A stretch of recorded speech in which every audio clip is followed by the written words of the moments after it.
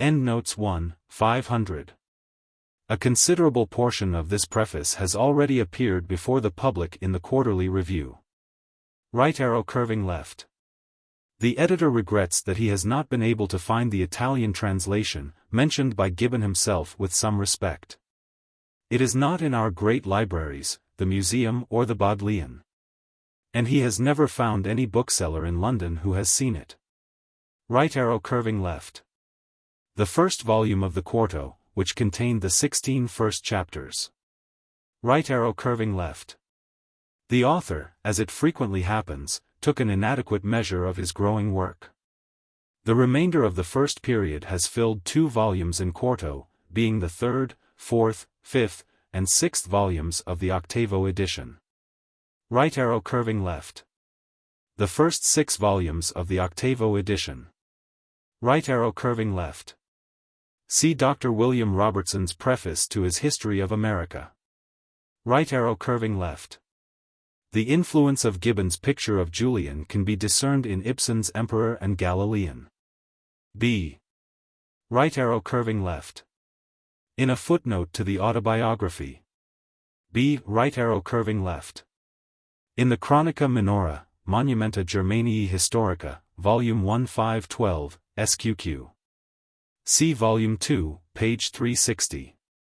B. Right arrow curving left. Gibbon had a notion of this, but did not apply it methodically. See this note, but those modern Greeks had the opportunity of consulting many writers which have since been lost. And see, in general, his preface to the 4th volume of the Quarto edition. B. Right arrow curving left. In Mohammedan history in general, it may be added, not only has advance been made by access to new literary Oriental documents, but its foundations have been more surely grounded by numismatic researches, especially those of Mr. Stanley Lane Poole.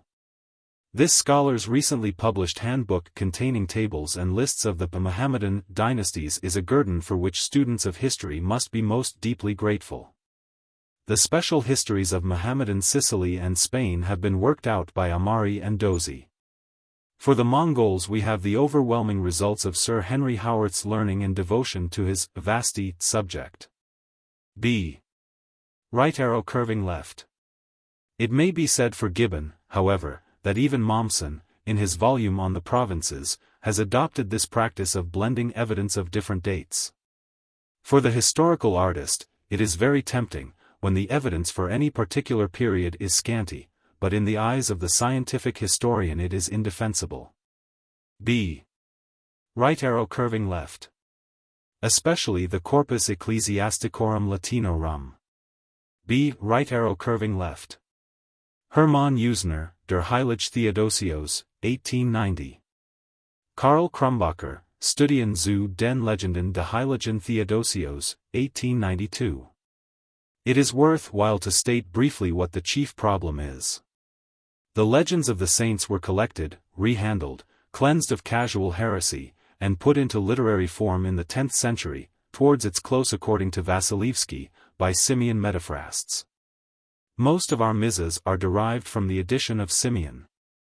But there are also extant, some, comparatively few, containing the original pre-Simeonic versions, which formed the chief literary recreation of ordinary men and women before the 10th century. The problem is to collect the materials for a critical edition of as many legends as have been preserved in their original form. When that is done, we shall have the data for fully appreciating the methods of Simeon. As for the text, Krumbacher points out that what we want is a thoroughgoing study of the grammar of the MSS. B. Right arrow curving left. M. Schlumberger followed up this work by an admirable monograph on Nicephorus Phocas, luxuriously illustrated. And we are looking forward to the appearance of a companion work on Basil too. B. Right arrow curving left. The first volume of Mr. Pelham's History of the Empire, which is expected shortly, will show, when compared with Merivalli, how completely our knowledge of Roman institutions has been transformed within a very recent period. B. Right arrow curving left. This has been best pointed out by C. Newman. B. Right arrow curving left. Chapter 48 add in it, where a full statement of his view of the later empire will be found. B. Right arrow curving left. I need not repeat here what I have said elsewhere, and what many others have said, recently Mr. Frederick Harrison in 2 essays in his volume entitled The Meaning of History, as to the various services of the empire to Europe. They are beginning to be generally recognized, and they have been brought out in Mr. C. W. Oman's brief and skillful sketch of the Byzantine Empire, 1892. B. Right arrow curving left. Since then a Greek scholar, K. Paparagopoulos, has covered the whole history of Greece from the earliest times to the present century, in his sigma tau omicron rho alpha tau omicron lambda lambda eta nu iota kappa omicron theta nu omicron upsilon.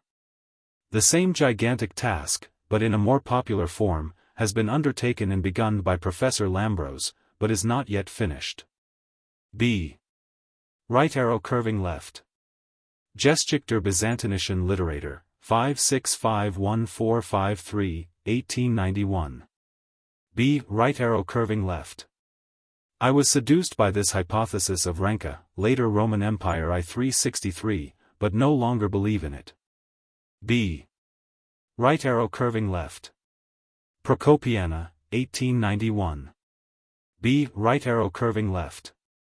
One of the author's points is that Justinian was the real ruler during the nominal reign of Justin, who was an ass. Hence he dates Justinian's administration, not of course his imperial years, from 518.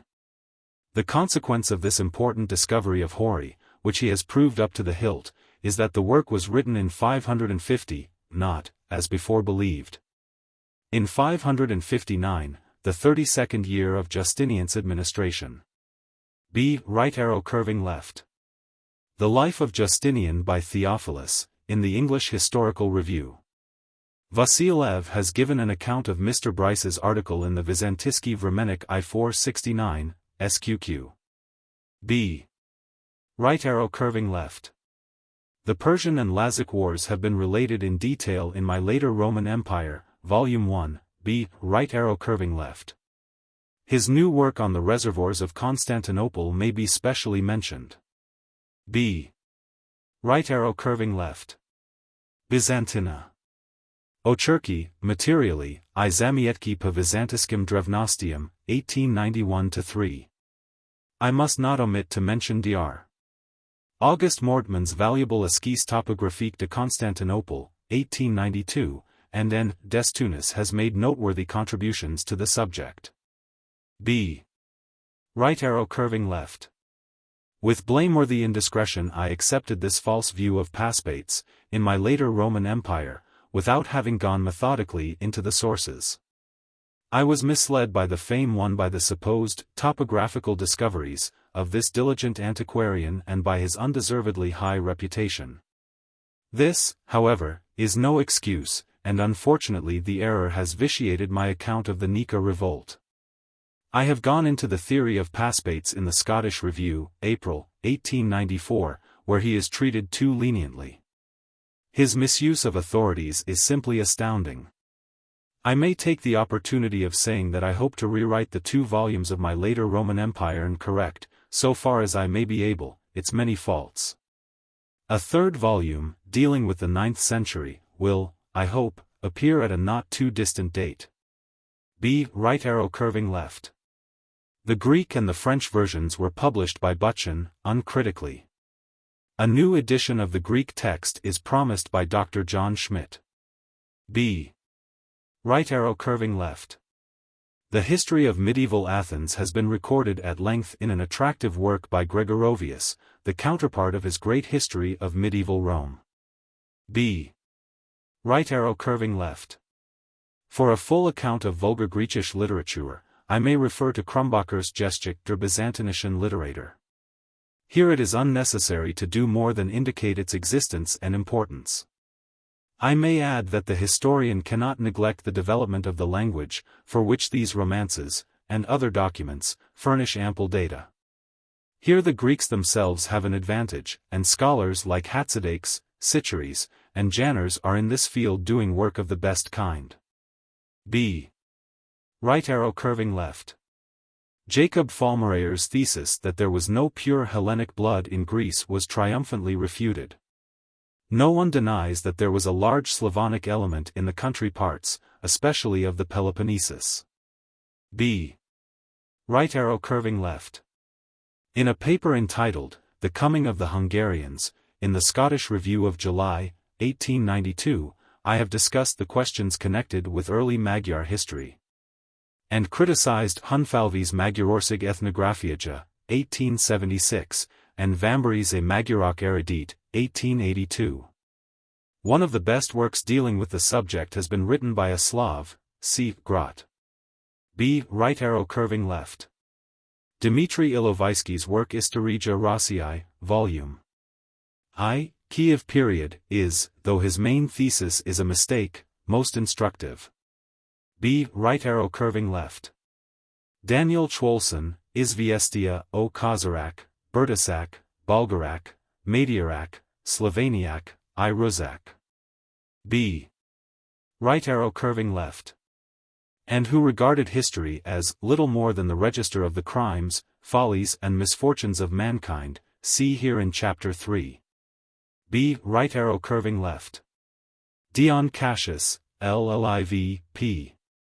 736, with the annotations of Hermann Reymar, who has collected all that Roman vanity has left upon the subject.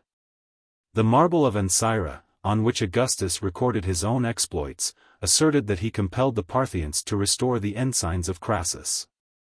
Right arrow curving left. Strabo, L. 16, p.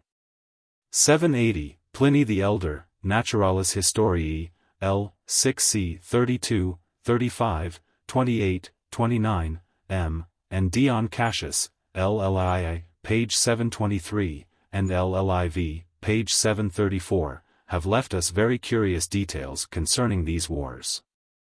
The Romans made themselves masters of Mariaba, or Merab, a city of Arabia Felix, well known to the Orientals.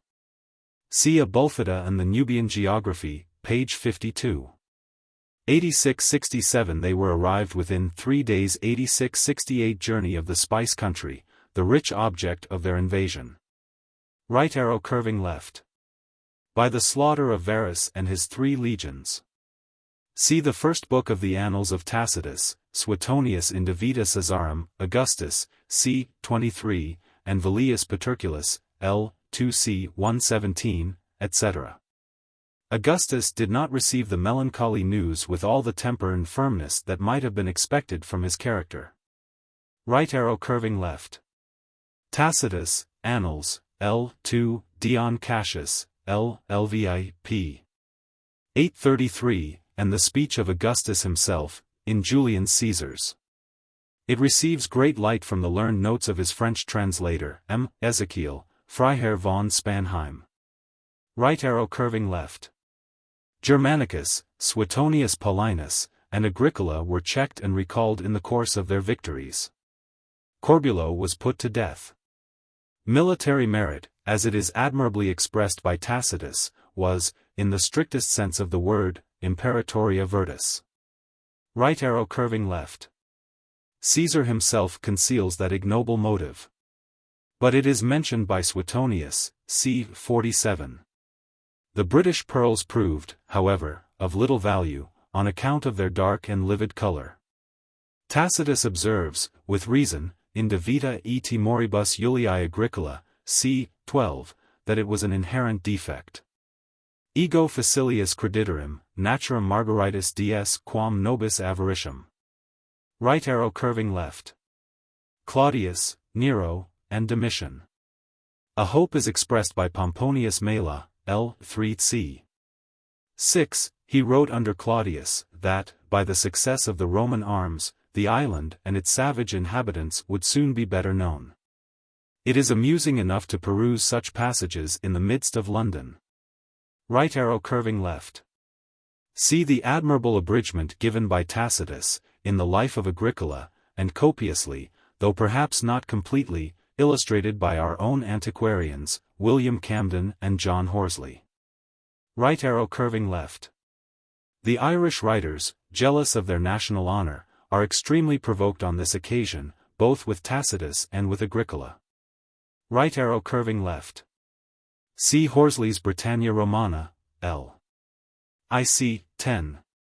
8669 right arrow curving left. The poet George Buchanan celebrates with elegance and spirit, see his Sylvae v. the unviolated independence of his native country. But, if the single testimony of Richard of Cirencesta was sufficient to create a Roman province of Vespasiana to the north of the wall, that independence would be reduced within very narrow limits. Right arrow curving left. See Appian, in Proemium, and the uniform imagery of Ossian's poems, which, according to every hypothesis, were composed by a native Caledonian. Right arrow curving left. See Pliny the Younger's Panegyricus Traiani, which seems founded on facts. Right arrow curving left. Dion Cassius, LLXVI. Right arrow curving left. Herodotus, L. 4c. 94. Julian in the Caesars, with Spanheim's observations. Right arrow curving left. Pliny the Younger, Epistulae 8-9. Right arrow curving left. Dion Cassius, LLXVII, pages 1123, 1131. Julian in Caesaribus. Eutropius 8-2, 6. Aurelius Victor in Epitome de Caesaribus. Right arrow curving left. See a memoir of M. Jean-Baptiste d'Anville, on the province of Dacia, in the Académie de Inscriptions, Tom. Atenei, pages 444, 468. Right arrow curving left. Trajan's sentiments are represented in a very just and lively manner in the Caesars of Julian. Right arrow curving left. Eutropius and Sextus Rufus have endeavored to perpetuate the illusion. See a very sensible dissertation of M. Nicholas Freret in the Académie de Inscriptions, Tom. XXI, page 55. Right arrow curving left. Dion Cassius, LLXVII, and the abbreviators. Right arrow curving left. Ovid, Festorum Libri Sex, L. 2 verse 667. See Livy, and Dionysius of Halicarnassus, under the reign of Tarquin. Right arrow curving left.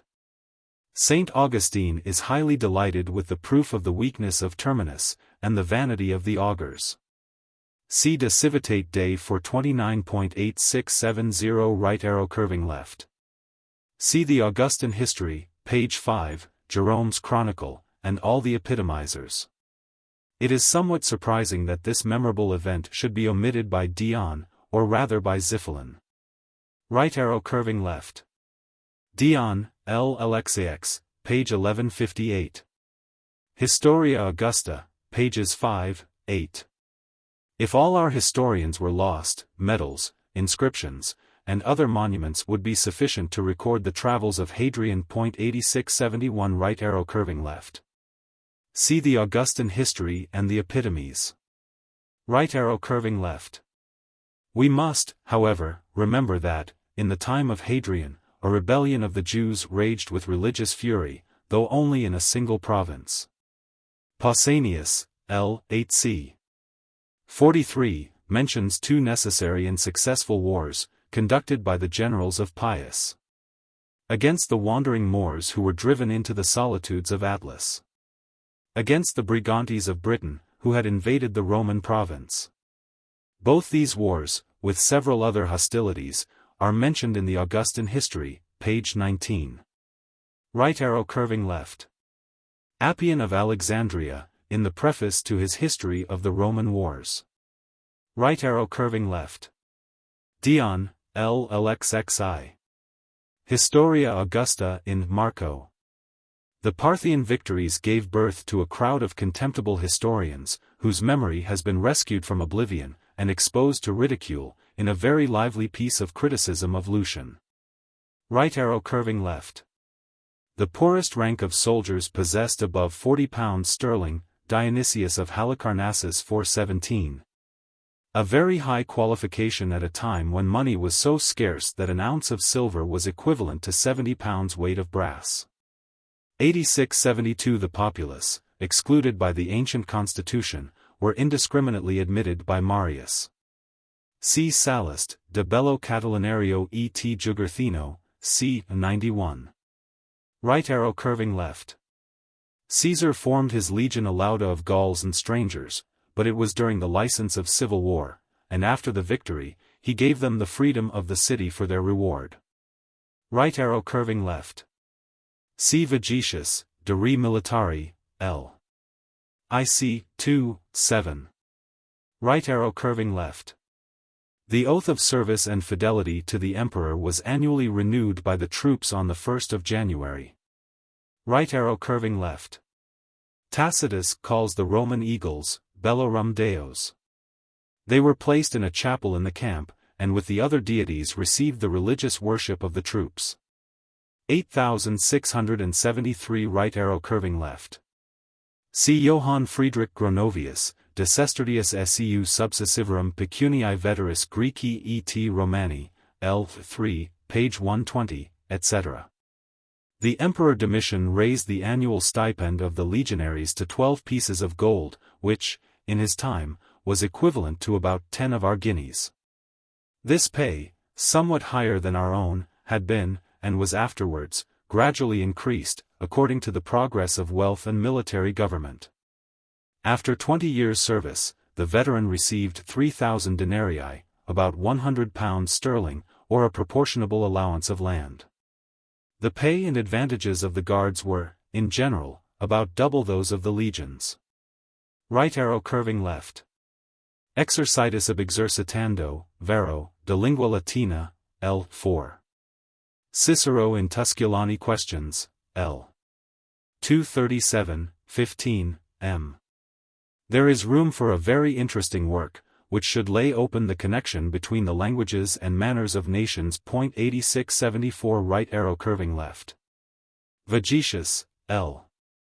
2 and the rest of his first book. Right arrow curving left. The Pyrrhic dance is extremely well illustrated by M. Lebeau, in the Académie des Inscriptions, tom. XXXV, page 262, etc. That learned academician, in a series of memoirs, has collected all the passages of the ancients that relate to the Roman legion. Right arrow curving left. Josephus, De Bello Judaico, L. 3 c. 5. We are indebted to this Jew for some very curious details of Roman discipline. Right arrow curving left. Pliny the Younger, Panegyricus, c. 13. Life of Hadrian, in the Augustan History. Right arrow curving left. See an admirable digression on the Roman discipline, in the 6th book of his history. Right arrow curving left. Vegetius, De Re Militari, L. 2 c. 4, etc. Considerable part of his very perplexed abridgment was taken from the regulations of Trajan and Hadrian, and the legion, as he describes it, cannot suit any other age of the Roman Empire. Right arrow curving left. Vegetius, De Re Militari, L. 2 c. 1. In the purer age of Caesar and Cicero, the word miles was almost confined to the infantry. Under the Lower Empire, and the times of chivalry, it was appropriated almost as exclusively to the men at arms, who fought on horseback. Right arrow curving left. In the time of Polybius and Dionysius of Halicarnassus, L.V. c. 45, the steel point of the pilum seems to have been much longer. In the time of Vegetius, it was reduced to a foot, or even 9 inches. I have chosen a medium. Right arrow curving left. For the legionary arms, see Justus Lipsius, De Militia Romana, L. 3 c. 2, 7. Right arrow curving left. See the beautiful comparison of Virgil, Georgix 2v 279. Right arrow curving left. M. Carl Gottlieb Gichard, Memoirs militaires sur les Grecs et les Romains, tom. IC. 4, and Memoirs critiques et historiques sur plusieurs points d'antiquités militaires, tom. I, pages 293, 311, has treated the subject like a scholar and an officer. Right arrow curving left. See Arrian's Tactics. With the true partiality of a Greek, Arrian rather chose to describe the phalanx, of which he had read, than the legions which he had commanded. Right arrow curving left. Polybius, L. 17, L. 1815, S. Right arrow curving left. Vegetius, De Re Militari, L. 2c. 6. His positive testimony, which might be supported by circumstantial evidence, ought surely to silence those critics who refuse the imperial legion its proper body of cavalry. 8675 right arrow curving left. See Livy almost throughout, particularly XLII 61. Right arrow curving left. Pliny the Elder, Naturalis Historiae 33-2.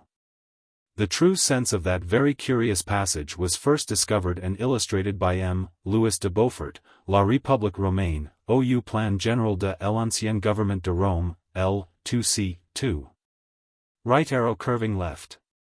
As in the instance of Horace and Agricola.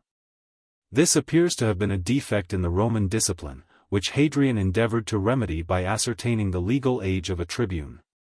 8676 right arrow curving left. See Arrian's Tactics. Right arrow curving left.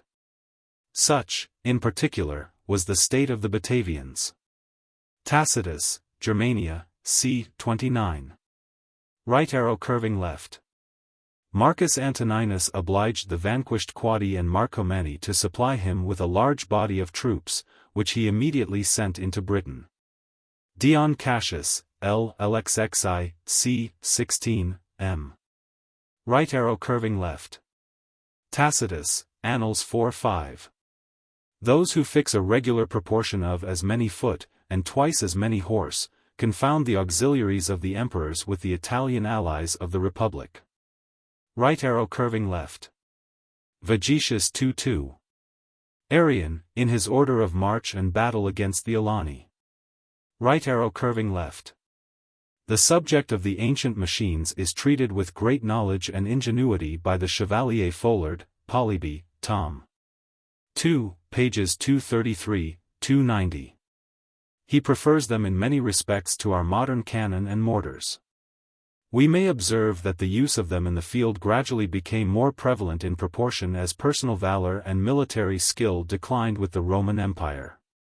When men were no longer found, their place was supplied by machines. See Vegetius 225. Arrian. Right arrow curving left. Vegetius finishes his second book, and the description of the legion, with the following emphatic words: Universaque in quoque belli genere necessaria esse creduntur. Secum legio debet ubique portar, ut in quovis loco fixerit castra, armatum faciat juvitatum. Right arrow curving left. For the Roman castrametation, see Polybius, L. 6 with Lipsius, de Militia Romana, Josephus, de Bello Judaico, L. 3 c. 5, Vegetius I 21, 25, 3-9. And Memoirs Militaires de Guichard, Tom.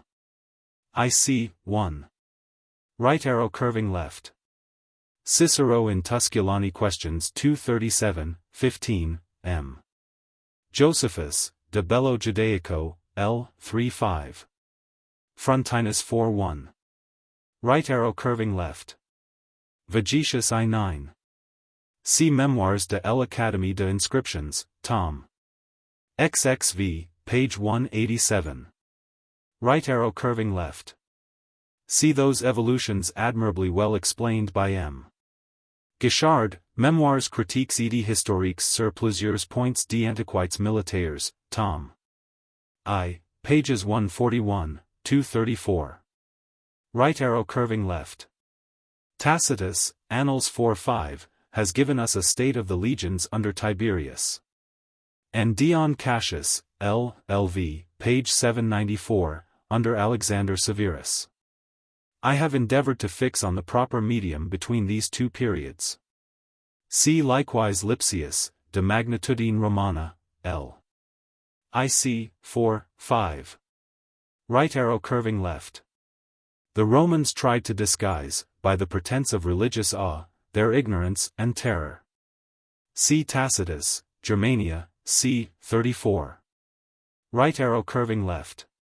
Plutarch, in Parallel Lives, Marcus Antonius, c. 66, m. And yet, if we may credit Orosius, these monstrous castles were no more than 10 feet above the water, 619. Right arrow curving left. See Lipsius, De Magnitudine Romana, L. IC. 5. The 16 last chapters of Vegetius relate to naval affairs. Right arrow curving left. Voltaire, Siècle de Louis XIV, c. 29. It must, however, be remembered that France still feels that extraordinary effort. Right arrow curving left. See Strabo, L. 2. It is natural enough to suppose that Aragon is derived from Tarraconensis, and several moderns who have written in Latin use those words as synonymous. It is, however, certain that the Aragon, a little stream which falls from the Pyrenees into the Ebro, first gave its name to a country, and gradually to a kingdom. C. D'Anville, Geographie du Moyen Age, page 181. Right arrow curving left. 115 cities appear in the Notitia Dignitatum of Gaul. And it is well known that this appellation was applied not only to the capital town, but to the whole territory of each state. But Plutarch and Appian increase the number of tribes to 300 or 400.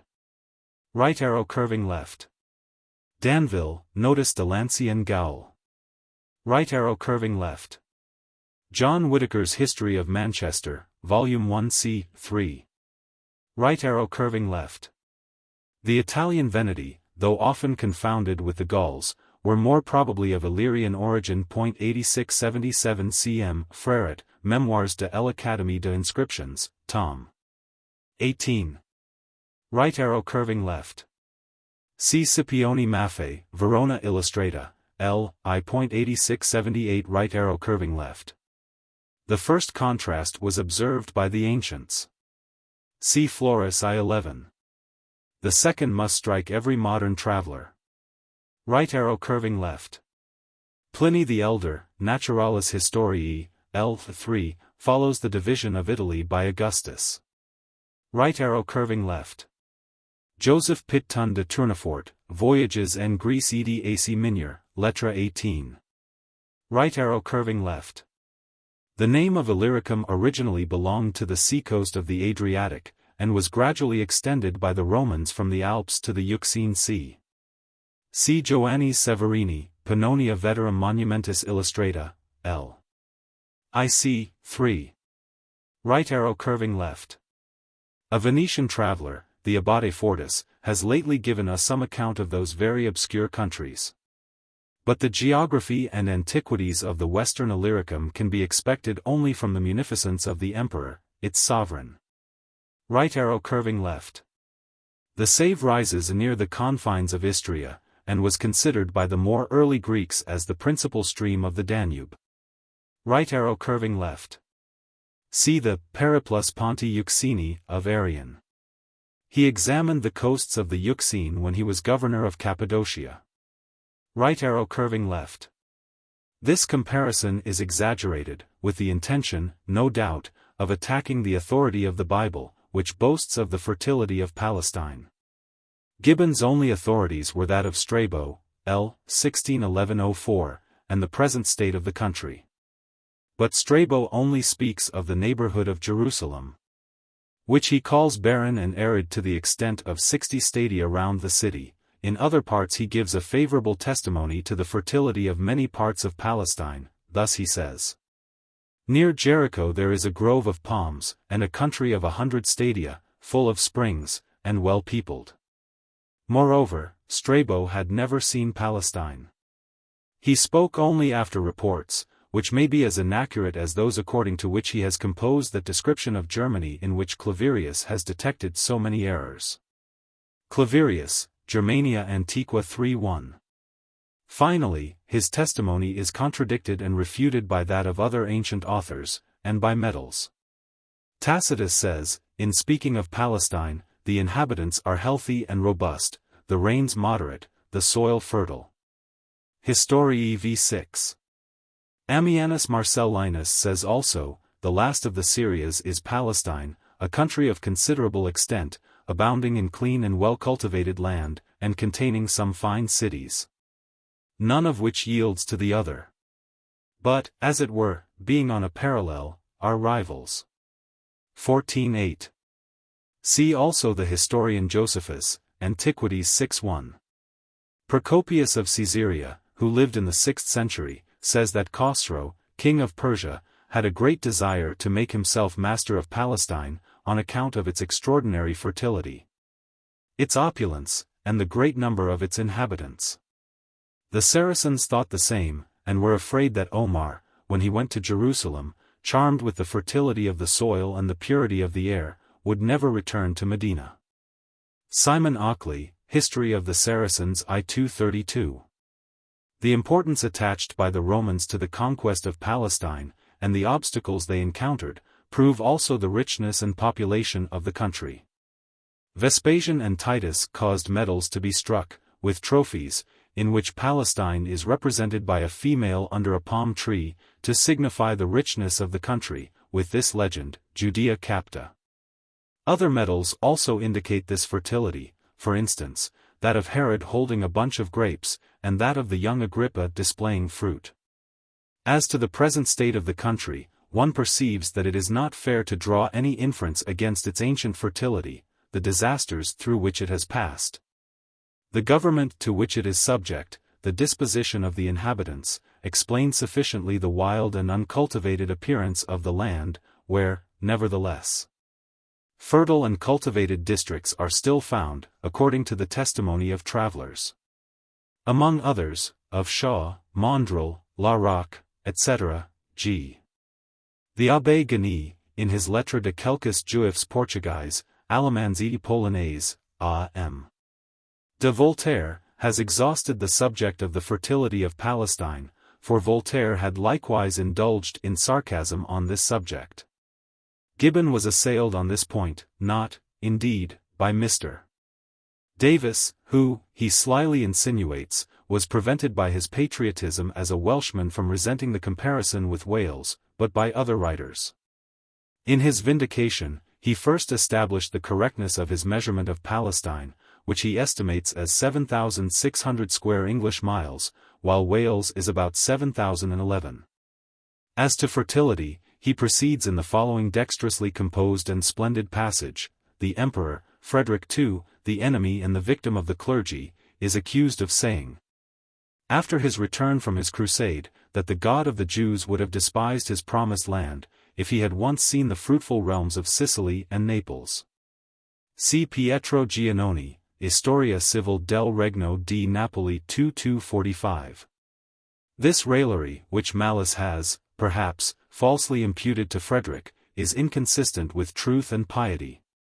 Yet it must be confessed that the soil of Palestine does not contain that inexhaustible, and, as it were, spontaneous principle of fertility, which, under the most unfavorable circumstances, has covered with rich harvests the banks of the Nile, the fields of Sicily, or the plains of Poland. The Jordan is the only navigable river of Palestine. A considerable part of the narrow space is occupied, or rather lost, in the Dead Sea, whose horrid aspect inspires every sensation of disgust, and countenances every tale of horror. The districts which border on Arabia partake of the sandy quality of the adjacent desert. The face of the country, except the seacoast, and the valley of the Jordan, is covered with mountains, which appear, for the most part, as naked and barren rocks. And in the neighborhood of Jerusalem, there is a real scarcity of the two elements of earth and water. See Mondrel's Travels, p. 65, and Adrian Rieland's Palestina ex Monumentis Veteribus Illustrata I 238, 395. These disadvantages, which now operate in their fullest extent, were formerly corrected by the labors of a numerous people, and the active protection of a wise government. The hills were clothed with rich beds of artificial mold, the rain was collected in vast cisterns, a supply of fresh water was conveyed by pipes and aqueducts to the dry lands. The breed of cattle was encouraged in those parts which were not adapted for tillage, and almost every spot was compelled to yield some production for the use of the inhabitants. Pater isp calendi. Haud facilum esse viam voluit, primus que per artem. Movit agros, curries acuans mortalia corda. Nec torpere gravi passus sua regna viterno. Gibbon, Miscellaneous Works 4-540. But Gibbon has here eluded the question about the land, flowing with milk and honey. He is describing Judea only, without comprehending Galilee, or the rich pastures beyond the Jordan, even now proverbial for their flocks and herds. See John Lewis Burkhard's Travels, and History of Jews I-178. The following is believed to be a fair statement: the extraordinary fertility of the whole country must be taken into the account.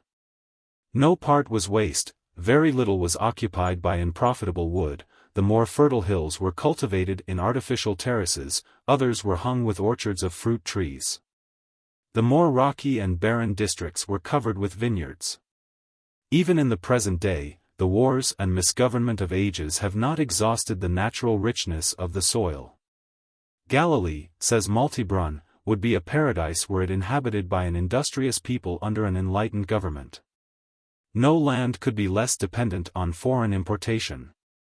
It bore within itself everything that could be necessary for the subsistence and comfort of a simple agricultural people. The climate was healthy, the seasons regular. The former rains, which fell about October, after the vintage, prepared the ground for the seed; that latter, which prevailed during March and the beginning of April, made it grow rapidly. Directly the rain ceased, the grain ripened with still greater rapidity, and was gathered in before the end of May. The summer months were dry and very hot, but the nights cool and refreshed by copious dews. In September, the vintage was gathered. Grain of all kinds, wheat, barley, millet, and other sorts, grew in abundance. The wheat commonly yielded 30 for 1.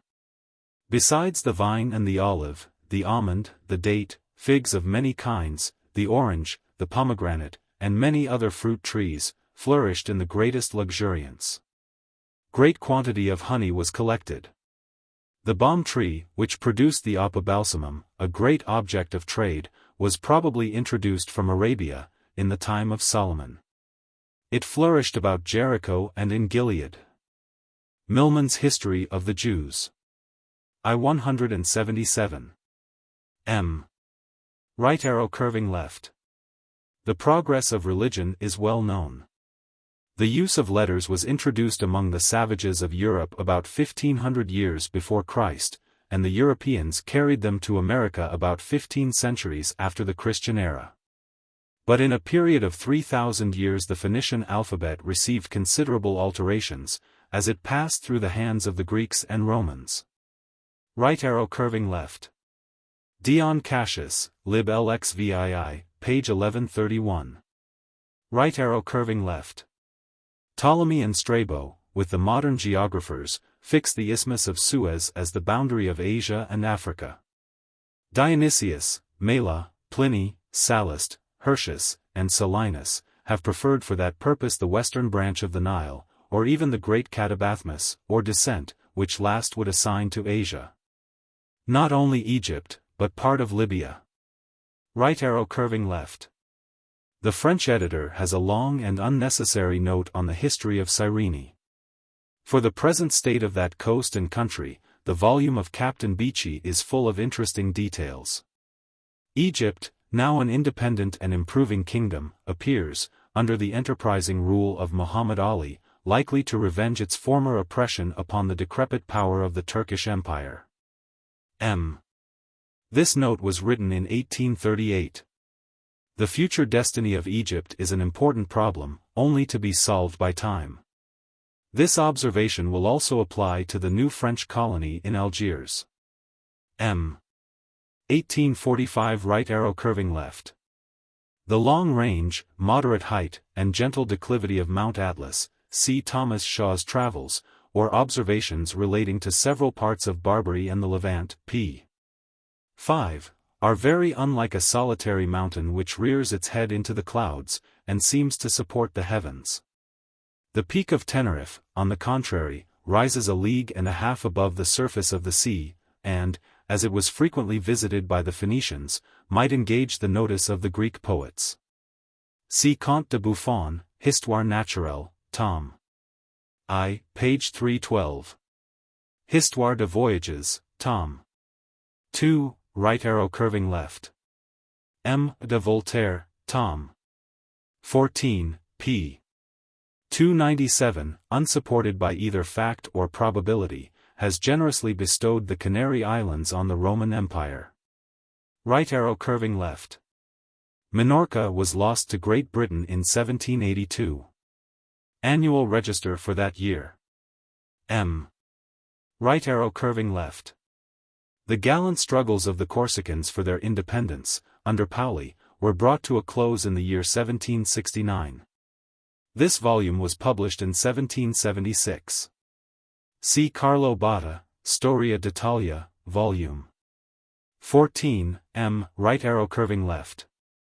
Malta, it need scarcely be said, is now in the possession of the English. We have not, however, thought it necessary to notice every change in the political state of the world since the time of Gibbon. M. Right arrow curving left. Nicolas Bergier, Histoire de grands chemins de l'Empire Romain, L3 c. 1, 4, a very useful collection. Right arrow curving left. See Thomas Templeman's Survey of the Globe. But I distrust both the doctor's learning and his maps. Right arrow curving left. They were erected about the midway between Lahore and Delhi. The conquests of Alexander in Hindostan were confined to the Punjab, a country watered by the 5 great streams of the industry. 86-79 right arrow curving left. C.M. Joseph de Guines, Histoire générale de Huns, de Turks, de Moguls, L. 15, 16, and 17. Right arrow curving left. There is not any writer who describes in so lively a manner as Herodotus the true genius of polytheism. The best commentary may be found in Mr. David Hume's Natural History of Religion. And the best contrast in Jacques Benin Bossuet's Discourse on Universal History. Some obscure traces of an intolerant spirit appear in the conduct of the Egyptians, see Juvenal, Satires 15. And the Christians, as well as Jews, who lived under the Roman Empire, formed a very important exception, so important indeed, that the discussion will require a distinct chapter of this work. 8680 right arrow curving left. The rights, powers, and pretensions of the sovereign of Olympus are very clearly described in the 15th book of the Iliad, in the Greek original, I mean, for Mr. Pope, without perceiving it, has improved the theology of Homer. 8681 right arrow curving left. See, for instance, Caesar, de Bello Gallico 617. Within a century or two the Gauls themselves applied to their gods the names of Mercury, Mars, Apollo, etc. Right arrow curving left.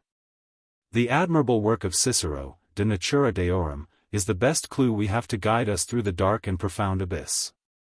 He represents with candor, and confutes with subtlety, the opinions of the philosophers. Right arrow curving left.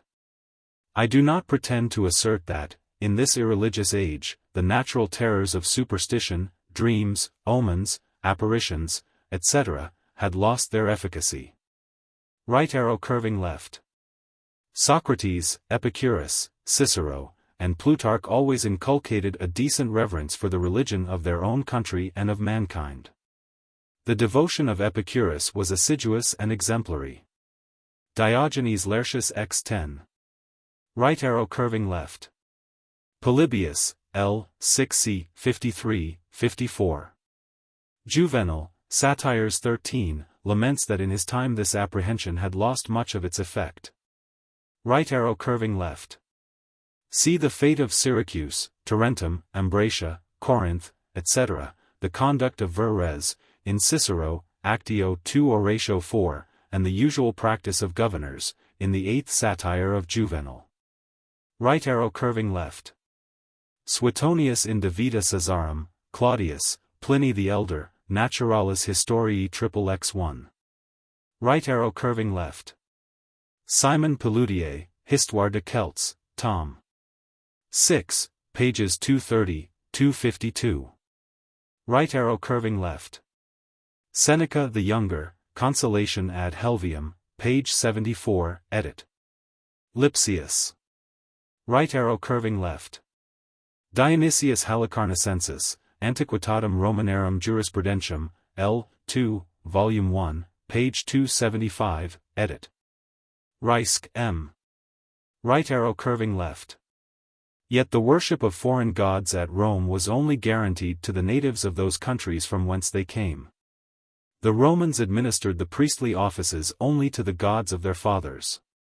Gibbon, throughout the whole preceding sketch of the opinions of the Romans and their subjects, has shown through what causes they were free from religious hatred and its consequences.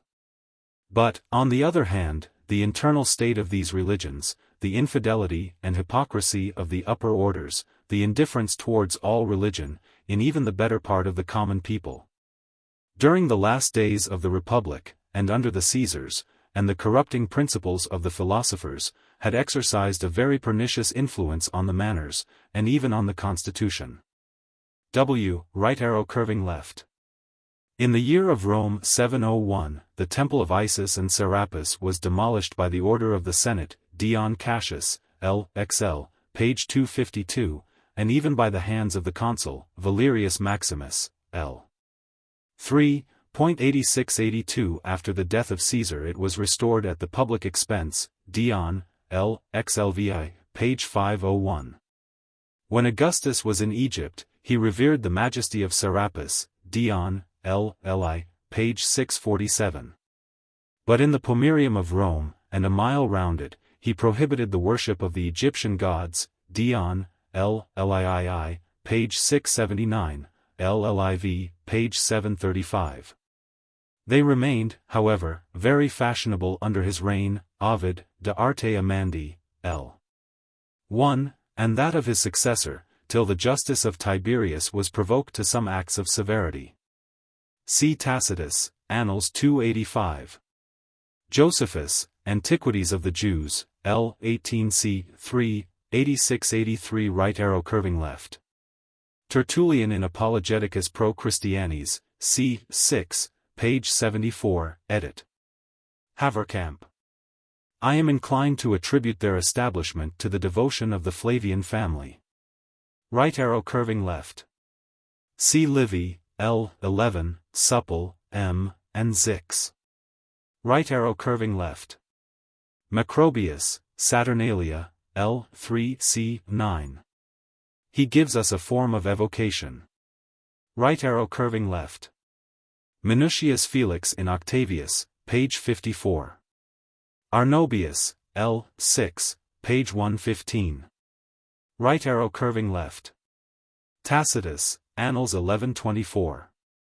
The Orbis Romanus of the learned Spanheim is a complete history of the progressive admission of Latium, Italy, and the provinces, to the freedom of Rome. 8684. Right arrow curving left. Herodotus v. 97. It should seem, however, that he followed a large and popular estimation. Right arrow curving left. Athenaeus, Deepna Sophisti, L. 6, page 272, edit. Casaubon.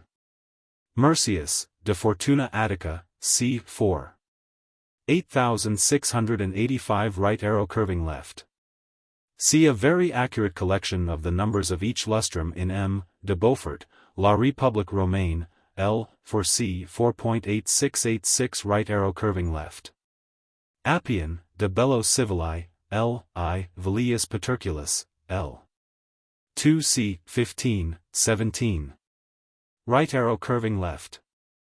Maecenas had advised him to declare, by one edict, all his subjects citizens. But we may justly suspect that the historian Dion was the author of a counsel so much adapted to the practice of his own age, and so little to that of Augustus. Right arrow curving left. The senators were obliged to have 1/3 of their own landed property in Italy. See Pliny the Younger, L. 6, Epistola 19. The qualification was reduced by Marcus to 1/4. Since the reign of Trajan, Italy had sunk nearer to the level of the provinces. Right arrow curving left. It may be doubted whether the municipal government of the cities was not the old Italian constitution rather than a transcript from that of Rome. The free government of the cities, observes Frederick Karl von Savigny, was the leading characteristic of Italy. Geschichte der römischen Rechts im Mittelalter I, page 16. M. Right arrow curving left. The first part of the Verona Illustrata of the Marquis Maffei gives the clearest and most comprehensive view of the state of Italy under the Caesars. 86-87 right arrow curving left. See Pausanias, L. 7. The Romans condescended to restore the names of those assemblies, when they could no longer be dangerous. Right arrow curving left. They are frequently mentioned by Caesar. The Abbé Jean-Baptiste Dubois attempts, with very little success, to prove that the assemblies of Gaul were continued under the emperors.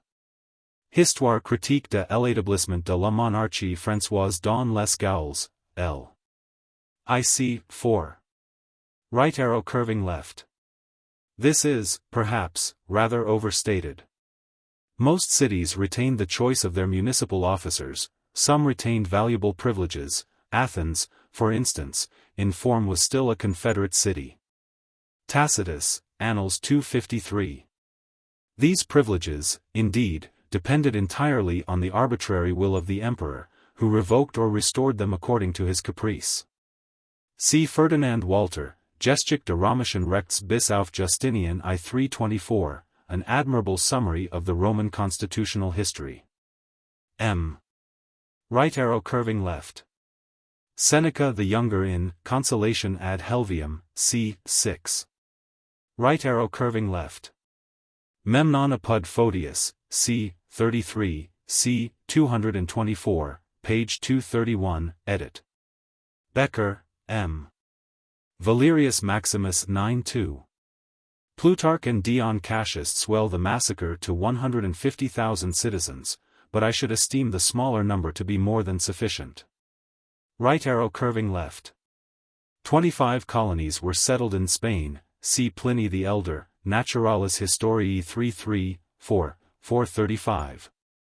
And 9 in Britain, of which London, Colchester, Lincoln, Chester, Gloucester, and Bath still remain considerable cities. See Richard of Cirencester, page 36, and Whitaker's History of Manchester, L.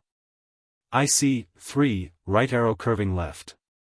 Aulus Gellius, Nox Atticae 1613.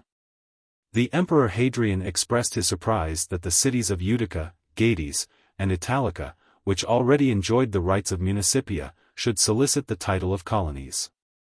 Their example, however, became fashionable, and the empire was filled with honorary colonies. See Ezekiel Spanheim, Dissertations de Prestantia et Usu Numismatum Antiquorum 13. Right arrow curving left. The right of Latium conferred an exemption from the government of the Roman prefect. Strabo states this distinctly, L. 4, page 295, edit. Kasab. See also Walter, page 233. M. Right arrow curving left. Spanheim, Orbis Romanus, c. 8, page 62. Right arrow curving left. Aristides in Rome Encomio, Tom. I, page 218, edit. Jeb. Right arrow curving left. Tacitus, Annals 1123, 24. Historiae 474. Right arrow curving left. See Pliny the Elder, Naturalis Historiae 3-5. Augustine, De Civitate Dei 19-7. Lipsius, Directa Pronunciation Latini Lingui Dialogus, c. 3. Right arrow curving left. Apuleius and Augustine will answer for Africa, Strabo for Spain and Gaul, Tacitus, in the Life of Agricola, for Britain, and Velius Paterculus, for Pannonia. To them we may add the language of the inscriptions. 86-88 right arrow curving left. The Celtic was preserved in the mountains of Wales, Cornwall, and Armorica. We may observe that Apuleius reproaches an African youth, who lived among the populace, with the use of the Punic. Whilst he had almost forgot Greek, and neither could nor would speak Latin, Apologeticus, page 596. The greater part of St. Austin's congregations were strangers to the Punic. Right arrow curving left. Spain alone produced Columella, the Senecas, Lucan, Martial, and Quintilian. Right arrow curving left. There is not, I believe, from Dionysius to Libanius, a single Greek critic who mentions Virgil or Horace. They seem ignorant that the Romans had any good writers. Right arrow curving left. The curious reader may see in Louis Dupin, Nouvelle Bibliothèque d'Auteurs Ecclésiastiques, tom. 19, page 1, c. 8, how much the use of the Syriac and Egyptian languages was still preserved. Right arrow curving left. See Juvenal, Satires 3 and 15. Ammianus Marcellinus XXII 16. Right arrow curving left. Dion Cassius, LLXXVA, page 1275. The first instance happened under the reign of Septimius Severus. Right arrow curving left. See Valerius Maximus, L. 2c. 2, n. 2. The Emperor Claudius disfranchised an eminent Grecian for not understanding Latin. He was probably in some public office. Suetonius in De Vita Caesarum, Claudius, c. 16.8689 right arrow curving left. It was this which rendered the wars so sanguinary, and the battles so obstinate. The immortal Robertson, in an excellent discourse on the state of the world at the period of the establishment of Christianity, has traced a picture of the melancholy effects of slavery, in which we find all the depth of his views and the strength of his mind. I shall oppose successively some passages to the reflections of Gibbon. The reader will see, not without interest, the truths which Gibbon appears to have mistaken or voluntarily neglected, developed by one of the best of modern historians. It is important to call them to mind here, in order to establish the facts and their consequences with accuracy. I shall more than once have occasion to employ, for this purpose, the discourse of Robertson. Captives taken in war were, in all probability, the first persons subjected to perpetual servitude. And when the necessities or luxury of mankind increased the demand for slaves, every new war recruited their number by reducing the vanquished to that wretched condition. Hence proceeded the fierce and desperate spirit with which wars were carried on among ancient nations. While chains and slavery were the certain lot of the conquered, battles were fought, and towns defended, with a rage and obstinacy which nothing but horror at such a fate could have inspired.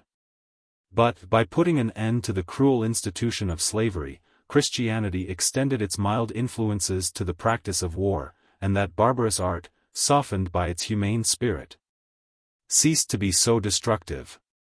Secure, in every event, of personal liberty, the resistance of the vanquished became less obstinate, and the triumph of the victor was less cruel. Thus humanity was introduced into the exercise of war, with which it appears to be almost incompatible. And it is to the merciful maxims of Christianity, much more than to any other cause, that we must ascribe the little ferocity and bloodshed which accompany modern victories. G.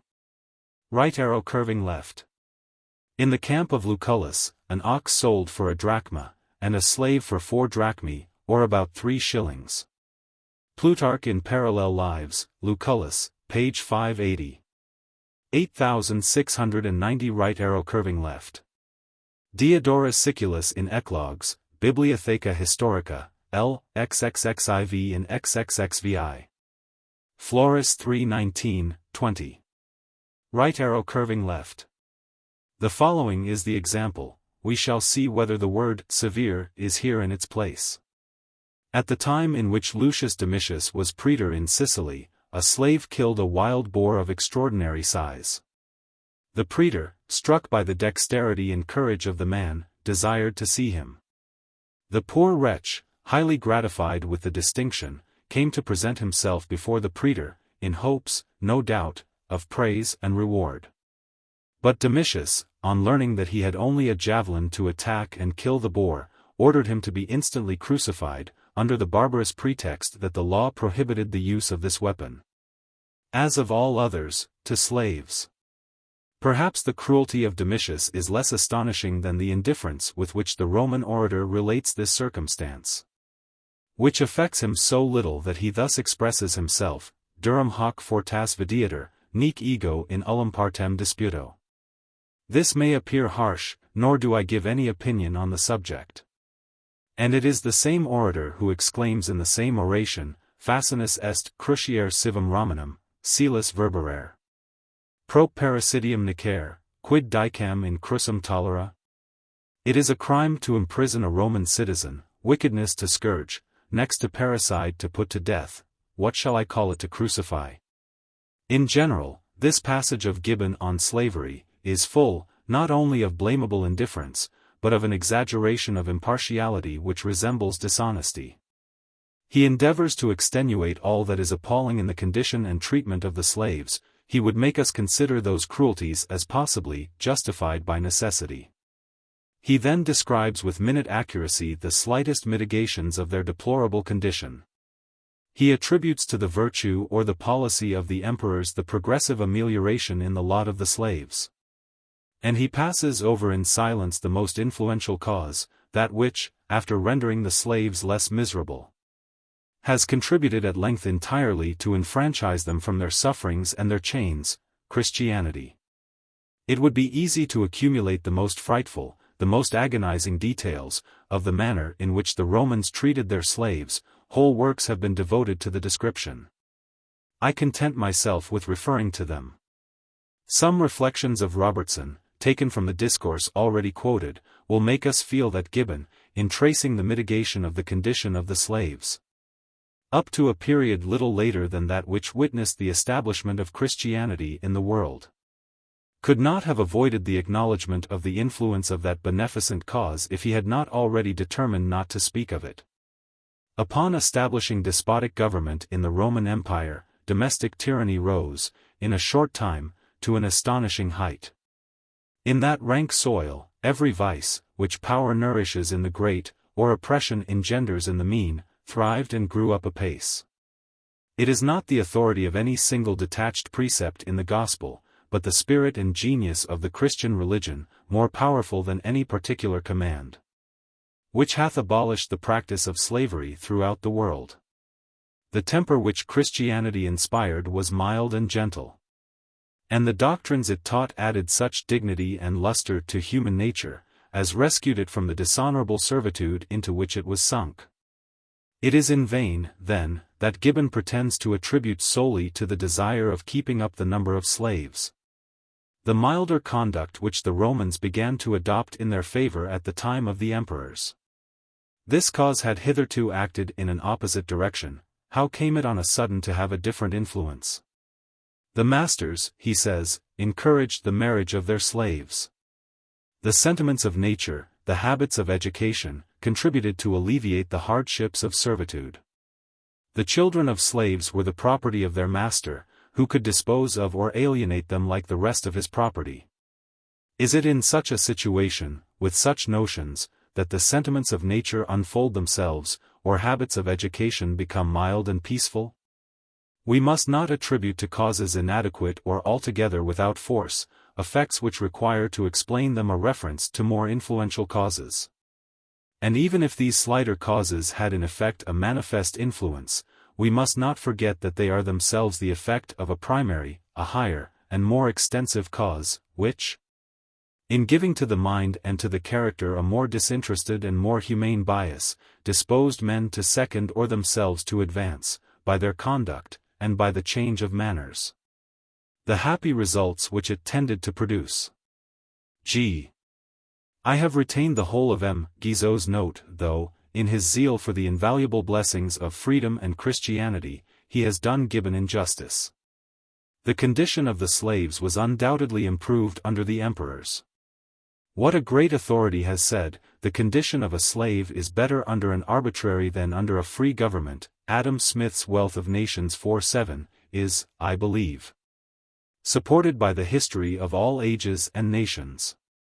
The protecting edicts of Hadrian and the Antonines are historical facts, and can as little be attributed to the influence of Christianity, as the milder language of heathen writers.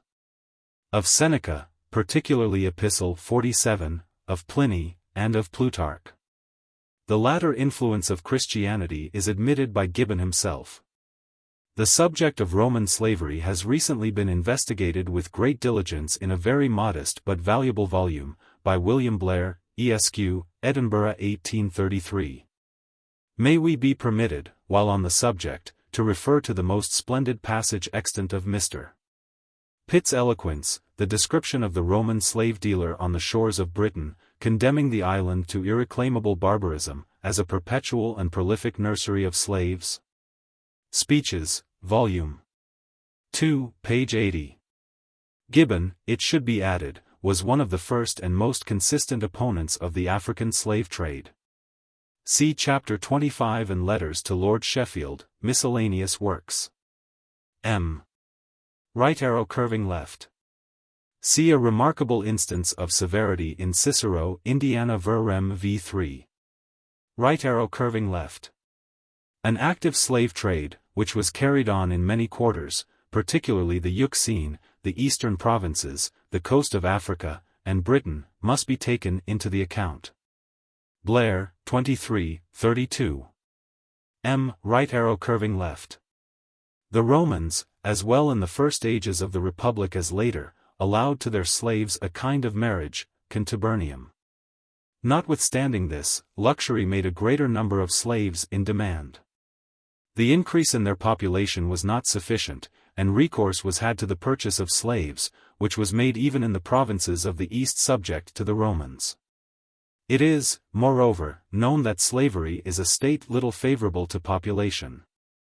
See Hume's Essays, and Thomas Malthus an Essay on the Principle of Population 1-334. G. The Testimony of Appian, de Bello Civili, L.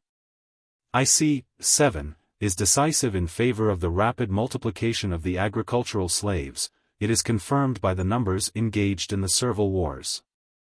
Compare also Blair, page 119, likewise Columella, De Re Rustica, L. 8. M. Right arrow curving left. See in Grutter, and the other collectors, a great number of inscriptions addressed by slaves to their wives, children, fellow servants, masters, etc. They are all, most probably, of the imperial age. Right arrow curving left. See the Augustan History, and a dissertation of M. de Burigny, in the 35th volume of the Academy of Inscriptions, upon the Roman slaves. Right arrow curving left. See another dissertation of M. de Burigny, in the 37th volume of the Academy of Inscriptions, on the Roman freedmen. Right arrow curving left. Spanheim, Orbis Romanus, L.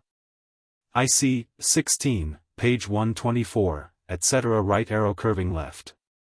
Seneca, De Clementia, L. IC. 24. The original is much stronger, quantum periculum immineret si servi nostrae numerare nos coepiscent. Right arrow curving left. See Pliny the Elder, Naturalis Historiae, L. 33, and Athenaeus, Deipna Sophisti, L. 6, page 272. The latter boldly asserts that he knew very many, pi alpha mu pi omicron lambda lambda omicron iota, Romans who possessed, not for use, but ostentation, 10 and even 20,000 slaves. Right arrow curving left. In Paris there are not more than 43,700 domestics of every sort, and not a 12th part of the inhabitants.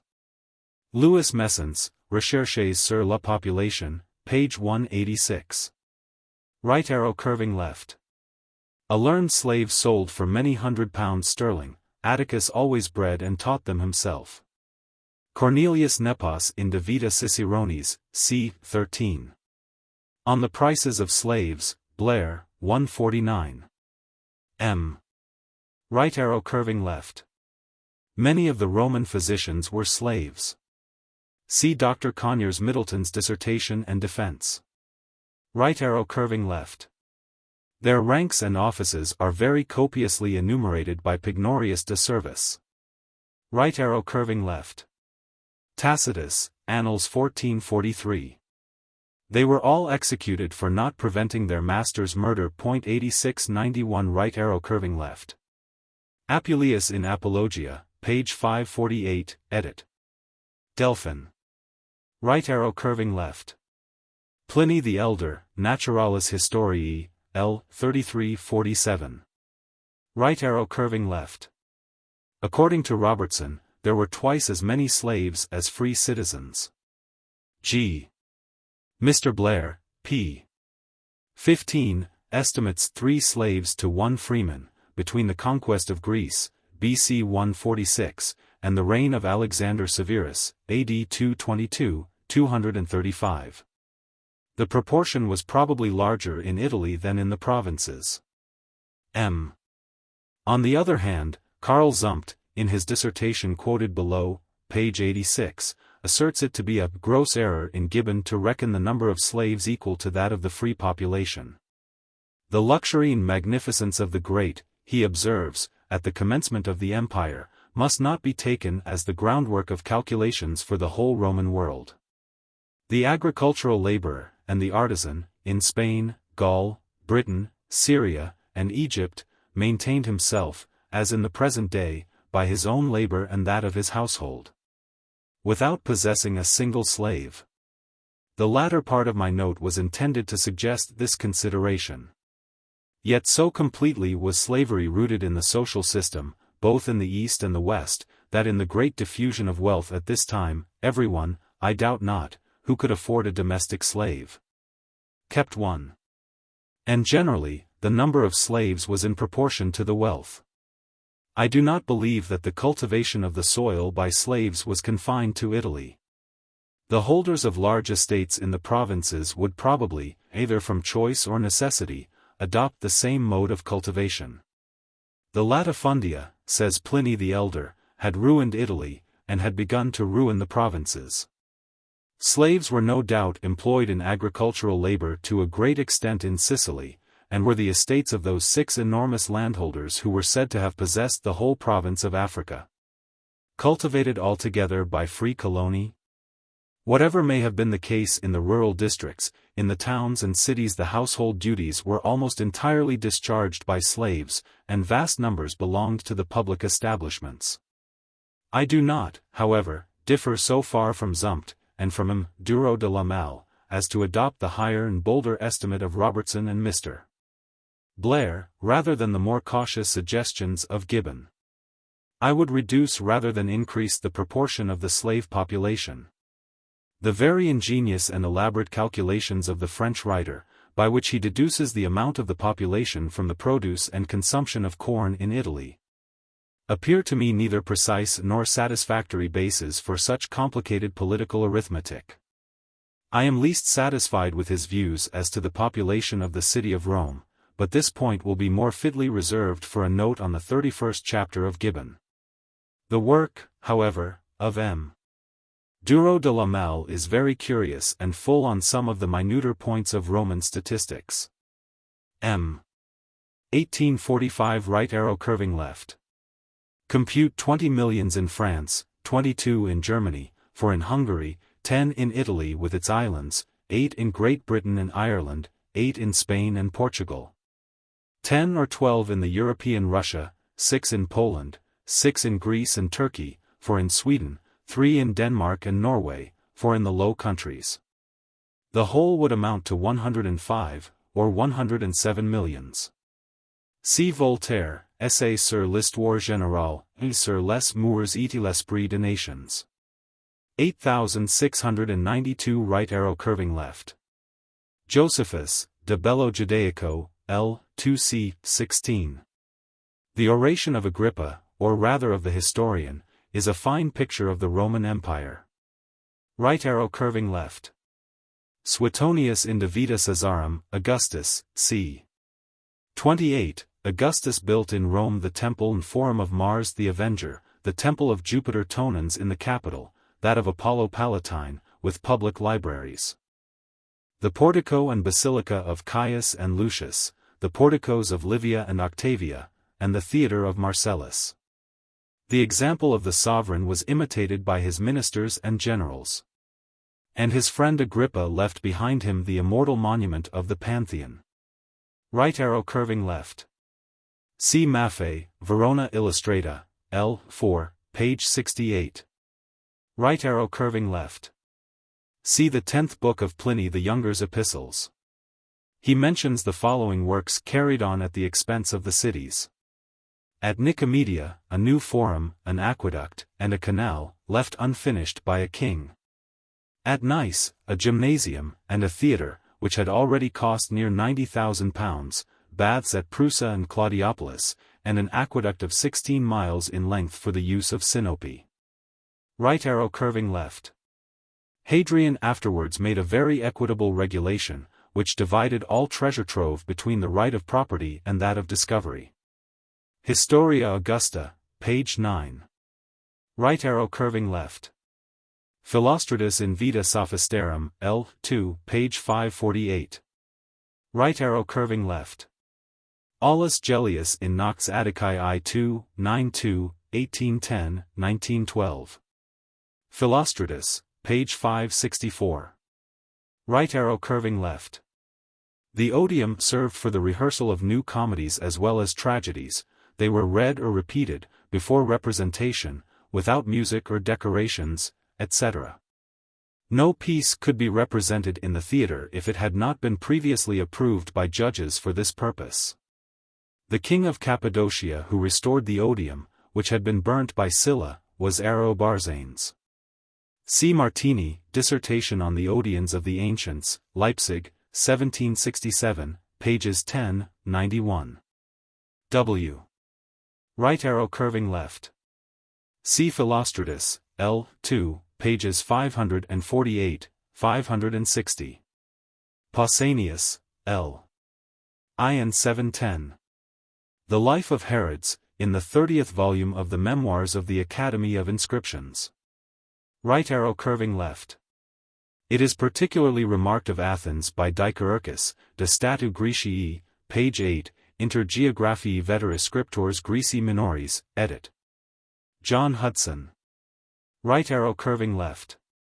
Donatus, Roma Vetus AC Recens, L. 3 c. 4, 6. Famiano Nardini, Roma Antica, L. 311, 13, and a MS. Description of Ancient Rome, by Bernardus Oricellarius, or Rucelli, of which I obtained a copy from the library of the Canon Riccardi at Florence. Two celebrated pictures of Timanthes and of Protogenes are mentioned by Pliny the Elder, as in the Temple of Peace, and the Laocoon was found in the baths of Titus. Right arrow curving left. The Emperor Vespasian, who had caused the Temple of Peace to be built, transported to it the greatest part of the pictures, statues, and other works of art which had escaped the civil tumults. It was there that every day the artists and the learned of Rome assembled, and it is on the site of this temple that a multitude of antiques have been dug up. See Notes of Raymar on Dion Cassius LXVIC, 15, page 1083. W. Right arrow curving left. Bernard de Montfaucon, L'Antiquite expliqué et representi en figures, tom. 4, page 2, L. IC, 9. Fabretti has composed a very learned treatise on the aqueducts of Rome. Right arrow curving left. Claudius Aelianus, Varia Historia, lib 9c, 16. He lived in the time of Alexander Severus. See John Albert Fabricius, Bibliotheca Graeca, L. 4c, 21. Right arrow curving left. This may in some degree account for the difficulty started by Livy. As to the incredibly numerous armies raised by the small states around Rome where in his time a scanty stock of free soldiers among a larger population of Roman slaves broke the solitude. Vic seminario exiguo militum relicto, servitia Romana ab solitudine vindicant, Livy 6, 7. Compare Appian, De Bello Civili I 7. M. Substituted for G. Right arrow curving left. Josephus, De Bello Judaico 2:16. The number, however, is mentioned, and should be received with a degree of latitude .8693 right arrow curving left. Pliny the Elder, Naturalis Historiae 3:5. Right arrow curving left. Pliny the Elder, Naturalis Historiae 334, 435. The list seems authentic and accurate. The division of the provinces, and the different condition of the cities, are minutely distinguished. Right arrow curving left. Strabone's Geographica, L. 17, page 1189. Right arrow curving left. Josephus, De Bello Judaico 216. Philostratus in Vita Sophistarum, L. 2, page 548, edit. Olearius. Right arrow curving left. Tacitus, Annals 455. I have taken some pains in consulting and comparing modern travelers with regard to the fate of those 11 cities of Asia. 7 or 8 are totally destroyed: Hypeep, Tralles, Laodicea, Ilium, Halicarnassus, Miletus, Ephesus, and we may add Sardes. Of the remaining 3, Pergamus is a straggling village of 2,000 or 3,000 inhabitants, Magnesia, under the name of Güzelhisar, a town of some consequence. And Smyrna, a great city, peopled by 100,000 souls. But even at Smyrna, while the Franks have maintained a commerce, the Turks have ruined the arts. Right arrow curving left. See a very exact and pleasing description of the ruins of Laodicea, in Richard Chandler's Travels in Greece, page 225, etc. Right arrow curving left. Strabo, L. 12, page 866. He had studied at Tralles. Right arrow curving left. See a dissertation of M. de Bose, Memoirs de l'Académie, tom. 18. Aristides pronounced an oration, which is still extant, to recommend concord to the rival cities. Right arrow curving left. The inhabitants of Egypt, exclusive of Alexandria, amounted to 7 millions and a half, Josephus, De Bello Judaico 216. Under the military government of the Mamelukes, Syria was supposed to contain 60,000 villages, Histoire de Timurbeck, LV.C. 20. Right arrow curving left. The following itinerary may serve to convey some idea of the direction of the road, and of the distance between the principal towns. From the wall of Antoninus to York, 222 Roman miles. London, 227. Rutupii or Sandwich, 67. The navigation to Boulogne, 45. Reims, 174. Lyons, 330. Milan, 324. Rome, 426. Brundusium, 360. The navigation to Dyrrhachium, 40. Byzantium, 711. Ancyra, 283. Tarsus, 301. Antioch, 141. Tyre, 252. Jerusalem, 168. In all 4,080 Roman, or 3,740 English miles. See the itineraries published by Peter Wesseling, his annotations, Roger Gale and William Stukeley for Britain, and M. D'Anville for Gaul and Italy. Right arrow curving left. Montfaucon, L'Antiquite Expliqué, tom. 4, page 2, L. IC 5, has described the bridges of Narni, Alcantara, Nimes, etc. Right arrow curving left. Bergier, Histoire de grands chemins de l'Empire romain, L. 2s. 1, 28. Right arrow curving left. Procopius in Historia Arcana, c. 30. Bergier, Histoire de grands chemins de l'Empire romain, L. 4. Codex Theodotionus, L. 8 tit. V. Volume 2, pp. 506, 563, with Jacques Godefroy's learned commentary. Right arrow curving left. In the time of Theodosius, Caesarius, a magistrate of high rank, went post from Antioch to Constantinople. He began his journey at night, was in Cappadocia, 165 miles from Antioch, the ensuing evening, and arrived at Constantinople the 6th day about noon.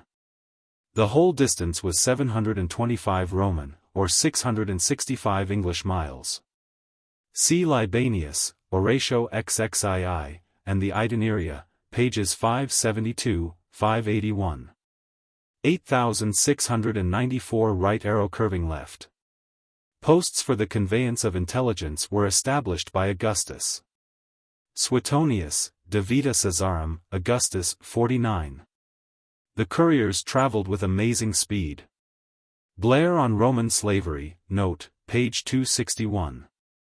It is probable that the posts, from the time of Augustus, were confined to the public service, and supplied by impressment. Nerva, as it appears from a coin of his reign, made an important change. He established posts upon all the public roads of Italy, and made the service chargeable upon his own exchequer. Hadrian, perceiving the advantage of this improvement, extended it to all the provinces of the empire.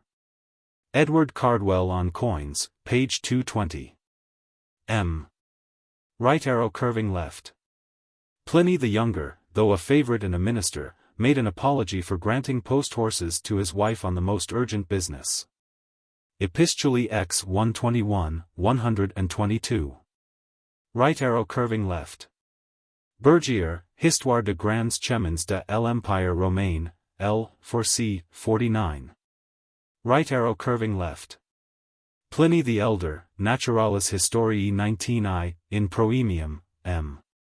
8695 right arrow curving left. It is not improbable that the Greeks and Phoenicians introduced some new arts and productions into the neighborhood of Marseilles and Gades. Right arrow curving left. See Homer, Odyssey, L. 9v 358. Right arrow curving left. Pliny the Elder, Naturalis Historiae, L. 14. Right arrow curving left. Strabonis Geographica, L. 4, page 269. The intense cold of a Gallic winter was almost proverbial among the ancients. 8696 right arrow curving left. In the beginning of the 4th century, the orator Eumenius, Panegyrici Vetters 8-6, edit. Delphini, speaks of the vines in the territory of Autun, which were decayed through age, and the first plantation of which was totally unknown. The Pagus Arabrignus is supposed by M. D'Anville to be the district of Beaune, celebrated, even at present, for one of the first growths of Burgundy. 8697 right arrow curving left. Pliny the Elder, Naturalis Historiae, L. 15. Right arrow curving left. Pliny the Elder, Naturalis Historiae, L. 19. Right arrow curving left. See the agreeable essays on agriculture by Mr. Walter Hart, in which he has collected all that the ancients and moderns have said of Lucerne. Right arrow curving left. Tacitus, Germania, c. 45. Pliny the Elder, Naturalis Historiae XVI 13. The latter observed, with some humor, that even fashion had not yet found out the use of amber. Nero sent a Roman knight to purchase great quantities on the spot where it was produced, the coast of modern Prussia. Right arrow curving left. Called Taprobana by the Romans, and Serendib by the Arabs. It was discovered under the reign of Claudius, and gradually became the principal mart of the East. Right arrow curving left. Pliny the Elder, Naturalis Historiae, L. 6. Strabo, L. 17. Right arrow curving left. Historia Augusta, p. 224. A silk garment was considered as an ornament to a woman, but as a disgrace to a man. Right arrow curving left. The two great pearl fisheries were the same as at present, Ormuz and Cape Comorin. As well as we can compare ancient with modern geography, Rome was supplied with diamonds from the mine of Jumalpur, in Bengal, which is described in the last 6 voyages de Jean-Baptiste Tavernier. Tom. 2, page 281. Right arrow curving left. Certainly not the only one. The Indians were not so contented with regard to foreign productions. Arrian has a long list of European wares, which they received in exchange for their own, Italian and other wines, brass, tin, lead, coral, chrysolith, storax, glass, dresses of one or many colors, zones, etc. C. Periplus Maris Erythraei, in Hudson, Geography Greci Minoris I, page 27. W. The German translator observes that Gibbon has confined the use of aromatics to religious worship and funerals. His error seems the omission of other spices, of which the Romans must have consumed great quantities in their cookery. Wenck, however, admits that silver was the chief article of exchange. M. In 1787, a peasant, near Nellore in the Carnatic, struck, in digging, on the remains of a Hindu temple. He found, also, a pot which contained Roman coins and medals of the 2nd century, mostly Trajan's, Adrian's, and Faustina's, all of gold, many of them fresh and beautiful. Others defaced or perforated, as if they had been worn as ornaments. Asiatic Researches 219. M. Right arrow curving left. Tacitus, Annals 353. In a speech of Tiberius. Right arrow curving left. Pliny the Elder, Naturalis Historiae 1218. In another place he computes half that sum. Quingentis sestertii for India exclusive of Arabia. Right arrow curving left. The proportion, which was 1 to 10, and 12.5, rose to 14 2/5, the legal regulation of Constantine. See John Arbuthnot's Tables of Ancient Coins, Weights and Measures, c. 5. Right arrow curving left. Among many other passages, see Pliny the Elder, Naturalis Historiae 3:5, Aristides, De Urb Roma, and Tertullian, De Anima, c. 30. Right arrow curving left. Herod's Atticus gave the sophist Polemo above £8,000 for 3 declamations. See Philostratus, L. I, page 538. The Antonines founded a school at Athens, in which professors of grammar, rhetoric, politics, and the 4 great sects of philosophy were maintained at the public expense for the instruction of youth. 8698 The salary of a philosopher was 10,000 drachmae, between £300 and £400 a year. Similar establishments were formed in the other great cities of the empire. See Lucian in Eunuchus, Tom. 2, page 352, edit. Writes. Philostratus, L. 2, page 566. Historia Augusta, page 21.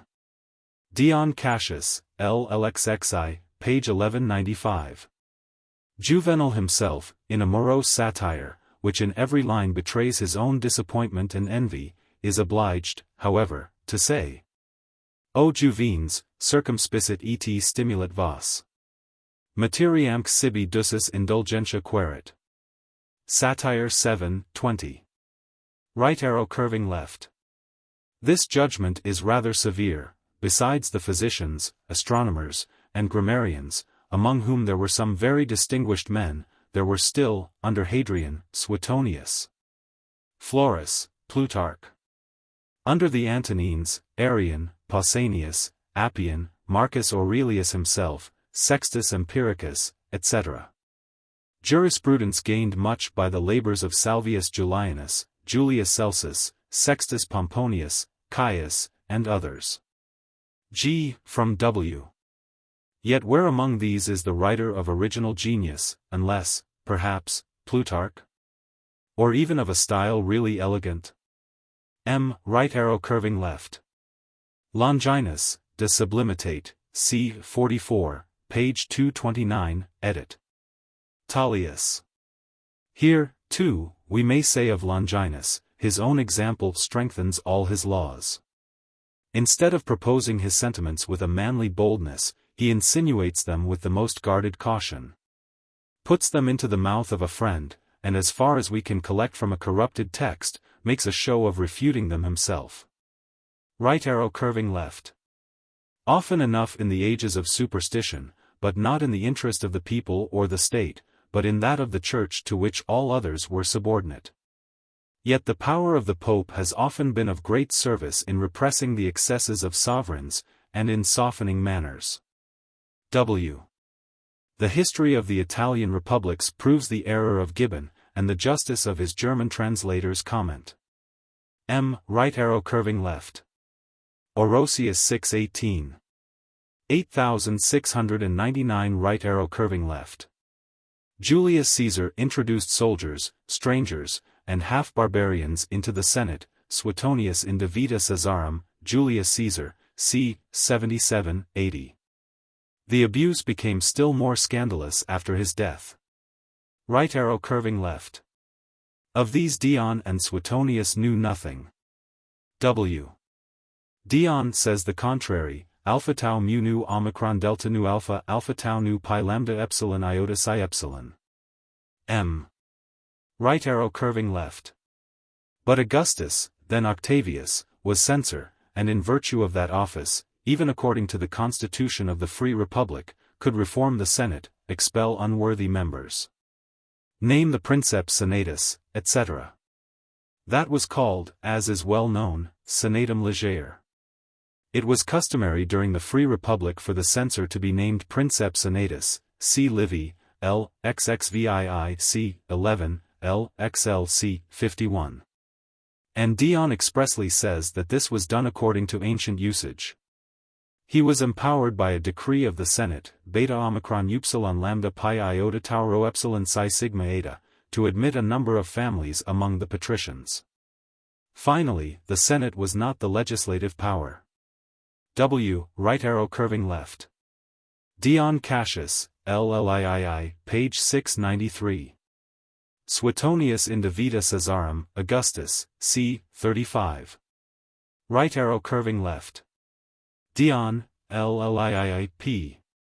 698, gives us a prolix and bombast speech on this great occasion. I have borrowed from Suetonius and Tacitus the general language of Augustus. Right arrow curving left. Imperator, from which we have derived emperor, signified under her republic no more than general, and was emphatically bestowed by the soldiers. When on the field of battle they proclaimed their victorious leader worthy of that title. When the Roman emperors assumed it in that sense, they placed it after their name, and marked how often they had taken it. Right arrow curving left. Dion, LLIII, page 703, etc. Right arrow curving left. Livy, Epitome, L. 14, c. 27, m. Valerius Maximus 6-3. Right arrow curving left. C. In the 8th book of Livy, the conduct of Manlius Torquatus and Papirius Cursor. They violated the laws of nature and humanity, but they asserted those of military discipline, and the people, who abhorred the action, were obliged to respect the principle. Right arrow curving left. By the lavish but unconstrained suffrages of the people, Pompey had obtained a military command scarcely inferior to that of Augustus. Among the extraordinary acts of power executed by the former, we may remark the foundation of 29 cities, and the distribution of 3 or 4 millions sterling to his troops. The ratification of his acts met with some opposition and delays in the Senate. See Plutarch, Appian, Dion Cassius, and the first book of the Epistles to Atticus. Right arrow curving left. Under the Commonwealth, a triumph could only be claimed by the general, who was authorized to take the auspices in the name of the people. By an exact consequence, drawn from this principle of policy in religion, the triumph was reserved to the emperor. And his most successful lieutenants were satisfied with some marks of distinction, which, under the name of triumphal honors, were invented in their favor. Right arrow curving left. This distinction is without foundation. The lieutenants of the emperor, who were called propraetors, whether they had been praetors or consuls, were attended by 6 lictors. Those who had the right of the sword, of life and death over the soldiers. M. bore the military habit, politamentum, and the sword. The provincial governors commissioned by the Senate, who, whether they had been consuls or not, were called proconsuls, had 12 lictors when they had been consuls, and 6 only when they had but been praetors. The provinces of Africa and Asia were only given to ex-consuls. C. On the organization of the provinces, Dion Lii 12, 16. Strabo 17 840. W. Right arrow curving left. Cicero, De Legibus 3:3, gives the consular office the name of Regia Potestas, and Polybius, L. 6c. 3, observes three powers in the Roman constitution. The monarchical was represented and exercised by the consuls. Right arrow curving left. As the tribunician power, distinct from the annual office, was first invented by the dictator Caesar, Dion, L. xliv. p. 384, we may easily conceive that it was given as a reward for having so nobly asserted, by arms, the sacred rights of the tribunes and people. See his own commentaries, De Bello Civili, L.I. Right arrow curving left. Augustus exercised 9 annual consulships without interruption. He then most artfully refused that magistracy, as well as the dictatorship, absented himself from Rome, and waited till the fatal effects of tumult and faction forced the Senate to invest him with a perpetual consulship. Augustus, as well as his successors, affected, however, to conceal so invidious a title. Right arrow curving left. The note of M. Guizot on the tribunician power applies to the French translation rather than to the original. The former has maintenir la balance toujours égale, which implies much more than Gibbon's general expression. The note belongs rather to the history of the Republic than that of the Empire. M. Right arrow curving left. See a fragment of a decree of the Senate, conferring on the Emperor Vespasian all the powers granted to his predecessors, Augustus, Tiberius, and Claudius. This curious and important monument is published in Jan Grutter's Inscriptions Antiqui Totius Orbis Romani, No. XLII.8700 right arrow curving left. 2 consuls were created on the calends of January. But in the course of the year others were substituted in their places, till the annual number seems to have amounted to no less than 12. The praetors were usually 16 or 18, Lipsius in Excursus D. ad Tacitus, Annals, L. 1. I have not mentioned the aediles or quaestors. Officers of the police or revenue easily adapt themselves to any form of government. In the time of Nero, the tribunes legally possessed the right of intercession, though it might be dangerous to exercise it, Tacitus, Annals 1626. In the time of Trajan, it was doubtful whether the tribuneship was an office or a name, Pliny the Younger, Epistulae I-23. Right arrow curving left. The tyrants themselves were ambitious of the consulship. The virtuous princes were moderate in the pursuit, and exact in the discharge of it. Trajan revived the ancient oath, and swore before the consul's tribunal that he would observe the laws, Pliny the Younger, Panegyricus, c. 64. Right arrow curving left. Quoties magistratuum commiscius interesset. Tribus cum candidatus sui circumbat, supplicabat more solemni. Fairbat et ipsi suffragium in tribubus, ut unus e populo. Suetonius in de vita Caesarum, Augustus, c. 56. Right arrow curving left. Tum primum commitia e campo ad patres translata sunt. Tacitus, Annals I-15. The word primum seems to allude to some faint and unsuccessful efforts which were made towards restoring them to the people. 8701 right arrow curving left. Dion Cassius, LLIII, pp. 703, 714, has given a very loose and partial sketch of the imperial system. To illustrate and often to correct him, I have meditated Tacitus, examined Suetonius, and consulted the following moderns, the Abbé de l'Obliterie, in the Memoirs de l'Académie des Inscriptions. Tom. 19, 21, 24, 25, 27. Beaufort, La République Romaine, Tom. I, pages 255, 275. The dissertations of Gerard Nutt and Johann Gronovius, de Leg Regia, printed at Leiden, in the year 1731. Giovanni Gravina, de Romano Imperio, pages 479, 544 of his Opuscula. Maffei, Verona Illustrata, Part 1, page 245, etc. Right arrow curving left. A weak prince will always be governed by his domestics. The power of slaves aggravated the shame of the Romans, and the Senate paid court to a Pallas or a Narcissus. There is a chance that a modern favorite may be a gentleman.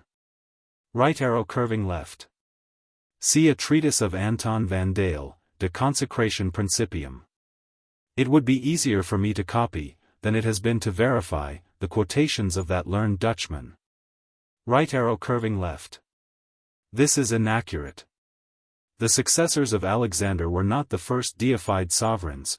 The Egyptians had deified and worshipped many of their kings. The Olympus of the Greeks was peopled with divinities who had reigned on earth. Finally, Romulus himself had received the honors of an apotheosis, Titus Livius I-16, a long time before Alexander and his successors.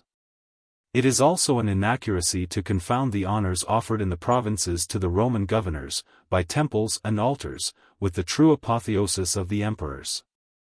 It was not a religious worship, for it had neither priests nor sacrifices. Augustus was severely blamed for having permitted himself to be worshipped as a god in the provinces, Tacitus, Annals I-10. He would not have incurred that blame if he had only done what the governors were accustomed to do. G. from W. M. Guizot has been guilty of a still greater inaccuracy in confounding the deification of the living with the apotheosis of the dead emperors. The nature of the king worship of Egypt is still very obscure, the hero worship of the Greeks very different from the adoration of the presens numen in the reigning sovereign. M. Right arrow curving left. See a dissertation of the Abbé Mongault in the first volume of the Academy of Inscriptions. Right arrow curving left. Jurendask tuum per nomen ponimus eris, says Horace to the emperor himself, and Horace was well acquainted with the court of Augustus. 8702 right arrow curving left. The curious satire the pi omicron kappa omicron lambda upsilon nu tau omega sigma iota, in the works of Seneca, is the strongest remonstrance of profaned religion. M. Right arrow curving left. See Cicero in Philippici I-6. Julian in Caesaribus. Inc deum templis jurabit Roma per umbras, is the indignant expression of Lucan, but it is a patriotic rather than a devout indignation. Right arrow curving left. Octavius was not of an obscure family, but of a considerable one of the equestrian order. His father, Gaius Octavius, who possessed great property, had been praetor, governor of Macedonia, adorned with the title of imperator, and was on the point of becoming consul when he died. His mother, Atia, was daughter of Marcus Attius Balbus, who had also been praetor. Mark Antony reproached Octavius with having been born in Aricia, which, nevertheless, was a considerable municipal city. He was vigorously refuted by Cicero. Philippici 3 c. 6. W. Gibbon probably meant that the family had but recently emerged into notice. M. Right arrow curving left. Dion Cassius, LLIII, page 710, with the curious annotations of Raymar. Right arrow curving left. This title expressed something more. It recognized him as a being of a divine nature, and, on this account, entitled to the passive obedience of his subjects. Hence Dion says, Lii 16, alpha gamma omicron upsilon sigma tau omicron, kappa alpha pi lambda epsilon omicron nu kappa alpha tau nu theta rho pi omicron upsilon nu, pi epsilon chi lambda theta eta. And Vegetius, 2-5, express still more clearly the full import of the word, nam imperatori, cum Augusti nomen accipit. Tenquam presenti ed corporali Deo fidelis est prestanda devotio et impendendis per vigil famulatus. S. Right arrow curving left. The princes who by their birth or their adoption belonged to the family of the Caesars, took the name of Caesar. After the death of Nero, this name designated the imperial dignity itself, and afterwards the appointed successor. The time at which it was employed in the latter sense cannot be fixed with certainty. Johann Augustus Bach, Historia Jurisprudentia Romani 304, affirms from Tacitus, Historiae I-15, and Suetonius, De Vita Caesarum, Galba, 17. That Galba conferred on Piso Licinianus the title of Caesar, and from that time the term had this meaning, but these two historians simply say that he appointed Piso his successor, and do not mention the word Caesar. Aurelius Victor, in De Caesaribus, Trajan, 348, edit. Arnsenius, says that Hadrian first received this title on his adoption. But as the adoption of Hadrian is still doubtful, and besides this, as Trajan on his deathbed was not likely to have created a new title for his successor, it is more probable that Aelius Verus was the first who was called Caesar, when adopted by Hadrian. Spartianus in Historia Augusta, Elio Vero 102. W. Right arrow curving left. As Octavianus advanced to the banquet of the Caesars, his color changed like that of the chameleon. Pale at first, then red, afterwards black, he at last assumed the mild livery of Venus and the Graces, Caesars, page 309. This image, employed by Julian in his ingenious fiction, is just and elegant. But when he considers this change of character as real and ascribes it to the power of philosophy, he does too much honor to philosophy and to Octavianus. Right arrow curving left. 2 centuries after the establishment of monarchy, the Emperor Marcus Antoninus recommends the character of Brutus as a perfect model of Roman virtue. 8703 right arrow curving left. It is much to be regretted that we have lost the part of Tacitus which treated of that transaction. We are forced to content ourselves with the popular rumors of Josephus, and the imperfect hints of Dion and Suetonius. Right arrow curving left. Augustus restored the ancient severity of discipline. After the civil wars, he dropped the endearing name of fellow soldiers, and called them only soldiers, Suetonius in De Vita Caesarum, August, c. 25. See the use Tiberius made of the Senate in the mutiny of the Pannonian legions, Tacitus, Annals I. Right arrow curving left.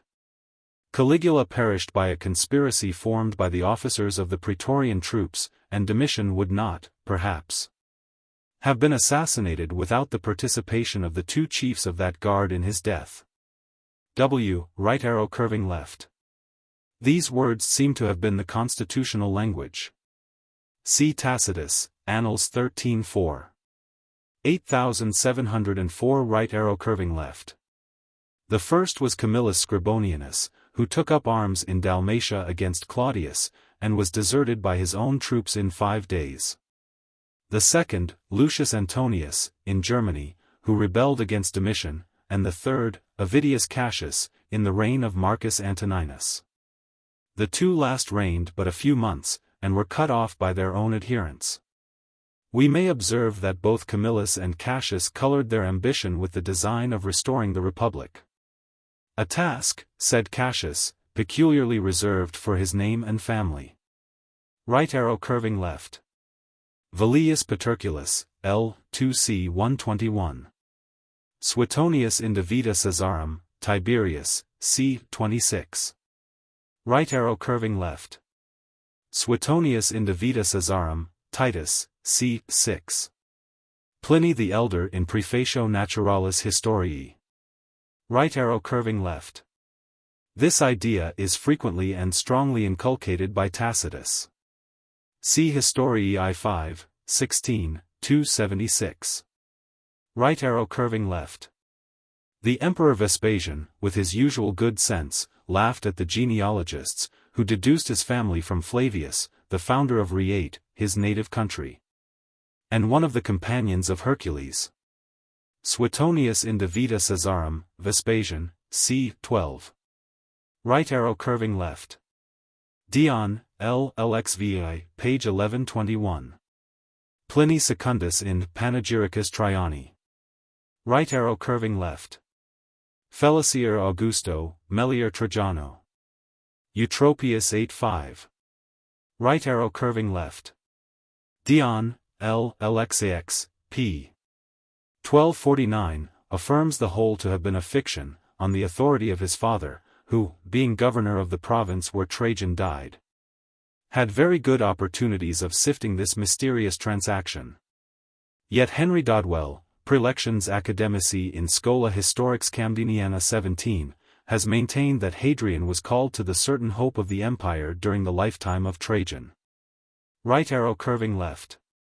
Dion, LLXX, page 1171. Aurelius Victor. Right arrow curving left. The deification of Antinous, his medals, his statues, temples, city, oracles, and constellation are well known, and still dishonor the memory of Hadrian. Yet we may remark that of the first 15 emperors, Claudius was the only one whose taste in love was entirely correct. For the honors of Antinous, see Spanheim, Commentaire sur les Césaires de l'Empereur Julian, page 80. Right arrow curving left. Historia Augusta, page 13. Aurelius Victor in Epitome de Caesaribus. Right arrow curving left. Without the help of medals and inscriptions, we should be ignorant of this fact, so honorable to the memory of Pius. 8705 Right arrow curving left. During the 23 years of Pius's reign, Marcus was only 2 nights absent from the palace, and even those were at different times. Historia Augusta, page 25. Right arrow curving left. He was fond of the theatre, and not insensible to the charms of the fair sex. Marcus Antoninus I-16. Historia Augusta, pages 20, 21. Julian in Caesars. Right arrow curving left. The enemies of Marcus charged him with hypocrisy, and with a want of that simplicity which distinguished Pius and even Verus. Historia Augusta 6, 34. This suspicion, unjust as it was, may serve to account for the superior applause bestowed upon personal qualifications in preference to the social virtues. Even Marcus Antoninus has been called a hypocrite, but the wildest skepticism never insinuated that Caesar might possibly be a coward, or Tully a fool. Wit and valor are qualifications more easily ascertained than humanity or the love of justice. Right arrow curving left.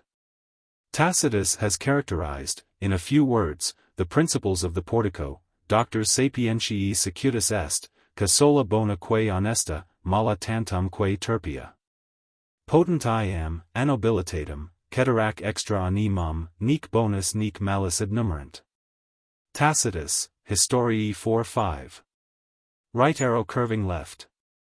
Before he went on the second expedition against the Germans, he read lectures of philosophy to the Roman people during 3 days. He had already done the same in the cities of Greece and Asia. Historia Augusta in Cassio, c. 3. Right arrow curving left. Cassius was murdered by his own partisans. Vulcatius Gallicanus in Cassio, c. 7. Dion LXXI c. 27. W. Right arrow curving left. Dion, LLXXI, page 1190. Historia Augusta in Avidius Cassius. 8706 Right arrow curving left. Marcus would not accept the services of any of the barbarian allies who crowded to his standard in the war against Avidius Cassius. Barbarians, he said, with wise but vain sagacity, must not become acquainted with the dissensions of the Roman people. My, Fragmenta Vaticana I 224. M. Right arrow curving left. Historia Augusta in Marcus Antoninus, c. 18. Right arrow curving left. Vitellius consumed in mere eating at least 6 millions of our money in about 7 months. It is not easy to express his vices with dignity, or even decency. Tacitus fairly calls him a hog, but it is by substituting for a coarse word a very fine image.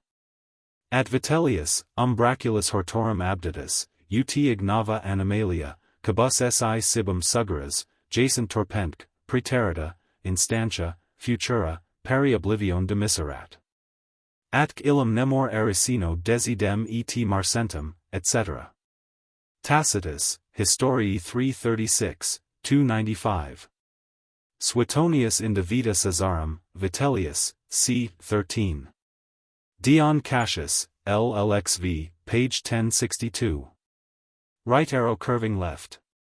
The execution of Helvidius Priscus, and of the virtuous Eponina, disgraced the reign of Vespasian.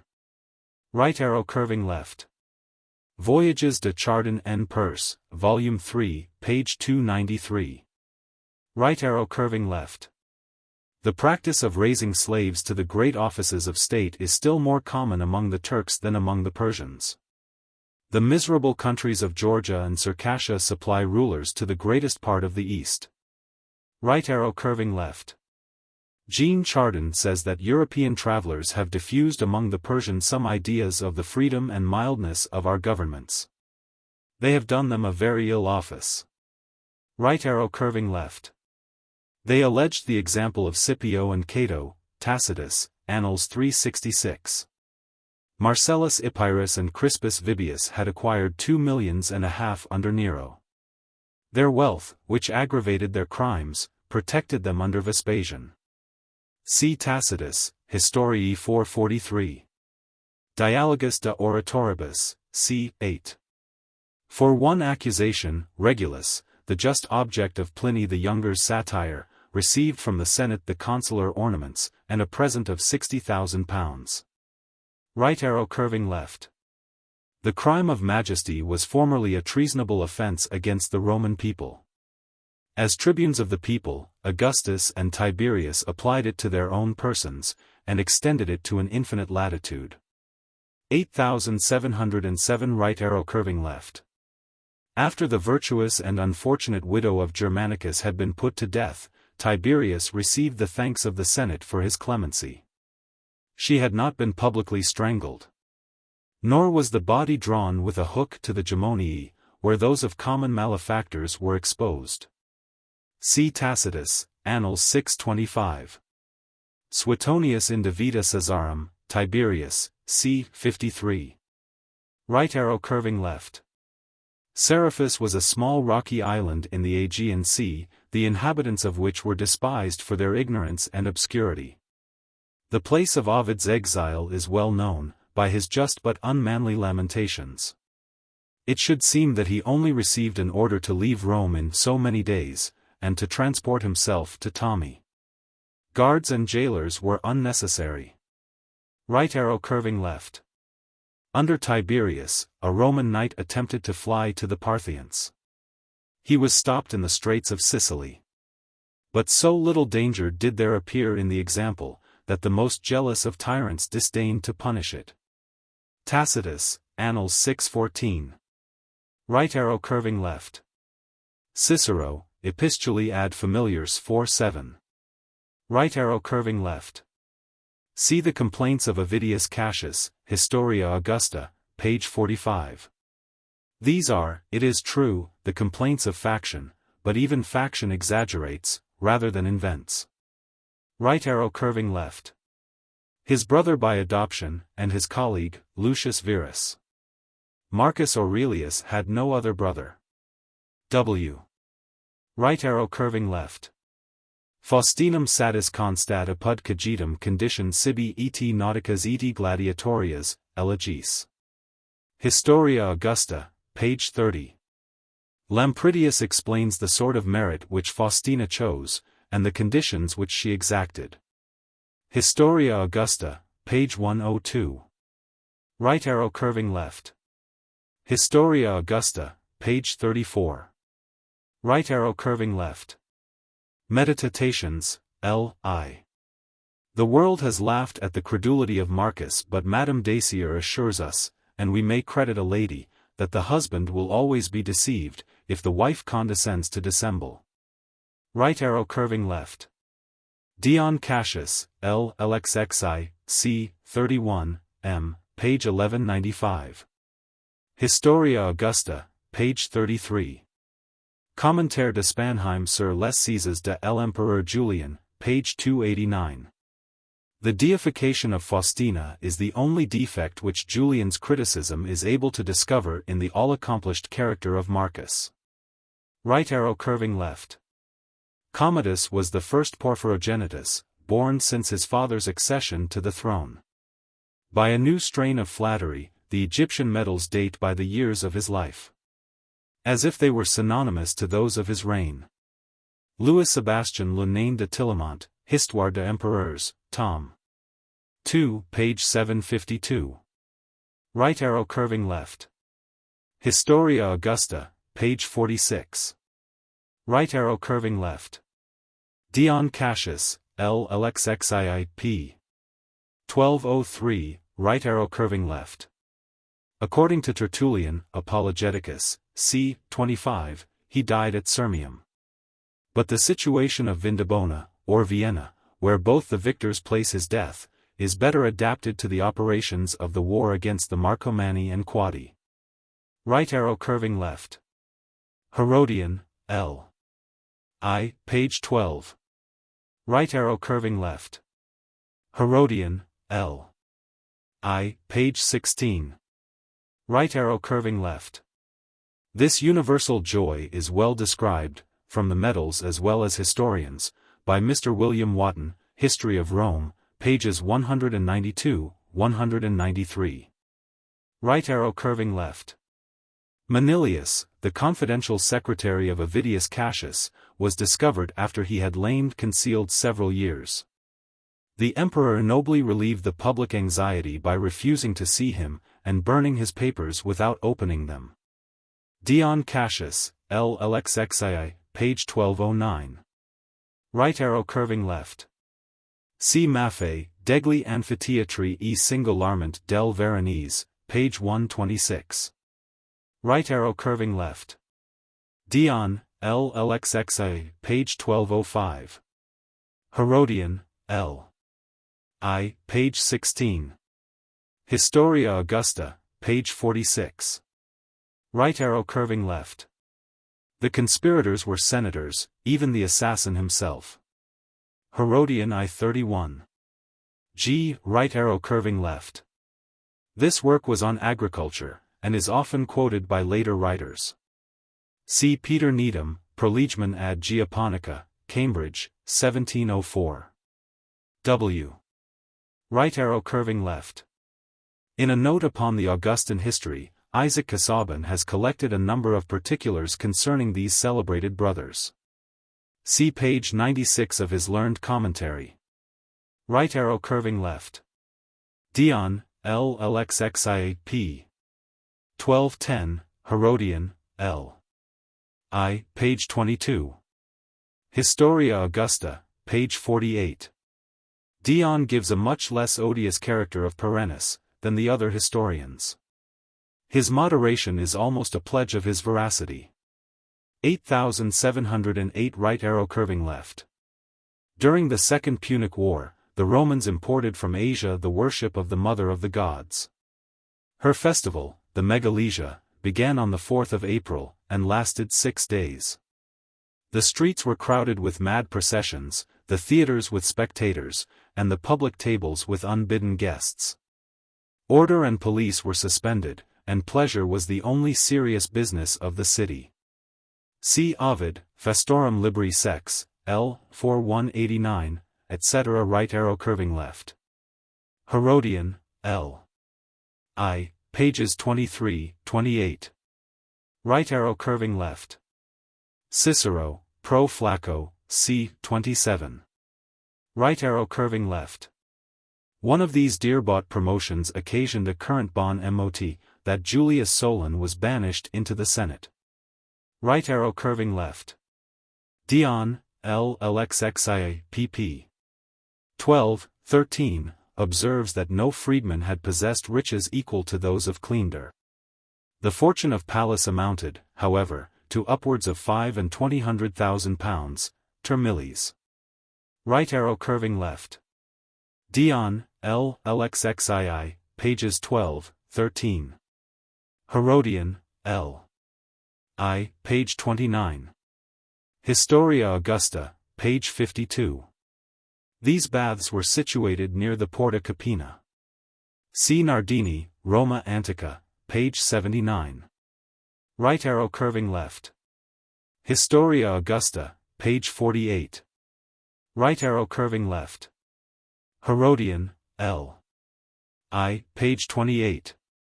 Dion, LLXXI, page 1215. The latter says that 2,000 persons died every day at Rome, during a considerable length of time.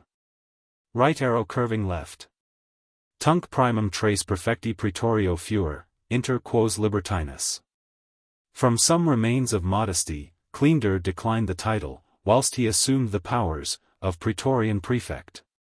As the other freedmen were styled, from their several departments, a rationibus, ab epistolis, Cleander called himself a pugione, as entrusted with the defense of his master's person.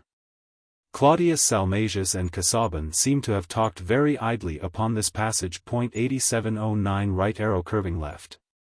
Omicron iota tau pi lambda epsilon omega pi zeta omicron iota omicron tau rho alpha tau alpha iota. Herodian, L.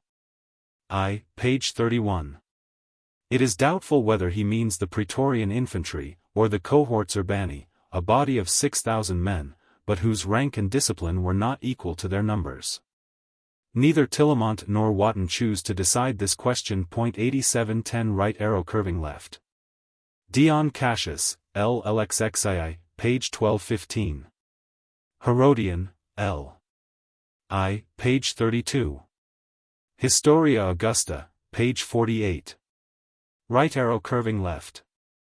Sororibus sui constipatus. Ipsas concubinas suas sub oculis stuprari jubat. Nec irruentium in esse juvenum cerbat infamia, omni part corporis at cor in sexum utrumque pollutus. Historia Augusta, page 47. Right arrow curving left. The African lions, when pressed by hunger, infested the open villages and cultivated country, and they infested them with impunity. The royal beast was reserved for the pleasures of the emperor and the capital, and the unfortunate peasant who killed one of them, though in his own defense, incurred a very heavy penalty. This extraordinary game law was mitigated by Honorius, and finally repealed by Justinian. Codex Theodosianus, Tom. V, page 92, ed. Comment Gothofridis. Right arrow curving left. Spanheim, Dissertations de Prestantia et usu numismatum antiquorum 12 Tom. 2, page 493. Right arrow curving left. Commodus placed his own head on the colossal statue of Hercules with the inscription, Lucius Commodus Hercules. The wits of Rome, according to a new fragment of Dion, published an epigram, of which, like many other ancient jests, the point is not very clear. Delta iota pi alpha kappa lambda iota nu iota kappa omicron rho alpha kappa lambda, omicron kappa epsilon mu delta epsilon kappa iota omicron. Lambda nu alpha gamma kappa zeta omicron upsilon sigma iota mu epsilon. It seems to be a protest of the god against being confounded with the emperor. My, Fragmenta Vaticana 2225. M. Right arrow curving left. Dion, L. LXXA, page 1216. Historia Augusta, page 49. Right arrow curving left. The ostrich's neck is 3 feet long, and composed of 17 vertebrae. See Buffon, Histoire naturelle. Right arrow curving left. Commodus killed a camelopardalus or giraffe, Dion, L. LXXI, p. 1211, the tallest, the most gentle, and the most useless of the large quadrupeds. This singular animal, a native only of the interior parts of Africa, has not been seen in Europe since the revival of letters, and though M. de Buffon, Histoire naturelle, tom. 13, has endeavored to describe, he has not ventured to delineate, the giraffe. 8711 right arrow curving left. Herodian, L. I, page 37. Historia Augusta, page 50. Right arrow curving left. The virtuous and even the wise princes forbade the senators and knights to embrace this scandalous profession, under pain of infamy, or, what was more dreaded by those profligate wretches, of exile. The tyrants allured them to dishonor by threats and rewards. Nero once produced in the arena 40 senators and 60 knights. See Lipsius, Saturnalia, L. 2c. 2. He has happily corrected a passage of Suetonius in De Vita Caesarum, Nero, c. 12. Right arrow curving left. Lipsius, L. 2c. 7, 8. Juvenal, in the 8th satire, gives a picturesque description of this combat. Right arrow curving left. Historia Augusta, page 50. Dion, LLXXA, page 1220. He received, for each time, decies, about £8,000 sterling. Right arrow curving left. Victor tells us that Commodus only allowed his antagonists a leaden weapon, dreading most probably the consequences of their despair. Right arrow curving left. They were obliged to repeat, 626 times, Paulus, first of the secutors, etc. Right arrow curving left. Dion, LLXXA, page 1221. He speaks of his own baseness and danger. Right arrow curving left. He mixed, however, some prudence with his courage, and passed the greatest part of his time in a country retirement, alleging his advanced age, and the weakness of his eyes. I never saw him in the Senate, says Dion, except during the short reign of Pertinax. All his infirmities had suddenly left him, and they returned as suddenly upon the murder of that excellent prince. Dion, LLXXA, page 1227. Right arrow curving left. The prefects were changed almost hourly or daily. And the caprice of Commodus was often fatal to his most favored chamberlains. Historia Augusta, pages 46, 51. Right arrow curving left. Commodus had already resolved to massacre them the following night. They determined to anticipate his design. Herodian I-17. W, right arrow curving left. Dion, LLXXA, page 1222. Herodian, L. I, page 43. Historia Augusta, page 52. Right arrow curving left.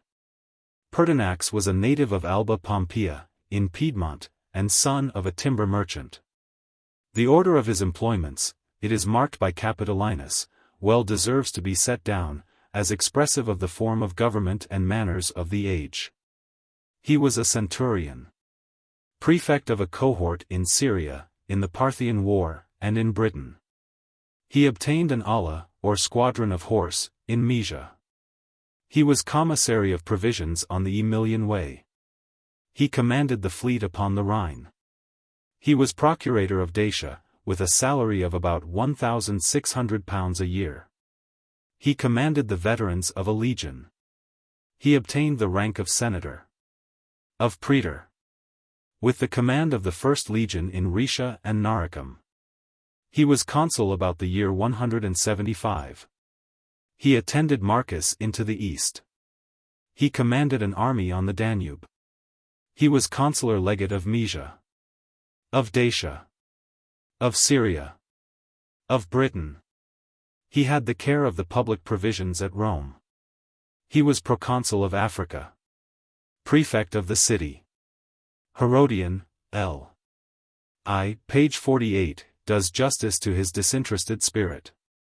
But Capitolinus, who collected every popular rumor, charges him with a great fortune acquired by bribery and corruption. Right arrow curving left. Julian, in the Caesars, taxes him with being accessory to the death of Commodus. Right arrow curving left.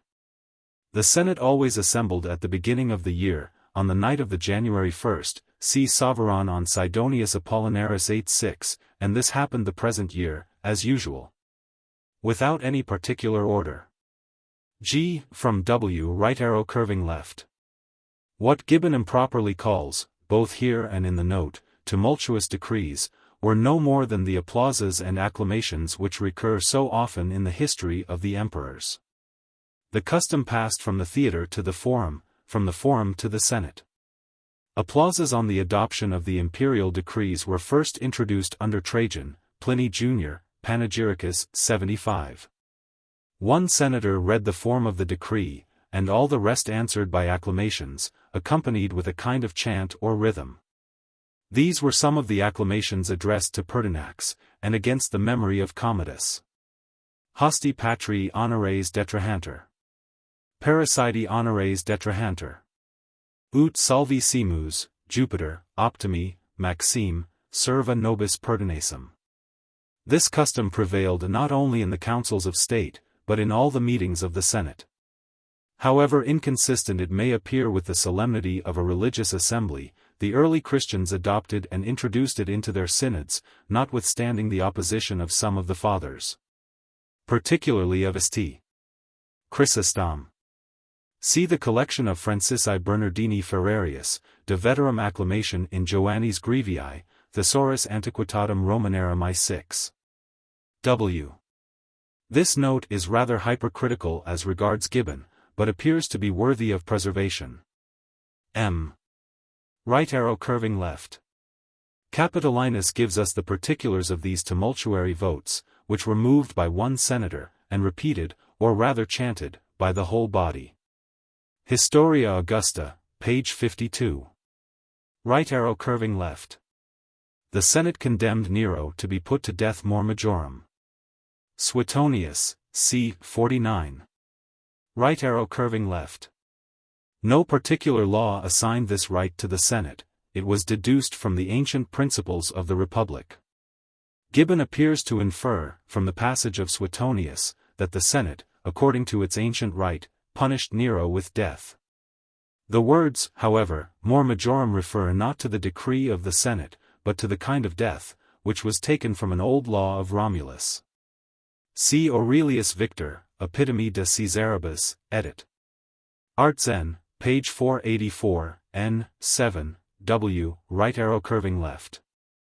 Dion, L. LXXII, page 1223, speaks of these entertainments as a senator who had supped with the emperor, Capitolinus, Historia Augusta, p. 58, like a slave who had received his intelligence from one of the scullions. Right arrow curving left. Decies. The blameless economy of Pius left his successors a treasure of vices septies millis, above 22 millions sterling. Dion, L. LXXI, page 1231. Right arrow curving left. Besides the design of converting these useless ornaments into money, Dion, L. LXXI, page 1229, assigns two secret motives of Pertinax. He wished to expose the vices of Commodus, and to discover by the purchasers those who most resembled him. Right arrow curving left. Though Capitolinus has picked up many idle tales of the private life of Pertinax, he joins with Dion and Herodian in admiring his public conduct. Right arrow curving left. Leges, rem certum, inexorabilum esse. Titus Livius 2-3. Right arrow curving left. If we credit Capitolinus, which is rather difficult, Falco behaved with the most petulant indecency to Pertinax on the day of his accession. The wise emperor only admonished him of his youth and inexperience. Historia Augusta, page 55. Right arrow curving left. The modern bishopric of Liège. This soldier probably belonged to the Batavian Horse Guards, who were mostly raised in the Duchy of Gueldres and the neighborhood, and were distinguished by their valor, and by the boldness with which they swam their horses across the broadest and most rapid rivers. Tacitus, Historiae 4:12. Dion, L. LV, page 797.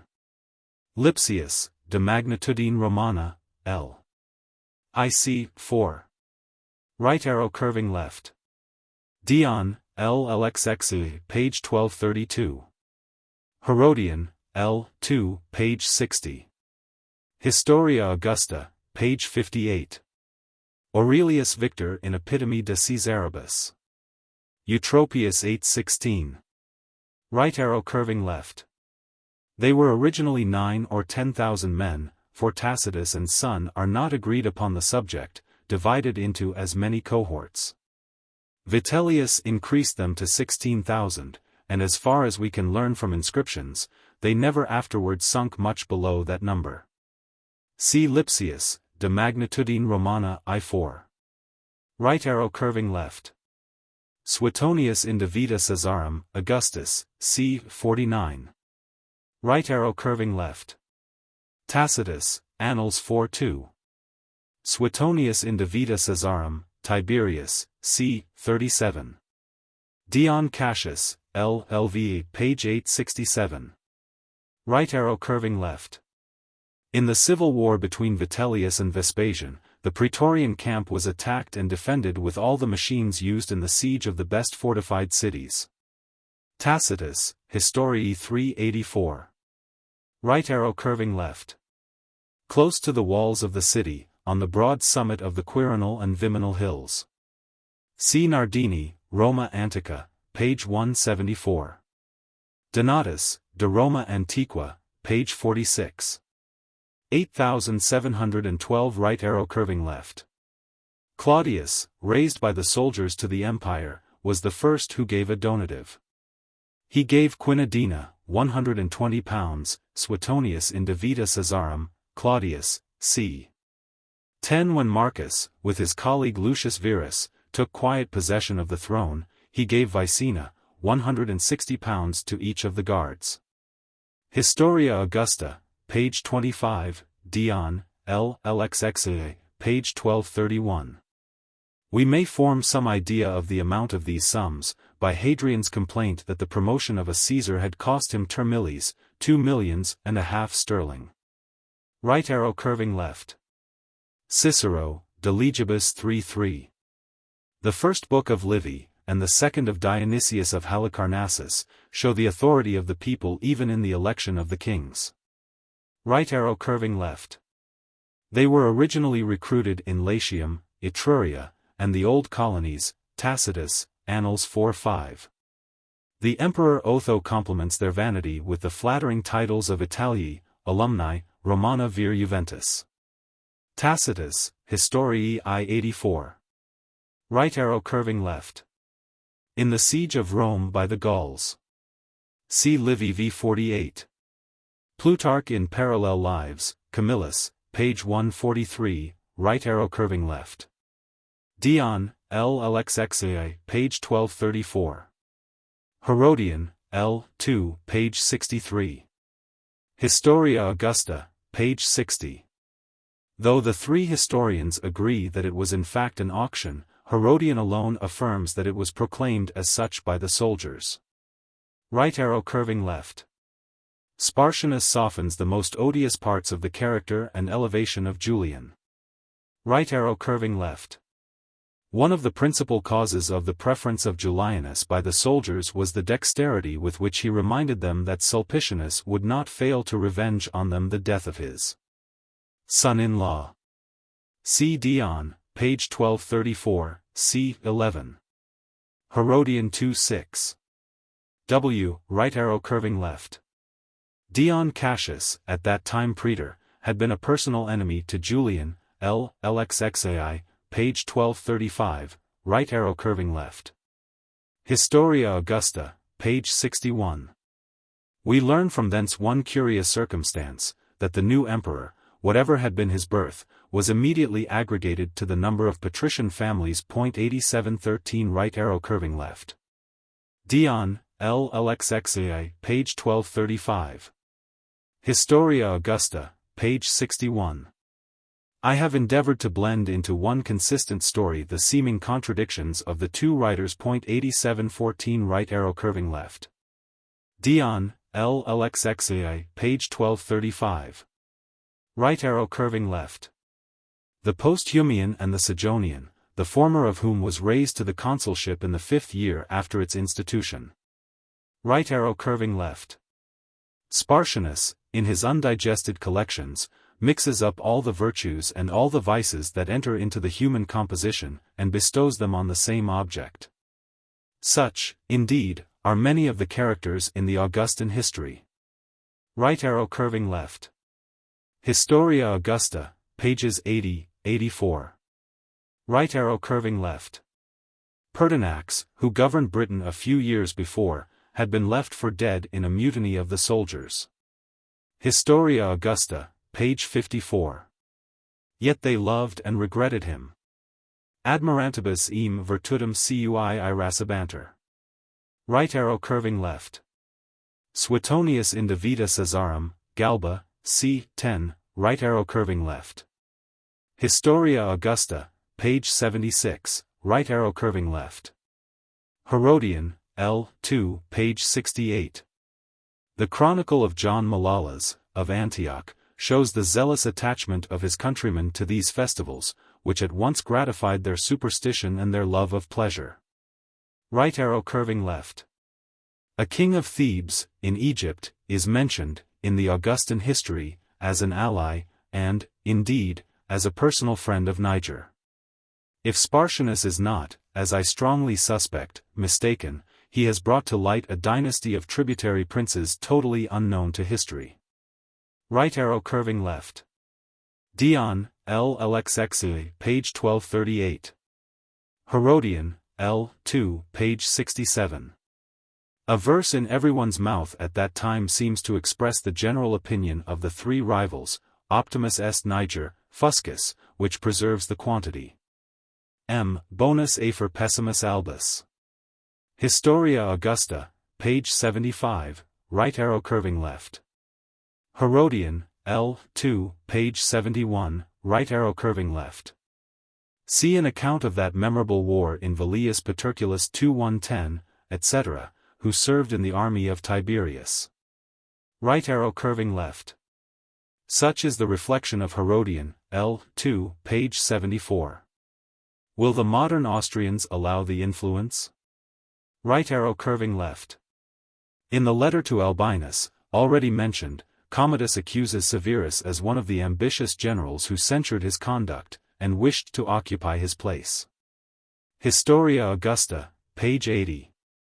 Right arrow curving left. Pannonia was too poor to supply such a sum. It was probably promised in the camp, and paid at Rome, after the victory. In fixing the sum, I have adopted the conjecture of Casaubon. See Historia Augusta, page 66, comment page 115, right arrow curving left. Herodian, L. 2, page 78. Severus was declared emperor on the banks of the Danube, either at Carnuntum, according to Spartianus, Historia Augusta, page 65, or else at Siberia, according to Victor. Mr. Hume, in supposing that the birth and dignity of Severus were too much inferior to the imperial crown, and that he marched into Italy as general only, has not considered this transaction with his usual accuracy. Essay on the original contract. 8715 right arrow curving left. Velius Paterculus, L. 2c. 3. We must reckon the march from the nearest verge of Pannonia, and extend the site of the city as far as 200 miles. Right arrow curving left. This is not a puerile figure of rhetoric, but an allusion to a real fact recorded by Dion, L. LXXI, page 1181. It probably happened more than once. Right arrow curving left. Dion, L. LXXI, page 1233. Herodian, L. 2, page 81. There is no surer proof of the military skill of the Romans than their first surmounting the idle terror, and afterwards disdaining the dangerous use, of elephants in war. 8716 right arrow curving left. Historia Augusta, pages 62, 63.8717 right arrow curving left. Victor and Eutropius 817 mention a combat near the Milvian Bridge, the Ponte Mall, unknown to the better and more ancient writers. Right arrow curving left. Dion, L. LXXI, page 1240. Herodian, L. 2, page 83. Historia Augusta, page 63. Right arrow curving left. From these 66 days, we must first deduct 16, as Pertinax was murdered on the 28th of March, and Severus most probably elected on the 13th of April, see Historia Augusta, p. 65, and Tillemont, Histoire des Empereurs, tom. 3, page 393, note 7. We cannot allow less than 10 days after his election to put a numerous army in motion. 40 days remain for this rapid march. And as we may compute about 800 miles from Rome to the neighborhood of Vienna, the army of Severus marched 20 miles every day, without halt or intermission. Right arrow curving left. Dion, L. LXXIV, p. 1241, Herodian, L. 2, page 84, right arrow curving left. Dion, LLXXIV, page 1244, who assisted at the ceremony as a senator, gives a most pompous description of it, right arrow curving left. Herodian, L. 3, page 112. Right arrow curving left. Though it is not, most assuredly, the intention of Lucan to exalt the character of Caesar, yet the idea he gives of that hero, in the 10th book of the Pharsalia, where he describes him. At the same time, making love to Cleopatra, sustaining a siege against the power of Egypt, and conversing with the sages of the country, is, in reality, the noblest panegyric. 8718 right arrow curving left. Reckoning from his election, April 13, 193, to the death of Albinus, February 19, 197. See Tillemont's chronology. Right arrow curving left. Herodian, L. 2, page 85. Right arrow curving left. Whilst Severus was very dangerously ill, it was industriously given out that he intended to appoint Niger and Albinus his successors. As he could not be sincere with respect to both, he might not be so with regard to either. Yet Severus carried his hypocrisy so far as to profess that intention in the memoirs of his own life. Right arrow curving left. Historia Augusta, page 65, right arrow curving left. This practice, invented by Commodus, proved very useful to Severus. He found at Rome the children of many of the principal adherents of his rivals. And he employed them more than once to intimidate, or seduce, the parents. Right arrow curving left. Herodian, L. 3, page 95. Historia Augusta, pages 67, 68, right arrow curving left. Historia Augusta, page 84. Spartianus has inserted this curious letter at full length. Right arrow curving left. There were 3 actions. One near Cyzicus, on the Hellespont, one near Nice, in Bithynia, the third near the Issus, in Cilicia, where Alexander conquered Darius. Dion LXIV c. 6. Herodian 3-2, 4. W. Herodian represents the second battle as of less importance than Dion. M. Right arrow curving left. Consult the 3rd book of Herodian, and the 74th book of Dion Cassius. Right arrow curving left. Dion, LLXXV, page 1260. Right arrow curving left. Dion, LLXXV, page 1261. Herodian, L. 3, page 110. Historia Augusta, page 68. The battle was fought in the plain of Trevoux, 3 or 4 leagues from Lyons. See Tillemont, Tom. 3, p. 406, note 18. Right arrow curving left. According to Herodian, it was his lieutenant Laetus who led back the troops to the battle, and gained the day, which Severus had almost lost. Dion also attributes to Laetus a great share in the victory. Severus afterwards put him to death, either from fear or jealousy. W. and G. Wenck and M. Guizot have not given the real statement of Herodian or of Dion. According to the former, Laetus appeared with his own army in Tyre, which he was suspected of having designedly kept disengaged when the battle was still doubtful, or rather after the rout of Severus. Dion says that he did not move till Severus had won the victory. M. Right arrow curving left. Montesquieu, Consideration sur les causes de la grandeur de Rome et de leur décadence, c. 12. Right arrow curving left. Most of these, as may be supposed, were small open vessels. Some, however, were galleys of 2, and a few of 3 ranks of oars. Right arrow curving left. The engineer's name was Priscus. His skill saved his life, and he was taken into the service of the conqueror.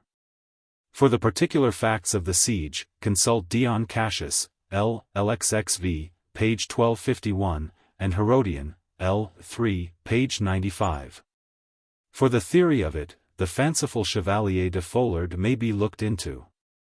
See Polybe, Tom. I, page 76. Right arrow curving left. Notwithstanding the authority of Spartianus, and some modern Greeks, we may be assured, from Dion and Herodian, that Byzantium, many years after the death of Severus, lay in ruins. 8719 right arrow curving left. Dion, L. LXXIV, page 1250, right arrow curving left. Dion, L. LXXV, page 1264, only 29 senators are mentioned by him, but 41 are named in the Augustan history, p. 69, among whom were 6 of the name of Pescennius. Herodian, L. 3, page 115, speaks in general of the cruelties of Severus. Right arrow curving left. Wenck denies that there is any authority for this massacre of the wives of the senators. He adds that only the children and relatives of Niger and Albinus were put to death. This is true of the family of Albinus, whose bodies were thrown into the Rhone. Those of Niger, according to Lampridius, were sent into exile, but afterwards put to death. Among the partisans of Albinus who were put to death were many women of rank, multifoemini illusters. Lampridius in Historia Augusta, Severus. M. Right arrow curving left. A new fragment of Dion describes the state of Rome during this contest. All pretended to be on the side of Severus. But their secret sentiments were often betrayed by a change of countenance on the arrival of some sudden report.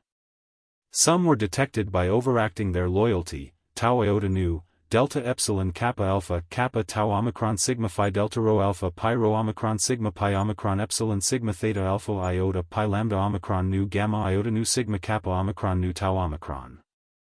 My, Fragmenta Vaticana, page 227. Severus told the Senate he would rather have their hearts than their votes, tau alpha psi upsilon chi alpha mu epsilon phi iota lambda epsilon tau epsilon, kappa alpha mu tau omicron iota psi eta phi sigma mu alpha sigma iota nu.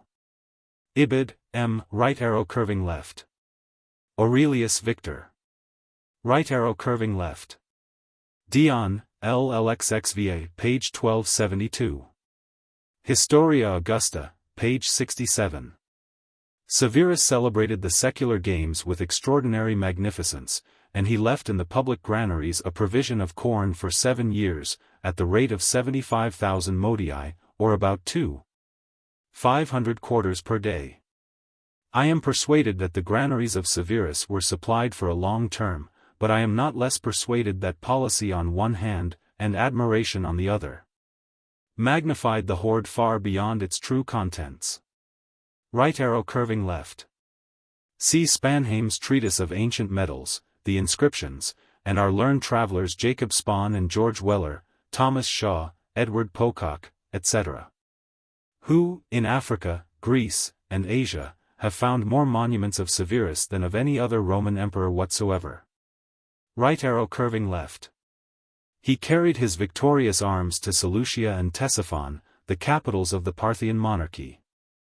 I shall have occasion to mention this war in its proper place. Right arrow curving left.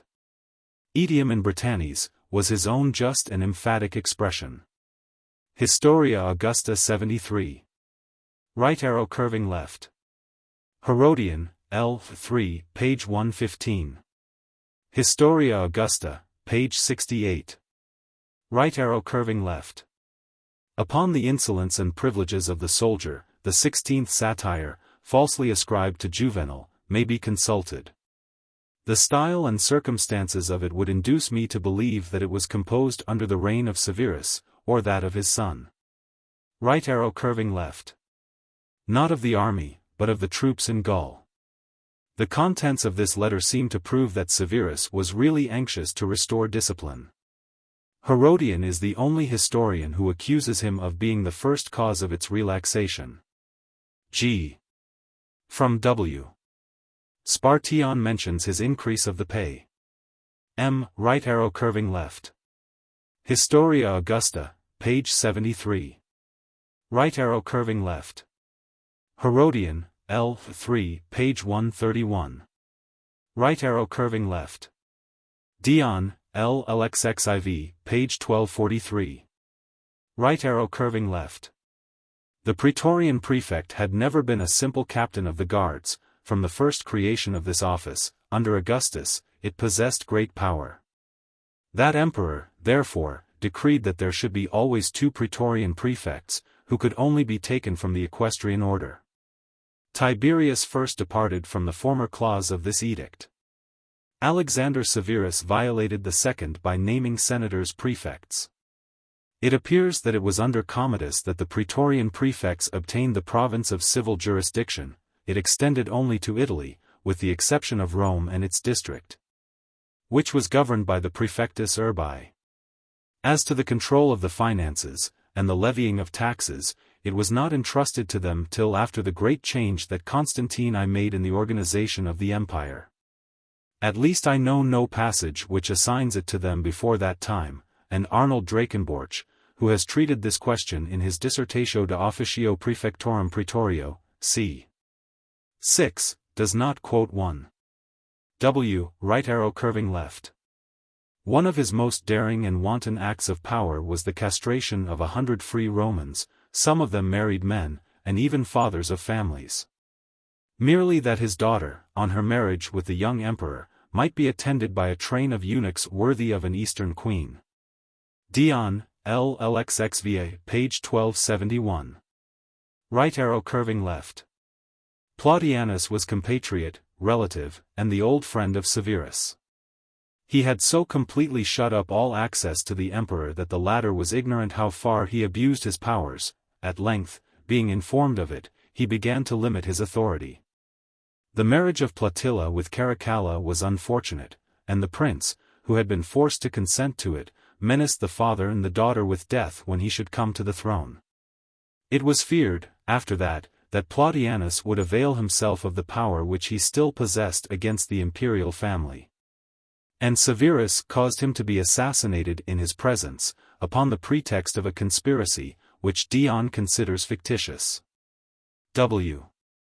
This note is not, perhaps, very necessary, and does not contain the whole facts. Dion considers the conspiracy the invention of Caracalla, by whose command, almost by whose hand, Plautianus was slain in the presence of Severus. M. Right arrow curving left. Dion, LLXXVA, page 1274. Herodian, L.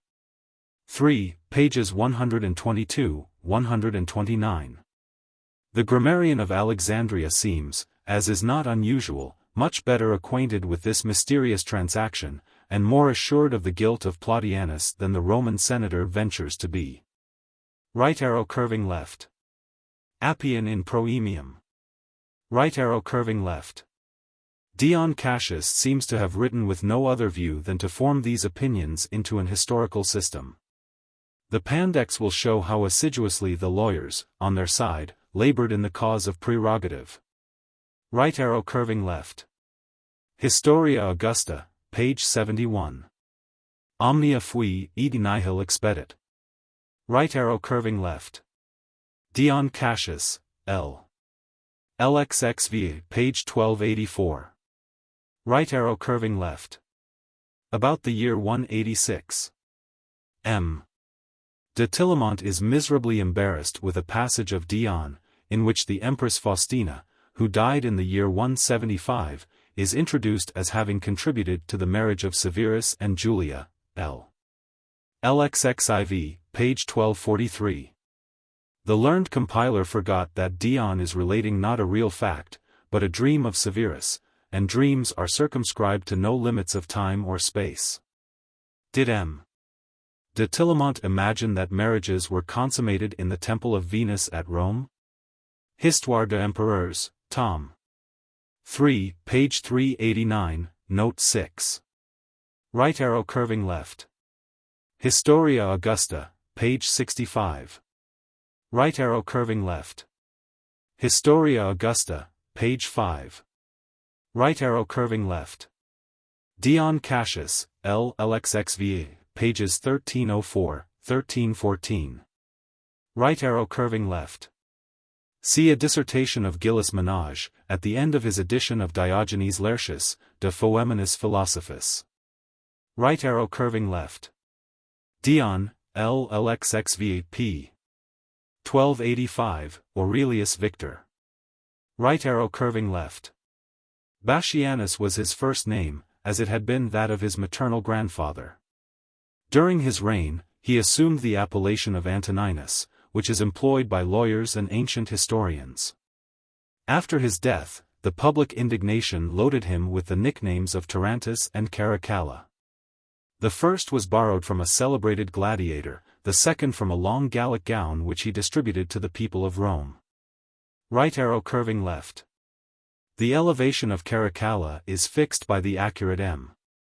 de Tillemont to the year 198, the association of Geta to the year 208. Right arrow curving left. Herodian, L. 3, page 130. The Lives of Caracalla and Geta, in the Augustan History. Right arrow curving left. Dion, L. LXXVA p. 1280, etc. Herodian, L. 3, page 132, etc. Right arrow curving left. Ossian's Poems, Volume 1, page 175. Right arrow curving left. That the caracal of Ossian is the Caracalla of the Roman history, is, perhaps, the only point of British antiquity in which Mr. Macpherson and Mr. Whitaker are of the same opinion. And yet the opinion is not without difficulty. In the Caledonian War, the son of Severus was known only by the appellation of Antoninus, and it may seem strange that the Highland bard should describe him by a nickname. Invented 4 years afterwards, scarcely used by the Romans till after the death of that emperor, and seldom employed by the most ancient historians. See Dion, L. LXXV, page 1317. Historia Augusta, page 89. Aurelius Victor. Eusebius in Chronicon, ad annum 214.8720. Right arrow curving left. Dion, L. LXXVA, page 1282. Historia Augusta, page 71. Aurelius Victor. Right arrow curving left. Dion, L. LXXVA, page 1283. Historia Augusta, page 89. Right arrow curving left. Dion, L. LXXVA, page 1284. Herodian, L. 3, page 135. Right arrow curving left. Mr. Hume is justly surprised at a passage of Herodian, L. 4, p. 139, who, on this occasion, represents the imperial palace as equal in extent to the rest of Rome. The whole region of the Palatine Mount, on which it was built, occupied, at most, a circumference of 11 or 12,000 feet, see the Notitia and Victor, in Nardini's Roma Antica. But we should recollect that the opulent senators had almost surrounded the city with their extensive gardens and suburb palaces, the greatest part of which had been gradually confiscated by the emperors. If Geta resided in the gardens that bore his name on the Janiculum, and if Caracalla inhabited the gardens of Maecenas on the Esquiline, the rival brothers were separated from each other by the distance of several miles. And yet the intermediate space was filled by the imperial gardens of Sallust, of Lucullus, of Agrippa, of Domitian, of Caius, etc.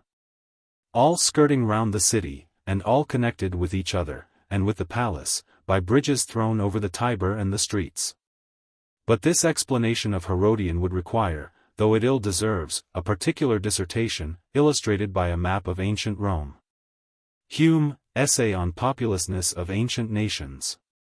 M. Right arrow curving left. Herodian, L. 4, page 139. Right arrow curving left. Herodian, L. 4, page 144. Right arrow curving left. Caracalla consecrated, in the temple of Serapis, the sword with which, as he boasted, he had slain his brother Geta. Dion, L. LXXV, page 1307. Right arrow curving left. Herodian, L. 4, page 147. In every Roman camp there was a small chapel near the headquarters, in which the statues of the tutelar deities were preserved and adored, and we may remark that the eagles and other military ensigns were in the first rank of these deities. An excellent institution, which confirmed discipline by the sanction of religion. See Lipsius, De Militia Romana 4-5, v. 2. Right arrow curving left. Herodian, L. 4, page 148. Dion, L. LXXV, page 1289. Right arrow curving left. The account of this transaction, in a new passage of Dion, varies in some degree from this statement. It adds that the next morning, in the Senate, Antoninus requested their indulgence, not because he had killed his brother, but because he was hoarse, and could not address them. My, Fragmenta Vaticana, page 228. M. Right arrow curving left. Geta was placed among the gods. Sit divus, dum non sit vivus, said his brother. Historia Augusta, page 91. Some marks of Geta's consecration are still found upon medals. Right arrow curving left. The favorable judgment which history has given of Geta is not founded solely on a feeling of pity. It is supported by the testimony of contemporary historians. He was too fond of the pleasures of the table, and showed great mistrust of his brother, but he was humane, well instructed. He often endeavored to mitigate the rigorous decrees of Severus and Caracalla. Herodian 4-3. Spartion in Geta. W. Right arrow curving left. Dion, L. LXXV, page 1307. Right arrow curving left. Endnotes 501-1000. The most valuable paragraph of Dion, which the industry of M. My has recovered, relates to this daughter of Marcus, executed by Caracalla. Her name, as appears from Fronto, as well as from Dion, was Cornificia. When commanded to choose the kind of death she was to suffer, she burst into womanish tears. But remembering her father Marcus, she thus spoke, O my hapless soul, Siupsilon chi iota delta iota omicron nu, animula, now imprisoned in the body, burst forth. Be free. Show them, however reluctant to believe it, that thou art the daughter of Marcus. She then laid aside all her ornaments, and preparing herself for death, ordered her veins to be opened. My, Fragmenta Vaticana 2, page 230. M. Right arrow curving left. Dion, L. LXXV, page 1290. Herodian, L. 4, page 150. Dion, p. 1298, says that the comic poets no longer durst employ the name of Geta in their plays, and that the estates of those who mentioned it in their testaments were confiscated. Right arrow curving left.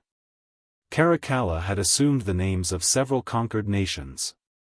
Pertinax observed that the name of Geticus, he had obtained some advantage over the Goths, or Geti, would be a proper addition to Parthurs, Alemannicus, etc. Historia Augusta, page 89. Right arrow curving left. Dion, L. LXXV, page 1291. He was probably descended from Helvidius Priscus and Thracia Paetus, those patriots, whose firm, but useless and unseasonable, virtue has been immortalized by Tacitus. 8721 Right arrow curving left. Caracalla reproached all those who demanded no favors of him. It is clear that if you make me no requests, you do not trust me. If you do not trust me, you suspect me. If you suspect me, you fear me. If you fear me, you hate me. And forthwith he condemned them as conspirators, a good specimen of the Sorites in a tyrant's logic. See Fragmenta Vaticana, page 230. M. Right arrow curving left.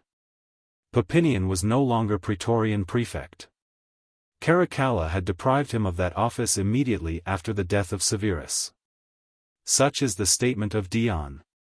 And the testimony of Spartion, who gives Papinian the Praetorian prefecture till his death, is of little weight opposed to that of a senator then living at Rome. W. Right arrow curving left. It is said that Papinian was himself a relation of the Empress Julia.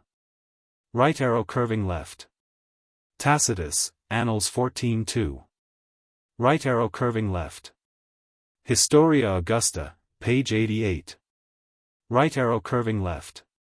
With regard to Papinian, see Johann Henexius's Historia Juris Romani, L. 330, etc. Right arrow curving left. Tiberius and Domitian never moved from the neighborhood of Rome. Nero made a short journey into Greece. Iti laudatorum principum usus ex equo, quam vis procule gentibus. Saevi proximus ingruent. Tacitus, Historiae 474. Right arrow curving left. Dion, L. LXXV, page 1294. Right arrow curving left.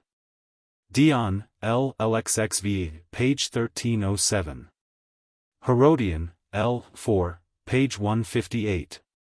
The former represents it as a cruel massacre, the latter as a perfidious one too. It seems probable that the Alexandrians has irritated the tyrant by their railleries, and perhaps by their tumults. 8722 Right arrow curving left.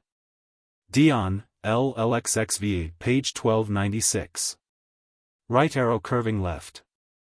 Dion, L. LXXV, page 1284. Mr. Wotton, History of Rome, page 330, suspects that this maxim was invented by Caracalla himself, and attributed to his father. Right arrow curving left. Dion, L. LXXV, p. 1343, informs us that the extraordinary gifts of Caracalla to the army amounted annually to 70 millions of drachmae, about £2,350,000. There is another passage in Dion, concerning the military pay, infinitely curious, were it not obscure, imperfect, and probably corrupt. The best sense seems to be, that the Praetorian Guards receive 1,250 drachmae, £40 a year. Dion, L. LXXVA, page 1307. Under the reign of Augustus, they were paid at the rate of 2 drachmae, or denarii, per day, 720 a year. Tacitus, Annals I-17. Domitian, who increased the soldiers' pay 1/4, must have raised the Praetorians to 960 drachmae. Johann Gronovius, De Pecunia Veter, L. 3 c. 2. These successive augmentations ruined the empire, for, with the soldiers' pay, their numbers too were increased. We have seen the Praetorians alone increased from 10,000 to 50,000 men. 8,723 Right arrow curving left. Carrhae, now Haran, between Edessa and Nisibis, famous for the defeat of Crassus, the Haran from whence Abraham set out for the land of Canaan. This city has always been remarkable for its attachment to Saboism. G. Right arrow curving left. Dion, L. LXXVI, page 1312. Herodian, L. 4, page 168. Right arrow curving left. The fondness of Caracalla for the name and ensigns of Alexander is still preserved on the medals of that emperor. See Spanheim, Dissertations de Prestantia et usu numismatum antiquorum 12. Herodian, L. 4, page 154, had seen very ridiculous pictures, in which a figure was drawn with one side of the face like Alexander, and the other like Caracalla. Right arrow curving left. Herodian, L. 4, page 169. Historia Augusta, page 94. Right arrow curving left. Dion, L. LXXXVAI, page 1350. Elagabalus reproached his predecessor with daring to seat himself on the throne. Though, as Praetorian prefect, he could not have been admitted into the Senate after the voice of the crier had cleared the house. The personal favor of Plautianus and Sejanus had broke through the established rule. They rose, indeed, from the equestrian order. But they preserved the prefecture with the rank of senator, and even with the consulship. Right arrow curving left. He was a native of Caesarea, in Numidia, and began his fortune by serving in the household of Plautian, from whose ruin he narrowly escaped. His enemies asserted that he was born a slave, and had exercised, among other infamous professions, that of gladiator. The fashion of aspersing the birth and condition of an adversary seems to have lasted from the time of the Greek orators to the learned grammarians of the last age. Right arrow curving left. Both Dion and Herodian speak of the virtues and vices of Macrinus with candor and impartiality. But the author of his life, in the Augustan history, seems to have implicitly copied some of the venal writers employed by Elagabalus to blacken the memory of his predecessor. Right arrow curving left. Dion, L.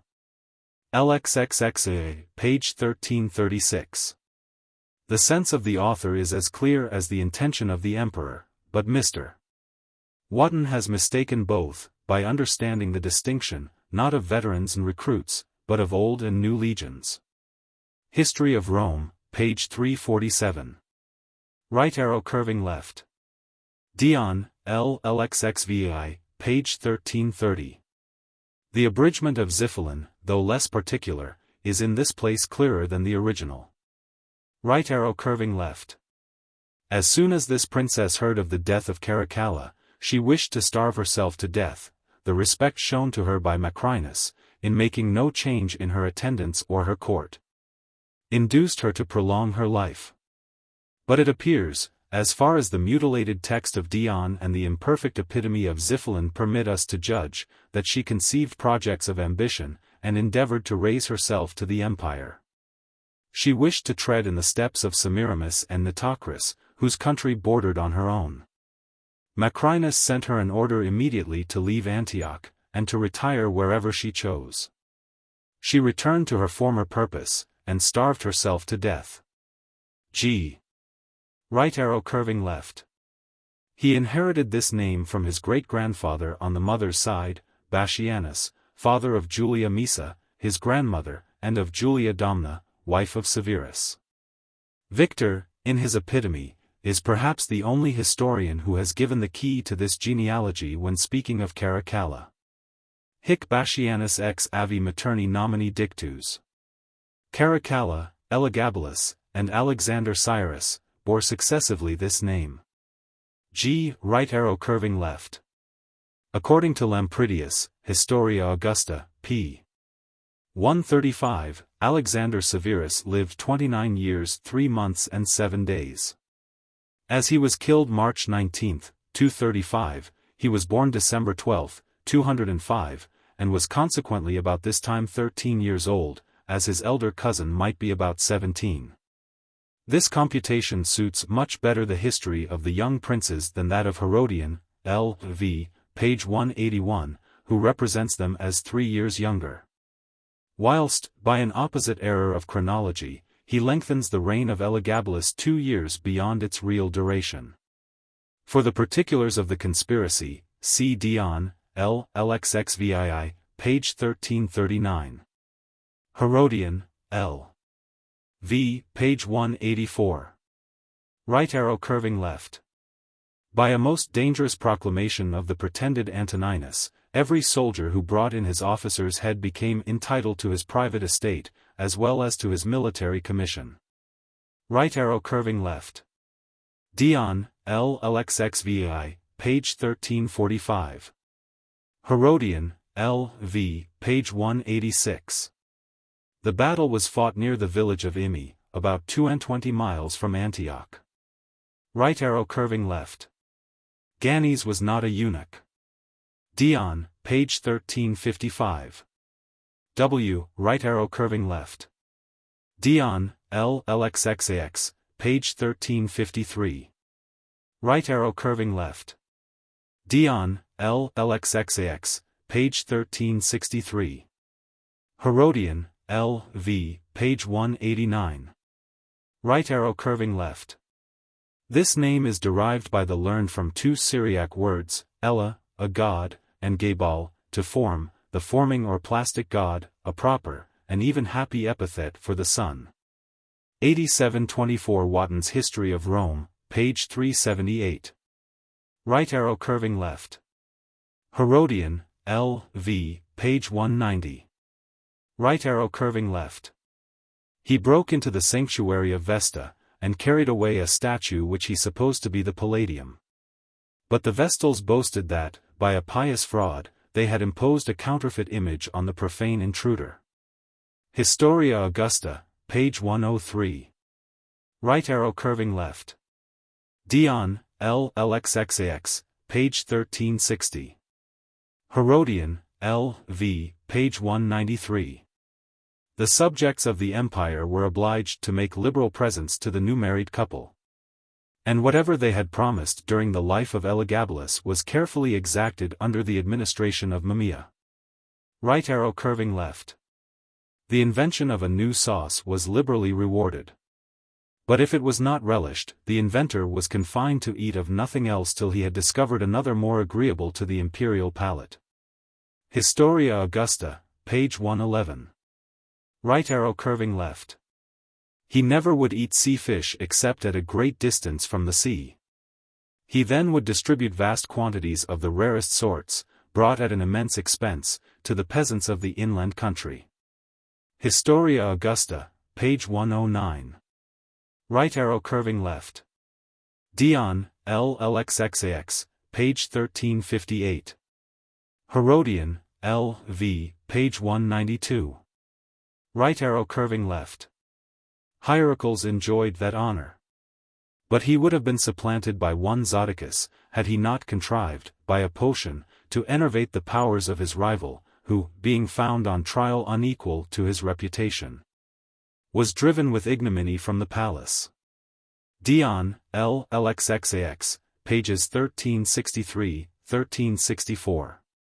A dancer was made prefect of the city, a charioteer prefect of the watch, a barber prefect of the provisions. These three ministers, with many inferior officers, were all recommended enormitate membrorum. Historia Augusta, page 105. Right arrow curving left. Even the credulous compiler of his life, in the Augustan history, p. 111, is inclined to suspect that his vices may have been exaggerated. Right arrow curving left. Wenck has justly observed that Gibbon should have reckoned the influence of Christianity in this great change. In the most savage times, and the most corrupt courts, since the introduction of Christianity there have been no Neros or Domitians, no Commodus or Elagabalus. Right arrow curving left. Dion, LLXXAX, page 1365. Herodian, L.V., pages 195, 201. Historia Augusta, page 105. The last of the three historians seems to have followed the best authors in his account of the revolution. Right arrow curving left. The era of the death of Elagabalus, and of the accession of Alexander, has employed the learning and ingenuity of Pagi, Tillemont, Valsecchi, Vignoli, and Torri, Bishop of Adria. The question is most assuredly intricate. But I still adhere to the authority of Dion, the truth of whose calculations is undeniable, and the purity of whose text is justified by the agreement of Xiphilin, Zonaras, and Cedrinus. Elagabalus reigned 3 years 9 months and 4 days, from his victory over Macrinus, and was killed March 10, 222. But what shall we reply to the medals, undoubtedly genuine, which reckon the 5th year of his tribunician power? We shall reply, with the learned Valsecchi, that the usurpation of Macrinus was annihilated, and that the son of Caracalla dated his reign from his father's death. After resolving this great difficulty, the smaller knots of this question may be easily untied, or cut asunder. 8725 Right arrow curving left. Historia Augusta, page 114. By this unusual precipitation, the Senate meant to confound the hopes of pretenders, and prevent the factions of the armies. Right arrow curving left.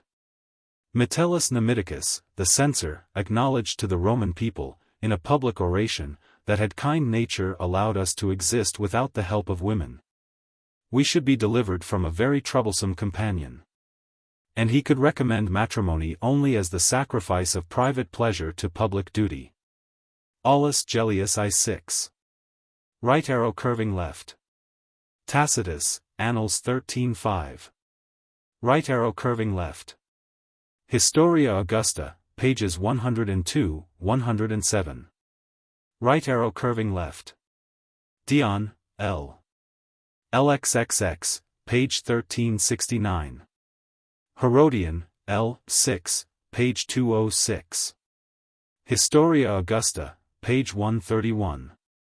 Herodian represents the patrician as innocent.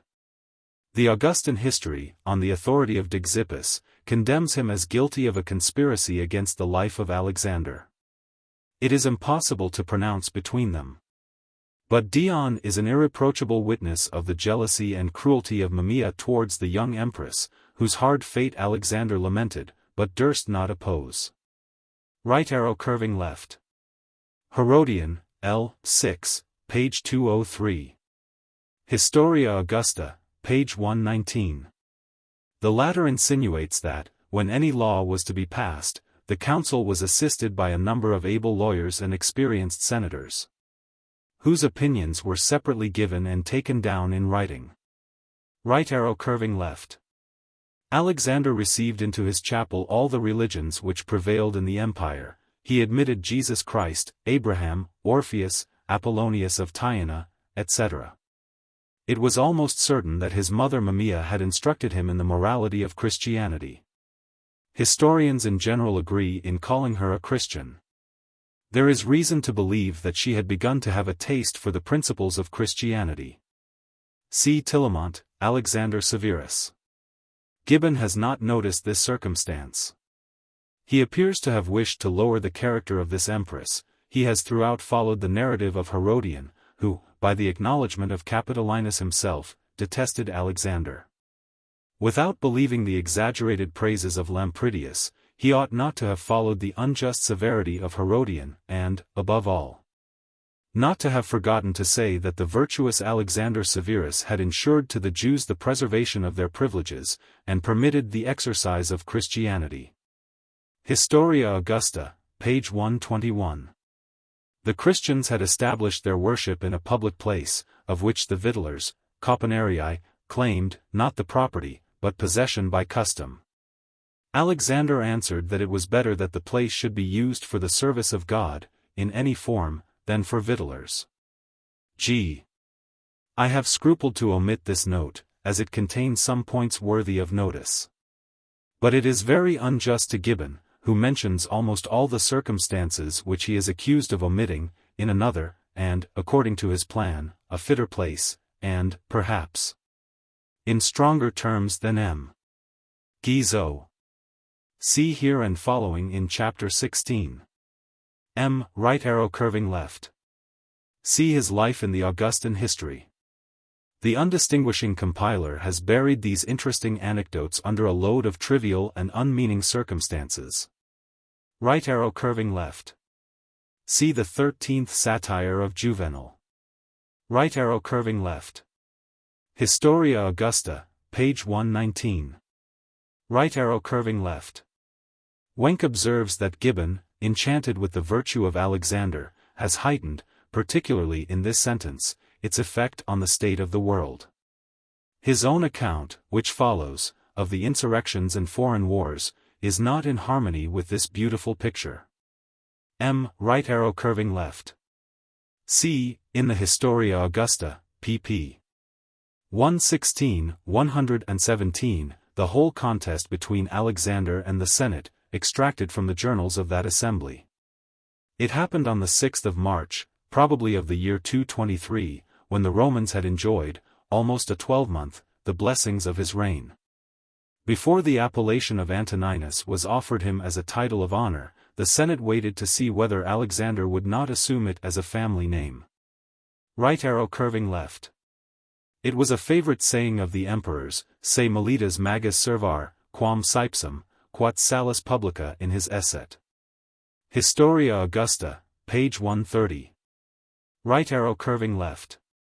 Gibbon has confounded two events altogether different, the quarrel of the people with the Praetorians, which lasted 3 days, and the assassination of Ulpian by the latter. Dion relates first the death of Ulpian. Afterwards, reverting back according to a manner which is usual with him, he says that during the life of Ulpian, there had been a war of 3 days between the Praetorians and the people. But Ulpian was not the cause. Dion says, on the contrary, that it was occasioned by some unimportant circumstance.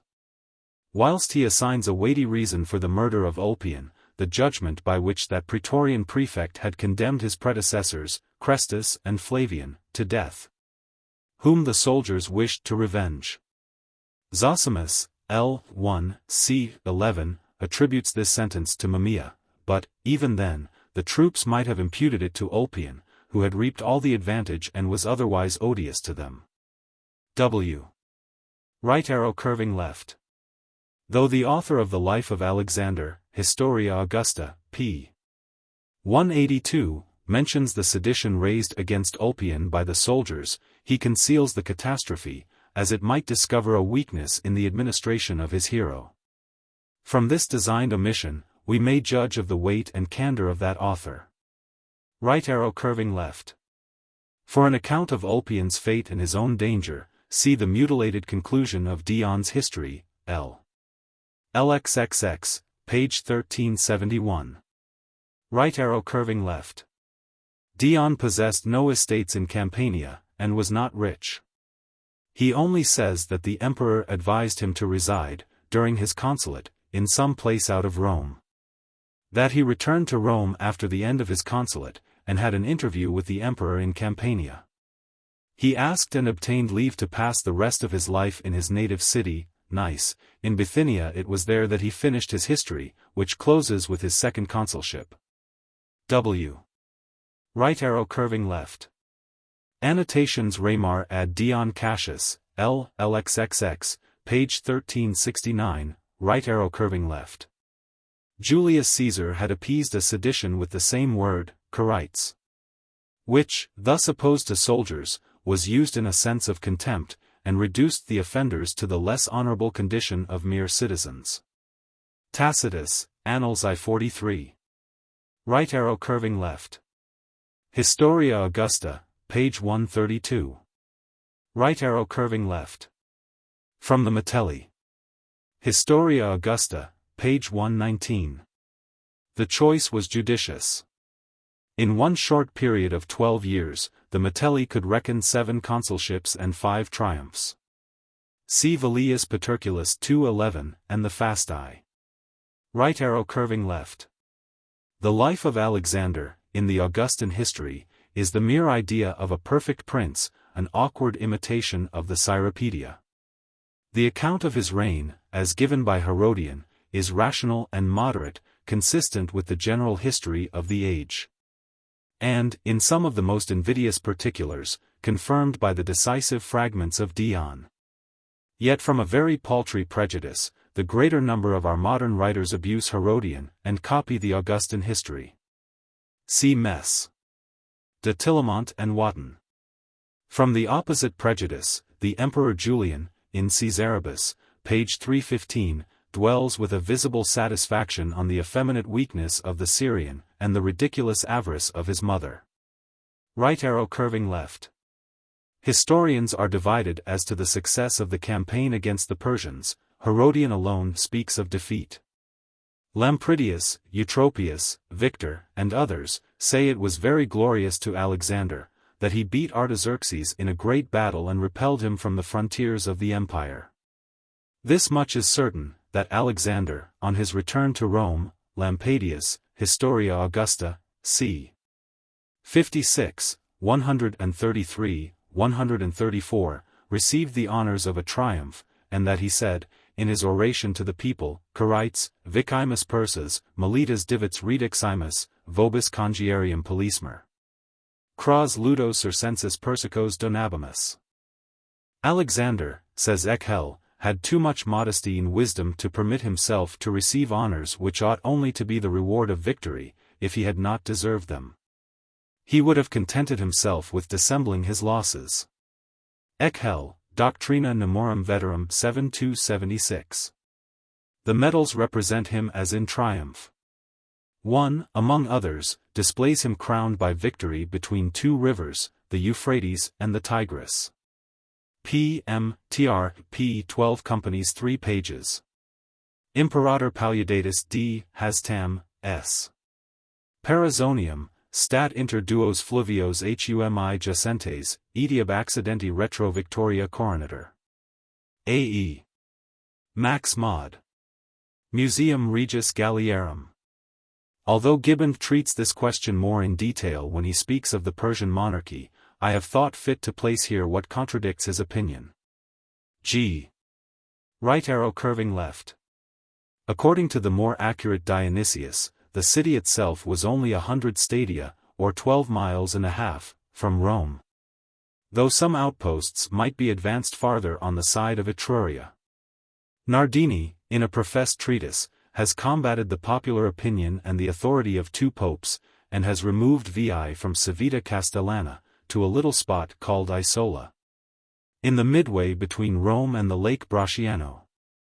8726 right arrow curving left. See the 4th and 5th books of Livy. In the Roman census, property, power, and taxation were commensurate with each other. Right arrow curving left. Pliny the Elder, Naturalis Historiae, L. 33 c. 3. Cicero, De Officiis 222. Plutarch, Parallel Lives, Papulus Aemilius, page 275. Right arrow curving left. See a fine description of this accumulated wealth of ages in Lucan's Pharsalia, L. 3 v. 155, etc. Right arrow curving left. The Rationarium or Breviarium Imperii. Compare, besides Tacitus, Suetonius, De Vita Caesarum, Augustus, c. Ultima, Dion, page 832. Other emperors kept and published similar registers. See a dissertation of Dr. Christopher Wall, De Rationario Imperii Romani Leipzig, 1773.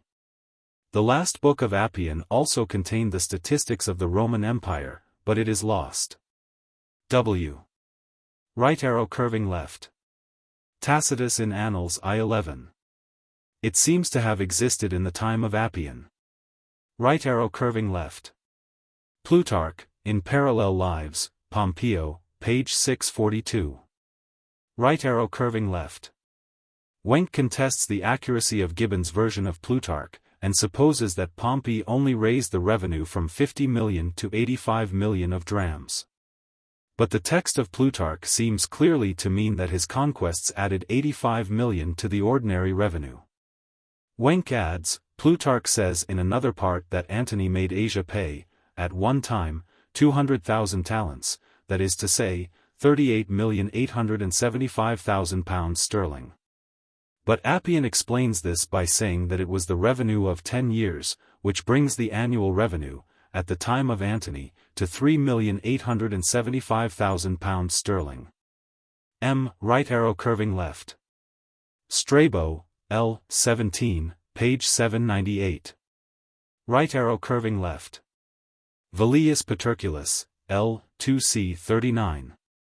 He seems to give the preference to the revenue of Gaul. Right arrow curving left.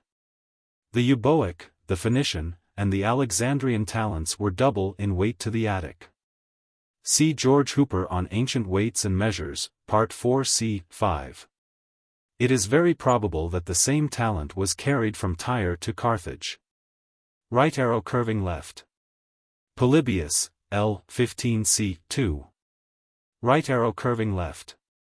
Appian in Punicis, page 84. Right arrow curving left. Diodorus Siculus, L. 5.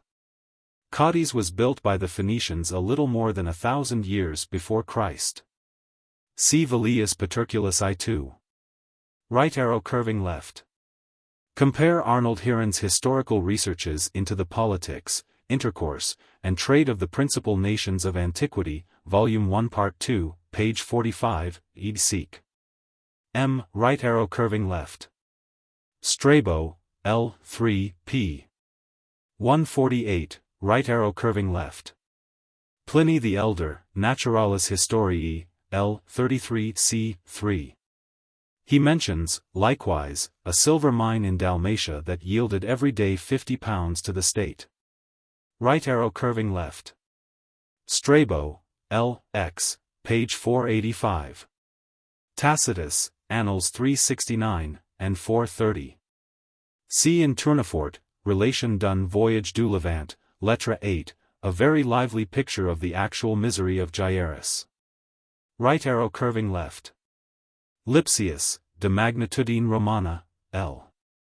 2c. 3, computes the revenue at 150 millions of gold crowns, but his whole book, though learned and ingenious, betrays a very heated imagination. 8727 right arrow curving left. It is not astonishing that Augustus held this language. The Senate declared also under Nero that the state could not exist without the imposts as well augmented as founded by Augustus.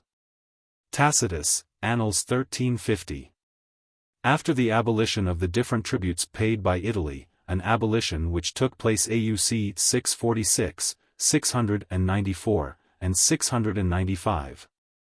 The state derived no revenues from that great country but the 20th part of the manumissions, vicesima manumissionum. And Cicero laments this in many places, particularly in his epistles to Atticus, 2:15. G. From W. right arrow curving left. Tacitus, Annals 1331.8728 right arrow curving left. See Pliny the Elder, Naturalis Historiae, L. 6c. 23, LXIIC 18. His observation, that the Indian commodities were sold at Rome at 100 times their original price, may give us some notion of the produce of the customs. Since that original price amounted to more than 800,000 pounds. Right arrow curving left.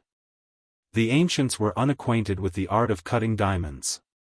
Right arrow curving left. M.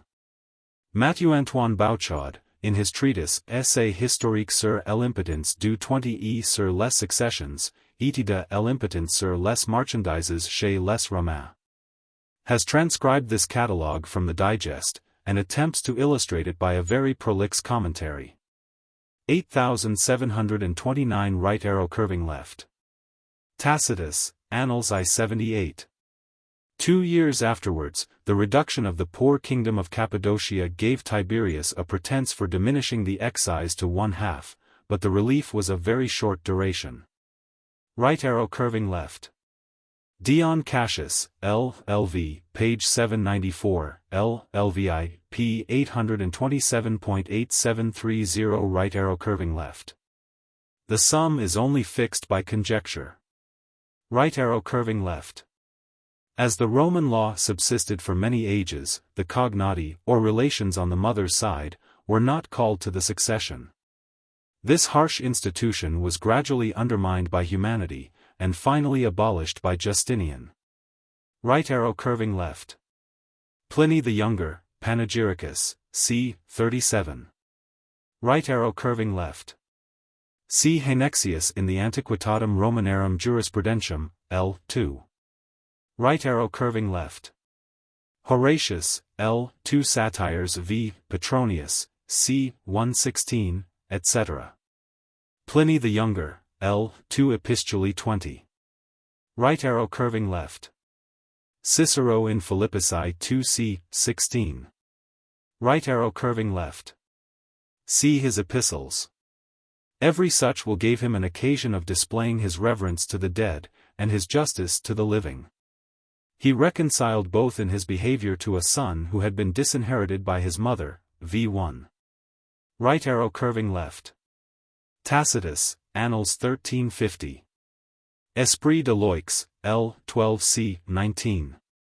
Right arrow curving left. See Pliny the Younger's Panegyricus, the Augustan History, and Peter Berman, De Vectigalibus Passum. Right arrow curving left. The tributes, properly so called, were not farmed, since the good princes often remitted many millions of arrears. Right arrow curving left. The situation of the new citizens is minutely described by Pliny the Younger, Panegyricus, c. 37, 39. Trajan published a law very much in their favor. Right arrow curving left. Gibbon has adopted the opinion of Spanheim and of Berman, which attributes to Caracalla this edict, which gave the right of the city to all the inhabitants of the provinces. This opinion may be disputed. Several passages of Spartianus, of Aurelius Victor, and of Aristides, attribute this edict to Marcus Aurelius. See a learned essay, entitled Johannes P. Moneri, Commentatio de Marco Aurelio Antonino Constitutionis de Civitate Universo Orbi Romano Data Auctor, Haley, 1772, octavo. It appears that Marcus Aurelius made some modifications of this edict, which released the provincials from some of the charges imposed by the right of the city, and deprived them of some of the advantages which it conferred. Caracalla annulled these modifications. W. Right arrow curving left. Dion, L. LXXV, page 1295. Right arrow curving left. He who paid 10 aurei, the usual tribute, was charged with no more than the third part of an aureus, and proportional pieces of gold were coined by Alexander's order. Historia Augusta, p.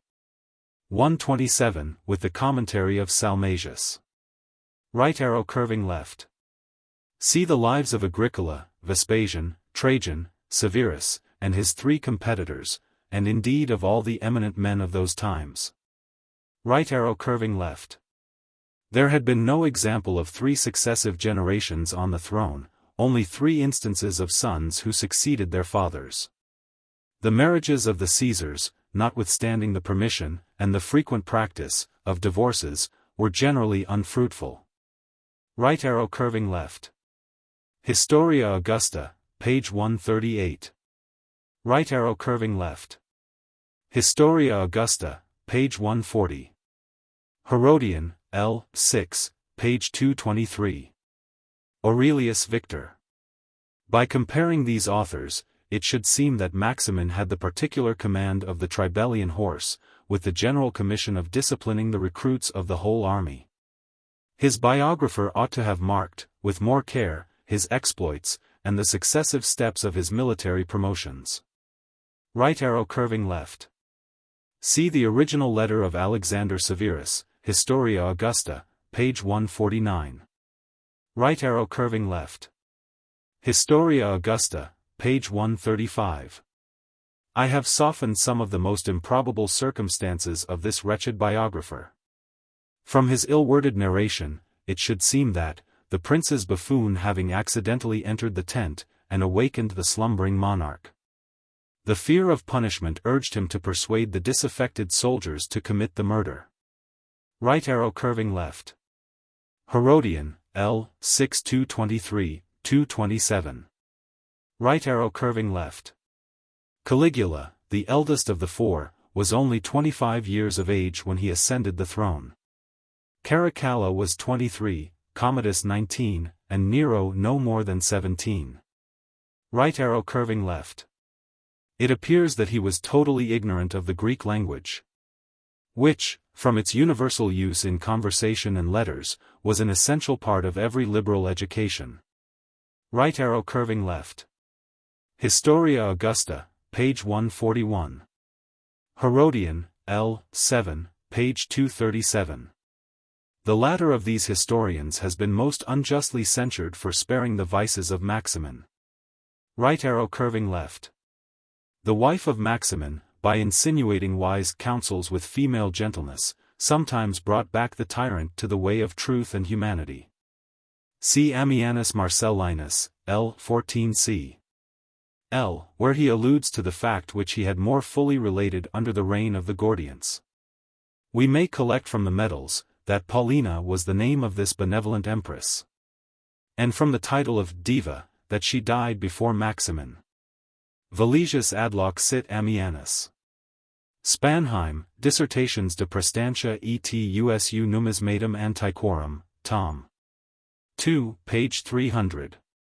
8731 right arrow curving left. He was compared to Spartacus and Athenio. Historia Augusta, page 141. Right arrow curving left. Herodian, L. 7, page 238. Zosimus, L. I, page 15. Right arrow curving left.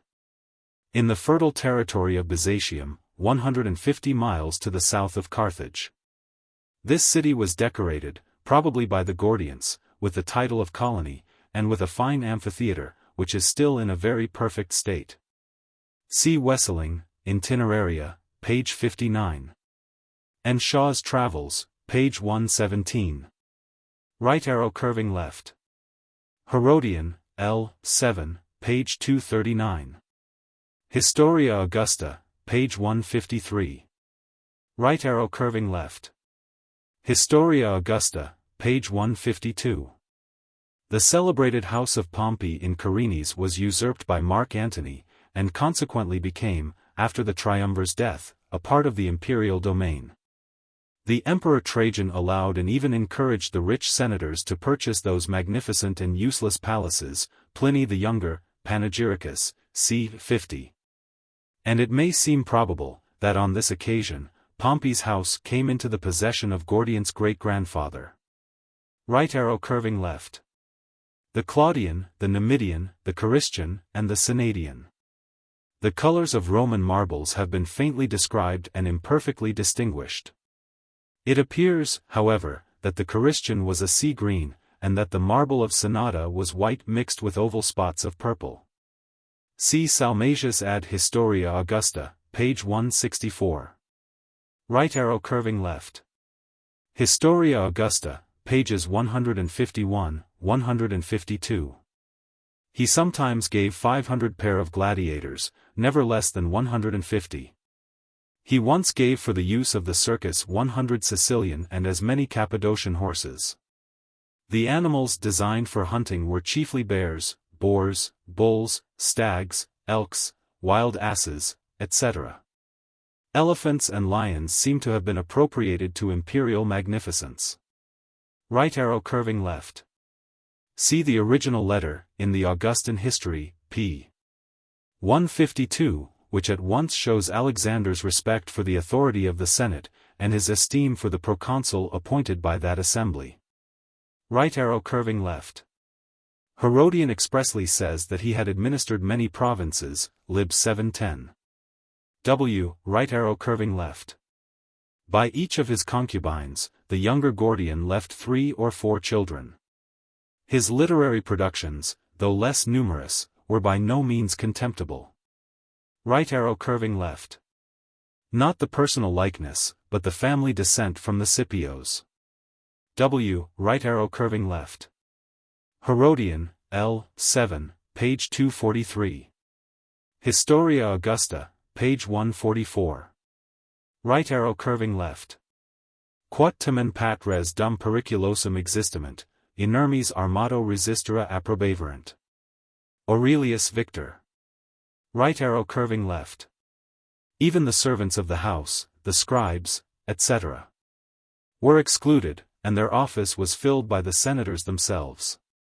We are obliged to the Augustan History, page 159, for preserving this curious example of the discipline of the Commonwealth. Right arrow curving left. This spirited speech, translated from the Augustan Historian, page 156, seems transcribed by him from the original registers of the Senate. Right arrow curving left. Herodian, L. 7, page 244. Right arrow curving left. Herodian, L. 7, page 247, L. 8, page 277. Historia Augusta, pages 156, 158. Right arrow curving left. Herodian, L. 7, page 254. Historia Augusta, pages 150, 160. We may observe that 1 month and 6 days for the reign of Gordian is a just correction of Casaubon and Panvinius, instead of the absurd reading of 1 year and 6 months. See commentary page 193. Zosimus relates, L. I, page 17, that the 2 Gordians perished by a tempest in the midst of their navigation. A strange ignorance of history, or a strange abuse of metaphors. Right arrow curving left. See the Augustan History, page 166, from the registers of the Senate. The date is confessedly faulty, but the coincidence of the Apollinarian games enables us to correct it. Right arrow curving left. He was descended from Cornelius Balbus, a noble Spaniard, and the adopted son of Theophanes, the Greek historian. Balbus obtained the freedom of Rome by the favor of Pompey, and preserved it by the eloquence of Cicero. See Oratio pro Cornelius Balbus. The friendship of Caesar, to whom he rendered the most important secret services in the civil war, raised him to the consulship and the pontificate, honors never yet possessed by a stranger. The nephew of this Balbus triumphed over the Garamantes. See Dictionnaire de Bell, o motu Balbus, where he distinguishes the several persons of that name, and rectifies, with his usual accuracy, the mistakes of former writers concerning them. Right arrow curving left. Zonaras, L. 12, page 622. But little dependence is to be had on the authority of a modern Greek, so grossly ignorant of the history of the 3rd century that he creates several imaginary emperors, and confounds those who really existed. Right arrow curving left. Herodian, L. 7, page 256, supposes that the Senate was at first convoked in the Capitol, and is very eloquent on the occasion. The Augustan history, page 116, seems much more authentic. Right arrow curving left. According to some, the sun. G. Right arrow curving left. In Herodian, L. 7, p. 249, and in the Augustan history, we have 3 several orations of Maximin to his army, on the rebellion of Africa and Rome. M. de Tillemont has very justly observed that they neither agree with each other nor with truth. Histoire des Empereurs, tom. 3, page 799. Right arrow curving left. The carelessness of the writers of that age leaves us in a singular perplexity. We know that Maximus and Balbinus were killed during the Capitoline Games. Herodian, L. 8, page 285. The authority of Censorinus, de Die Natali, c. 18, enables us to fix those games with certainty to the year 238, but leaves us in ignorance of the month or day. The election of Gordian by the Senate is fixed with equal certainty to the 27th of May, but we are at a loss to discover whether it was in the same or the preceding year. Tillemont and Muratori, who maintain the 2 opposite opinions, bring into the field a desultory troop of authorities, conjectures, and probabilities. The one seems to draw out, the other to contract, the series of events between those periods, more than can be well reconciled to reason and history. Yet it is necessary to choose between them. 8732 Right arrow curving left. Velius Paterculus, L. 2c. 24. The President de Montesquieu, in his dialogue between Sylla and Eucrates, expresses the sentiments of the dictator in a spirited, and even a sublime manner. Right arrow curving left. Ludovico Muratori, Annali d'Italia, tom. 2, page 294, thinks the melting of the snows suits better with the months of June or July, than with those of February. The opinion of a man who passed his life between the Alps and the Apennines is undoubtedly of great weight. Yet I observe that the long winter, of which Muratori takes advantage, is to be found only in the Latin version, and not in the Greek text of Herodian. That the vicissitudes of suns and rains, to which the soldiers of Maximin were exposed, Herodian, L. 8, page 277, denotes the spring rather than the summer. We may observe, likewise, that these several streams, as they melted into one, composed the Timavus, so poetically, in every sense of the word, described by Virgil. They are about 12 miles to the east of Aquileia. See Claverius, Italia Antiqua, tom. I, page 189, etc. Right arrow curving left. Herodian, L. 8, page 272. The Celtic deity was supposed to be Apollo, and received under that name the thanks of the Senate. A temple was likewise built to Venus the Bald, in honor of the women of Aquileia, who had given up their hair to make ropes for the military engines. Right arrow curving left. Herodian, L. 8, page 279. Historia Augusta, page 146. The duration of Maximin's reign has not been defined with much accuracy, except by Eutropius, who allows him 3 years and a few days, L. 9:1. We may depend on the integrity of the text, as the Latin original is checked by the Greek version of Paeanius. Right arrow curving left. 8 Roman feet and 1/3, which are equal to above 8 English feet, as the two measures are to each other in the proportion of 967 to 1000. See Graves' Discourse on the Roman Foot. We are told that Maximin could drink in a day an amphora, or about 7 gallons, of wine, and eat 30 or 40 pounds of meat.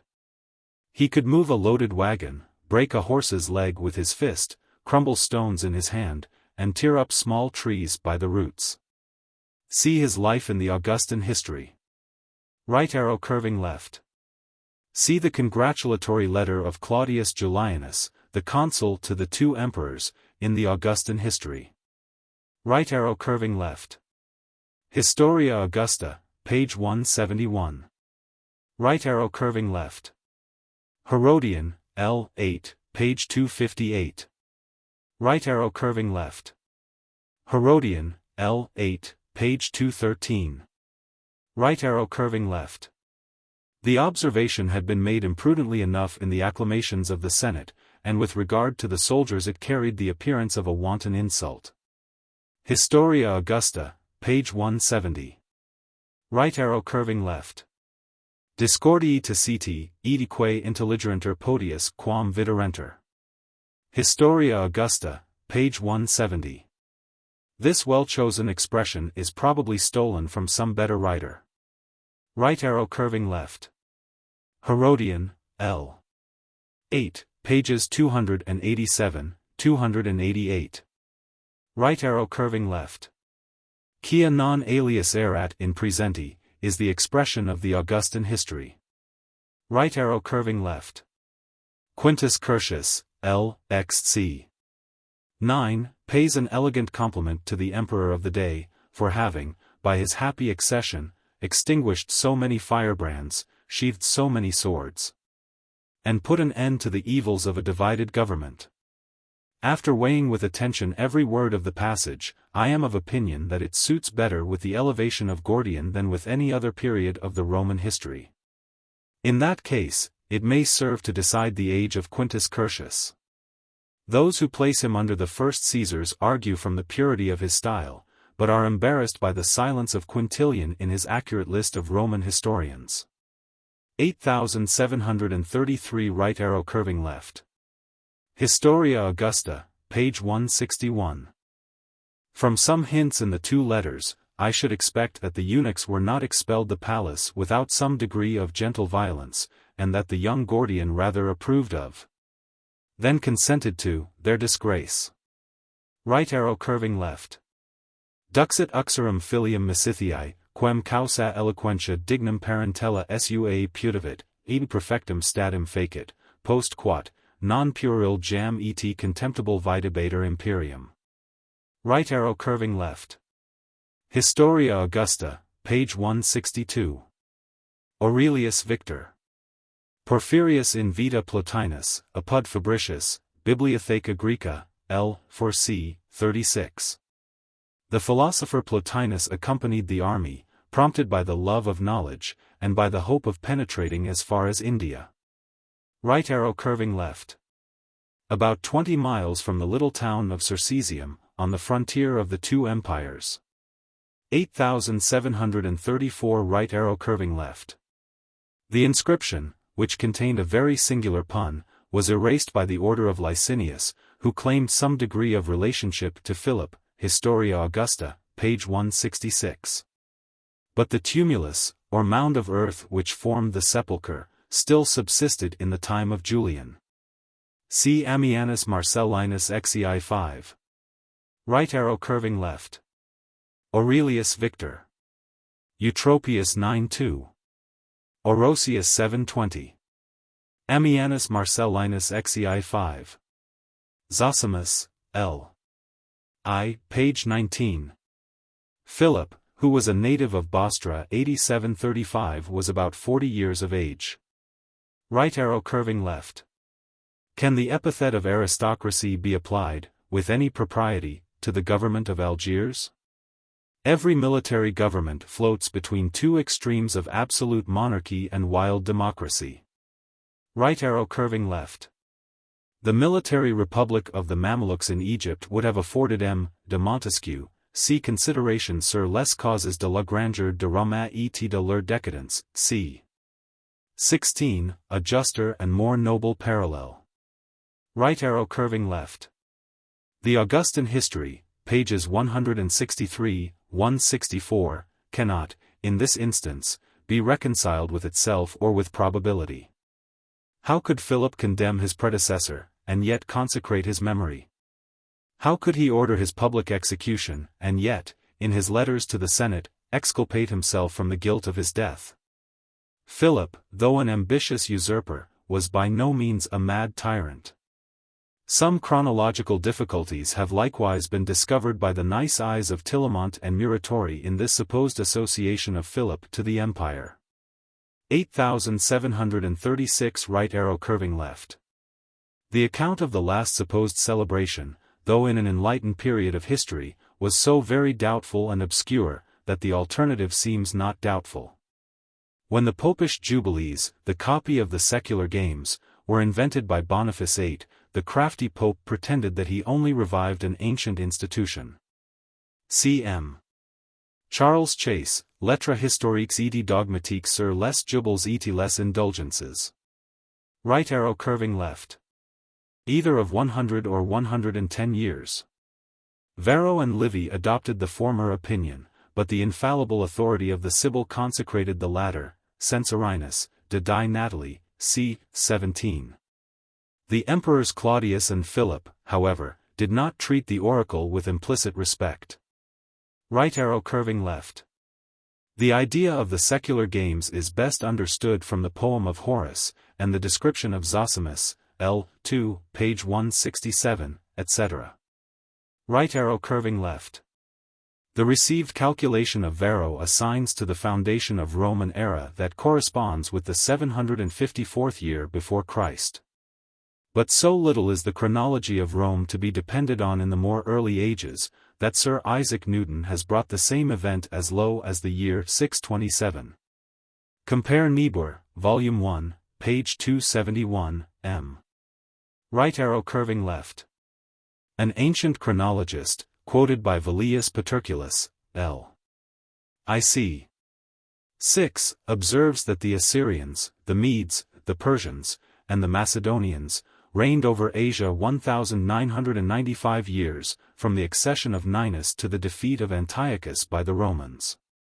As the latter of these great events happened 289 years before Christ, the former may be placed 2,184 years before the same era. The astronomical observations, found at Babylon by Alexander, went 50 years higher. Right arrow curving left. The Parthians were a tribe of the Indo-Germanic branch which dwelt on the southeast of the Caspian, and belonged to the same race as the Geti, the Massagetæ, and other nations. Confounded by the ancients under the vague denomination of Scythians. Julius Klaproth, Tableaux historiques de l'Asie, page 40. Strabo, page 747, calls the Parthians Carducci, i.e., the inhabitants of Kurdistan. M. Right arrow curving left. In the 538th year of the era of Seleucus. See Agathias, L. 2, page 63. This great event, such is the carelessness of the Orientals, is placed by Eutychius as high as the 10th year of Commodus, and by Moses of Choronae as low as the reign of Philip. Ammianus Marcellinus has so servilely copied, Xi 6, his ancient materials, which are indeed very good, that he describes the family of the Arsacides as still seated on the Persian throne in the middle of the 4th century. Right arrow curving left. The Persian history, if the poetry of the Shah Nami, the Book of Kings, may deserve that name, mentions 4 dynasties from the earliest ages to the invasion of the Saracens.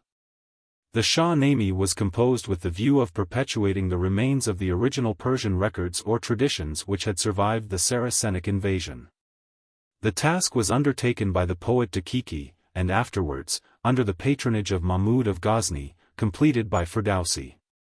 The first of these dynasties is that of Kayamors, as Sir William Jones observes, the dark and fabulous period. The second, that of the Kayanian, the heroic and poetical, in which the learned have discovered some curious, and imagined some fanciful, analogies with the Jewish, the Greek, and the Roman accounts of the Eastern world. See, on the Shah Nami, translation by Joseph Goerres, with Joseph von Hammer's review, Wiener Jahrbucher der Literatur 17, 75-77. John Malcolm's History of Persia, octavo edition, I-503. Turner McCung's preface to his critical edition of the Shah-Nami. On the early Persian history, a very sensible abstract of various opinions in Malcolm's History of Persia. M. Right arrow curving left. The tanner's name was Babek, the soldiers, Sassan, from the former Artaxerxes obtained the surname of Babgan, from the latter all his descendants have been styled Sassanides. Right arrow curving left. Barthélemy de Herbelot, Bibliothèque Orientale, Ardshir. Right arrow curving left. In the plain of Hormuz, the son of Babek was hailed in the field with the proud title of Shahan Shah, King of Kings, a name ever since assumed by the sovereigns of Persia. Malcolm I-71. M. Right arrow curving left. Dion Cassius, LLXXX. Herodian, L. 6, page 207. Abulpharagius, Historia Compendiosa Dynastiarum, page 80. Right arrow curving left. See the Persian account of the rise of Artaxerxes Babgan, in Malcolm I-69. M. Right arrow curving left. See Moses Coronensis, L. 2c. 65, 71.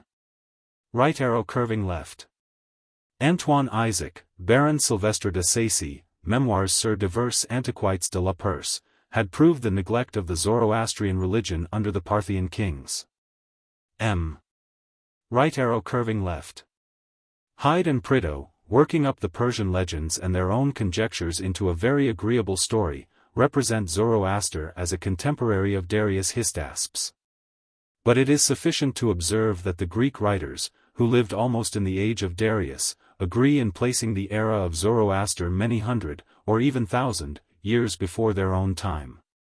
The judicious criticisms of Mr. Walter Moyle perceived, and maintained against his uncle Dr. Humphrey Prideaux, the antiquity of the Persian prophet. See his work, Volume 2. 8737 right arrow curving left. That ancient idiom was called the Zend. The language of the commentary, the Pelvi, though much more modern, has ceased many ages ago to be a living tongue. This fact alone, if it is allowed as authentic, sufficiently warrants the antiquity of those writings which M. d'Anquetil has brought into Europe and translated into French. 8738 right arrow curving left. Thomas Hyde, Historia Religionis Veterum Persarum, c. 21. Right arrow curving left. I have principally drawn this account from the Zendavesta of M. d'Anquetil, and the Satr Bundahesh, subjoined to Dr. Hyde's treatise. It must, however, be confessed, that the studied obscurity of a prophet, the figurative style of the East, and the deceitful medium of a French or Latin version, may have betrayed us into error and heresy, in this abridgment of Persian theology. 8739 right arrow curving left. Zeruin Acharin, so translated by Anquetil and Klucker. There is a dissertation of Fouquer on this subject, Memoirs de l'Académie des Inscriptions, tom. 29. According to Peter van Bolen, Das Alte Indian, it is the Sanskrit Sarvan Akaranam, the uncreated whole, or, according to Friedrich Schlegel, Sarvanacarium, the uncreated indivisible. M. Right arrow curving left. This is an error. Ahriman was not forced by his invariable nature to do evil. The Zendavesta expressly recognizes, see the Isishn, that he was born good, that in his origin he was light.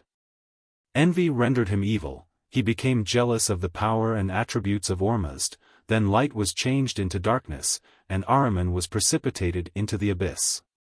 See the abridgment of the Doctrine of the Ancient Persians, by Anquetil, c. 2 section 2. G. Right arrow curving left. The modern Parses, and in some degree the Satr, exalt Ormuzd into the first and omnipotent cause, whilst they degrade Ahriman into an inferior but rebellious spirit. Their desire of pleasing the Mohammedans may have contributed to refine their theological systems. Right arrow curving left. According to the Zendavesta, Ahriman will not be annihilated or precipitated forever into darkness. At the resurrection of the dead he will be entirely defeated by Ormuzd, his power will be destroyed, his kingdom overthrown to its foundations. He will himself be purified in torrents of melting metal. He will change his heart and his will, become holy, heavenly, establish in his dominions the law and word of Ormuzd, unite himself with him in everlasting friendship. And both will sing hymns in honor of the great eternal. See Enkidu's abridgment. Klucker, Anang Zoom Zendavesta, Part 3, pages 85, 86, and the Izishn, one of the books of the Zendavesta. According to the Sadr Bundihesh, a more modern work, Ahriman is to be annihilated, but this is contrary to the text itself of the Zendavesta. And to the idea its author gives of the kingdom of eternity, after the 12,000 years assigned to the contest between good and evil. G. Right arrow curving left. Herodotus, L. IC, 131. But Dr. Prideaux thinks, with reason, that the use of temples was afterwards permitted in the Magian religion. 8740 Right arrow curving left. Among the Persians Mitra is not the sun. Enkidu has contested and triumphantly refuted the opinion of those who confound them. And it is evidently contrary to the text of the Zendavesta. Mitra is the first of the genii, or Jeds, created by Ormuzd. It is he who watches over all nature. Hence arose the misapprehension of some of the Greeks, who have said that Mitra was the summus deus of the Persians. He has 1,000 ears and 10,000 eyes. The Chaldeans appear to have assigned him a higher rank than the Persians. It is he who bestows upon the earth the light of the sun. The sun, named Kor, brightness, is thus an inferior genius, who, with many other genii, bears a part in the functions of Mitra. These assistant genii to another genius are called his kamkars. But in the Zendavesta they are never confounded. On the days sacred to a particular genius, the Persian ought to recite, not only the prayers addressed to him, but those also which are addressed to his kamkars. Thus the hymn or Ayisht of Mitra is recited on the day of the sun, Kor, and vice versa. It is probably this which has sometimes caused them to be confounded. But Enkidu had himself exposed this error, which Klucker, and all who have studied the Zendavesta, have noticed. See 8 Dissert. Of Enkidu. Klucker's Anang Zoom Zendavesta, Part 3, page 132. G. M. Guizot is unquestionably right, according to the pure and original doctrine of the Zend. The Mithriac worship, which was so extensively propagated in the West, and in which Mitra and the sun were perpetually confounded, seems to have been formed from a fusion of Zoroastrianism and Chaldeism, or the Syrian worship of the sun. An excellent abstract of the question, with references to the works of the chief modern writers on his curious subject, de Sacy, Klucker, von Hammer, etc., may be found in Joseph Daniel Gignaut's translation of Kreutzer. Religions de l'Antiquite, Notes 8, 9 to Book 2 Volume 1 2nd Part, page 728. M. Right arrow curving left. Hyde, Historia Religionis Veterum Persarum, c. 8. Notwithstanding all their distinctions and protestations, which seem sincere enough, their tyrants, the Mohammedans, have constantly stigmatized them as idolatrous worshippers of the fire. Right arrow curving left. See the Sadr, the smallest part of which consists of moral precepts. The ceremonies enjoined are infinite and trifling. 15 genuflections, prayers, etc., were required whenever the devout Persian cut his nails or made water, or as often as he put on the sacred girdle. Sadr, Art. 14, 50, 60. 8741 Right arrow curving left. C. On Zoroaster's encouragement of agriculture, the ingenious remarks of Hiran, Ideen über die Politik, Volume 1, page 449, etc. And Rode, Die Heilige Sage und das Gesamt Religion System, page 517.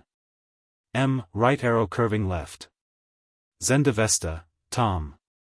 I, page 224, and Précis du Système de Zoroaster, Tom. 3. Right arrow curving left. Hyde, Historia Religionis Veterum Persarum, c. 19. Right arrow curving left.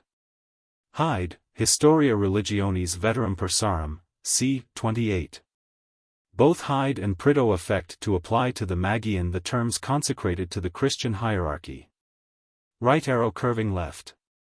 Ammianus Marcellinus Xi 6.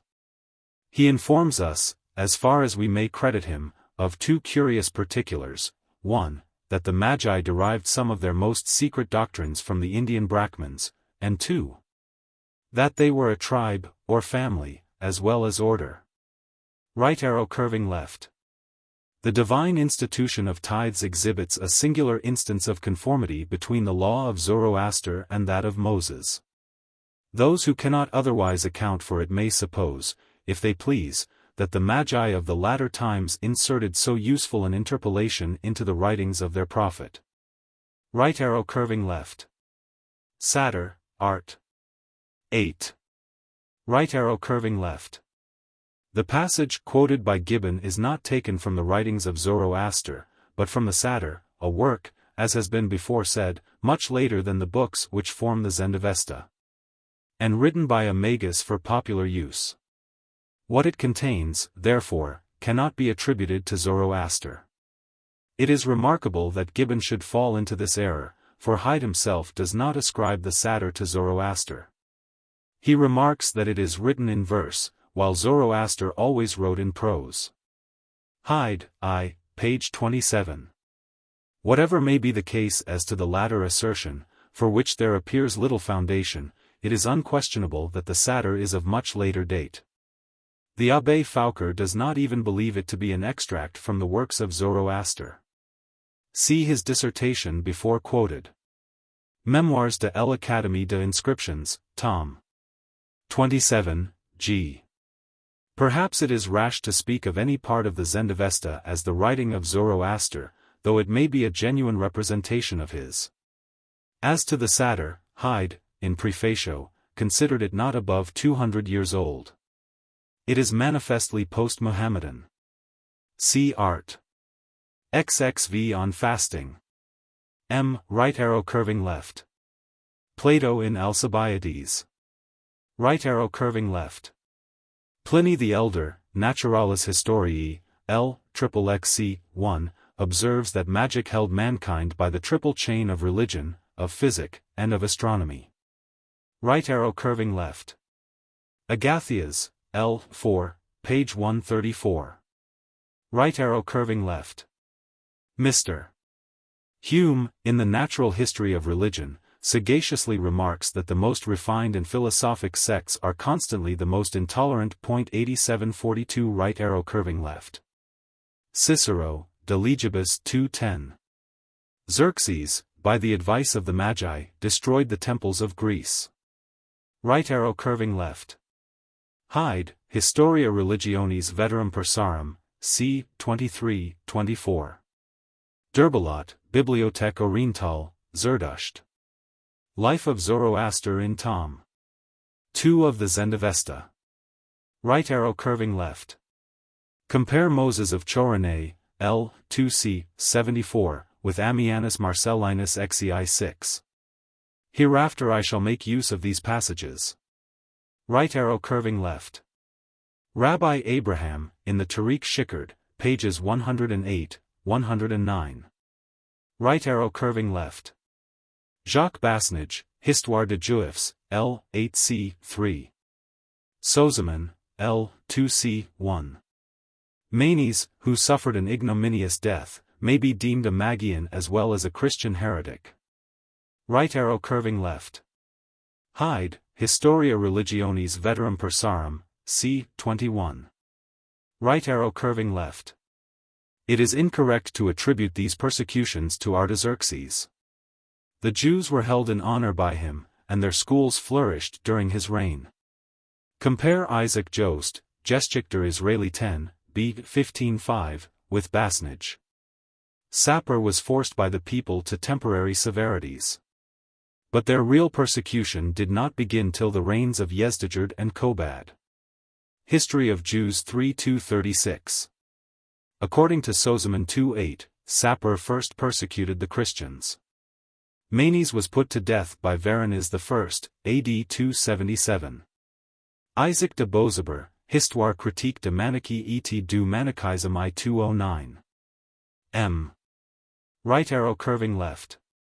In the Testament of Ardashir in Ferdowsi, the poet assigns these sentiments to the dying king, as he addresses his son: never forget that as a king, you are at once the protector of religion and of your country. Consider the altar and the throne as inseparable, they must always sustain each other. Malcolm's History of Persia I-74, M. Right arrow curving left. These colonies were extremely numerous. Seleucus Nicator founded 39 cities, all named from himself, or some of his relations, see Appian in Syriaca, page 124. The era of Seleucus, still in use among the Eastern Christians, appears as late as the year 508, of Christ 196, on the medals of the Greek cities within the Parthian Empire. See Moyle's Works, Volume I, page 273, etc., and M. Freret, Memoirs de l'Académie, tom. 19, right arrow curving left. The modern Persians distinguish that period as the dynasty of the kings of the nations. See Pliny the Elder, Naturalis Historiae 625. Right arrow curving left. Eutychius, tom. I, pp. 367, 371, 375, relates the siege of the island of Mycene in the Tigris, with some circumstances not unlike the story of Nisus and Scylla. Right arrow curving left. Agathias 264, and 4, page 260, m. The princes of Segestan defended their independence during many years. As romances generally transport to an ancient period the events of their own time, it is not impossible that the fabulous exploits of Rustan, Prince of Segestan, may have been grafted on this real history. Right arrow curving left. We can scarcely attribute to the Persian monarchy the seacoast of Gidrosia or Makran, which extends along the Indian Ocean from Cape Jask, the promontory Capella, to Cape Godel. In the time of Alexander, and probably many ages afterwards, it was thinly inhabited by a savage people of ichthyophagi, or fishermen, who knew no arts, who acknowledged no master, and who were divided by inhospitable deserts from the rest of the world. See Arrian, De Rebus Gestis Alexandri Regis Indicis. In the 12th century, the little town of Taiz, supposed by M. D'Anville to be the Teza of Ptolemy, was peopled and enriched by the resort of the Arabian merchants. See Geographia Nubiensis, page 58, and D'Anville, Géographie Ancienne, tom. 2, page 283. In the last age, the whole country was divided between 3 princes, 1 Mohammedan and 2 idolaters, who maintained their independence against the successors of Shah Abbas. Les 6 Voyages de Jean-Baptiste Tavernier, Part 1 L.V., page 635, right arrow curving left. Chardon, tom. 3 c. 1 2, 3. Right arrow curving left. Dion, L. Atenii, page 1335. Right arrow curving left. For the precise situation of Babylon, Seleucia, Ctesiphon, Madain, and Baghdad, cities often confounded with each other, see an excellent geographical tract of M. D'Anville, in Memoirs de l'Académie, tom. XXX, right arrow curving left. Tacitus, Annals 1142. Pliny the Elder, Naturalis Historiae 626. Right arrow curving left. This may be inferred from Strabo, L. 16, page 743. Right arrow curving left. That most curious traveler, Bernier, who followed the camp of Aurangzeb from Delhi to Kashmir, describes with great accuracy the immense moving city. The guard of cavalry consisted of 35,000 men, that of infantry of 10,000. It was computed that the camp contained 150,000 horses, mules, and elephants. 50,000 camels, 50,000 oxen, and between 300,000 and 400,000 persons. Almost all Delhi followed the court, whose magnificence supported its industry. Right arrow curving left. Dion, LLXXI, page 1178. Historia Augusta, page 38. Eutropius 810. Eusebius in Chronicon. Quadratus, quoted in the Augustan history, attempted to vindicate the Romans by alleging that the citizens of Seleucia had first violated their faith. Right arrow curving left. Dion, LLXXV, page 1263. Herodian, L. 3, page 120. Historia Augusta, page 70. Right arrow curving left. The polished citizens of Antioch called those of Edessa mixed barbarians. It was, however, some praise, that, of the three dialects of the Syriac, the purest and most elegant, the Aramean, was spoken at Edessa. This remark M. Theophilus Bayer, Historia Osrina et Edessina, page 5, has borrowed from George of Malatia, a Syrian writer. Right arrow curving left. Dion, LLXXV, pages 1248-1250. M. Bayer has neglected to use this most important passage. Right arrow curving left. This kingdom, from Osrohos, who gave a new name to the country, to the last Abgarus, had lasted 353 years. See the learned work of M. Bayer, Historia Osrina et Edessina. Right arrow curving left. Xenophon, in the preface to the Cyropedia, gives a clear and magnificent idea of the extent of the empire of Cyrus. Herodotus, L. 3 c. 79, etc. enters into a curious and particular description of the 20 great satrapies into which the Persian Empire was divided by Darius Hystaspes. Right arrow curving left. Herodian 6209, 212. Right arrow curving left. There were 200 scythed chariots at the battle of Arbela, in the host of Darius. In the vast army of Tigranes, which was vanquished by Lucullus, 17,000 horse only were completely armed. Antiochus brought 54 elephants into the field against the Romans. By his frequent wars and negotiations with the princes of India, he had once collected 150 of those great animals. But it may be questioned whether the most powerful monarch of Hindostan ever formed a line of battle of 700 elephants. Instead of 3,000 or 4,000 elephants, which the great Mogul was supposed to possess, Tavernier, Les 6 Voyages, Part 2l. I. p. 198, discovered, by a more accurate inquiry, that he had only 500 for his baggage, and 80 or 90 for the service of war.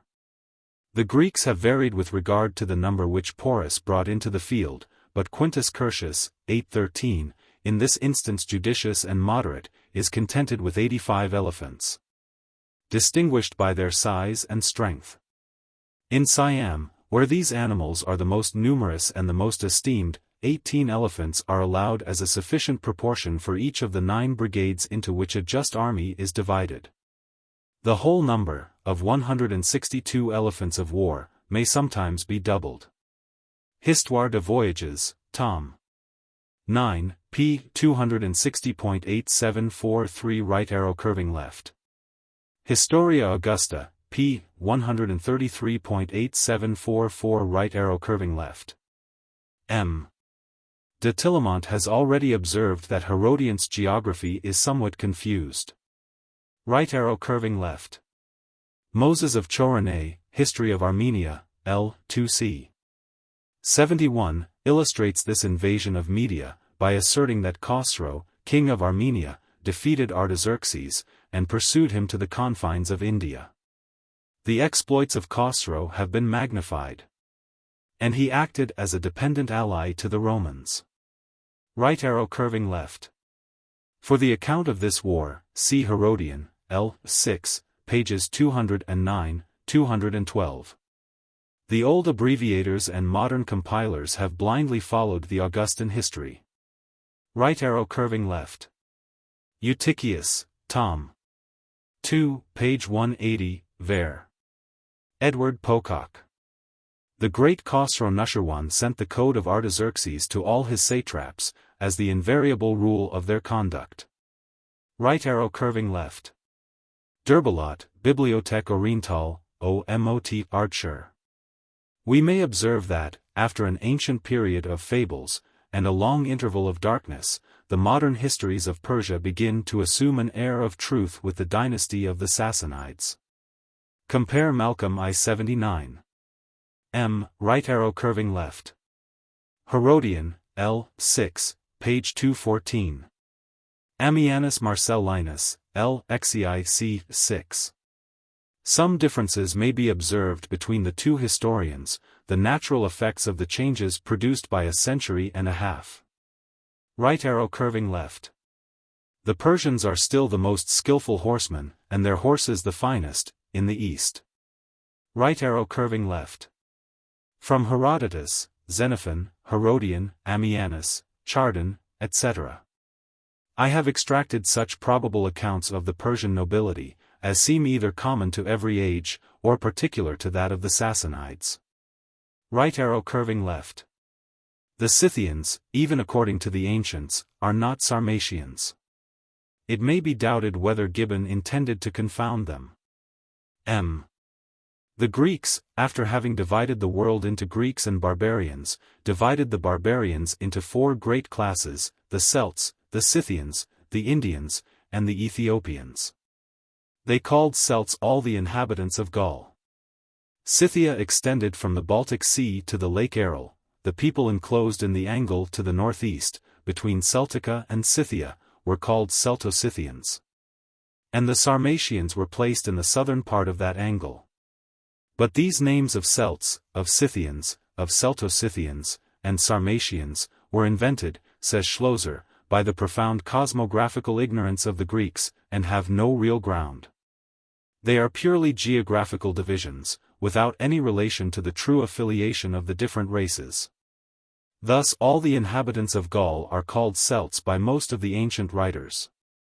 Yet Gaul contained three totally distinct nations, the Belgi, the Aquitani, and the Gauls, properly so called.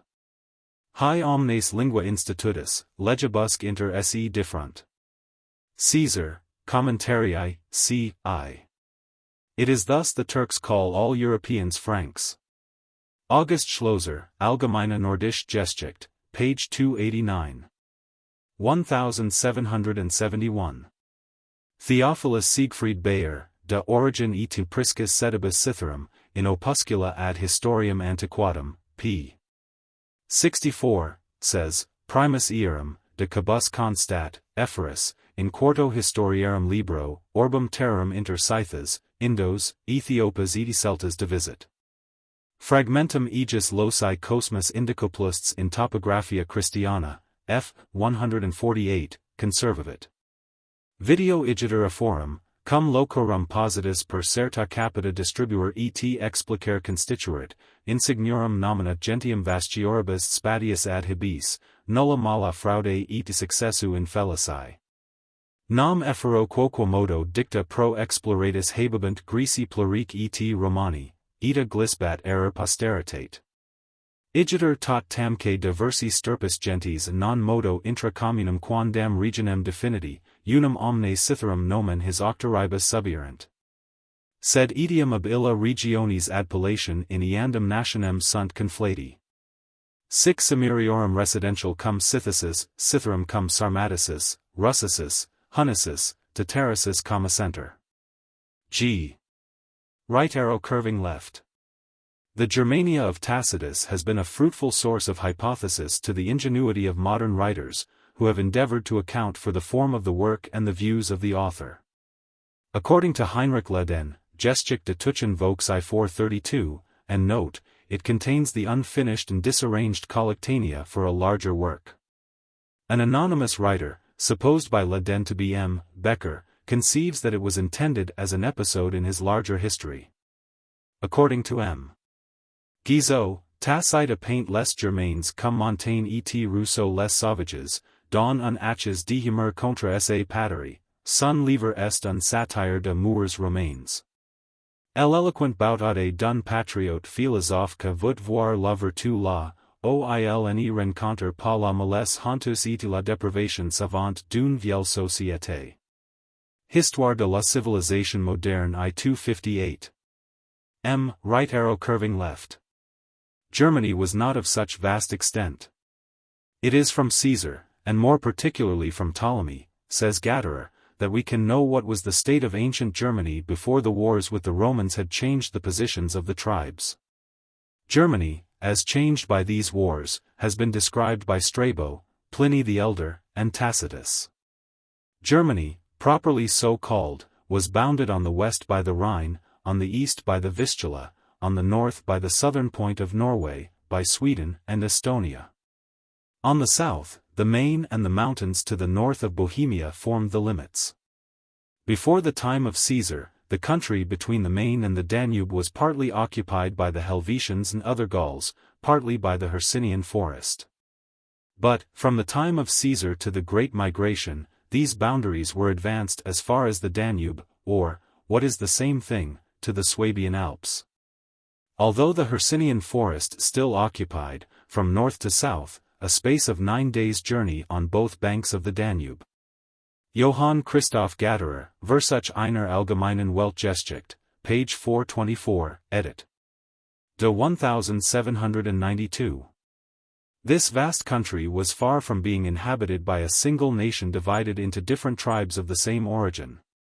We may reckon 3 principal races, very distinct in their language, their origin, and their customs. 1. To the east, the Slavs or Vandals. 2. To the west, the Cimmerians or Cimbri. 3. Between the Slavs and Cimbrians, the Germans, properly so called, the Suevi of Tacitus. The south was inhabited, before Julius Caesar, by nations of Gaulish origin, afterwards by the Suevi. G. On the position of these nations, the German antiquaries differ. I. The Slavs, or Sclavonians, or Wendyish tribes, according to Schlosser, were originally settled in parts of Germany unknown to the Romans, Mecklenburg, Pomerania, Brandenburg, Upper Saxony, and Lusatia. According to Gatterer, they remained to the east of the Theiss, the Niemen, and the Vistula, till the 3rd century. The Slavs, according to Procopius and Jornans, formed 3 great divisions. 1. The Veneti or Vandals, who took the latter name, the Wenden, having expelled the Vandals, properly so called, a Suevian race, the conquerors of Africa. From the country between the Memel and the Vistula. 2. The Ontes, who inhabited between the Dniester and the Dnieper. 3. The Sclavonians, properly so called, in the north of Dacia. During the Great Migration, these races advanced into Germany as far as the Saale and the Elbe. The Sclavonian language is the stem from which have issued the Russian, the Polish, the Bohemian, and the dialects of Lusatia, of some parts of the Duchy of Lundberg, of Carniola, Carinthia, and Styria, etc. Those of Croatia, Bosnia, and Bulgaria. Schlosser, Allgemeine Nordische Geschichte, pages 323, 335. 2. The Cimbric race. Adelung calls by this name all who were not Suevi. This race had passed the Rhine, before the time of Caesar, occupied Belgium, and are the Belgi of Caesar and Pliny the Elder. The Cimbrians also occupied the Isle of Jutland. The Cymri of Wales and of Britain are of this race. Many tribes on the right bank of the Rhine, the Gatheni in Jutland, the Usipidi in Westphalia, the Sagambri in the Duchy of Berg, were German Cimbrians. 3. The Suevi, known in very early times by the Romans, for they are mentioned by Lucius Cornelius Sisenna, who lived 123 years before Christ, Nonius versus Lancea. This race, the real Germans, extended to the Vistula, and from the Baltic to the Hercynian forest. The name of Suevi was sometimes confined to a single tribe, as by Caesar to the Catti. The name of the Suevi has been preserved in Swabia. These 3 were the principal races which inhabited Germany. They moved from east to west, and are the parent stem of the modern natives. But Northern Europe, according to Schlosser, was not peopled by them alone. Other races, of different origin, and speaking different languages, have inhabited and left descendants in these countries. The German tribes called themselves, from very remote times, by the generic name of Teutons, Tutten, Dutchen, which Tacitus derives from that of one of their gods, Tuisco. It appears more probable that it means merely men, people. Many savage nations have given themselves no other name. Thus the Laplanders call themselves Almug, people. The Samnites Nilets, Nisech, men, etc. As to the name of Germans, Germani, Caesar found it in use in Gaul, and adopted it as a word already known to the Romans. Many of the learned, from a passage of Tacitus, De Moribus Germanorum, c. 2, have supposed that it was only applied to the Teutons after Caesar's time. But Adelung has triumphantly refuted this opinion. The name of Germans is found in the Fasti Capitolini. See Grutter, Inscriptions 2899, in which the consul Marcellus, in the year of Rome 531, is said to have defeated the Gauls, the Insubrians, and the Germans, commanded by Vertimar. See Adelung, Älteste Geschichte der Deutschen, page 102. Compressed from G. Right arrow curving left. The modern philosophers of Sweden seem agreed that the waters of the Baltic gradually sink in a regular proportion, which they have ventured to estimate at half an inch every year. 20 centuries ago the flat country of Scandinavia must have been covered by the sea, while the high lands rose above the waters, as so many islands of various forms and dimensions. Such, indeed, is the notion given us by Mela, Pliny the Elder, and Tacitus, of the vast countries round the Baltic. See in the Bibliothèque Raisonnée, Tom. XL and XLV, a large abstract of Olaf von Dahlon's History of Sweden, composed in the Swedish language. 8745 right arrow curving left. In particular, Mr. Hume, the Abbé Dubos, and M. Peludier, Histoire de Celts, Tom. I. Right arrow curving left. Diodorus Siculus, L.V., page 340, edit. Wessel. Herodian, L. 6, page 221. Jornans, c. 55. On the banks of the Danube, the wine, when brought to table, was frequently frozen into great lumps, frusta vini. Ovid, Epistulae ex Ponto, L. 47, 9, 10. Virgil, Georgics, L. 4 355. The fact is confirmed by a soldier and a philosopher, who had experienced the intense cold of Thrace. See Xenophon, Anabasis, L. 7, page 560, edit. Hutchinson. 8746 right arrow curving left. Buffon, Histoire naturelle, Tom. 12, pages 79, 116. Right arrow curving left. Caesar, De Bello Gallico 623, etc. The most inquisitive of the Germans were ignorant of its utmost limits, although some of them had traveled in it more than 60 days' journey. 8747 right arrow curving left. Claverius, Germania Antiqua, L. 3 c. 47, investigates the small and scattered remains of the Hercynian wood. Right arrow curving left. Pierre Charlevoix, Histoire du Canada. Right arrow curving left. Olaus Rudbeck asserts that the Swedish women often bear 10 or 12 children, and not uncommonly 20 or 30, but the authority of Rudbeck is much to be suspected. Right arrow curving left.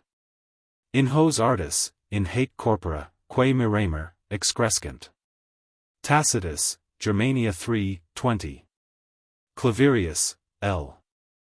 IC 14. Right arrow curving left. Plutarch in Parallel Lives, Gaius Marius.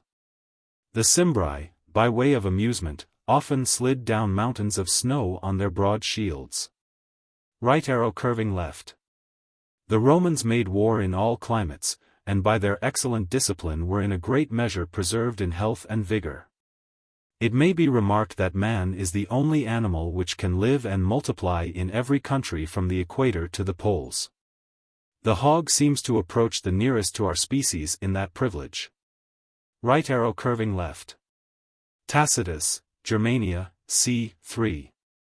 The emigration of the Gauls followed the course of the Danube, and discharged itself on Greece and Asia. Tacitus could discover only one inconsiderable tribe that retained any traces of a Gallic origin. 8748 Right arrow curving left. According to Dr. Geoffrey Keating, History of Ireland, pp. 13-14, the giant Portholanus, who was the son of Ciara, the son of Esra, the son of Sru, the son of Fermant, the son of Phathaclan, the son of Magog, the son of Japhet, the son of Noah, landed on the coast of Munster the 14th day of May, in the year of the world 1978. Though he succeeded in his great enterprise, the loose behavior of his wife rendered his domestic life very unhappy, and provoked him to such a degree, that he killed her favorite greyhound. This, as the learned historian very properly observes, was the first instance of female falsehood and infidelity ever known in Ireland. Right arrow curving left. Genealogical History of the Tartars, by Abulghazi Bahadur Khan. Right arrow curving left. His work, entitled Atlantica, is uncommonly scarce. Pierre Bell has given two most curious extracts from it. Nouvelles de la République de Lettres, Janvier et Février, 1685. Right arrow curving left. Tacitus, Germania 2:19. Literarum secreta viri peritor ac foemini ignorant. We may rest contented with this decisive authority, without entering into the obscure disputes concerning the antiquity of the runic characters. The learned Celsius, a Swede, a scholar, and a philosopher, was of opinion that they were nothing more than the Roman letters, with the curves changed into straight lines for the ease of engraving. See Peloutier, Histoire de Celtes, L. 2c. 11. Dictionnaire diplomatique, tom. I, page 223. We may add, that the oldest runic inscriptions are supposed to be of the 3rd century, and the most ancient writer who mentions the runic characters is Venantius Fortunatus, Carmen 718. Who lived towards the end of the 6th century. Barbara Fraxinius Pingator Runa Tabellis. 8749. Right arrow curving left. Ledin, the author of the Geschichte de Tuchen Volks, has surpassed most writers in his patriotic enthusiasm for the virtues and noble manners of his ancestors. Even the cold of the climate, and the want of vines and fruit trees, as well as the barbarism of the inhabitants, are calumnies of the luxurious Italians. M. Guizot, on the other side, in his Histoire de la Civilisation, Volume 1, page 272, etc., has drawn a curious parallel between the Germans of Tacitus and the North American Indians. M. Right arrow curving left. Recherches philosophiques sur les Américains, tom. 3, page 228. The author of that very curious work is, if I am not misinformed, a German by birth. De Pauw. M. Right arrow curving left. The Alexandrian geographer is often criticized by the accurate Claverius. Right arrow curving left. C. Caesar, and the learned Mr. Whitaker in his History of Manchester, Volume 1, right arrow curving left. Tacitus, Germania 15. Right arrow curving left. When the Germans commanded the Ubii of Cologne to cast off the Roman yoke, and with their new freedom to resume their ancient manners, they insisted on the immediate demolition of the walls of the colony. Postulamus a vobis, muros colonii, munimenta servitii, detrahatus, etiam fera animalia, si clausa tenias, virtutis obliviscuntur. Tacitus, Historiae 464. Right arrow curving left. The straggling villages of Cilicia are several miles in length. See Claverius, L. IC, 13. Right arrow curving left. 140 years after Tacitus a few more regular structures were erected near the Rhine and Danube. Herodian, L. 7, page 234. Right arrow curving left. Tacitus, Germania 17. Right arrow curving left. Tacitus, Germania 5. Right arrow curving left. Caesar, de bello Gallico 621. Right arrow curving left. Tacitus, Germania 26. Caesar 622. Right arrow curving left. Tacitus, Germania 6. Right arrow curving left. It is said that the Mexicans and Peruvians, without the use of either money or iron, had made a very great progress in the arts. Those arts, and the monuments they produced, have been strangely magnified. See Recherches sur les Américains, Tom. 2, page 153, etc. Right arrow curving left. Tacitus, Germania 15. Right arrow curving left. Tacitus, Germania 22, 23. Right arrow curving left. Tacitus, Germania 24. The Germans might borrow the arts of play from the Romans, but the passion is wonderfully inherent in the human species. Right arrow curving left. Tacitus, Germania 14. Right arrow curving left. Plutarch in Parallel Lives, Camillus. Titus Livius v 33. Right arrow curving left. Dubos, Histoire de la Monarchie Françoise, Tom. I, page 193. Right arrow curving left. The Helvetian nation, which issued from a country called Switzerland, contained, of every age and sex, 368,000 persons, Caesar, de bello Gallico I-29. At present, the number of people in the Pays de Vaud, a small district on the banks of the Leman Lake, much more distinguished for politeness than for industry, amounts to 112,591. See an excellent tract of M. Murat, in the Memoirs de la Société de Berne. Right arrow curving left. Paul Diaconus, c. 1, 3. Machiavel, Davila, and the rest of Paul's followers, represent these emigrations too much as regular and concerted measures. Right arrow curving left. Sir William Temple and Montesquieu have indulged, on this subject, the usual liveliness of their fancy. Right arrow curving left. Machiavel, History Fiorentine, L.I. Juan de Mariana, Historiae de Rebus Hispaniae, L.V.C. 1. Right arrow curving left. Robertson's Charles V, Hume's Political Essays. 8750. Right arrow curving left. Tacitus, Germania 44, 45. Johann Fraencham, who dedicated his supplement to Livy, to Christina of Sweden, thinks proper to be very angry with the Roman who expressed so very little reverence for northern queens. 8751. Right arrow curving left. May we not suspect that superstition was the parent of despotism? The descendants of Odin, whose race was not extinct till the year 1060, are said to have reigned in Sweden above 1,000 years. The Temple of Uppsala was the ancient seat of religion and empire. In the year 1153 I find a singular law prohibiting the use and profession of arms to any except the king's guards. Is it not probable that it was colored by the pretense of reviving an old institution? See Dahlen's History of Sweden in the Bibliothèque Raisonnée, Tom. XL and XLV. Right arrow curving left. Tacitus, Germania, c. 43. Right arrow curving left. Tacitus, Germania, c. 11, 13, etc. Right arrow curving left. Hugo Grotius changes an expression of Tacitus, protractanter into protractanture. The correction is equally just and ingenious. Right arrow curving left. Even in our ancient parliament, the barons often carried a question, not so much by the number of votes as by that of their armed followers. Right arrow curving left. Caesar, de bello Gallico 623. Right arrow curving left. Minuant controversias, is a very happy expression of Caesar's. Right arrow curving left. Regis ex nobilitate, duces ex virtute summant. Tacitus, Germania 7. Right arrow curving left.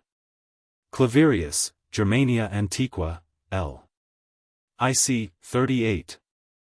Right arrow curving left. Caesar 622.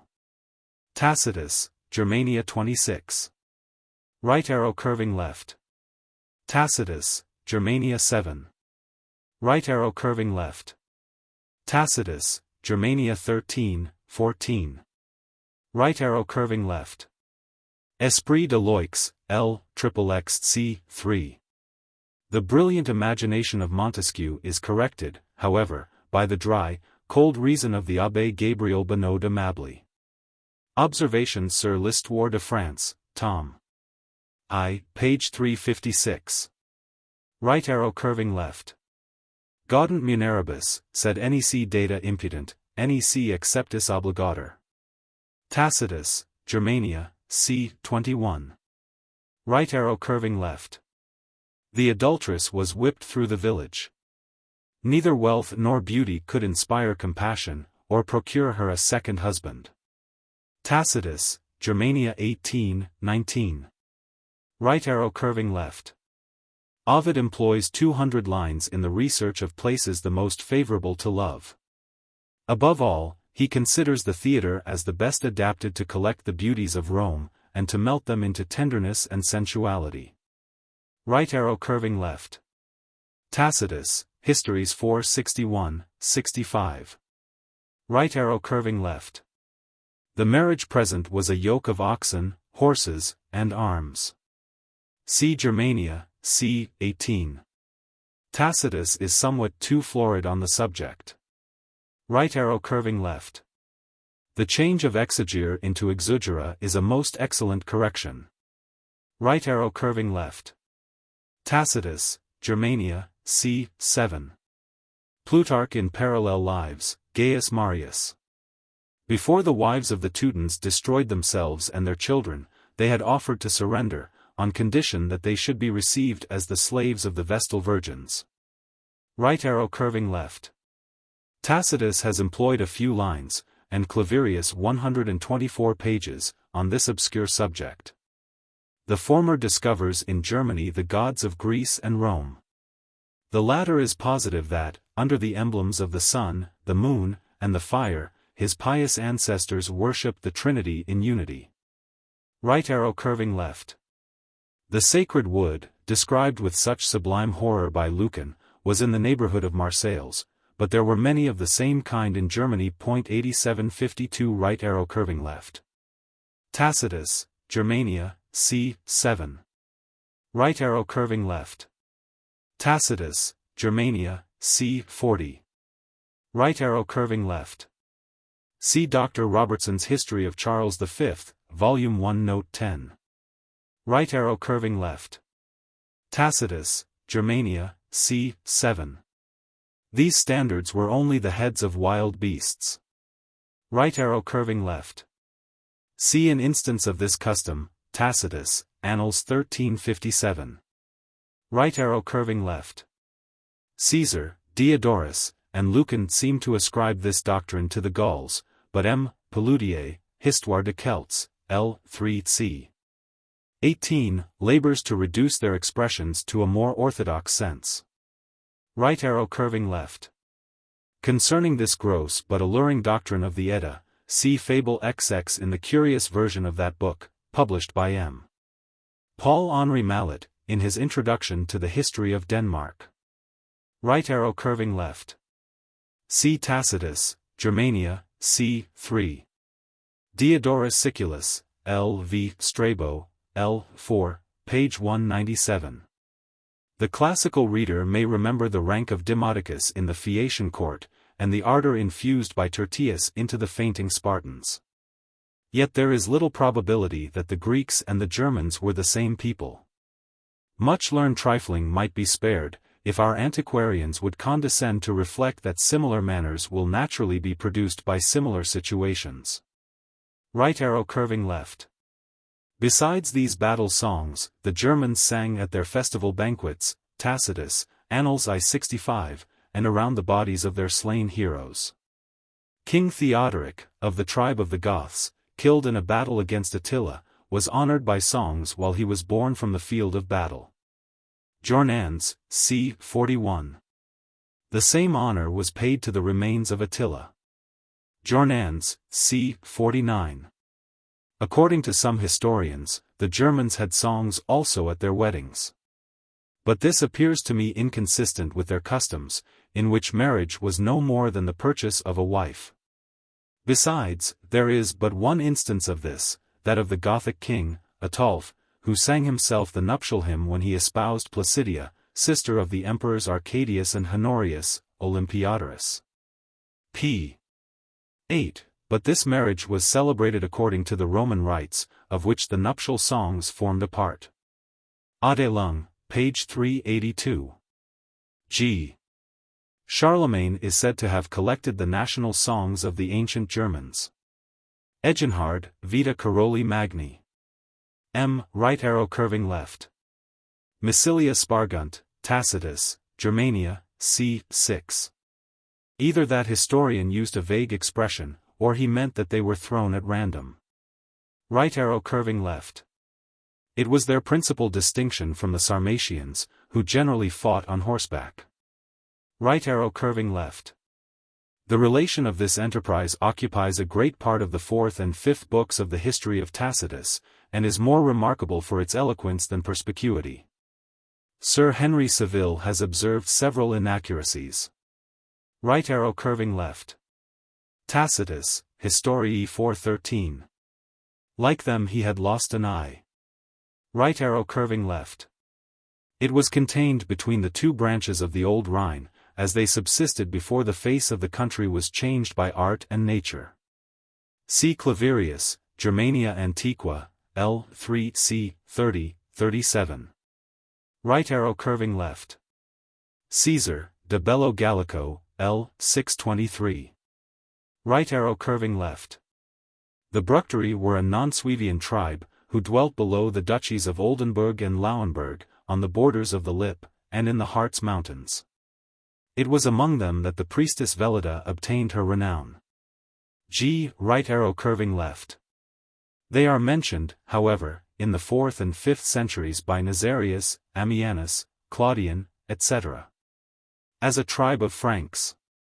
See Claverius, Germania Antiqua, L. 3 c. 13. Right arrow curving left. Urgentibus is the common reading, but good sense, Lipsius, and some Missas declare for Virgentibus. Right arrow curving left. Tacitus, Germania, c. 33. The pious Abbé de la Bliterie is very angry with Tacitus, talks of the devil, who was a murderer from the beginning, etc., etc. Right arrow curving left. Many traces of this policy may be discovered in Tacitus and Dion, and many more may be inferred from the principles of human nature. Right arrow curving left. Historia Augusta, page 31. Ammianus Marcellinus, L. XXXI c. 5. Aurelius Victor. The Emperor Marcus was reduced to sell the rich furniture of the palace, and to enlist slaves and robbers. Right arrow curving left. The Marcomanni, a colony, who, from the banks of the Rhine, occupied Bohemia and Moravia, had once erected a great and formidable monarchy under their king Maroboduus. See Strabo, L. 7, p. 290, m. Velius Paterculus 2108. Tacitus, Annals 263.8753. Right arrow curving left. Mr. Wotton, History of Rome, page 166, increases the prohibition to 10 times the distance. His reasoning is specious, but not conclusive. 5 miles were sufficient for a fortified barrier. Right arrow curving left. Dion, LLXXI and LXXI. Right arrow curving left. See an excellent dissertation on the origin and migrations of nations, in the Memoirs de l'Académie des Inscriptions, tom. 18, pages 48, 71. It is seldom that the antiquarian and the philosopher are so happily blended. Right arrow curving left. Should we suspect that Athens contained only 21,000 citizens, and Sparta no more than 39,000? See Hume and Wallace on the number of mankind in ancient and modern times. 8754. Right arrow curving left. The expression used by Zosimus and Zonaras may signify that Marinus commanded a century, a cohort, or a legion. Right arrow curving left. His birth at Bubalia, a little village in Pannonia, Eutropius 9. Victor in Caesaribus eti epitome de Caesaribus, seems to contradict, unless it was merely accidental, his supposed descent from the Decii. 600 years had bestowed nobility on the Decii.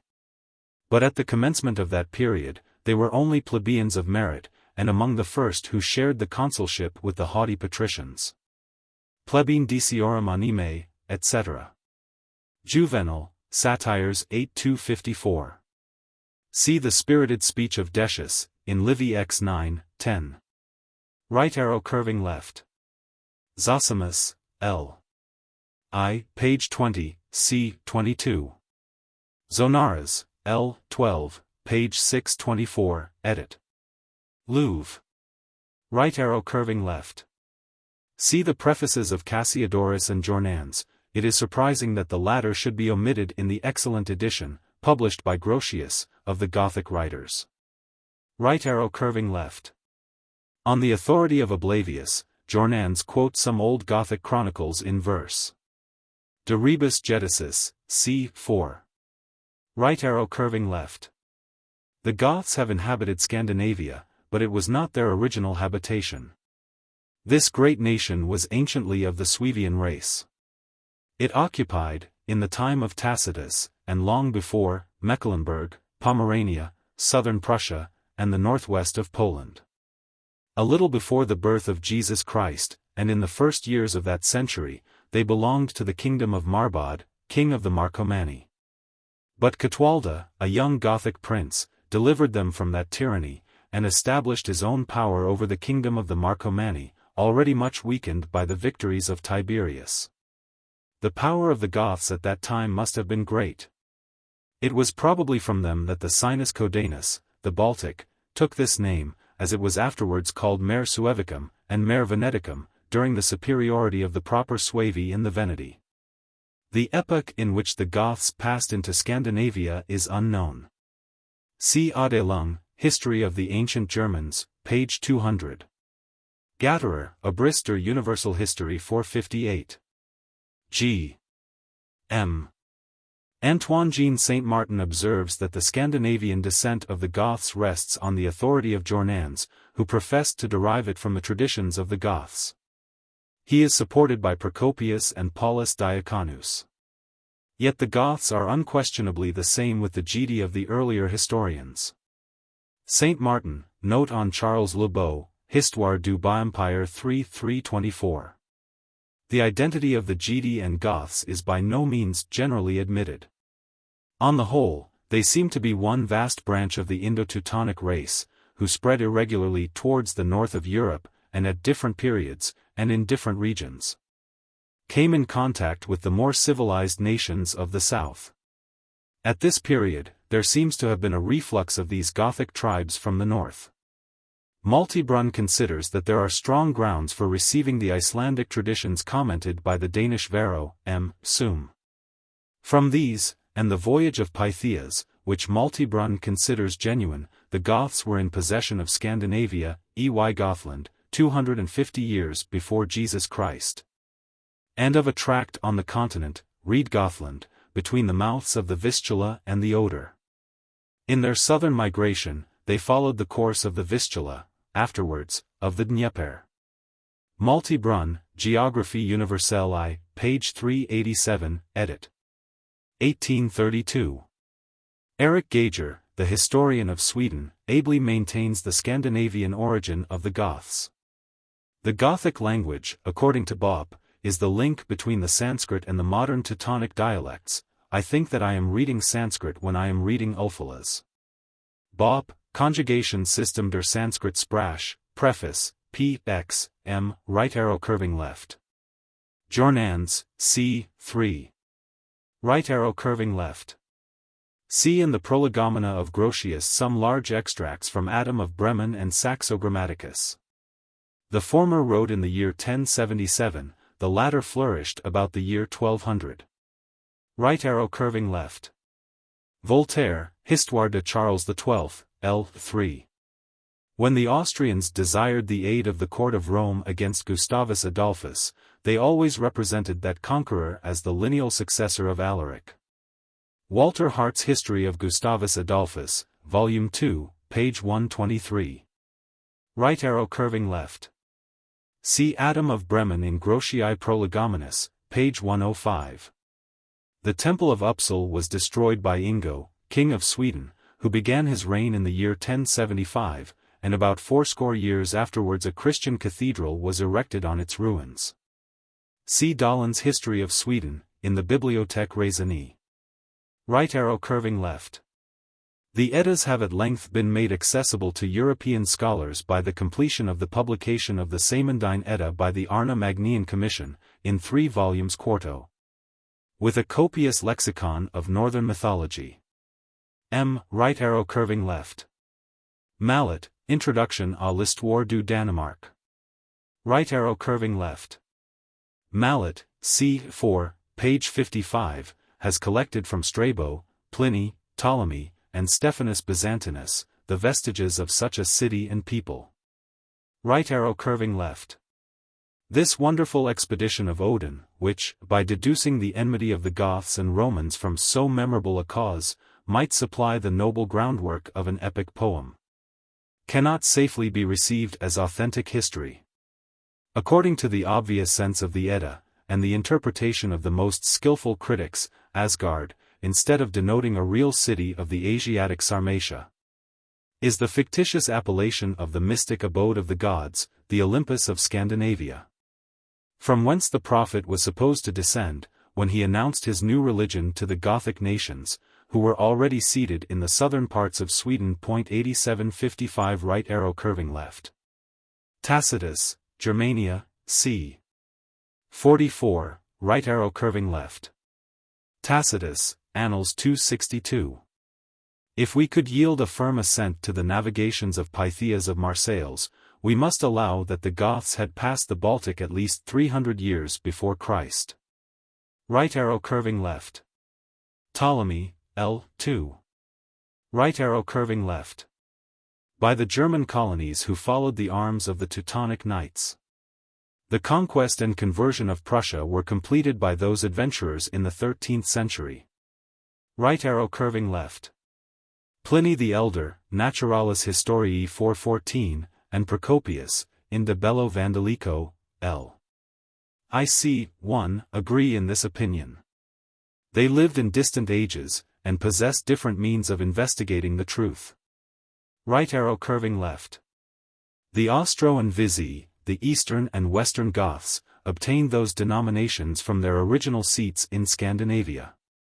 8756 In all their future marches and settlements they preserved, with their names, the same relative situation. When they first departed from Sweden, the infant colony was contained in 3 vessels. The third being a heavy sailor lagged behind, and the crew, which afterwards swelled into a nation, received from that circumstance the appellation of Gepidi or loiterers. Jornans, c. 17. Right arrow curving left. This opinion is by no means probable. The Vandals and the Goths equally belonged to the great division of the Suevi, but the 2 tribes were very different. Those who have treated on this part of history appear to me to have neglected to remark that the ancients almost always gave the name of the dominant and conquering people to all the weaker and conquered races. So Pliny the Elder calls Vindeli, Vandals, all the people of the northeast of Europe, because at that epoch the Vandals were doubtless the conquering tribe. Caesar, on the contrary, ranges under the name of Suevi, many of the tribes whom Pliny the Elder reckons as Vandals, because the Suevi, properly so called, were then the most powerful tribe in Germany. When the Goths, become in their turn conquerors, had subjugated the nations whom they encountered on their way, these nations lost their name with their liberty, and became of Gothic origin. The Vandals themselves were then considered as Goths, the Heruli, the Gepidi, etc., suffered the same fate. A common origin was thus attributed to tribes who had only been united by the conquests of some dominant nation, and this confusion has given rise to a number of historical errors. G. M. Saint Martin has a learned note, to Le Beau v. 261, on the origin of the Vandals. The difficulty appears to be in rejecting the close analogy of the name with the Vend or Wendyish race, who were of Sclavonian, not of Suevian or German, origin. M. Saint Martin supposes that the different races spread from the head of the Adriatic to the Baltic, and even the Veneti, on the shores of the Adriatic, the Vindelici. The tribes which gave their name to Vindobona, Vindiduna, Vindonissa, were branches of the same stock with the Sclavonian Veneti, who at one time gave their name to the Baltic. That they all spoke dialects of the Wendyish language, which still prevails in Carinthia, Carniola, part of Bohemia, and Lusatia, and is hardly extinct in Mecklenburg and Pomerania. The Vandal race, once so fearfully celebrated in the annals of mankind, has so utterly perished from the face of the earth, that we are not aware that any vestiges of their language can be traced. So as to throw light on the disputed question of their German, their Sclavonian, or independent origin. The weight of ancient authority seems against M. Saint Martin's opinion. Compare, on the Vandals, Maltebrun I 394. Also Gibbon's note here. M. Right arrow curving left. See a fragment of Peter Patricius in the Excerpta Legationum, and with regard to its probable date, see Tillemont, Histoire des Empereurs, tom.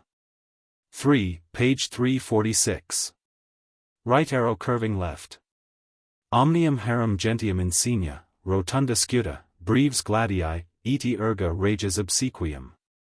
Tacitus, Germania, c. 43. The Goths probably acquired their iron by the commerce of amber. Right arrow curving left. Jornans, c. 13, 14. Right arrow curving left. The Heruli and the Uragundi or Burgundy are particularly mentioned. See John Jacob Masque's History of the Ancient Germans, L.V. A passage in the Augustan History, page 28, seems to allude to this great emigration. The Marcomannic War was partly occasioned by the pressure of barbarous tribes, who fled before the arms of more northern barbarians. Right arrow curving left. Danville, Géographie ancienne, and the third part of his incomparable map of Europe. Right arrow curving left. Tacitus, Germania, c. 46. Right arrow curving left. Claverius, Germania Antiqua, L. 3 c. 43. Right arrow curving left. The Bastarni cannot be considered original inhabitants of Germany. Strabo and Tacitus appear to doubt it. Pliny the Elder alone calls them Germans. Ptolemy and Dion treat them as Scythians, a vague appellation at this period of history. Livy, Plutarch, and Diodorus Siculus call them Gauls, and this is the most probable opinion. They descended from the Gauls who entered Germany under Sinoesis. They are always found associated with other Gaulish tribes, such as the Boii, the Taurici, etc., and not to the German tribes. The names of their chiefs or princes, Clonix, Clondicus, Deldon, are not German names. Those who were settled in the island of Puus in the Danube, took the name of Pusini. The Carpi appear in 237 as a Suevian tribe who had made an eruption into Mysia. Afterwards they reappear under the Ostrogoths, with whom they were probably blended. Adelung, pages 236, 278. G. Right arrow curving left. The Veneti, the Slavi, and the Ontes, were the three great tribes of the same people. Jornans, 24. 8757 Right arrow curving left. Tacitus most assuredly deserves that title, and even his cautious suspense is a proof of his diligent inquiries. Right arrow curving left. Jacob Reineggs supposed that he had found, in the mountains of Caucasus, some descendants of the Alani.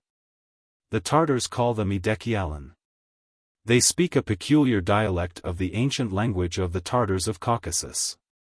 See Jacob Reineggs' description of Caucasus, pages 11, 13. G. According to Klaproth, they are the Ossets of the present day in Mount Caucasus and were the same with the Albanians of antiquity. Klaproth, Tableaux historiques de l'Asie, page 180. M. Right arrow curving left. Genealogical History of the Tartars, page 593. Mr. John Bell, Volume 2, page 379, traversed the Ukraine, in his journey from Petersburg to Constantinople. The modern face of the country is a just representation of the ancient, since, in the hands of the Cossacks, it still remains in a state of nature. Right arrow curving left. In the 16th chapter of Journans, instead of secundom we may venture to substitute secundum, the second Mesia, of which Marcianopolis was certainly the capital. See Hierarchals, De Provinciis, and Wesseling ad loc, page 636, Vetera Romanorum Itineraria. It is surprising how this palpable error of the scribe should escape the judicious correction of Grotius. 8758 right arrow curving left. The place is still called Nikop. Danville, Géographie ancienne, tom. I, page 307. The little stream, on whose banks it stood, falls into the Danube. Right arrow curving left. Stephanus Byzantinus, De Urbibus, page 740. Wesseling, Vetera Romanorum Itineraria, page 136. Zonaras, by an odd mistake, ascribes the foundation of Philippopolis to the immediate predecessor of Decius. 8759 right arrow curving left. Ammianus XXXI5. Right arrow curving left. Aurelius Victor, c. 29. Right arrow curving left. Victorio Carpico, on some medals of Decius, insinuate these advantages. Right arrow curving left. Claudius, who afterwards reigned with so much glory, was posted in the pass of Thermopylae with 200 Dardanians, 100 heavy and 160 light horse, 60 Cretan archers, and 1,000 well-armed recruits. See an original letter from the emperor to his officer, in the Augustan History, page 200. Right arrow curving left. Journans, c. 16, 18. Zosimus, L. I, page 22. In the general account of this war, it is easy to discover the opposite prejudices of the Gothic and the Grecian writer. In carelessness alone they are alike. Right arrow curving left. Montesquieu, Consideration sur les causes de la grandeur de Rome et de leur décadence, c. 8. He illustrates the nature and use of the censorship with his usual ingenuity, and with uncommon precision. Right arrow curving left. Vespasian and Titus were the last censors, Pliny the Elder, Naturalis Historiae 749, Censorinus, de Die Natali. The modesty of Trajan refused an honor which he deserved, and his example became a law to the Antonines. See Pliny the Younger's Panegyricus, c. 45 and 60. Right arrow curving left. Yet in spite of this exemption, Pompey appeared before that tribunal during his consulship. The occasion, indeed, was equally singular and honorable. Plutarch in Parallel Lives, Pompey, p. 630, right arrow curving left. See the original speech in the Augustan History, pages 173, 174. Right arrow curving left. This transaction might deceive Zonaras, who supposes that Valerian was actually declared the colleague of Decius, L. 12, page 625. Right arrow curving left. Historia Augusta, page 174. The emperor's reply is omitted. Right arrow curving left. Such as the attempts of Augustus towards a reformation of manners. Tacitus, Annals 324. Right arrow curving left. Tillemont, Histoire des Empereurs, tom. 3, page 598. As Zosimus and some of his followers mistake the Danube for the Tanais, they place the field of battle in the plains of Scythia. Right arrow curving left. Aurelius Victor allows two distinct actions for the deaths of the two Decii, but I have preferred the account of Journans. Right arrow curving left. I have ventured to copy from Tacitus, Annals I-64, the picture of a similar engagement between a Roman army and a German tribe. Right arrow curving left. Jornans, c. 18. Zosimus, L. I. page 22, c. 23, m. Zonaras, L. 12, page 627. Aurelius Victor. Right arrow curving left. The Decii were killed before the end of the year 251, since the new princes took possession of the consulship on the ensuing calends of January. Right arrow curving left. Historia Augusta, page 223, gives them a very honorable place among the small number of good emperors who reigned between Augustus and Diocletian. Right arrow curving left. Haec ubi pat res comparir, discernent. Victor in Caesaribus. Right arrow curving left. Zonaras, L. 12, page 628. Right arrow curving left. A cella, a toga, and a golden patera of 5 pounds weight, were accepted with joy and gratitude by the wealthy king of Egypt. Livy XXVI 4. Quina Millia Aries, a weight of copper, in value about 18 pounds sterling, was the usual present made to foreign ambassadors. Livy XXXI 9. Right arrow curving left. See the firmness of a Roman general so late as the time of Alexander Severus, in the Excerpta Legationum, page 25, edit. Louvre. Right arrow curving left. For the plague, see Jornans, c. 19, and Victor in Caesaribus. Right arrow curving left. These improbable accusations are alleged by Zosimus, L. I, pages 23, 24. Right arrow curving left. Jornans, c. 19. The Gothic writer at least observed the peace which his victorious countrymen had sworn to Gallus. Right arrow curving left. Zosimus, L. I, pages 25, 26. Right arrow curving left. Victor in Caesaribus. Right arrow curving left. Zonaras, L. 12, page 628. Right arrow curving left. Anselmo Banduri, Numismata, page 94. Right arrow curving left. Eutropius, L. 9c. 6, says Tertio Mens. Eusebius omits this emperor. Right arrow curving left. Zosimus, L. I, page 28. Eutropius and Victor station Valerian's army in Rhaetia. Right arrow curving left. Aurelius Victor says that Aemilianus died of a natural disorder. Eutropius, in speaking of his death, does not say that he was assassinated. Right arrow curving left. He was about 70 at the time of his accession, or, as it is more probable, of his death. Historia Augusta, page 173. Tillemont, Histoire des Empereurs, tom.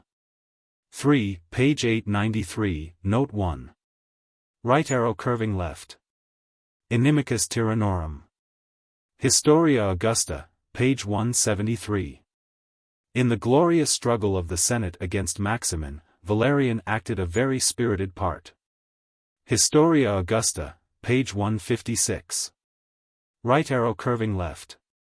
According to the distinction of Victor, he seems to have received the title of Imperator from the army, and that of Augustus from the Senate. Right arrow curving left. From Victor and from the medals, Tillemont, tom. 3, page 710, very justly infers that Gallienus was associated to the empire about the month of August of the year 253. Right arrow curving left. Various systems have been formed to explain a difficult passage in Gregory of Tours, L. 2c. 9. Right arrow curving left. The geographer of Ravenna, I11, by mentioning Moringania, on the confines of Denmark, as the ancient seat of the Franks, gave birth to an ingenious system of librets. Right arrow curving left. C. Claverius, Germania Antiqua, L. 3c. 20. M. Freret, in the Memoirs de l'Académie des Inscriptions, tom. 18. Right arrow curving left. Most probably under the reign of Gordian, from an accidental circumstance fully canvassed by Tillemont, tom. 3, pages 710, 1181. Right arrow curving left. The confederation of the Franks appears to have been formed. Of the Chauci. Of the Sicambri, the inhabitants of the Duchy of Berg. Of the Achuarii, to the north of the Sicambri, in the Principality of Waldeck, between the Dimmel and the Eder. Of the Bructeri, on the banks of the Lip, and in the Harz. Of the Shamavii, the Gambrivii of Tacitus, who were established, at the time of the Frankish Confederation, in the country of the Bructeri. Of the Catti, in Hessia. G. The Salii and Cherusii are added in Thomas Greenwood's History of the Germans I-193. M. Right arrow curving left. Pliny the Elder, Naturalis Historiae 16:1. The panegyrists frequently allude to the morasses of the Franks. Right arrow curving left. Tacitus, Germania, c. 30-37. Right arrow curving left. In a subsequent period, most of those old names are occasionally mentioned. See some vestiges of them in Claverius, Germania Antiqua, L. 3. Right arrow curving left. Josiah Simler, De Republica Helvetiorum cum Natus Fuslinus. Right arrow curving left. Zosimus, L. I, page 27. Right arrow curving left. M. De Berquigny, in the Memoirs de l'Académie, Tom. XXX, has given us a very curious life of Posthumus. A series of the Augustan history from medals and inscriptions has been more than once planned, and is still much wanted. 8760 Right arrow curving left. Aurelius Victor, c. 33. Instead of poen direpto, both the sense and the expression require delito, though indeed, for different reasons, it is alike difficult to correct the text of the best, and of the worst, writers. Right arrow curving left. In the time of Ausonius, the end of the 4th century, Ilerda or Lerida was in a very ruinous state. Ausonius, Epistolarum XXV 58, which probably was the consequence of this invasion. Right arrow curving left. Valesius is therefore mistaken in supposing that the Franks had invaded Spain by sea. Right arrow curving left. Aurelius Victor. Eutropius 9:6. Right arrow curving left. Tacitus, Germania 38. Right arrow curving left. Claverius, Germania Antiqua 325. Right arrow curving left. Sic suavi a ceteris Germanis, sic sueverum ingenui a servis separanter. A proud separation. Right arrow curving left. Caesar in De Bello Gallico 47. Right arrow curving left. Victor in Caesaribus, Caracalla. Dion Cassius LXV, page 1350. Right arrow curving left. The nation of the Alemanni was not originally formed by the Suevi properly so called.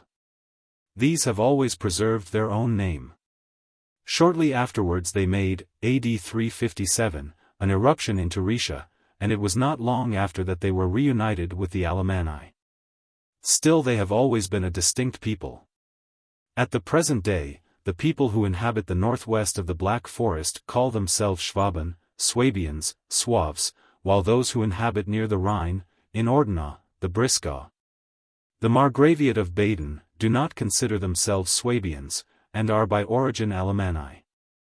The Tencteri and the Usipidi, inhabitants of the interior and of the north of Westphalia, formed, says Gatterer, the nucleus of the Alemannic nation. They occupied the country where the name of the Alemanni first appears, as conquered in 213, by Caracalla. They were well trained to fight on horseback, according to Tacitus, Germania, c. 32. And Aurelius Victor gives the same praise to the Alemanni. Finally, they never made part of the Frankish League. The Alemanni became subsequently a center round which gathered a multitude of German tribes. See Eumenius, Panegyrici Vetters, c. 2. Ammianus Marcellinus 18:2, Zix 4. G. The question whether the Suevi was a generic name comprehending the clans which peopled central Germany, is rather hastily decided by M. Guizot. Mr. Greenwood, who has studied the modern German writers on their own origin, supposes the Suevi, Alemanni, and Marcomanni, one people, under different appellations. History of the Germans, Volume 1, M. Right arrow curving left. This etymology, far different from those which amuse the fancy of the learned, is preserved by Asinius Quadratus, an original historian, quoted by Agathias, IC. 5. Right arrow curving left. The Suevi engaged Caesar in this manner, and the maneuver deserved the approbation of the conqueror, in De Bello Gallico I-48. Right arrow curving left. Historia Augusta, pages 215, 216. Dixippus in the Excerpta Legationum, page 8. Hieronymus, Chronicon. Orosius 722. Right arrow curving left. Zosimus, L. I, page 34. Right arrow curving left. Aurelius Victor, in Gallieno dt Probo. His complaints breathe as uncommon spirit of freedom. Right arrow curving left. Zonaras, L. 12, page 631. Right arrow curving left. One of the victors calls him king of the Marcomanni, the other of the Germans. Right arrow curving left. See Tillemont, Histoire des Empereurs, Tom. 3, page 398, etc. Right arrow curving left. See the lives of Claudius, Aurelian, and Probus, in the Augustan history. Right arrow curving left. It is about half a league in breadth. Genealogical History of the Tartars, page 598. Right arrow curving left. M. Claude Charles de Peyssonel, who had been French consul at Caffa, in his Observations historiques et géographiques, sur les peuples barbares que ont habité les bords du Danube and du Pont Euxine. Right arrow curving left. Euripides in Iphigenia in Tauris. Right arrow curving left. Strabo, L. 7, page 309. The first kings of Bosphorus were the allies of Athens. Right arrow curving left. Appian in De Bello Mithridatico. Right arrow curving left. It was reduced by the arms of Agrippa. Orosius 6:21. Eutropius 7:9. The Romans once advanced within 3 days' march of the Tanais. Tacitus, Annals 12:17. Right arrow curving left.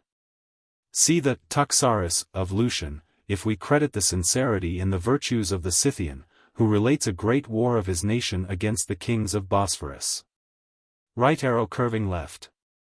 Zosimus, L. I, page 28. Right arrow curving left. Strabo, L. 11. Tacitus, Historiae 347. They were called Camero. Right arrow curving left.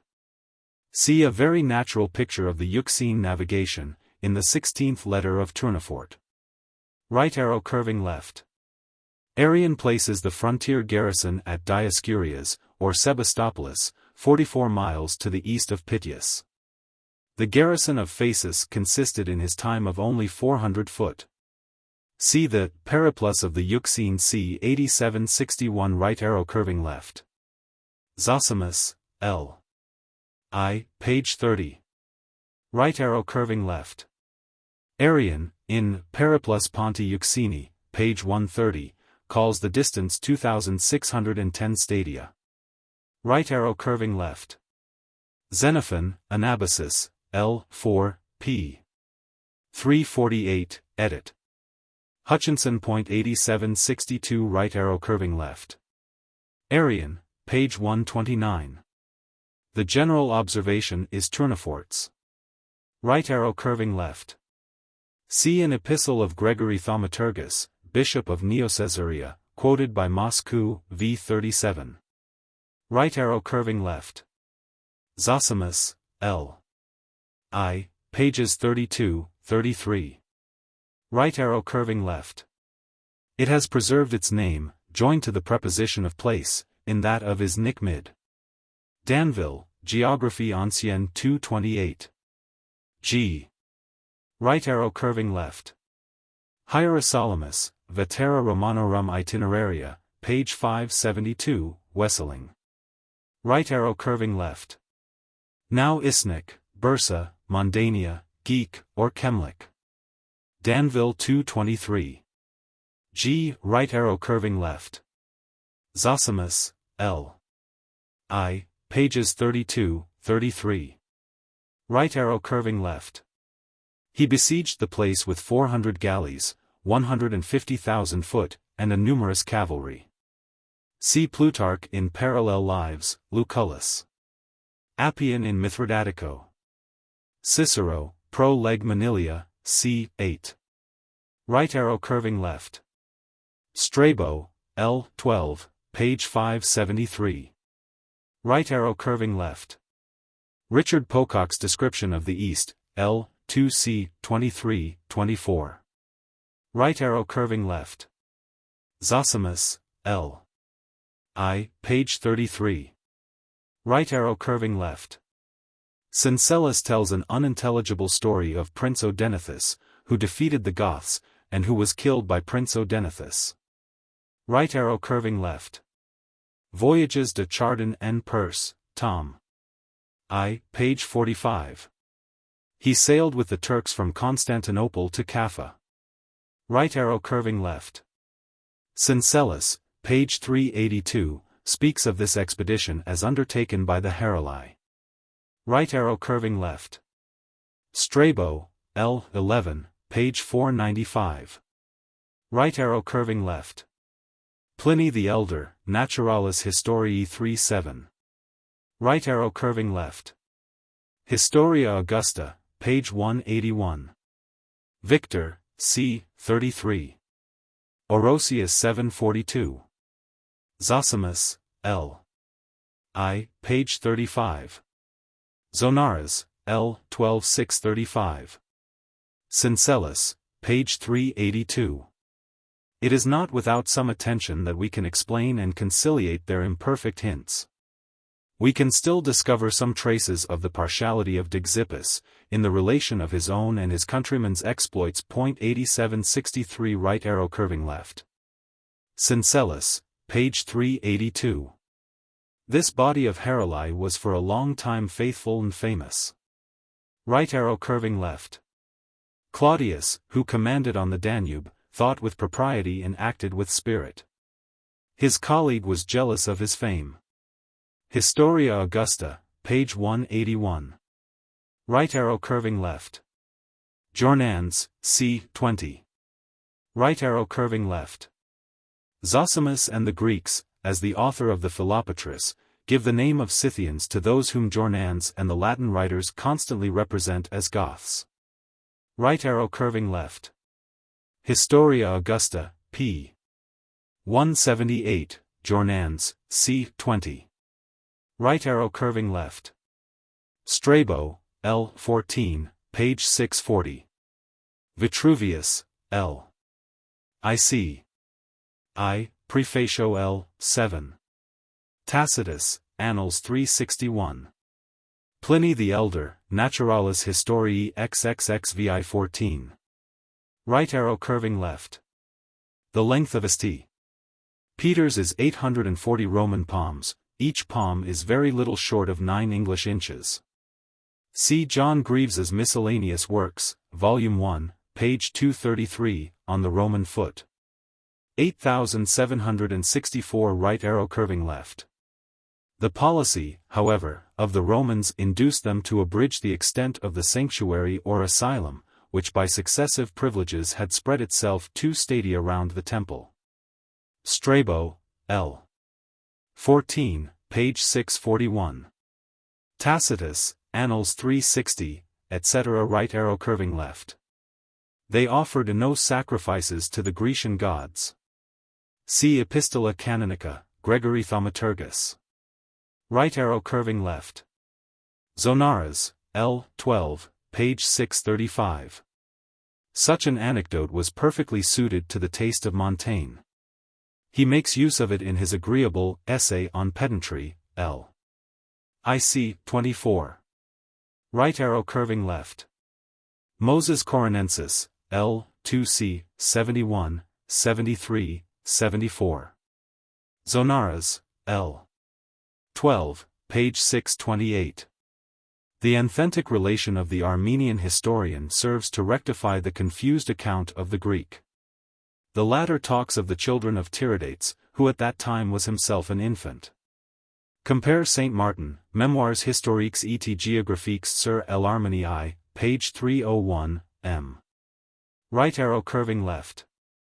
Nisibis, according to Persian authors, was taken by a miracle. The wall fell, in compliance with the prayers of the army. Malcolm's History of Persia I-76. M. Right arrow curving left. Historia Augusta, p. 191, as Macrianus was an enemy to the Christians, they charged him with being a magician. Right arrow curving left. Zosimus, L. I, page 33. Right arrow curving left. Historia Augusta, page 174. Right arrow curving left. Victor in Caesaribus. Eutropius 9-7.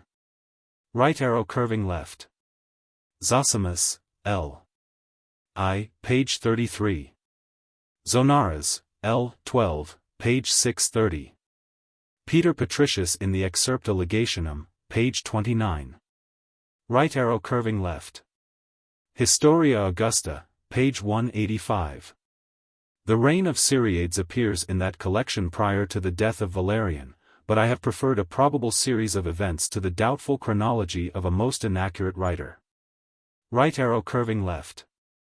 The sack of Antioch, anticipated by some historians, is assigned, by the decisive testimony of Ammianus Marcellinus, to the reign of Gallienus, XEI 5.8765. Right arrow curving left. Zosimus, L. I, page 35. Right arrow curving left. John Malalas, Tom. I, page 391. He corrupts this probable event by some fabulous circumstances. Right arrow curving left. Zonaras, L. 12, page 630. Deep valleys were filled up with the slain.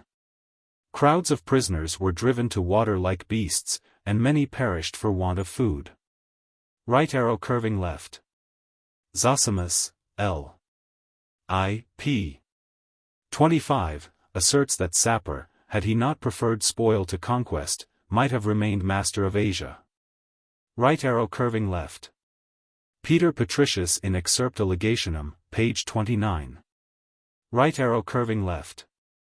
Cyrorum Agrestium Manu. Sextus Rufus, c. 23. Rufus, Victor, The Augustan History, page 192, and several inscriptions agree in making Odenathus a citizen of Palmyra. Right arrow curving left. He possessed so powerful an interest among the wandering tribes, that Procopius, de Bello Persico, L. 2c. 5, and John Malalas, Tom. I, page 391, style him Prince of the Saracens. Right arrow curving left. Peter Patricius, page 25. Right arrow curving left. The pagan writers lament, the Christian insult, the misfortunes of Valerian. Their various testimonies are accurately collected by Tillemont, Tom. 3, p. 739, etc. So little has been preserved of Eastern history before Muhammad, that the modern Persians are totally ignorant of the victory of Sapor, an event so glorious to their nation. See Bibliothèque Orientale. 8766. Right arrow curving left. Yet Gibbon himself records a speech of the Emperor Galerius, which alludes to the cruelties exercised against the living, and the indignities to which they exposed the dead Valerian. Herein ch. 13, respect for the kingly character would by no means prevent an Eastern monarch from ratifying his pride and his vengeance on a fallen foe. M. Right arrow curving left. One of these epistles is from Artavasdes, king of Armenia, since Armenia was then a province of Persia, the king, the kingdom, and the epistle must be fictitious. Right arrow curving left. See his life in the Augustan History. Right arrow curving left. There is still extant a very pretty epithalamium, composed by Gallienus for the nuptials of his nephews. Ite 8, O Juvenes, parator sudate medullis. Omnibus. Inter vos, non murmura vestra columbi. Brachia non heteri, non vincant oscula conchi. Right arrow curving left. Endnotes 1001, 500. He was on the point of giving Plotinus a ruined city of Campania to try the experiment of realizing Plato's Republic. See the Life of Plotinus, by Porphyry, in Fabricius's Bibliotheca Graeca, L4. Right arrow curving left. A medal which bears the head of Gallienus has perplexed the antiquarians by its legend and reverse. The former Gallieni Augusti, the latter ubique pax. M. Spanheim supposes that the coin was struck by some of the enemies of Gallienus, and was designed as a severe satire on that effeminate prince. But as the use of irony may seem unworthy of the gravity of the Roman mint, M. de Viamont has deduced from a passage of Trebellius Pollio, Historia Augusta, p. 198, an ingenious and natural solution. Galliena was first cousin to the emperor. By delivering Africa from the usurper Celsus, she deserved the title of Augusta. On a medal in the French king's collection, we read a similar inscription of Faustina Augusta round the head of Marcus Aurelius. With regard to the ubique pax, it is easily explained by the vanity of Gallienus, who seized, perhaps, the occasion of some momentary calm. See Nouvelles de la République de Lettres, John Vere, 1700, pages 21, 34. Right arrow curving left. This singular character has, I believe, been fairly transmitted to us. The reign of his immediate successor was short and busy. And the historians who wrote before the elevation of the family of Constantine could not have the most remote interest to misrepresent the character of Gallienus. Right arrow curving left. Pollio expresses the most minute anxiety to complete the number .8767 right arrow curving left. The place of his reign is somewhat doubtful. But there was a tyrant in Pontus, and we are acquainted with the seat of all the others. Right arrow curving left. Captain Smith, in his Catalogue of Medals, p. 307, substitutes two new names to make up the number of 19, for those of Odenathus and Zenobia. He subjoins this list. 1. 2.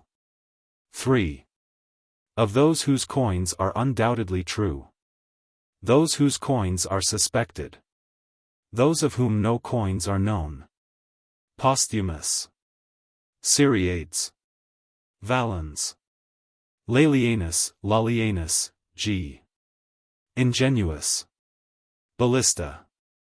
Victorinus. Celsus. Saturninus. Marius. Piso Frugi. Trebellianus. Tetricus. M. 1845. Macrianus. Quietus. Regalianus, G. Alex. Aemilianus. Aureolus. Sulpicius Actininus. Right arrow curving left. Tillemont, Tom. 3, page 1163, reckons them somewhat differently. Right arrow curving left. See the speech of Marius in the Augustan History, page 197. The accidental identity of names was the only circumstance that could tempt Pollio to imitate Sallust. Right arrow curving left. Marius was killed by a soldier, who had formerly served as a workman in his shop, and who exclaimed, as he struck, "Behold the sword which thyself hast forged." Trebellius Pollio in Vita. G. Right arrow curving left. Vos, O Pompilius Sanguis, is Horace's address to the Pisos. See Ars Poetica v. 292, with Daciers and Sanhedrin's notes. Right arrow curving left. Tacitus, Annals 1548. Historiae I-15. In the former of these passages we may venture to change paterna into materna. In every generation from Augustus to Alexander Severus, one or more Pisos appear as consuls.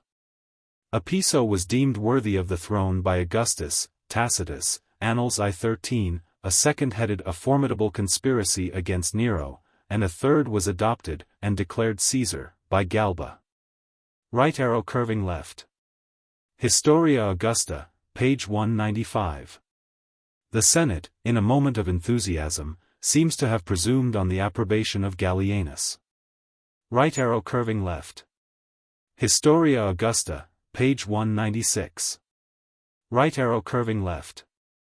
The association of the brave Palmyrenian was the most popular act of the whole reign of Gallienus. Historia Augusta, page 180. Right arrow curving left. Gallienus had given the titles of Caesar and Augustus to his son Silanus, slain at Cologne by the usurper Posthumus. A second son of Gallienus succeeded to the name and rank of his elder brother. Valerian, the brother of Gallienus, was also associated to the empire. Several other brothers, sisters, nephews, and nieces of the emperor formed a very numerous royal family. See Tillemont, Tom. 3, and M. de Brequigny in the Memoirs de l'Académie, Tom. XXX, page 262. Right arrow curving left. Historia Augusta, page 188. Right arrow curving left. Regillianus had some bands of Roxolani in his service. Posthumus a body of Franks. It was, perhaps, in the character of auxiliaries that the latter introduced themselves into Spain. Right arrow curving left. The Augustan History, page 177, calls it Serval Bellum. See Diodorus Siculus, L. XXXIV. Right arrow curving left. Pliny the Elder, Naturalis Historiae v. 10. Right arrow curving left. Diodorus Siculus, L. 17, page 590, edit. Wesseling. Right arrow curving left. Berenice, or Myos Hormos, on the Red Sea, received the eastern commodities. From thence they were transported to the Nile, and down the Nile to Alexandria. M. Right arrow curving left. See a very curious letter of Hadrian, in the Augustan History, page 245. Right arrow curving left. Such as the sacrilegious murder of a divine cat. See Diodorus Siculus, L. I.8768 c. XXI, c. XLVI. M. Right arrow curving left. Historia Augusta, page 195. This long and terrible sedition was first occasioned by a dispute between a soldier and a townsman about a pair of shoes. Right arrow curving left. Dionysius apud Eusebius, Historia Ecclesiastica 7 c. 21. Ammianus XXI 16. Right arrow curving left. The Bruchion was a quarter of Alexandria which extended along the largest of the two ports, and contained many palaces inhabited by the Ptolemies. Danville, Geographie Ancienne 310. G. Right arrow curving left. Joseph Justus Scaliger, Animadversions ad Eusebius, Chronicon, page 258. 3 dissertations of M. Pierre Nicolas Bonamy, in the Memoirs de l'Académie, Tom. 9, right arrow curving left. Strabo, L. 13, p. 569, right arrow curving left. Historia Augusta, page 197. Right arrow curving left. See Christoph Cellarius, Geographia Antiqua, Tom. 2, page 137, upon the limits of Isauria. Right arrow curving left. Historia Augusta, page 177. Right arrow curving left. Historia Augusta, p. 177, Zosimus, L. I, page 24. Zonaras, L. 12, page 623. Eusebius, Chronicon. Victor in Epitome de Caesaribus. Victor in Caesaribus. Eutropius 9:5. Orosius 7:21. Right arrow curving left. Eusebius, Historia Ecclesiastica 7:21. The fact is taken from the letters of Dionysius, who, in the time of those troubles, was Bishop of Alexandria. Right arrow curving left. In a great number of parishes, 11,000 persons were found between 14 and 80, 5,365 between 40 and 70. See Buffon, Histoire naturelle, tom. 2, page 590. Right arrow curving left. Pons Aureli, 13 miles from Bergamo, and 32 from Milan. See Claverius, Italia Antiqua, tom. I, page 245. Near this place, in the year 1703, the obstinate Battle of Cassano was fought between the French and Austrians. The excellent relation of the Chevalier de Follard, who was present, gives a very distinct idea of the ground. See Polybe de Follard, tom. 3, pages 232, 248. Right arrow curving left. On the death of Gallienus, see Trebellius Pollio in Historia Augusta, page 181. Zosimus, L. I, page 37. Zonaras, L. 12, page 634. Eutropius 911.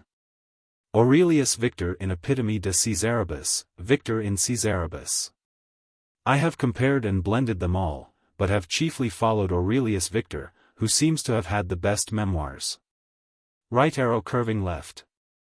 Some supposed him, oddly enough, to be a bastard of the younger Gordian. Others took advantage of the province of Dardania, to deduce his origin from Dardanus and the ancient kings of Troy. Right arrow curving left. Notoria, a periodical and official dispatch which the emperor received from the frumentarii, or agents dispersed through the provinces. Of these we may speak hereafter. Right arrow curving left. Historia Augusta, page 208. Gallienus describes the plate, vestments, etc., like a man who loved and understood those splendid trifles. Right arrow curving left. Julian, Oratio I, p. 6, affirms that Claudius acquired the empire in a just and even holy manner. But we may distrust the partiality of a kinsman. Right arrow curving left. Historia Augusta, page 203. There are some trifling differences concerning the circumstances of the last defeat and death of Aurelius. Right arrow curving left. Aurelius Victor in Gallienus. The people loudly prayed for the damnation of Gallienus. 8769 The Senate decreed that his relations and servants should be thrown down headlong from the Gemonian stairs. An obnoxious officer of the revenue had his eyes torn out whilst under examination. Right arrow curving left. Zonaras, L. 12, page 137. Right arrow curving left. Zonaras on this occasion mentions Posthumus, but the registers of the Senate, Historia Augusta, page 203, prove that Tetricus was already emperor of the western provinces. Right arrow curving left. The Augustan history mentions the smaller, Zonaras the larger, number. The lively fancy of Montesquieu induced him to prefer the latter. Right arrow curving left. Trebellius Pollio in Historia Augusta, page 204. Right arrow curving left. Historia Augusta in Claudius. Aurelian, et Probus. Zosimus, L. I, pages 38, 42. Zonaras, L. 12, page 638. Aurelius Victor in Epitome de Caesaribus, Victor Jr. in Caesaribus. Eutropius 911. Eusebius, in Chronicon. Right arrow curving left. According to Zonaras, L. 12, page 638, Claudius, before his death, invested him with the purple. But this singular fact is rather contradicted than confirmed by other writers. Right arrow curving left. See the Life of Claudius by Pollio, and the orations of Mamertinus, Eumenius, and Julian. See likewise the Caesars of Julian, page 318. In Julian it was not adulation, but superstition and vanity. Right arrow curving left. Such is the narrative of the greater part of the older historians. But the number and the variety of his medals seem to require more time, and give probability to the report of Zosimus, who makes him reign some months. G. Right arrow curving left. Zosimus, L. I. Page 42. Pollio, Historia Augusta, page 107, allows him virtues, and says, that, like Pertinax, he was killed by the licentious soldiers. According to Dxippus, he died of a disease. Right arrow curving left. Theoclius, as quoted in the Augustan History, page 211, affirms that in one day he killed with his own hand 48 Sarmatians, and in several subsequent engagements 950. This heroic valor was admired by the soldiers, and celebrated in their rude songs, the burden of which was mil, occidit. Right arrow curving left. Aecolius, Apud Historia Augusta, p. 213, describes the ceremony of the adoption, as it was performed at Byzantium, in the presence of the emperor and his great officers. Right arrow curving left. Historia Augusta, page 211. This laconic epistle is truly the work of a soldier. It abounds with military phrases and words, some of which cannot be understood without difficulty. Ferramenta Sammiata is well explained by Salmasius. The former of the words means all weapons of offense, and is contrasted with arma, defensive armor. The latter signifies keen and well sharpened. Right arrow curving left. Zosimus, L. I. Page 45. Right arrow curving left. The 500 stragglers were all slain. M. Right arrow curving left. Dxippus, Apud Excerpta Legationum, page 12, relates the whole transaction under the name of Vandals. Aurelian married one of the Gothic ladies to his general Bonosus, who was able to drink with the Goths and discover their secrets. Historia Augusta, page 247. Right arrow curving left. Historia Augusta, page 222. Eutropius 915. Sextus Rufus, c. 9. Lactantius, De Mortibus Persecutorum, c. 9. Right arrow curving left. The Wallachians still preserve many traces of the Latin language, and have boasted, in every age, of their Roman descent. They are surrounded by, but not mixed with, the barbarians. See a memoir of M. D'Anville on ancient Dacia, in the Academy of Inscriptions, Tom. XXX. Right arrow curving left. The connection between the Geti and the Goths is still, in my opinion, incorrectly maintained by some learned writers. M. Right arrow curving left. See the first chapter of Jornans. The Vandals, however, c. 22, maintained a short independence between the rivers Marizia and Grisha, Maros and Kuris, which fell into the Theiss. Right arrow curving left. Dxippus, pages 7, 12. Zosimus, L. I. Page 43. Vopiscus in Aurelianus, in Historia Augusta. However, these historians differ in names, Alemanni, Juthungi, and Marcomanni, it is evident that they mean the same people, and the same war. But it requires some care to conciliate and explain them. Right arrow curving left. Canticlerus, with his usual accuracy, chooses to translate 300,000. His version is equally repugnant to sense and to grammar. Right arrow curving left. We may remark, as an instance of bad taste, that Dxippus applies to the light infantry of the Alemanni the technical terms proper only to the Grecian phalanx. Right arrow curving left. In Dxippus, we at present read Rhodinus. M. de Valois very judiciously alters the word to Eridanus. Right arrow curving left. The Emperor Claudius was certainly of the number. But we are ignorant how far this mark of respect was extended. If to Caesar and Augustus, it must have produced a very awful spectacle, a long line of the masters of the world. Right arrow curving left. Vopiscus in Historia Augusta, page 210.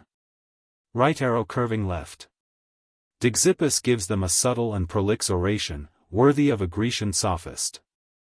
Right arrow curving left. Historia Augusta, page 215. Right arrow curving left. Dixippus, page 12. Right arrow curving left.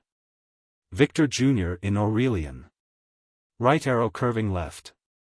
Vopiscus in Historia Augusta, page 216. Right arrow curving left. The little river, or rather torrent, of Metaurus, near Phano, has been immortalized by finding such an historian as Livy, and such a poet as Horace. Right arrow curving left.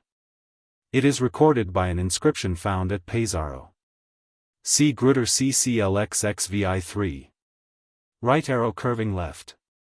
One should imagine, he said, that you were assembled in a Christian church, not in the temple of all the gods. Right arrow curving left. Vopiscus, in Historia Augusta, pages 215, 216, gives a long account of these ceremonies from the registers of the Senate. Right arrow curving left. Pliny the Elder, Naturalis Historiae 3:5. To confirm our idea, we may observe that for a long time Mount Celius was a grove of oaks, and Mount Viminal was overrun with osiers. That in the 4th century, the Aventine was a vacant and solitary retirement, that, till the time of Augustus, the Esquiline was an unwholesome burying ground. And that the numerous inequalities remarked by the ancients in the Quirinals sufficiently prove that it was not covered with buildings. Of the 7 hills, the Capitoline and Palatine only, with the adjacent valleys, were the primitive habitation of the Roman people. But this subject would require a dissertation. Right arrow curving left. Expatientia tecta multas addidir urbs, is the expression of Pliny the Elder. Right arrow curving left. Historia Augusta, page 222. Both Lipsius and Isaac Vossius have eagerly embraced this measure. Right arrow curving left.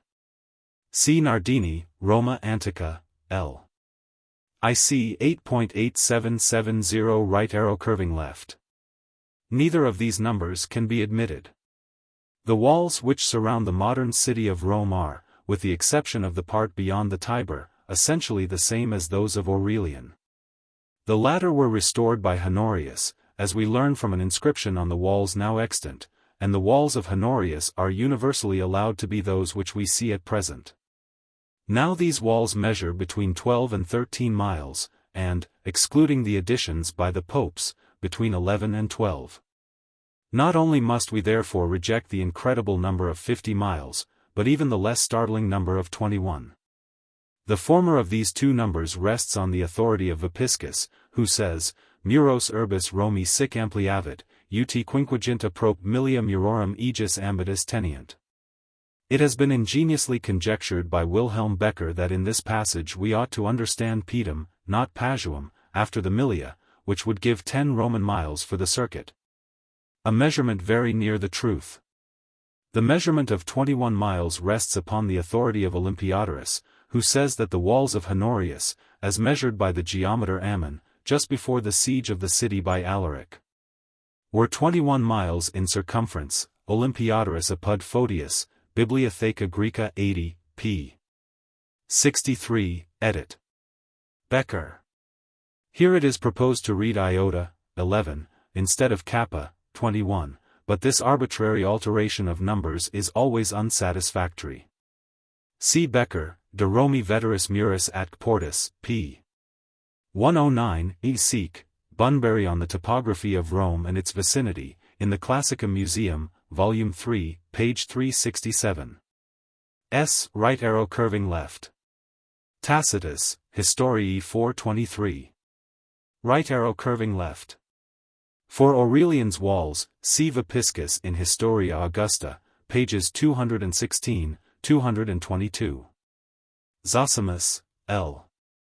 I, page 43. Eutropius 915. Aurelius Victor in Aurelian. Victor Jr. in Aurelian. Eusebius, Hieronymus et Idatius in Chronicon. Right arrow curving left. His competitor was Lollianus 8771 or Aelianus, if, indeed, these names mean the same person. See Tillemont, Tom. 3, page 1177. Right arrow curving left. The character of this prince by Julius Atterianus, Apud Historia Augusta, page 187, is worth transcribing, as it seems fair and impartial. Victorino que post Junium posthumium Gallias rexit neminem existimo preferendum, non in virtute Trajanum, non Antoninum in clementia, non in gravitate nervum, non in gubernando erario Vespasianum. Non in censura totius vitae ac severitate militari pertinacem vel severam. Sed omnia haec libido et cupiditas voluptatis mulierii sic perdidit, ut nemo audit virtuts aegis in litteras mitera quem constat omnium judicio meruis puniri. Right arrow curving left. He ravished the wife of Attianus, an actuary, or army agent. Historia Augusta, page 186. Aurelius Victor in Aurelian. Right arrow curving left. Pollio assigns her an article among the 30 tyrants. Historia Augusta, page 200. Right arrow curving left. Pollio in Historia Augusta, page 196. Vopiscus in Historia Augusta, page 220. The two victors, in the lives of Gallienus and Aurelian. Eutropius 9:13. Eusebius, in Chronicon. Of all these writers, only the two last, but with strong probability, place the fall of Tetricus before that of Zenobia. M. de Bose, in the Academy of Inscriptions, Tom. XXX, does not wish, and Tillemont, Tom. 3, page 1189, does not dare, to follow them. I have been fairer than the one, and bolder than the other. Right arrow curving left. Victor Jr. in Aurelian. Eumenius mentions Batavico. Some critics, without any reason, would fain alter the word to Bagaudico. Right arrow curving left. Eumenius in Panegyrici Vetters 4:8. Right arrow curving left. Vopiscus in Historia Augusta, page 246. Autun was not restored till the reign of Diocletian. See Eumenius, Pro Restaurandis Scholiis. Right arrow curving left. Almost everything that is said of the manners of Odenathus and Zenobia is taken from their lives in the Augustan history, by Trebellius Pollio, see pages 192, 198. Right arrow curving left. According to some Christian writers, Zenobia was a Jewess. Jost, Geschichte Israeli 10:416. History of the Jews 3:175. M. Right arrow curving left. She never admitted her husband's embraces but for the sake of posterity. If her hopes were baffled, in the ensuing month she reiterated the experiment.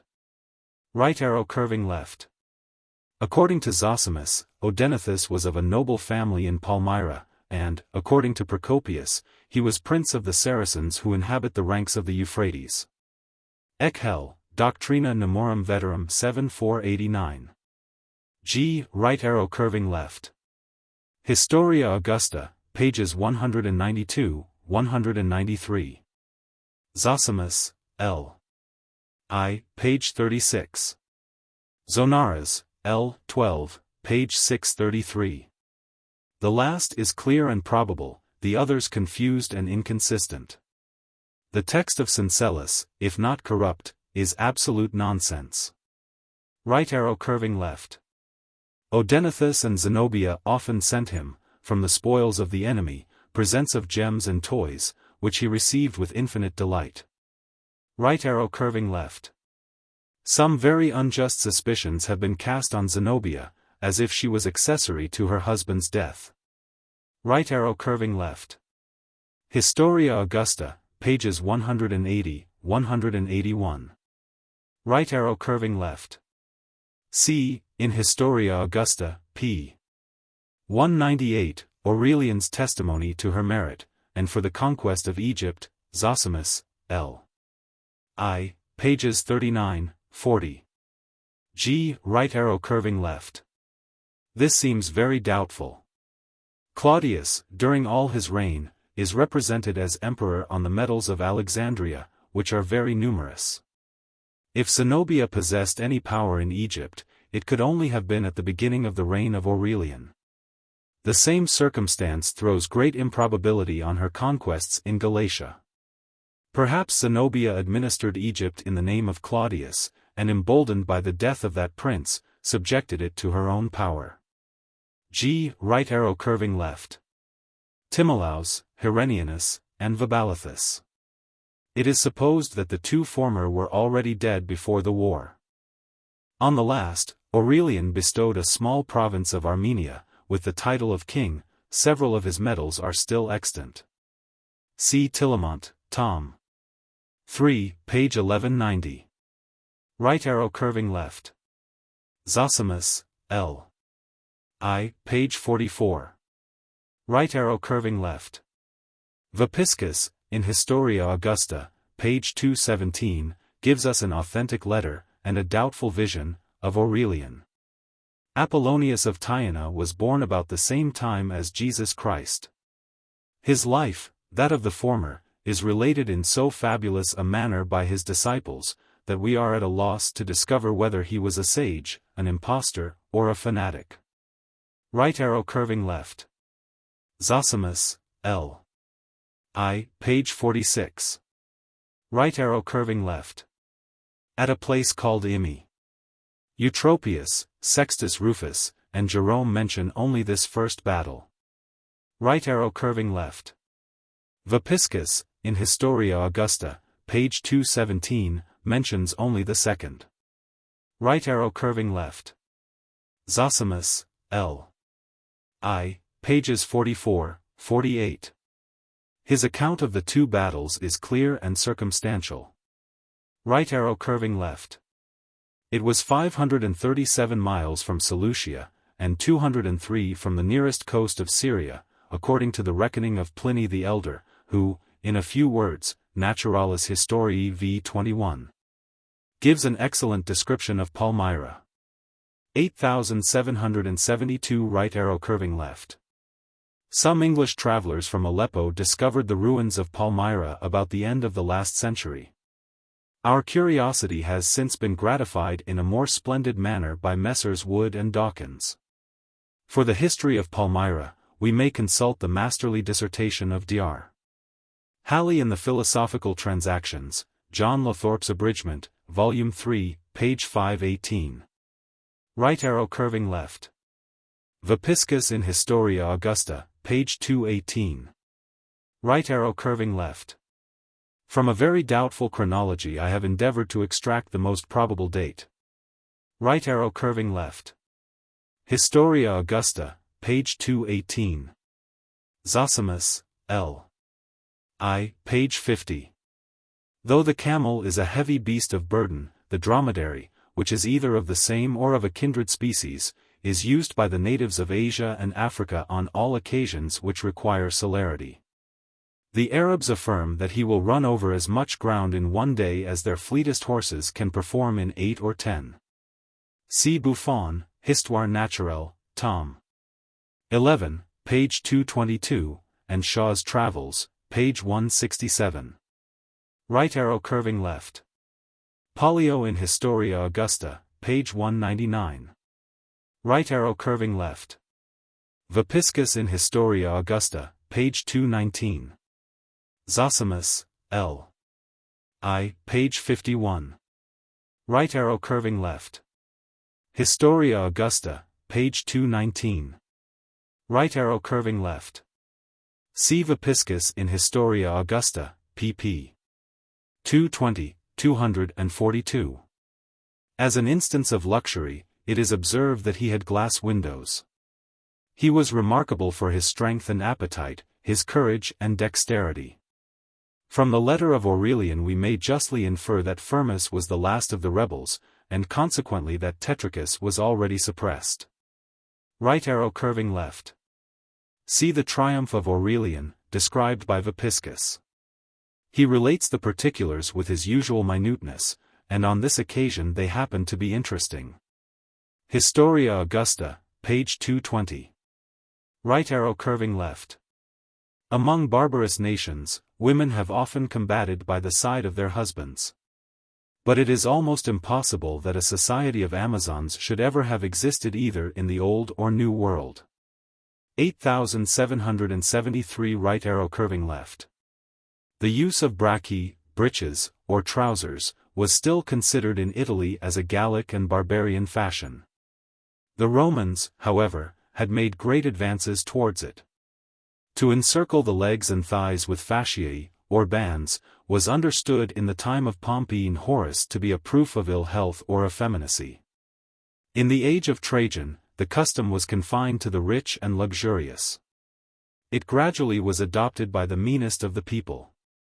See a very curious note of Casaubon, ad Suetonius in De Vita Caesarum, Augustus, c. 82. Right arrow curving left. Most probably the former, the latter, seen on the medals of Aurelian, only denote, according to the learned Cardinal Henry Norris, an Oriental victory. Right arrow curving left. The expression of Calpurnius, Eclogues I-50, nullos dicit captiva triumphos, as applied to Rome, contains a very manifest allusion and censure. Right arrow curving left. Vopiscus in Historia Augusta, page 199. Hieronymus in Chronicon. Prosper Aquitanus in Epitoma Chronicon. Baronius supposes that Zenobius, bishop of Florence in the time of Saint Ambrose, was of her family. Right arrow curving left. Vopiscus in Historia Augusta, page 222. Eutropius 913. Victor Jr.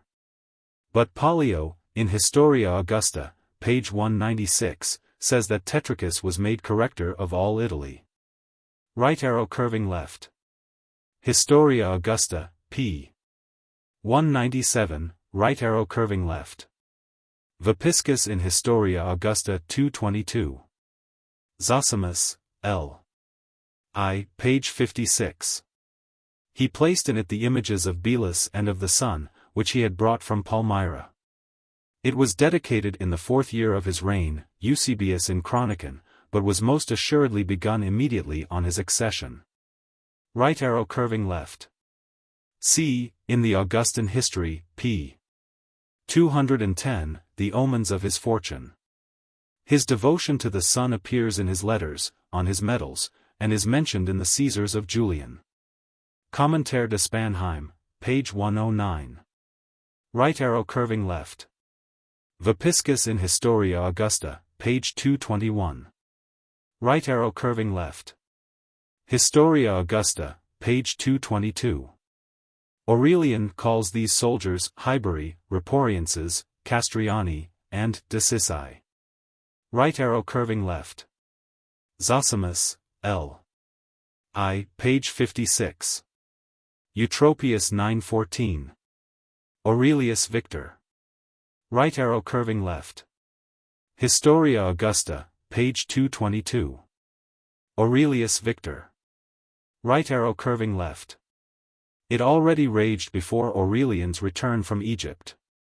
See Vopiscus, who quotes an original letter. Historia Augusta, page 244. Right arrow curving left.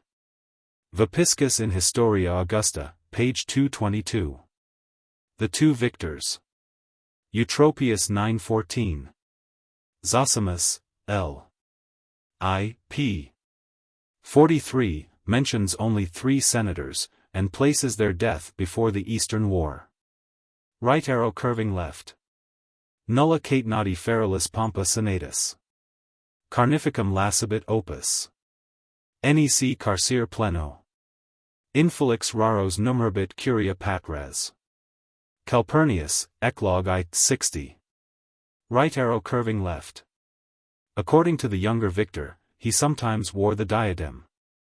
Deus and Dominus appear on his medals. Right arrow curving left. It was the observation of Diocletian. See Vopiscus in Historia Augusta, page 224. Right arrow curving left. Vopiscus in Historia Augusta, page 221. Zosimus, L. I, page 57. Eutropius 915. The two victors. Right arrow curving left. Vopiscus in Historia Augusta, page 222. Aurelius Victor mentions a formal deputation from the troops to the Senate. Right arrow curving left. Vopiscus, our principal authority, wrote at Rome, 16 years only after the death of Aurelian. And, besides the recent notoriety of the facts, constantly draws his materials from the journals of the Senate, and the original papers of the Ulpian Library. Zosimus and Zonaras appear as ignorant of this transaction as they were in general of the Roman constitution. Right arrow curving left. The interregnum could not be more than 7 months. Aurelian was assassinated in the middle of March, the year of Rome 1028. Tacitus was elected the September 25 in the same year. Right arrow curving left. Livy I 17. Dionysi Halicarnassensis, L. 2, page 115. Plutarch in Parallel Lives, Numa, page 60. The first of these writers relates the story like an orator, the second like a lawyer, and the third like a moralist, and none of them probably without some intermixture of fable. Right arrow curving left. Vopiscus, in Historia Augusta, page 227, calls him primi sententia consularis, and soon afterwards princeps senatus. It is natural to suppose that the monarchs of Rome, disdaining that humble title, resigned it to the most ancient of the senators. Right arrow curving left. The only objection to this genealogy is that the historian was named Cornelius, the emperor, Claudius. But under the Lower Empire, surnames were extremely various and uncertain. Right arrow curving left. Zonaras, L. 12, page 637. The Alexandrian World Chronicle, by an obvious mistake, transfers that age to Aurelian. Right arrow curving left. In the year 273, he was ordinary consul. But he must have been suffectus many years before, and most probably under Valerian. Right arrow curving left. Bis millis octingentes. Vopiscus in Historia Augusta, page 229. This sum, according to the old standard, was equivalent to 840,000 Roman pounds of silver, each of the value of 3 pounds sterling. But in the age of Tacitus, the coin had lost much of its weight and purity. Right arrow curving left. After his accession, he gave orders that 10 copies of the Historian should be annually transcribed and placed in the public libraries. The Roman libraries have long since perished, and the most valuable part of Tacitus was preserved in a single MS, and discovered in a monastery of Westphalia. See Bell, Dictionnaire historique et critique, article, Tacite, and Lipsius ad Annals Tacitus 2-9. Right arrow curving left. Vopiscus in Historia Augusta, page 227. Right arrow curving left. Historia Augusta, page 228. Tacitus addressed the Praetorians by the appellation of Sanctissimi Milites, and the people by that of Sacratissimi Quirites. Right arrow curving left. In his manumissions he never exceeded the number of 100, as limited by the Caninian law, which was enacted under Augustus, and at length repealed by Justinian. See Casaubon ad Locke. Vopisci. Right arrow curving left. See the lives of Tacitus, Florianus, and Probus. In the Augustan history, we may be well assured that whatever the soldier gave the senator had already given. Right arrow curving left. Vopiscus in Historia Augusta, page 216. The passage is perfectly clear, yet both Casaubon and Salmasius wish to correct it. Right arrow curving left. Vopiscus in Historia Augusta, pages 230, 232, 233. The senators celebrated the happy restoration with hecatombs and public rejoicings. Right arrow curving left. Historia Augusta, page 228. Right arrow curving left. On the Alani, see this note. M. Right arrow curving left. Vopiscus in Historia Augusta, page 230. Zosimus, L. I, page 57. Zonaras, L. 12, page 637. Two passages in the Life of Probus, pp. 236, 238, convince me that these Scythian invaders of Pontus were Alani. If we may believe Zosimus, L.I. page 58, Florianus pursued them as far as the Cimmerian Bosphorus. But he had scarcely time for so long and difficult an expedition. Right arrow curving left. Eutropius and Aurelius Victor only say that he died. Victor Jr. adds that it was of a fever. Zosimus and Zonaras affirm that he was killed by the soldiers. Vopiscus mentions both accounts, and seems to hesitate. Yet surely these jarring opinions are easily reconciled. Right arrow curving left. According to the two victors, he reigned exactly 200 days. Right arrow curving left. Historia Augusta, page 231. Zosimus, L.I. pages 58, 59. Zonaras, L. 12, page 637. Aurelius Victor says that Probus assumed the empire in Illyricum, an opinion which, though adopted by a very learned man, would throw that period of history into inextricable confusion. Right arrow curving left. Historia Augusta, page 229. Right arrow curving left. He was to send judges to the Parthians, Persians, and Sarmatians, a president to Taprobana, and a proconsul to the Roman island, supposed by Casaubon and Salmasius to mean Britain. Such a history as mine, says Vopiscus with proper modesty, will not subsist 1,000 years, to expose or justify the prediction. Right arrow curving left. For the private life of Probus, see Vopiscus in Historia Augusta, pages 234, 237. Right arrow curving left. According to the Alexandrian World Chronicle, he was 50 at the time of his death. Right arrow curving left. This letter was addressed to the Praetorian prefect, whom, on condition of his good behavior, he promised to continue in his great office. See Historia Augusta, page 237.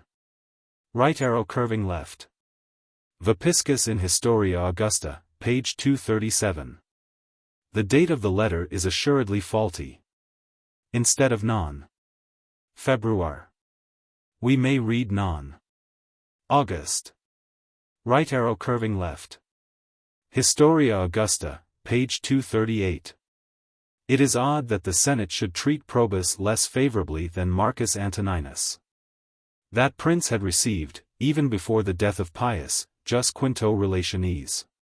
See Capitolinus in Historia Augusta, page 24.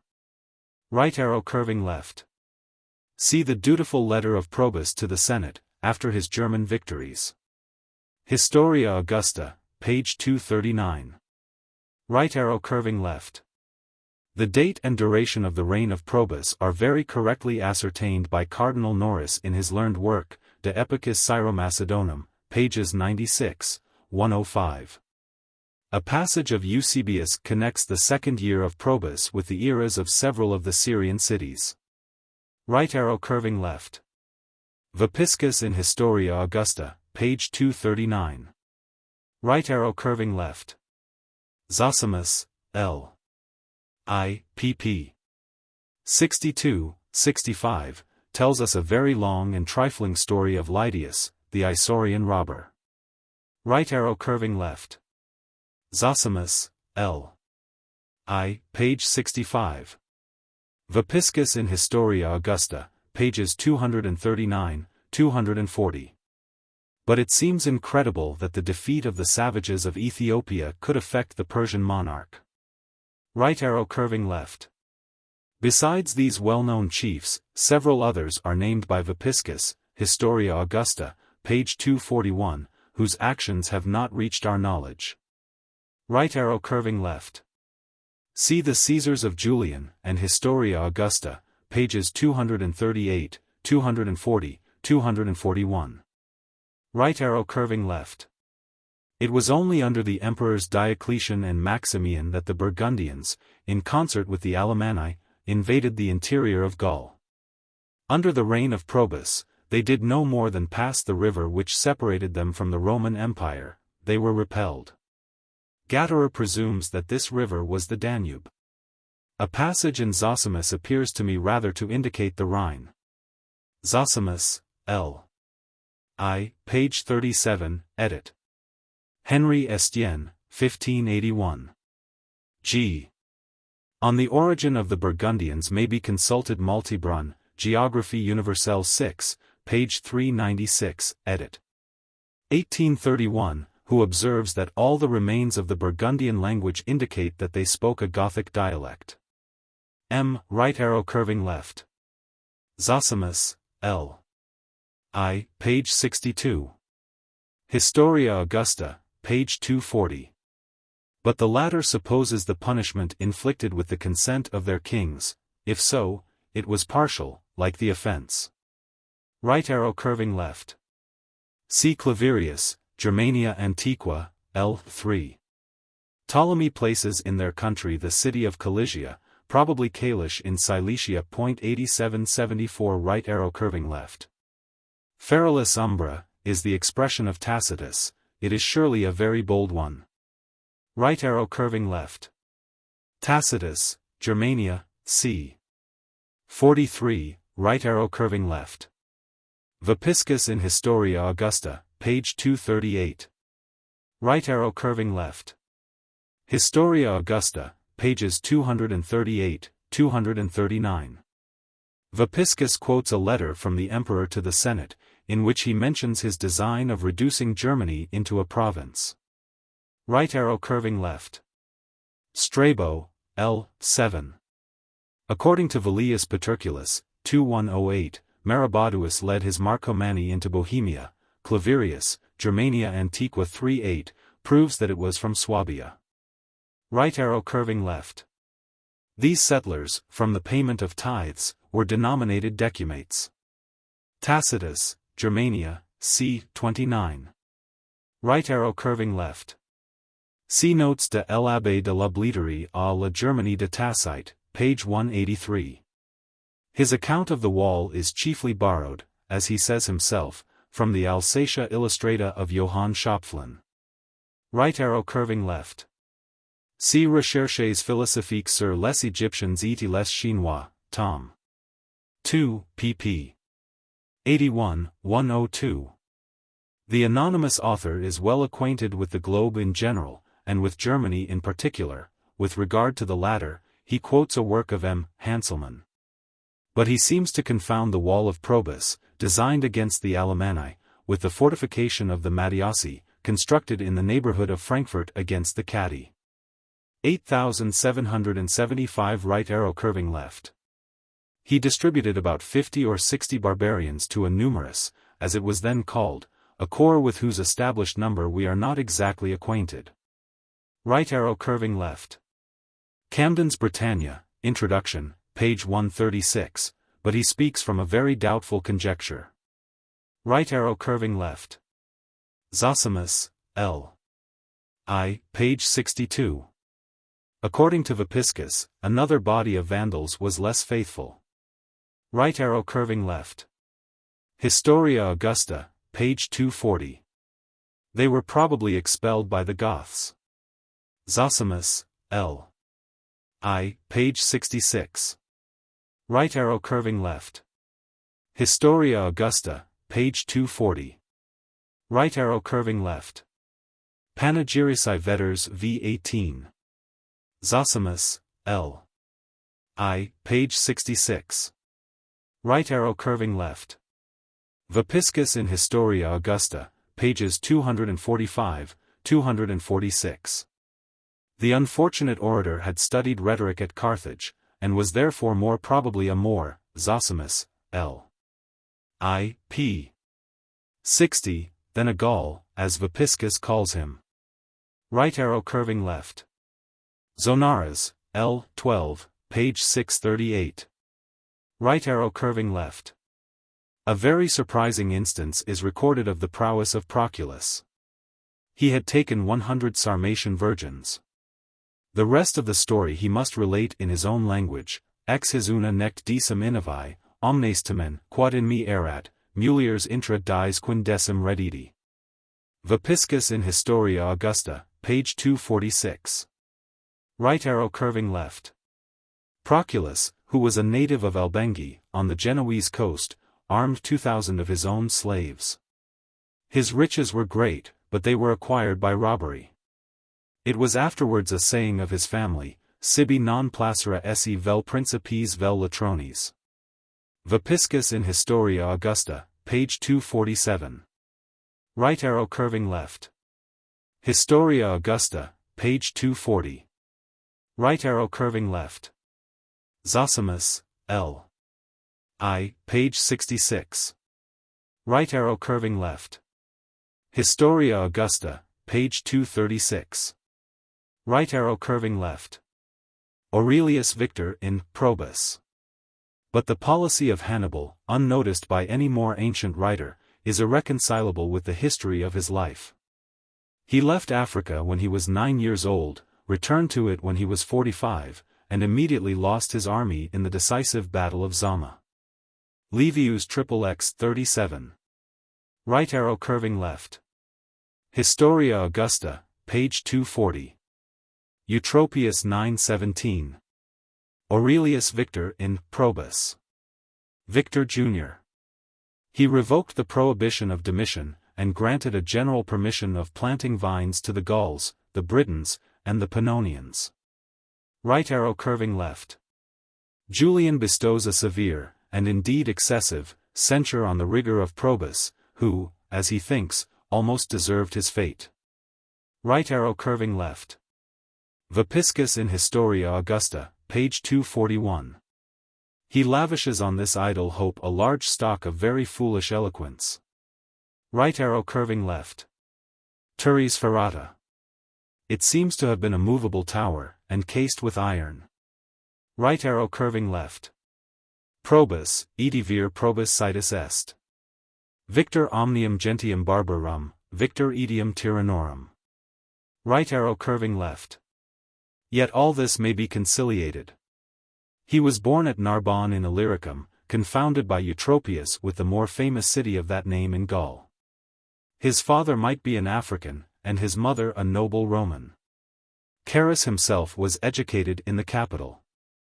See Scaliger, Animadversions ad Eusebius, Chronicon, page 241. Right arrow curving left. Probus had requested of the Senate an equestrian statue and a marble palace, at the public expense, as a just recompense of the singular merit of Carus. Vopiscus in Historia Augusta, page 249. Right arrow curving left. Vopiscus in Historia Augusta, pages 242, 249. Julian excludes the Emperor Carus and both his sons from the banquet of the Caesars. Right arrow curving left. John Malalas, Tom. I, page 401. But the authority of that ignorant Greek is very slight. He ridiculously derives from Carus the city of Cari, and the province of Curia, the latter of which is mentioned by Homer.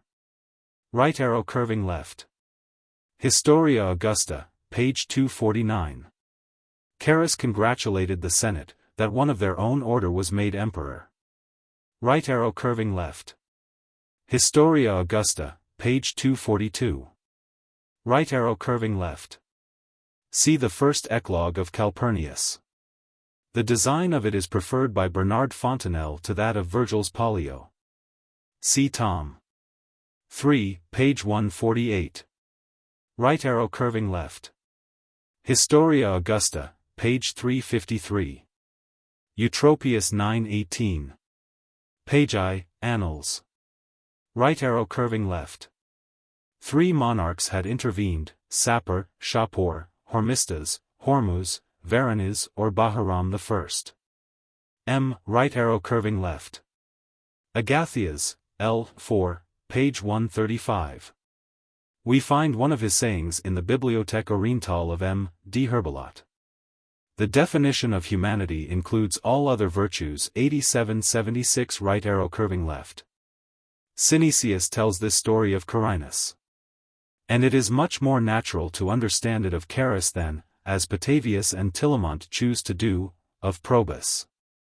Right arrow curving left. Vopiscus in Historia Augusta, page 250. Eutropius 918. The two victors. Right arrow curving left. To the Persian victory of Charis I refer the dialogue of the Philopatris, which has so long been an object of dispute among the learned. But to explain and justify my opinion would require a dissertation. 8777 Right arrow curving left. Historia Augusta, page 250. Yet Eutropius, Festus, Rufus, the two victors, Jerome, Sidonius Apollinaris, Syncellus, and Zonaras, all ascribe the death of Charis to lightning. Right arrow curving left. See Nemesianus, Synegeticon, v. 71, etc. Right arrow curving left. See Festus and his commentators on the word Scribonianum. Places struck by lightning were surrounded with a wall, things were buried with mysterious ceremony. Right arrow curving left. Vopiscus in Historia Augusta, page 250. Aurelius Victor seems to believe the prediction, and to approve the retreat. Right arrow curving left. Nemesianus, Synegeticon, v. 69. He was a contemporary, but a poet. Right arrow curving left. Cancellarius. This word, so humble in its origin, has, by a singular fortune, risen into the title of the first great office of state in the monarchies of Europe. See Casaubon and Salmasius, Ad Historia Augusta, page 253. Right arrow curving left. Vopiscus in Historia Augusta, pages 253, 254. Eutropius 919. Victor Jr. The reign of Diocletian, indeed, was so long and prosperous, that it must have been very unfavorable to the reputation of Carinus. Right arrow curving left. Vopiscus in Historia Augusta, page 254. He calls him Charis, but the sense is sufficiently obvious, and the words were often confounded. Right arrow curving left. See Calpurnius, Eclogue 743. We may observe that the spectacles of Probus were still recent, and that the poet is seconded by the historian. Right arrow curving left. The philosopher Michel de Montaigne, Essays, L. 3-6, gives a very just and lively view of Roman magnificence in these spectacles. Right arrow curving left. Vopiscus in Historia Augusta, page 240. Right arrow curving left. They are called onagri. But the number is too inconsiderable for mere wild asses. Gisbert Kuper, de Elephantis in Nummy's Obvious Exercitations Dui 2-7, has proved from Oppian, Dion, and an anonymous Greek, that zebras had been seen at Rome. They were brought from some island of the ocean, perhaps Madagascar. Right arrow curving left. Carinus gave a hippopotamus, see Calpurnius, Eclogue 666. In the latter spectacles, I do not recollect any crocodiles, of which Augustus once exhibited 36. Dion Cassius, L.L.V., page 781. Right arrow curving left. Capitolinus in Historia Augusta, pages 164, 165. We are not acquainted with the animals which he calls Archeleontes, some read Argoleontes, others Agrioleontes, both corrections are very nugatory. Right arrow curving left. Pliny the Elder, Naturalis Historiae 8-6, from the Annals of Piso. Right arrow curving left. See Maffei, Verona Illustrata, page 4L. IC, 2. Right arrow curving left. Maffei, L, 2C, 2. The height was very much exaggerated by the ancients. It reached almost to the heavens, according to Calpurnius, Eclogue 723, and surpassed the ken of human sight according to Ammianus Marcellinus, 1610. Yet how trifling to the Great Pyramid of Egypt, which rises 500 feet perpendicular. Right arrow curving left. According to different copies of Victor, we read 77,000 or 87,000 spectators, but Maffei, L, 2c. 12, finds room on the open seats for no more than 34,000. The remainder were contained in the upper covered galleries. Right arrow curving left. See Maffei, L. 2c. 5, 12. He treats the very difficult subject with all possible clearness, and like an architect, as well as an antiquarian. Right arrow curving left.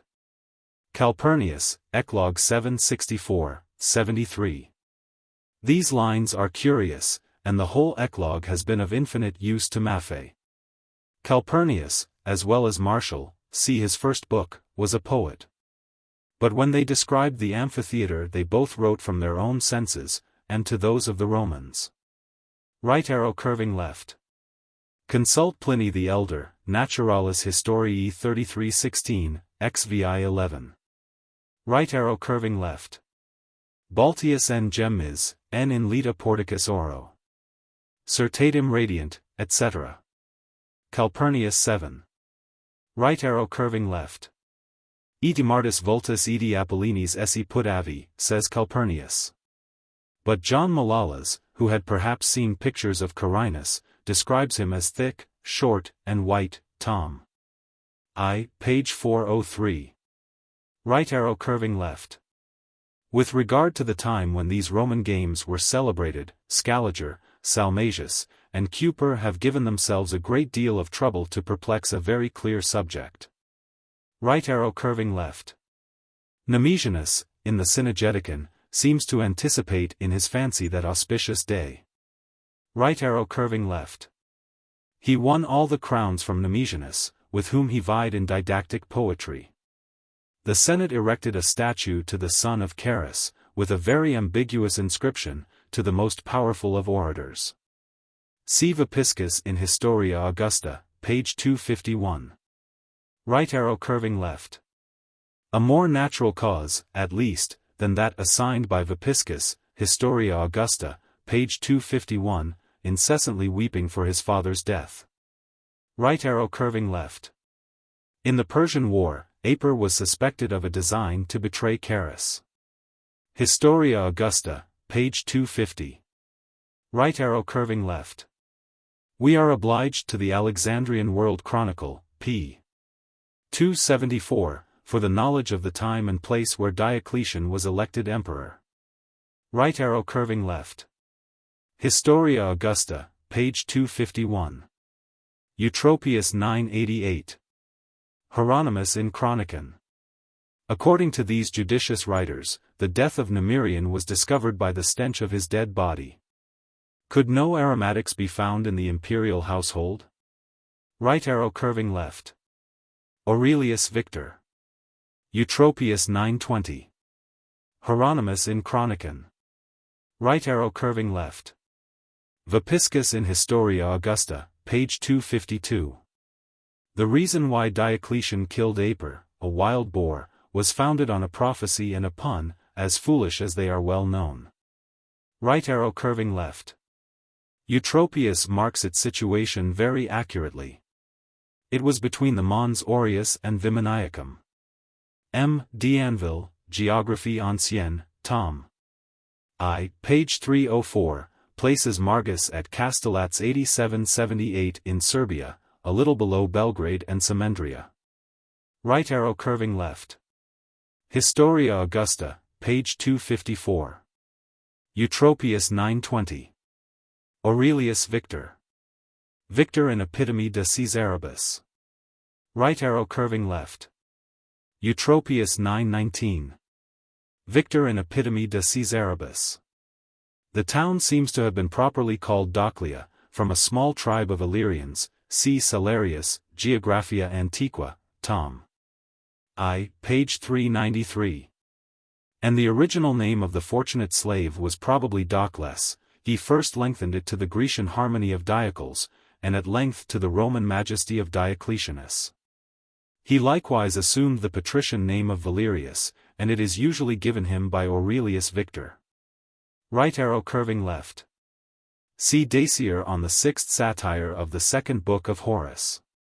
Cornelius Nepos, in Excellentiam Imperatorum Vitae, Vita Eumenius, c. 1. Right arrow curving left. Lactantius, or whoever was the author of the little treatise De Mortibus Persecutorum, accuses Diocletian of timidity in two places, c. 7, 8. In ch. 9 He says of him, erat in omni tumulta meticulosus et animi disjectus. Right arrow curving left. In this encomium, Aurelius Victor seems to convey a just, though indirect, censure of the cruelty of Constantius. It appears from the Fasti, that Aristobulus remained prefect of the city, and that he ended with Diocletian the consulship which he had commenced with Carinus. Right arrow curving left. Aurelius Victor styles Diocletian, parentum podius quam dominum. See Historia Augusta, page 30. Right arrow curving left. The question of the time when Maximian received the honors of Caesar and Augustus has divided modern critics, and given occasion to a great deal of learned wrangling. I have followed M. de Tillemont, Histoire des Empereurs, tom. 4, pages 500, 505, who has weighed the several reasons and difficulties with his scrupulous accuracy. 8779 Right arrow curving left. In an oration delivered before him, Panegyrici Vetters 2:8, Mamertinus expresses a doubt whether his hero, in imitating the conduct of Hannibal and Scipio, had ever heard of their names. From thence we may fairly infer that Maximian was more desirous of being considered as a soldier, than as a man of letters. And it is in this manner that we can often translate the language of flattery into that of truth. Right arrow curving left. Lactantius, De Mortibus Persecutorum, c. 8. Aurelius Victor. As among the panegyrics we find orations pronounced in praise of Maximian, and others which flatter his adversaries at his expense, we derive some knowledge from the contrast. Right arrow curving left. See the second and third panegyrics, particularly 3, 10, 14, but it would be tedious to copy the diffuse and affected expressions of their false eloquence. With regard to the titles, consult Aurelius Victor, Lactantius, De Mortibus Persecutorum, c. 52. Spanheim, Dissertations de Prestantia et usu numismatum antiquorum Dissertatio 12:8. Right arrow curving left. On the relative power of the Augusti and the Caesars, consult a dissertation at the end of Manso's Leben Constantius de Grossen. M. Right arrow curving left. Aurelius Victor. Victor and Epitome de Caesaribus. Eutropius 9:22. Lactantius, De Mortibus Persecutorum, c. 8. Hieronymus in Chronicon. Right arrow curving left. It is only among the modern Greeks that Tillemont can discover his appellation of Chloris. Any remarkable degree of paleness seems inconsistent with the rubor mentioned in Panegyrici Vetters v. 19. Right arrow curving left. Julian, the grandson of Constantius, boasts that his family was derived from the warlike Mesians. Misopogon, page 348. The Dardanians dwelt on the edge of Mesia. Right arrow curving left. Galerius married Valeria, the daughter of Diocletian. If we speak with strictness, Theodora, the wife of Constantius, was daughter only to the wife of Maximian. Spanheim, Dissertations de Prestantia et usu numismatum antiquorum 11:2. Right arrow curving left. This division agrees with that of the four prefectures. Yet there is some reason to doubt whether Spain was not a province of Maximian. See Tillemont, tom. 4, p. 517.8780 Right arrow curving left. Julian in Caesaribus, page 315. Spanheim's Notes to the French translation, page 122. Right arrow curving left. The general name of Bagaudi, in the signification of rebels, continued till the 5th century in Gaul. Some critics derive it from a Celtic word bagad, a tumultuous assembly. Scaliger ad Eusebius, Ducange, Glossarium Latinitatis. Compare Sharon Turner, History of the Anglo-Saxons I 214. M. Right arrow curving left. Chronique de Froissart, Volume 1 c. 182, 273, 79. The naivete of his story is lost in our best modern writers. Right arrow curving left. Caesar, De Bello Gallico 613. Orgetorix, the Helvetian, could arm for his defense a body of 10,000 slaves. Right arrow curving left. Their oppression and misery are acknowledged by Eumenius, Panegyrici Vetters 6:8, Gallias Ephiratas Injurious. Right arrow curving left. Panegyrici Vetters 2:4. Aurelius Victor. Right arrow curving left. Aelianus and Amandus. We have medals coined by them. Goltzius in Thesaurus Antiquitatum Romanorum, pages 117, 121. Right arrow curving left. Levibus Proelius Domuit. Eutropius 920. Right arrow curving left. The fact rests indeed on very slight authority, a life of Saint Babylinus, which is probably of the 7th century. See Duchesne, Historiae Francorum Scriptores, tom. I, page 662. Right arrow curving left. Aurelius Victor calls them Germans. Eutropius, 921, gives them the name of Saxons. But Eutropius lived in the ensuing century, and seems to use the language of his own times. Right arrow curving left. The three expressions of Eutropius, Aurelius Victor, and Eumenius, Villicime Natus, Bataviae Alumnus, and Menapii Civis, give us a very doubtful account of the birth of Carausius. Dar. William Stukeley, however, History of Carausius, page 62, chooses to make him a native of St. David's and a prince of the blood royal of Britain. The former idea he had found in Richard of Cirencesta, p. 44.8781 right arrow curving left. Panegyrici Vetters v. 12. Britain at this time was secure, and slightly guarded. Right arrow curving left. Panegyrici Vetters v. 11, 7-9. The orator Eumenius wished to exalt the glory of the hero, Constantius, with the importance of the conquest. Notwithstanding our laudable partiality for our native country, it is difficult to conceive that in the beginning of the 4th century, England deserved all these commendations. A century and a half before, it hardly paid its own establishment. See Appian in Proemium. Right arrow curving left. As a great number of medals of Carausius are still preserved, he has become a very favorite object of antiquarian curiosity.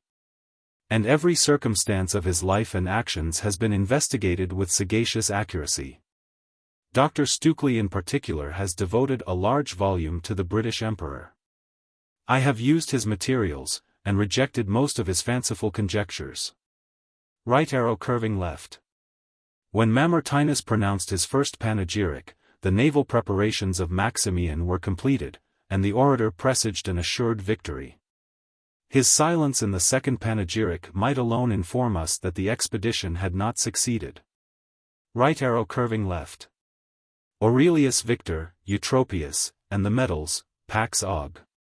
Inform us of this temporary reconciliation, though I will not presume, as Dr. Stukeley has done, Medallic History of Carausius, page 86, etc., to insert the identical articles of the treaty. Right arrow curving left.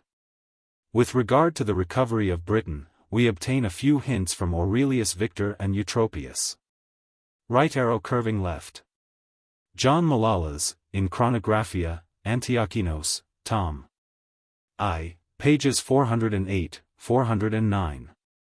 Right arrow curving left. Zosimus, L. I, page 3. That partial historian seems to celebrate the vigilance of Diocletian, with a design of exposing the negligence of Constantine. We may, however, listen to an orator, nam quid ego alarum et cohortium castra persensim, toto rini et istri et Euphrates limit restituta? Panegyrici Vetters 4:18. Right arrow curving left. Runt omnes in sanguinem sum populi, cabus non contigit esse Romanis, obstinatique feritatis poenas nunc spont persolvent. Panegyrici Vetters 3:16. Mamertinus illustrates the fact by the example of almost all the nations of the world. Right arrow curving left. He complained, though not with the strictest truth, jam fluxus annos quindecim in cabus, in Illyrico, ad ripam danubii relegatus cum gentibus barbaris lucteret. Lactantius, De Mortibus Persecutorum, c. 18. Right arrow curving left. In the Greek text of Eusebius, we read 6,000, a number which I have preferred to the 60,000 of Jerome, Orosius, Eutropius, and his Greek translator Pianius. Right arrow curving left. Panegyrici Vetters 721. Right arrow curving left. There was a settlement of the Sarmatians in the neighborhood of Treves, which seems to have been deserted by those lazy barbarians. Ausonius speaks of them in his Mosella. Unde iter ingrediens nemo rosa per avia solum. Eti nulla humani spectans vestigia cultus. Vertical ellipsis. Arvaque soramatum nuper metata colones. There was a town of the Carpi in the lower Mesia. Right arrow curving left. See the rhetorical exultation of Eumenius. Panegyrici Vetters 7-9. Right arrow curving left. Scaliger, Animadversions ad Eusebius, p. 243, decides, in his usual manner, that the Quinque Gentiani, or 5 African nations, were the 5 great cities, the Pentapolis of the inoffensive province of Cyrene. Right arrow curving left. After his defeat, Julian stabbed himself with a dagger, and immediately leaped into the flames. Victor and Epitome de Caesaribus. Right arrow curving left. 2 ferocissimos Mauritanii populos in accessis montium jugis et naturali munition fidentes, expugnasti, recipisti, transgelisti. Panegyrici Vetters 6-8. Right arrow curving left. See the description of Alexandria in Hirtius, De Bello Alexandrino, c. 5. Right arrow curving left. Eutropius 924. Orosius 725. John Malalas in Chronographia, Antiochinos, pages 409, 410. Yet Eumenius assures us that Egypt was pacified by the clemency of Diocletian. Right arrow curving left. Eusebius, in Chronicon, places their destruction several years sooner, and at a time when Egypt itself was in a state of rebellion against the Romans. Right arrow curving left. Strabo, L. 17, pages 1, 172. Pomponius Mela, L. IC. 4. His words are curious, intra, si credir libet, vix homines magisque semiferi, Egypanes, eti blemis, eti satirae. Right arrow curving left. Ossus sisi inserere fortuni et provocare arma romana. Right arrow curving left. See Procopius, De Bello Persico, L.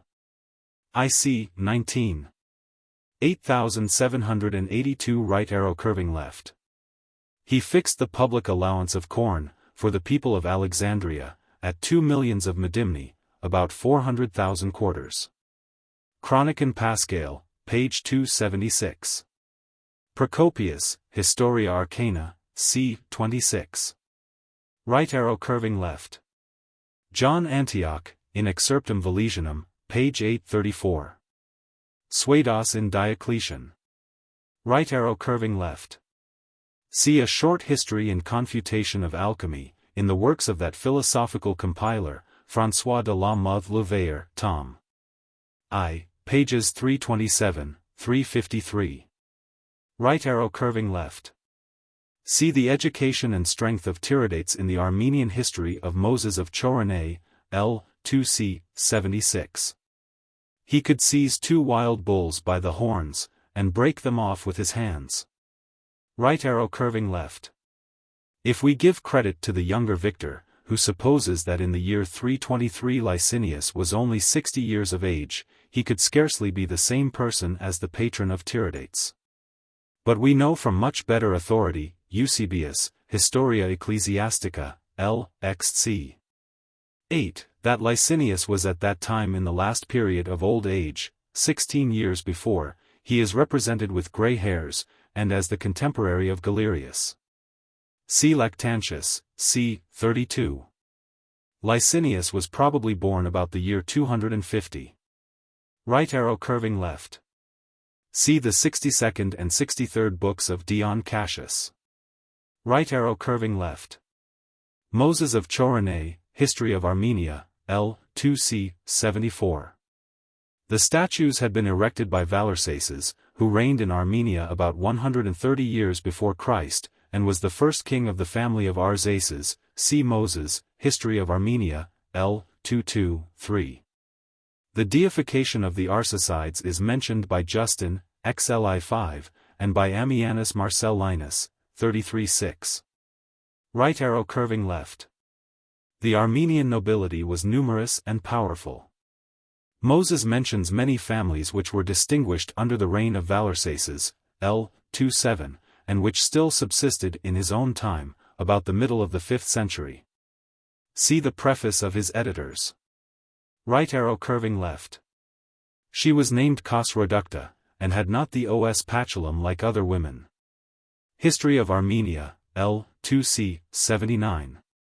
I do not understand the expression. 8783 right arrow curving left. Mamgo, according to M. St. Martin, note to Lebeau, 2213, belonged to the imperial race of Han, who had filled the throne of China for 400 years.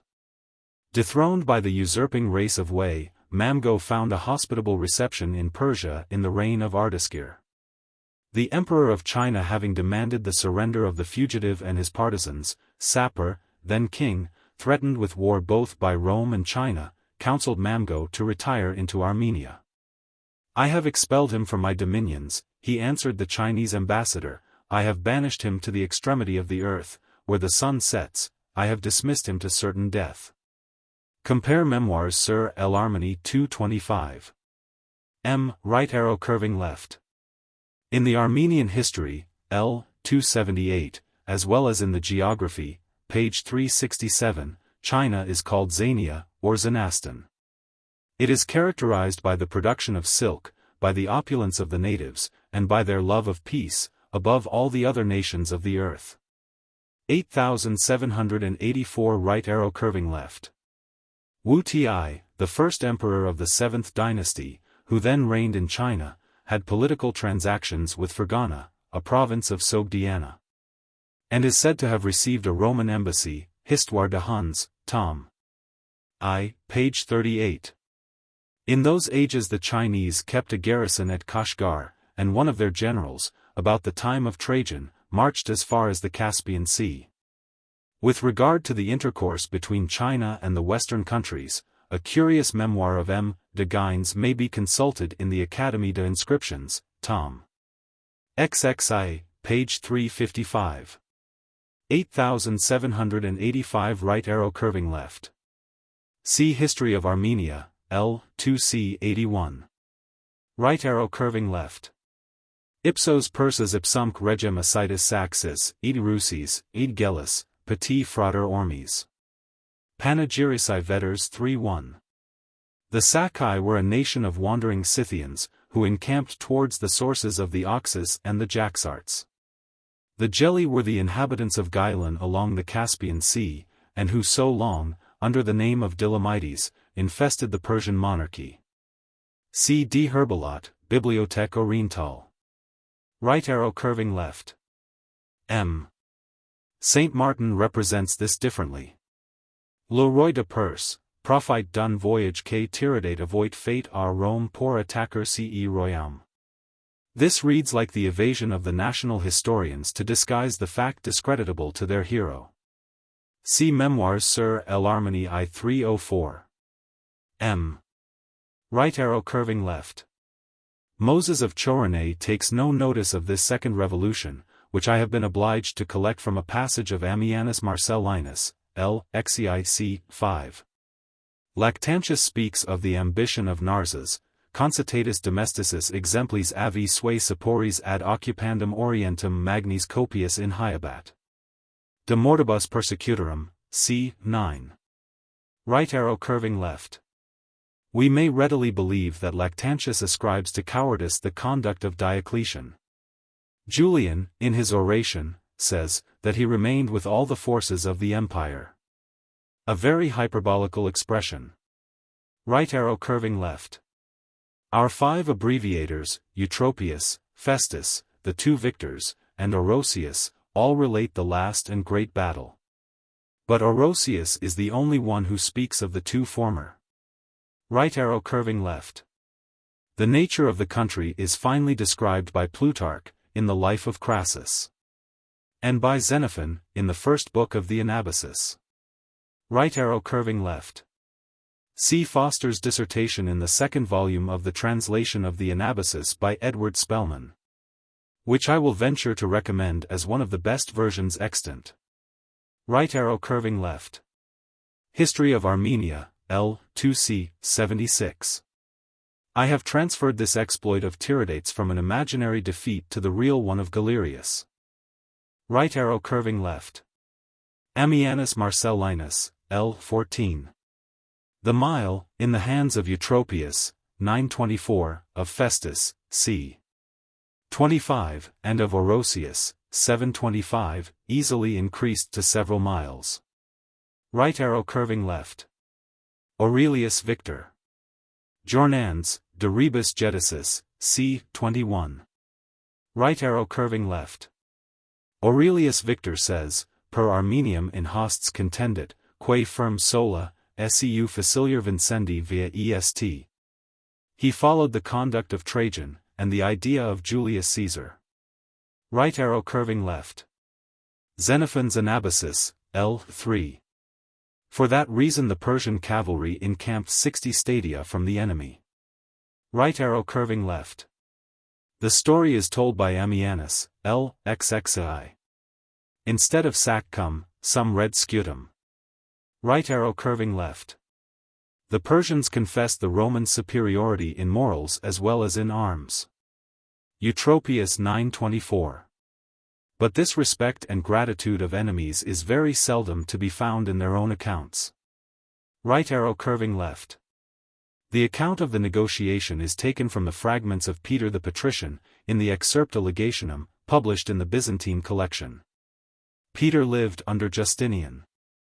But it is very evident, from the nature of his materials, that they are drawn from the most authentic and respectable writers.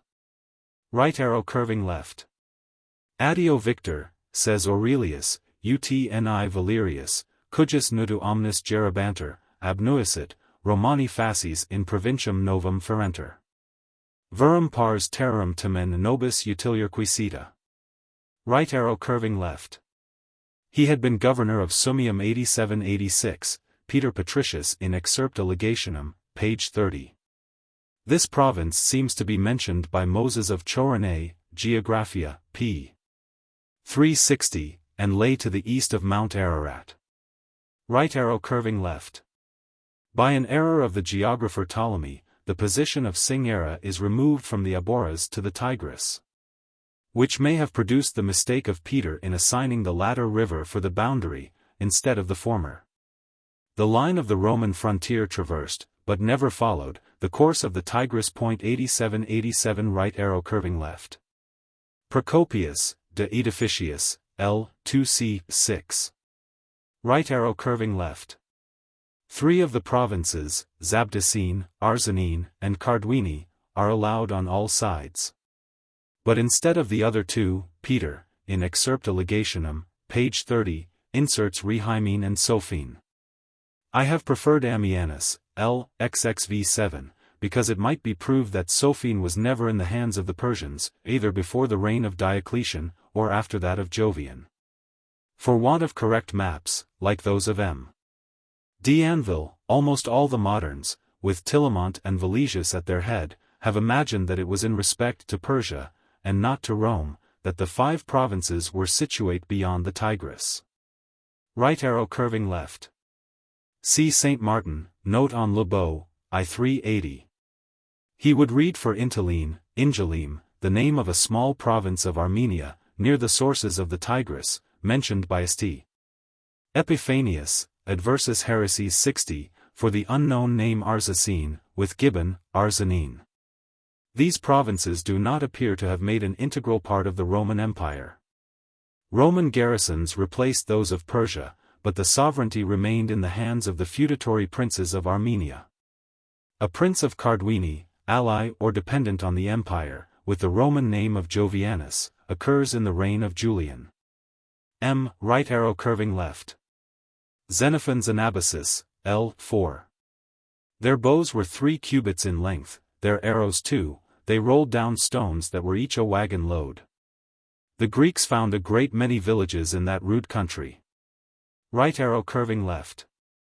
I traveled through this country in 1810, and should judge, from what I have read and seen of its inhabitants, that they have remained unchanged in their appearance and character for more than 20 centuries.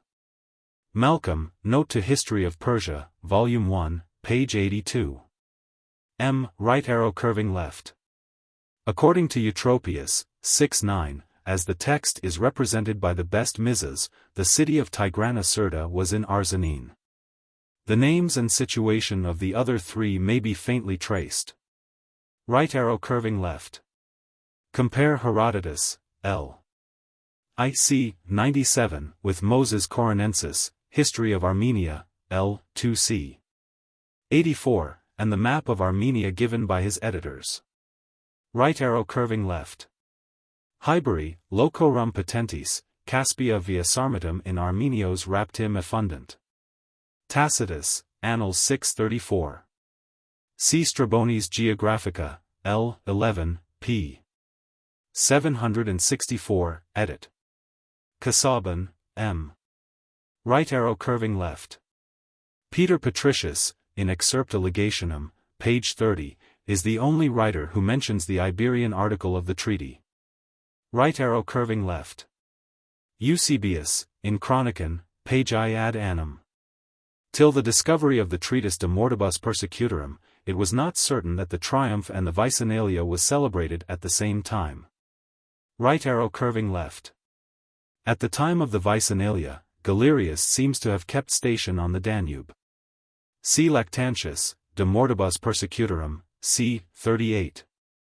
Right arrow curving left. Eutropius, 927, mentions them as a part of the triumph. As the persons had been restored to Narsas, nothing more than their images could be exhibited. Right arrow curving left. Livy gives us a speech of Camillus on that subject, v. 51, 55, full of eloquence and sensibility. In opposition to a design of removing the seat of government from Rome to the neighboring city of Veii. Right arrow curving left. Julius Caesar was reproached with the intention of removing the empire to Ilium or Alexandria. See Suetonius in De Vita Caesarum, Julius Caesar, c. 79.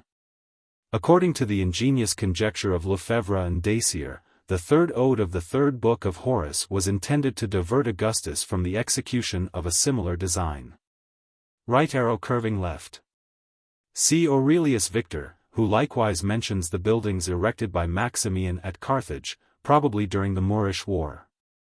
We shall insert some verses of Ausonius, De Claris Urbibus v. Et Mediolani Mairi Omnia, Copia Rerum. Innumeri cultec domus, fecunda varorum.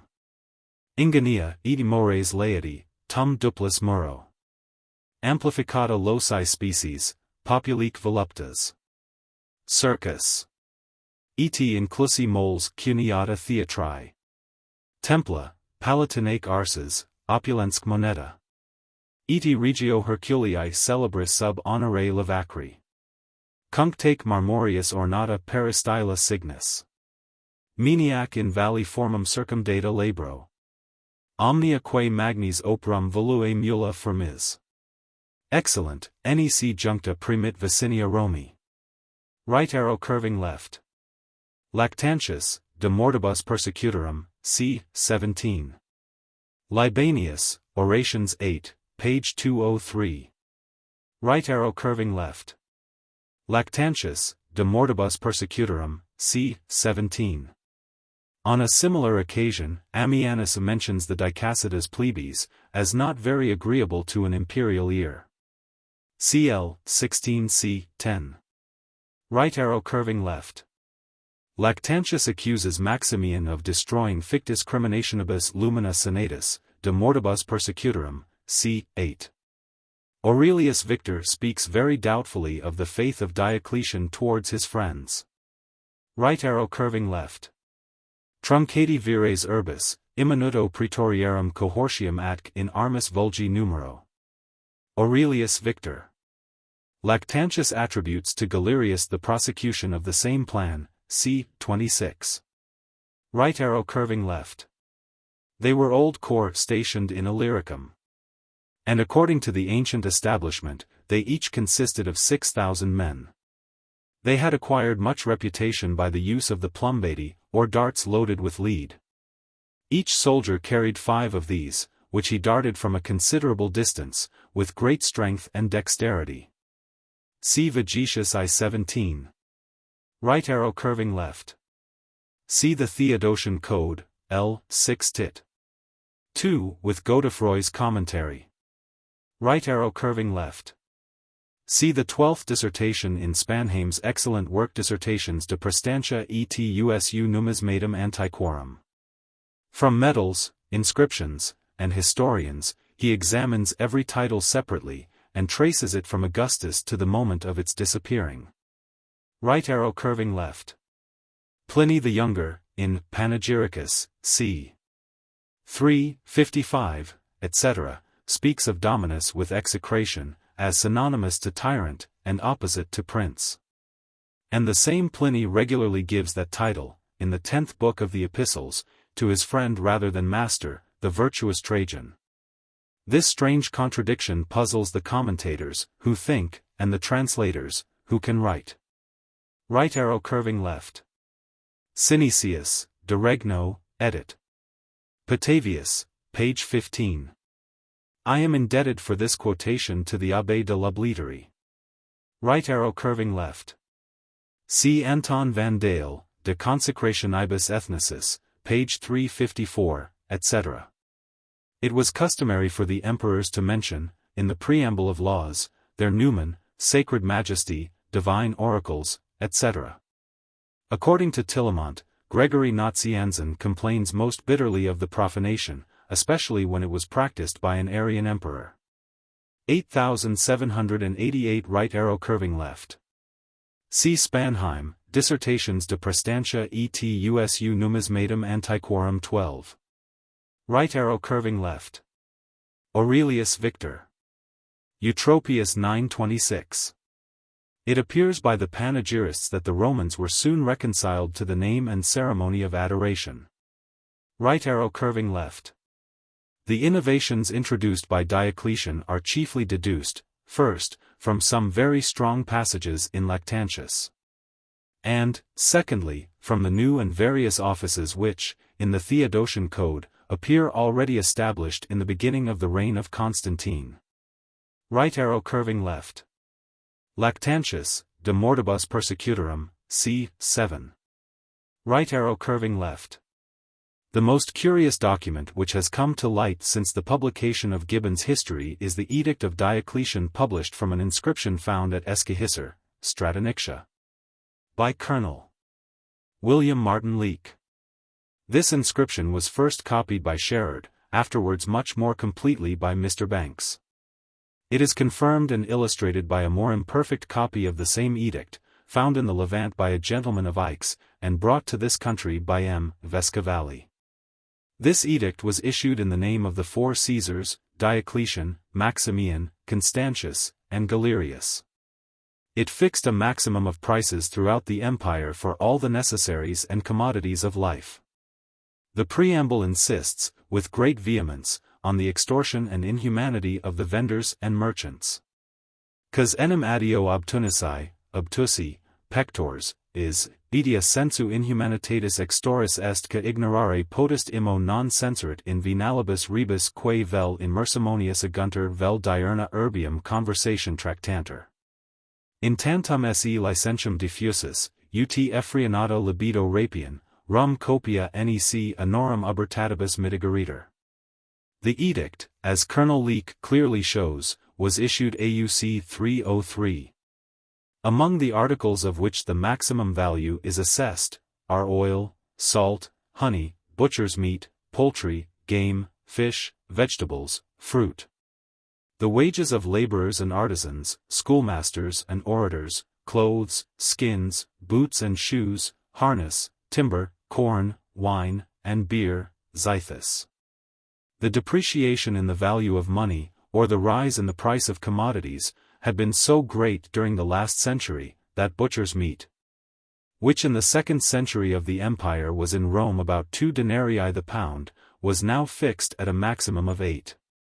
Colonel Leake supposes the average price could not be less than 4, at the same time the maximum of the wages of the agricultural laborers was 25. The whole edict is, perhaps, the most gigantic effort of a blind though well-intentioned despotism, to control that which is, and ought to be, beyond the regulation of the government. See an Edict of Diocletian, by Colonel Leake, London, 1826. Colonel Leake has not observed that this edict is expressly named in the treatise De Mortibus Persecutorum, ch. 7. Idem cum various iniquitatibus immensum faceret caritatem, legem pretis rerum venalium statuare conatus est, m. Right arrow curving left. Indicta lex nova quae sane illorum temporum modestia tolerabilis, in pernicium percessit. Aurelius Victor, who has treated the character of Diocletian with good sense, though in bad Latin. Right arrow curving left. Solus omnium, post conditum Romanum imperium, ca ex tanto fastigio spont ad privati vitae statum civilitatem remirit. Eutropius 928. Right arrow curving left.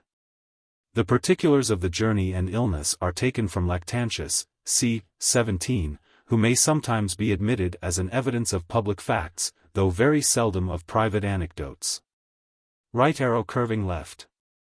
Aurelius Victor ascribes the abdication, which had been so variously accounted for, to 2 causes: first, Diocletian's contempt of ambition, and secondly, his apprehension of impending troubles. One of the panegyrists, 6-9, mentions the age and infirmities of Diocletian as a very natural reason for his retirement. 8789 Right arrow curving left. The difficulties as well as mistakes attending the dates both of the year and of the day of Diocletian's abdication are perfectly cleared up by Tillemont, Histoire des Empereurs, tom. 4, page 525, note 19, and by page I ad annum. Right arrow curving left. See Panegyrici Vetters 6-9. The oration was pronounced after Maximian had resumed the purple. Right arrow curving left. Eumenius pays him a very fine compliment, at enim divinum illum virum, ca primus imperium et participavit et posuit, concilii et facti sui non poenitet. Nec amicis se putat quat spont transcripsit. Felix beatusque vir quem vestra, tantorum principum, collant obsequia privatum. Panegyrici Vetters 7:15. Right arrow curving left. We are obliged to the younger Victor for this celebrated bon mot. Eutropius mentions the thing in a more general manner. Right arrow curving left. Historia Augusta, pages 223, 224. Vopiscus had learned this conversation from his father. Right arrow curving left. The younger Victor slightly mentions the report. But as Diocletian had disobliged a powerful and successful party, his memory has been loaded with every crime and misfortune. It has been affirmed that he died raving mad, that he was condemned as a criminal by the Roman Senate, etc. Right arrow curving left. See the Vetera Romanorum Itineraria, pages 269, 272, edit. Wesseling. Right arrow curving left. The Abate Fortis, in his Viaggio in Dalmatia, page 43, printed at Venice in the year 1774, in 2 small volumes in quarto, quota ms. Account of the Antiquities of Salona, composed by Giambattista Giustiniani about the middle of the 16th century. Right arrow curving left. Robert Adams' Ruins of the Palace of the Emperor Diocletian at Spalatro, page 6. We may add a circumstance or two from the Abate Fortis. The little stream of the Hyader, mentioned by Lucan, produces most exquisite trout, which a sagacious writer, perhaps a monk, supposes to have been one of the principal reasons that determined Diocletian in the choice of his retirement. Fortis, page 45. The same author, page 38, observes that a taste for agriculture is reviving at Spalatro, and that an experimental farm has lately been established near the city, by a society of gentlemen. Right arrow curving left. Constantine, Oratio ad Coetum Sanctorum, c. 25. In this sermon, the emperor, or the bishop who composed it for him, affects to relate the miserable end of all the persecutors of the church. Right arrow curving left. Constantinos Porphyrogenitus, De Statu Imperio, page 86. Right arrow curving left. Danville, Géographie Ancienne, tom. I, page 162. Right arrow curving left. Messrs. Robert Adam and Charles Louis Clarisseau, attended by 2 draftsmen, visited Spalatro in the month of July, 1757. The magnificent work which their journey produced was published in London 7 years afterwards. Right arrow curving left. I shall quote the words of the Abate Fortis. Ibast evolment nota agli amatori del architetta, e del antiquita, l'opera del signor Adams, che ha donato molto a che superbi vestigi coll'abituale eleganza del suo autocolapis e del bulino. In general la rosezza del scalpello, e il cattivo gusto del secolo 6 Gareggiano colla magnificenza del fabbricato. See Viaggio in Dalmatia, page 40. Right arrow curving left. The orator Eumenius was secretary to the emperors Maximian and Constantius, and professor of rhetoric in the College of Autun. His salary was 600,000 sesterces, which, according to the lowest computation of that age, must have exceeded £3,000 a year. He generously requested the permission of employing it in rebuilding the college. See his oration, Pro Restaurandis Scholis, which, though not exempt from vanity, may atone for his panegyrics. Right arrow curving left. Porphyry died about the time of Diocletian's abdication. The life of his master Plotinus, which he composed, will give us the most complete idea of the genius of the sect, and the manners of its professors. This very curious piece is inserted in Fabricius, Bibliotheca Graeca, tom. 4, pages 88, 148. Right arrow curving left. M. De Montesquieu, Considerations sur les causes de la grandeur de Rome et de leur décadence, c. 17, supposes, on the authority of Orosius and Eusebius, that, on this occasion, the empire, for the first time, was really divided into 2 parts. It is difficult, however, to discover in what respect the plan of Galerius differed from that of Diocletian. Right arrow curving left. Hic non modo amabilis, sed etiam venerabilis Gallis fuit. Praecipiu quat Diocletiani suspectum prudentiam, adi Maximiani sanguinarium violentiam imperio aegis evacerant. Eutropius, Breviarium Historiae Romani xi, right arrow curving left. Divitius Provincialium, Mel. Provinciarum, ac privatorum studens, Fisci commoda non ad modum affectans, Ducensque Milius publicas opes a privatus haberi, quam intra unum claustrum reservari. Eutropius, Breviarium Historiae Romani xi. He carried this maxim so far, that whenever he gave an entertainment he was obliged to borrow a service of plate. Right arrow curving left. Lactantius, De Mortibus Persecutorum. c. 18.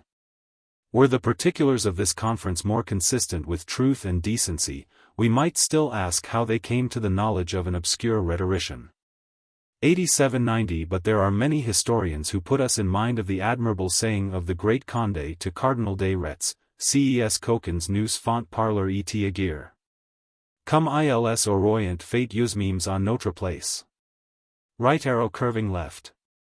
Sublatus nupera pecoribus edi silvis, says Lactantius, De Mortibus Persecutorum, c. 19, Statum Scutarius, Continuo Protector, Mox Tribunus, Postrati Caesar, Accipit Orientum. Aurelius Victor is too liberal in giving him the whole portion of Diocletian. Right arrow curving left. His diligence and fidelity are acknowledged even by Lactantius, De Mortibus Persecutorum, c. 18. Right arrow curving left. These schemes, however, rest only on the very doubtful authority of Lactantius, De Mortibus Persecutorum, c. 20. Right arrow curving left. This tradition, unknown to the contemporaries of Constantine, was invented in the darkness of monasteries, was embellished by Geoffrey of Monmouth and the writers of the 12th century, has been defended by our antiquarians of the last age, and is seriously related in the ponderous history of England, compiled by Mr. Thomas Cart, Volume 1, page 147. He transports, however, the kingdom of Coil, the imaginary father of Helena, from Essex to the wall of Antoninus. Right arrow curving left. Eutropius, X2, expresses, in a few words, the real truth, and the occasion of the error, ex obscuriri matrimonio aegis filius. Zosimus, L. 2, p. 78, eagerly seized the most unfavorable report, and is followed by Orosius, 725, whose authority is oddly enough overlooked by the indefatigable but partial Tillemont. By insisting on the divorce of Helena, Diocletian acknowledged her marriage. Right arrow curving left. There are three opinions with regard to the place of Constantine's birth. Our English antiquarians were used to dwell with rapture on the words of his panegyrist, Britannia's illic oriendo nobiles ficisti. But this celebrated passage may be referred with as much propriety to the accession as to the nativity of Constantine. Some of the modern Greeks have ascribed the honor of his birth to Drepanum, a town on the Gulf of Nicomedia, Salarius, Tom. 2, p. 174, which Constantine dignified with the name of Helenopolis and Justinian adorned with many splendid buildings, Procopius, De Edificiis v2. It is indeed probable enough that Helena's father kept an inn at Drepanum, and that Constantius might lodge there when he returned from a Persian embassy in the reign of Aurelian.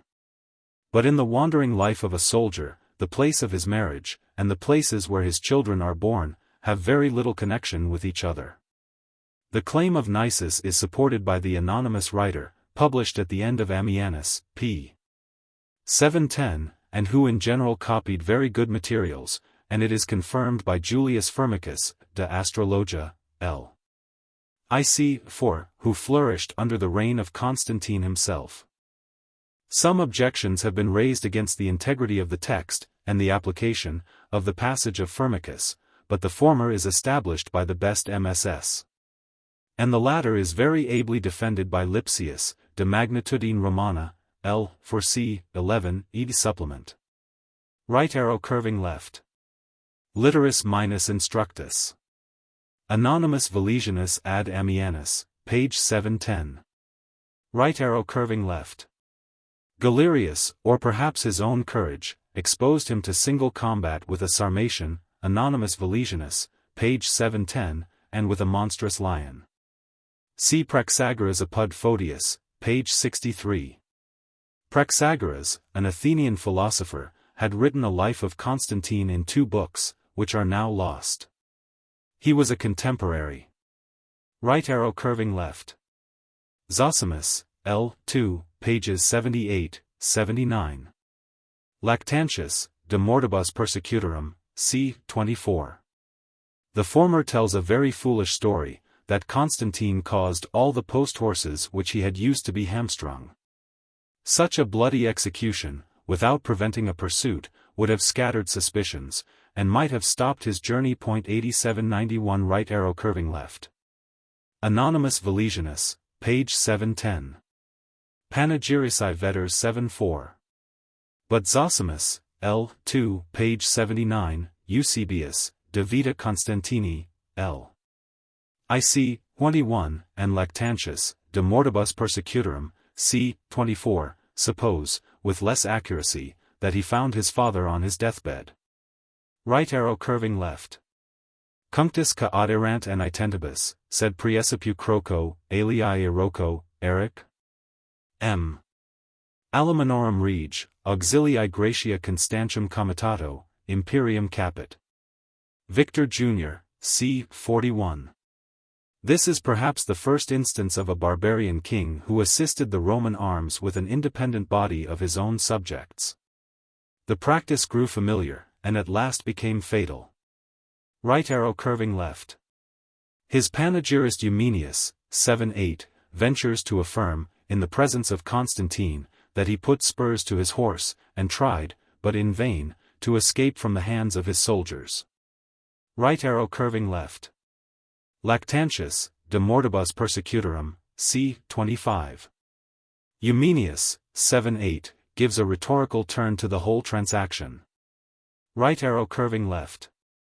The choice of Constantine by his dying father, which is warranted by reason, and insinuated by Eumenius, seems to be confirmed by the most unexceptionable authority. The concurring evidence of Lactantius, De Mortibus Persecutorum, c.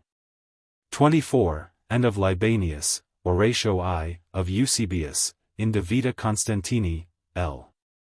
IC, 18, 21, and of Julian, Oratio I. Right arrow curving left. Of the three sisters of Constantine, Constantia married the Emperor Licinius, Anastasia the Caesar Bassianus, and Eutropia the consul Nepotianus. The three brothers were Dalmatius, Julius Constantius, and Annibalianus, of whom we shall have occasion to speak hereafter. Right arrow curving left. See Grutter, Inscriptions, page 178. The six princes are all mentioned, Diocletian and Maximian as the senior Augusti, and fathers of the emperors. They jointly dedicate, for the use of their own Romans, this magnificent edifice. The architects have delineated the ruins of these Thermae, and the antiquarians, particularly Donatus and Nardini, have ascertained the ground which they covered. One of the great rooms is now the Carthusian church, and even one of the porters' lodges is sufficient to form another church, which belongs to the Fulans. Right arrow curving left. See Lactantius, De Mortibus Persecutorum, c. 26, 31. Right arrow curving left. Savigny, in his memoir on Roman taxation, Memoirs of the Berlin Academy, 1822, 1823, p. 5, dates from this period the abolition of the jus italicum. He quotes a remarkable passage of Aurelius Victor. Hinc denique part 1 Italiae invectum tributorum ingens malum. Aurelius Victor, c. 39. It was a necessary consequence of the division of the empire, it became impossible to maintain a second court and executive, and leave so large and fruitful a part of the territory exempt from contribution. M. Right arrow curving left. The sixth panegyric represents the conduct of Maximian in the most favorable light, and the ambiguous expression of Aurelius Victor, retract antidio, may signify either that he contrived, or that he opposed, the conspiracy. See Zosimus, L. 2, page 79, and Lactantius, De Mortibus Persecutorum, c. 26. Right arrow curving left. The circumstances of this war, and the death of Severus, are very doubtfully and variously told in our ancient fragments, see Tillemont, Histoire d'Empereurs, tom. 4 part 1, page 555. I have endeavored to extract from them a consistent and probable narration. 8792 Right arrow curving left. The sixth panegyric was pronounced to celebrate the elevation of Constantine. But the prudent orator avoids the mention either of Galerius or of Maxentius. He introduces only one slight allusion to the actual troubles, and to the majesty of Rome. 8793 Right arrow curving left. With regard to this negotiation, see the fragments of an anonymous historian, published by Valesius at the end of his edition of Ammianus Marcellinus, page 711. These fragments have furnished us with several curious, and, as it should seem, authentic anecdotes. Right arrow curving left. Lactantius, De Mortibus Persecutorum, c. 28. The former of these reasons is probably taken from Virgil's Shepherd, Illum, ego huic nostrae similem, Melabo, Putavi, etc. Lactantius delights in these poetical illusions. Right arrow curving left. Castra super tussi si ponera Tibridis undas, Jubius. Hesperios audax venium metator in agros. Tu quascunc vols in planum effundera muros. His Ares actus dispergit saxa lacertus. Illa licet penitus tali quam jusseris urbum. Roma sit. Lucan, Pharsalia I 381. Right arrow curving left. Lactantius, de mortibus persecutorum, c. 27. Zosimus, L. 2, page 82. The latter insinuates that Constantine, in his interview with Maximian, had promised to declare war against Galerius. Right arrow curving left. M. de Tillemont, Histoire d'Empereurs, tom. 4 Part 1, p.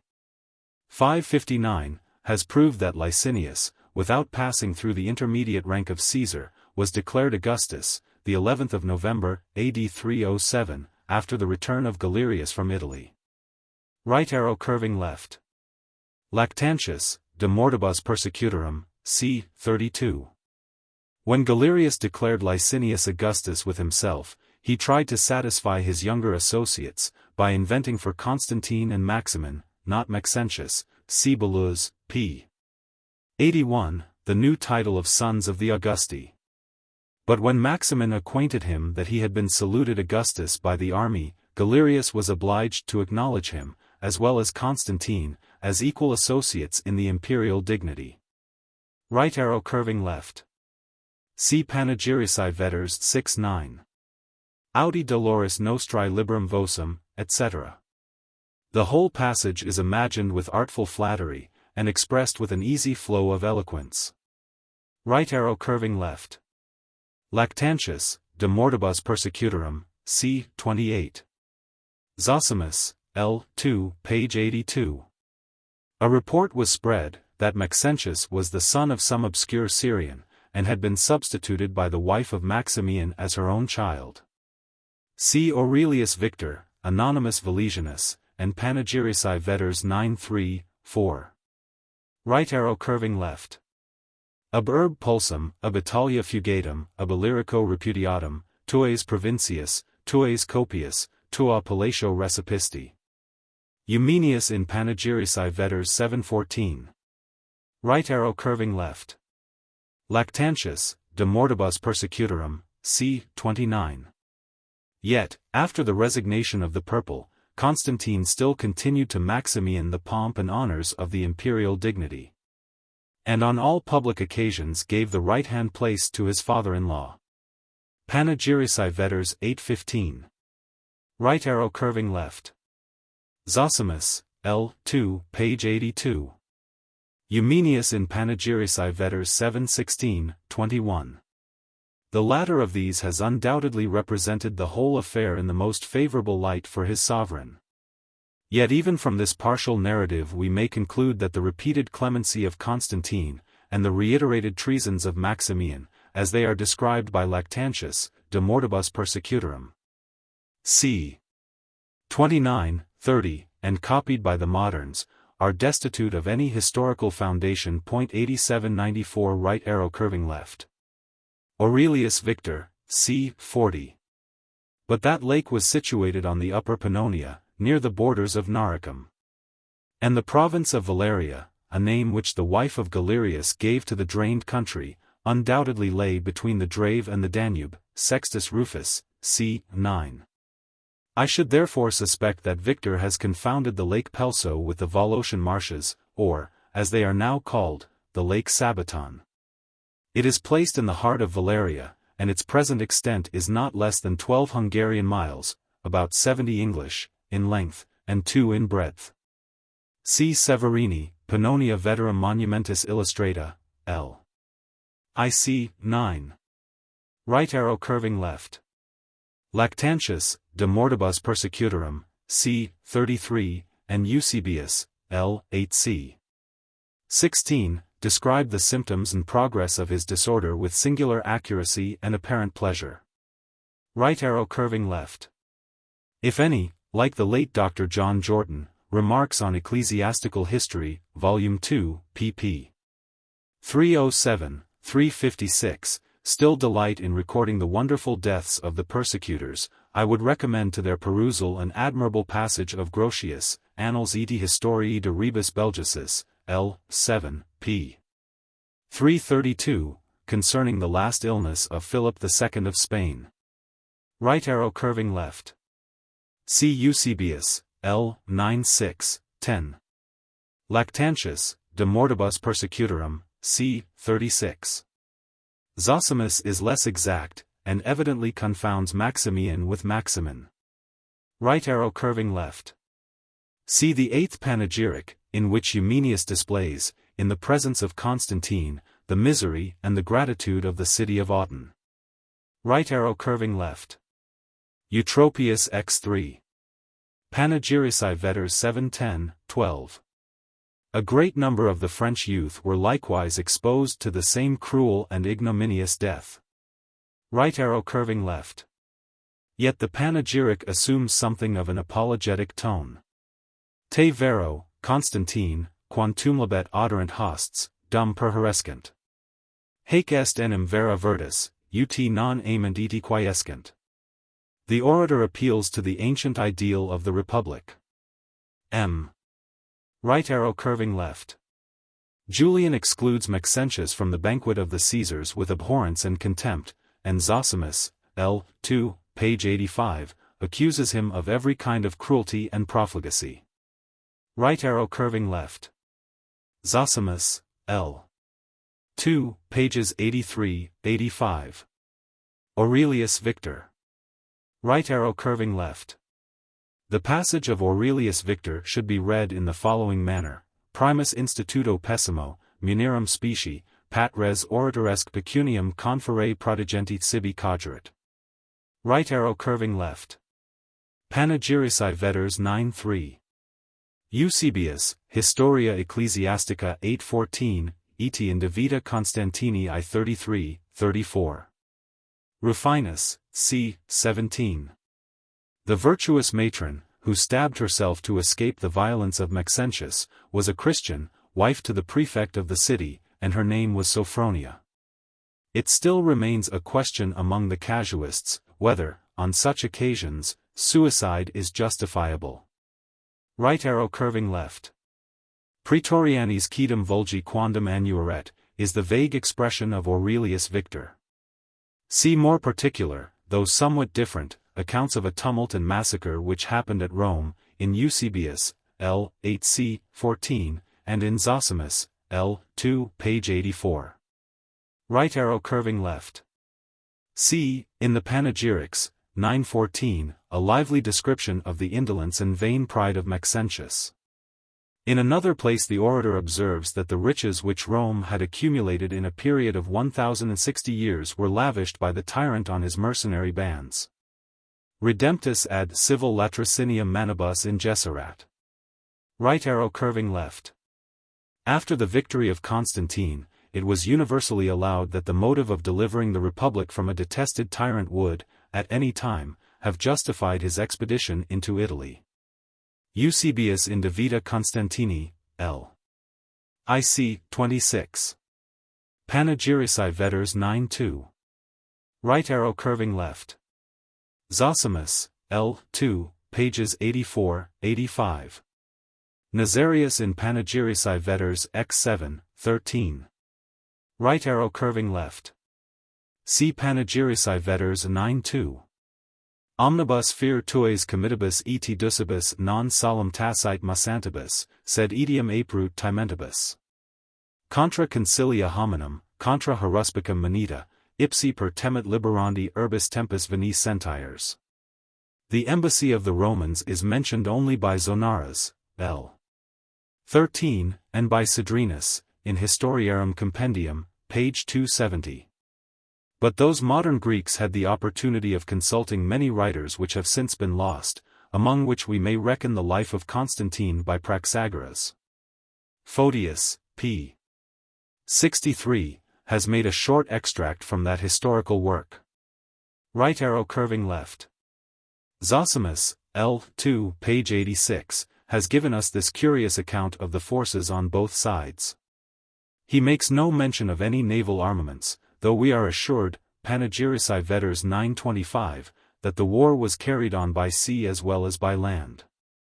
And that the fleet of Constantine took possession of Sardinia, Corsica, and the ports of Italy. Right arrow curving left. Panegyrici Vetters 9-3. It is not surprising that the orator should diminish the numbers with which his sovereign achieved the conquest of Italy.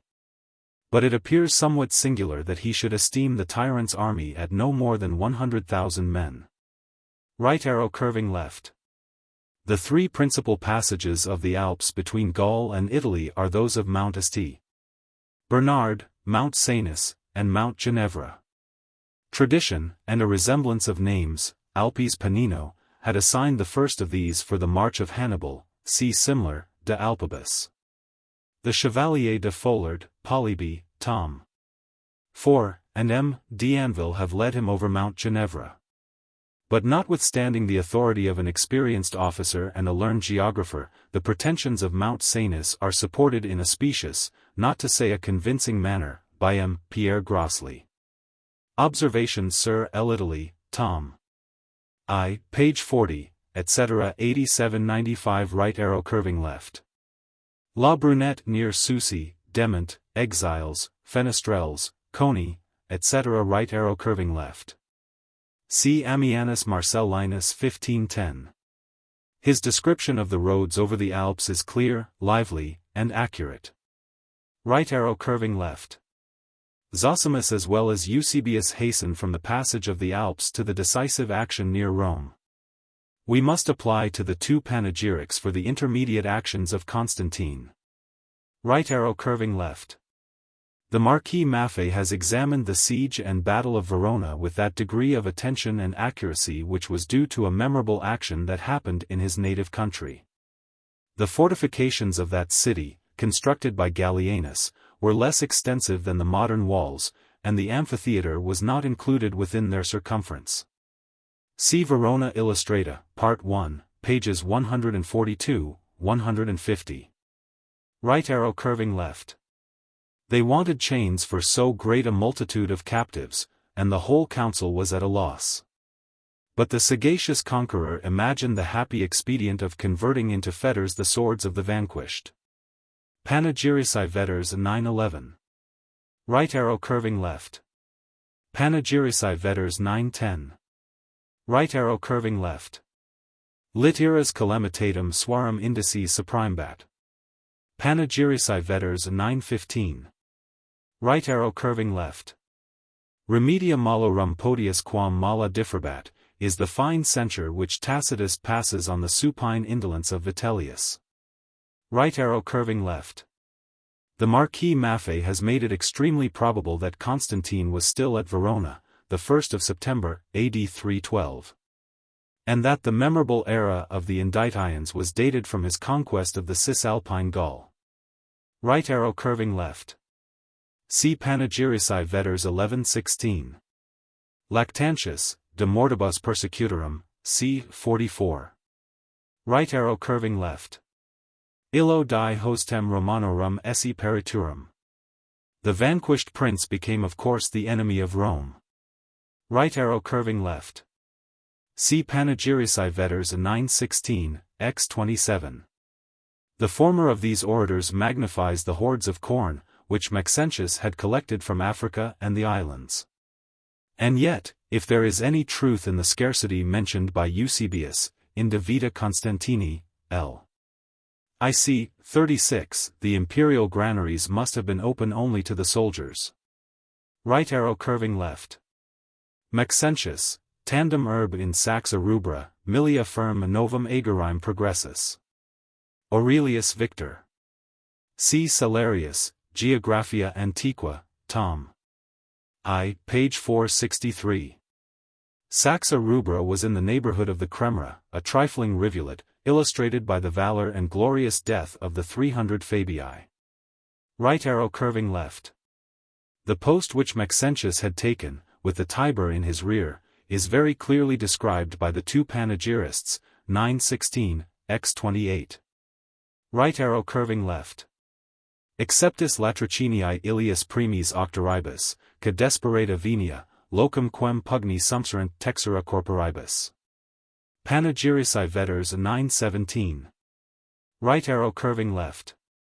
A very idle rumor soon prevailed, that Maxentius, who had not taken any precaution for his own retreat, had contrived a very artful snare to destroy the army of the pursuers. But that the wooden bridge, which was to have been loosened on the approach of Constantine, unluckily broke down under the weight of the flying Italians. M. de Tillemont, Histoire des Empereurs, tom. 4 Part 1, p. 576, very seriously examines whether, in contradiction to common sense, the testimony of Eusebius and Zosimus ought to prevail over the silence of Lactantius, Nazarius, and the anonymous but contemporary orator, who composed the 9th panegyric. 8796 right arrow curving left. Zosimus, L. 2, pages 86, 88, and the 2 panegyrics, the former of which was pronounced a few months afterwards, afford the clearest notion of this great battle. Lactantius, Eusebius, and even the epitomes, supply several useful hints. Right arrow curving left. Zosimus, the enemy of Constantine, allows, L. 2, p. 88, that only a few of the friends of Maxentius were put to death. But we may remark the expressive passage of Nazarius, Panegyrici vetters ex 6 omnibus ca labefactori statum aegis poterant cum stirpi deletus. 8797 The other orator, Panegyrici vetters 920, 21, contents himself with observing that Constantine, when he entered Rome, did not imitate the cruel massacres of Cinna, of Marius, or of Sylla. Right arrow curving left. See the 2 panegyrics, and the laws of this and the ensuing year, in the Theodosian Code. Right arrow curving left. Panegyrici vetters 920. Lactantius, De Mortibus Persecutorum, c. 44. Maximin, who was confessedly the eldest Caesar, claimed, with some show of reason, the first rank among the Augusti. Right arrow curving left. Ad hoc cuncta opera quae magnifice construxerat, urbis fanum atque basilicum, Flavii Meritus pat res sacravir. Aurelius Victor. With regard to the theft of Trajan's trophies, consult Flaminius Vacca, Apud Montfaucon, Diaria Metallicum, page 250, and L'Antiquite Expliqué of the latter, tom. 4, page 171. Right arrow curving left. Praetorii legions ac subsidia factionibus aptiora quam urbi Romi, sublata penitus, simul arma atque usus indementi militaris. Aurelius Victor. Zosimus, L. 2, p. 89, mentions this fact as an historian, and it is very pompously celebrated in the 9th panegyric. Right arrow curving left. Ex omnibus provincius optimats viros curiae tui pigneraveris. Ut senatus dignitas, ex totius orbis flor consisterit. Nazarius in Panegyrici vetters x 35. The word pigneraveris might almost seem maliciously chosen. Concerning the senatorial tax, see Zosimus, L. 2, page 115, the second title of the 6th book of the Theodosian Code, with Godefroy's commentary, and Memoirs de l'Académie de Inscriptions, tom. 18, page 726, right arrow curving left. From the Theodosian Code, we may now begin to trace the motions of the emperors. But the dates both of time and place have frequently been altered by the carelessness of transcribers. Right arrow curving left. Zosimus, L. 2, p. 89, observes that, before the war, the sister of Constantine had been betrothed to Licinius. According to the younger Victor, Diocletian was invited to the nuptials.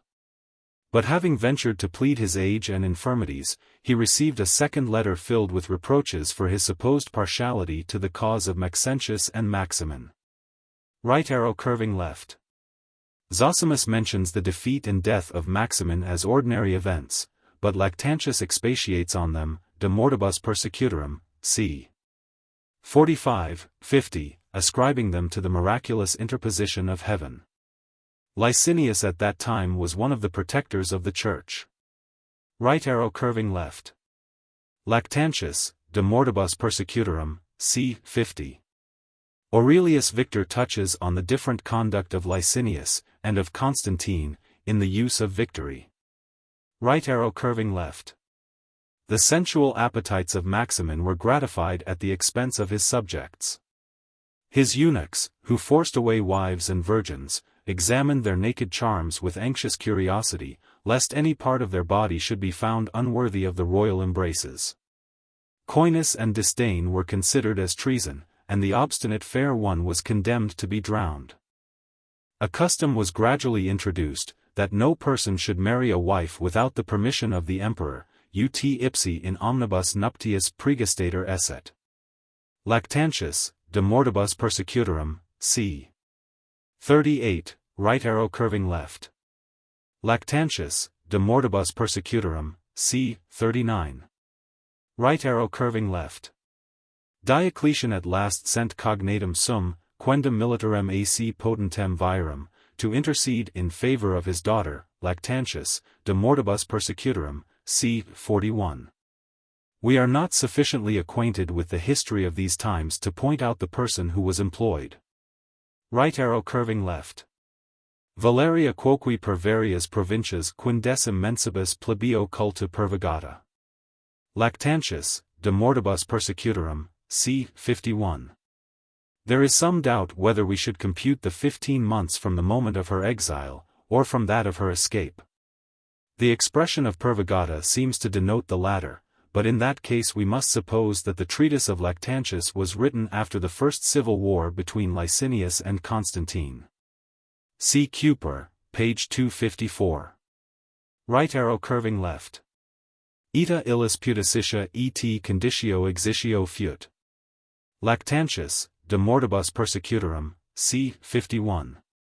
He relates the misfortunes of the innocent wife and daughter of Diocletian with a very natural mixture of pity and exultation. Right arrow curving left. The curious reader who consults the Valesian fragment, p. 713, will probably accuse me of giving a bold and licentious paraphrase, but if he considers it with attention, he will acknowledge that my interpretation is probable and consistent. Right arrow curving left. The situation of Emona, or, as it is now called, Laybach, in Carniola, d'Anville, Géographie ancienne, tom. I, page 187, may suggest a conjecture. As it lay to the northeast of the Julian Alps, that important territory became a natural object of dispute between the sovereigns of Italy and of Illyricum. Right arrow curving left.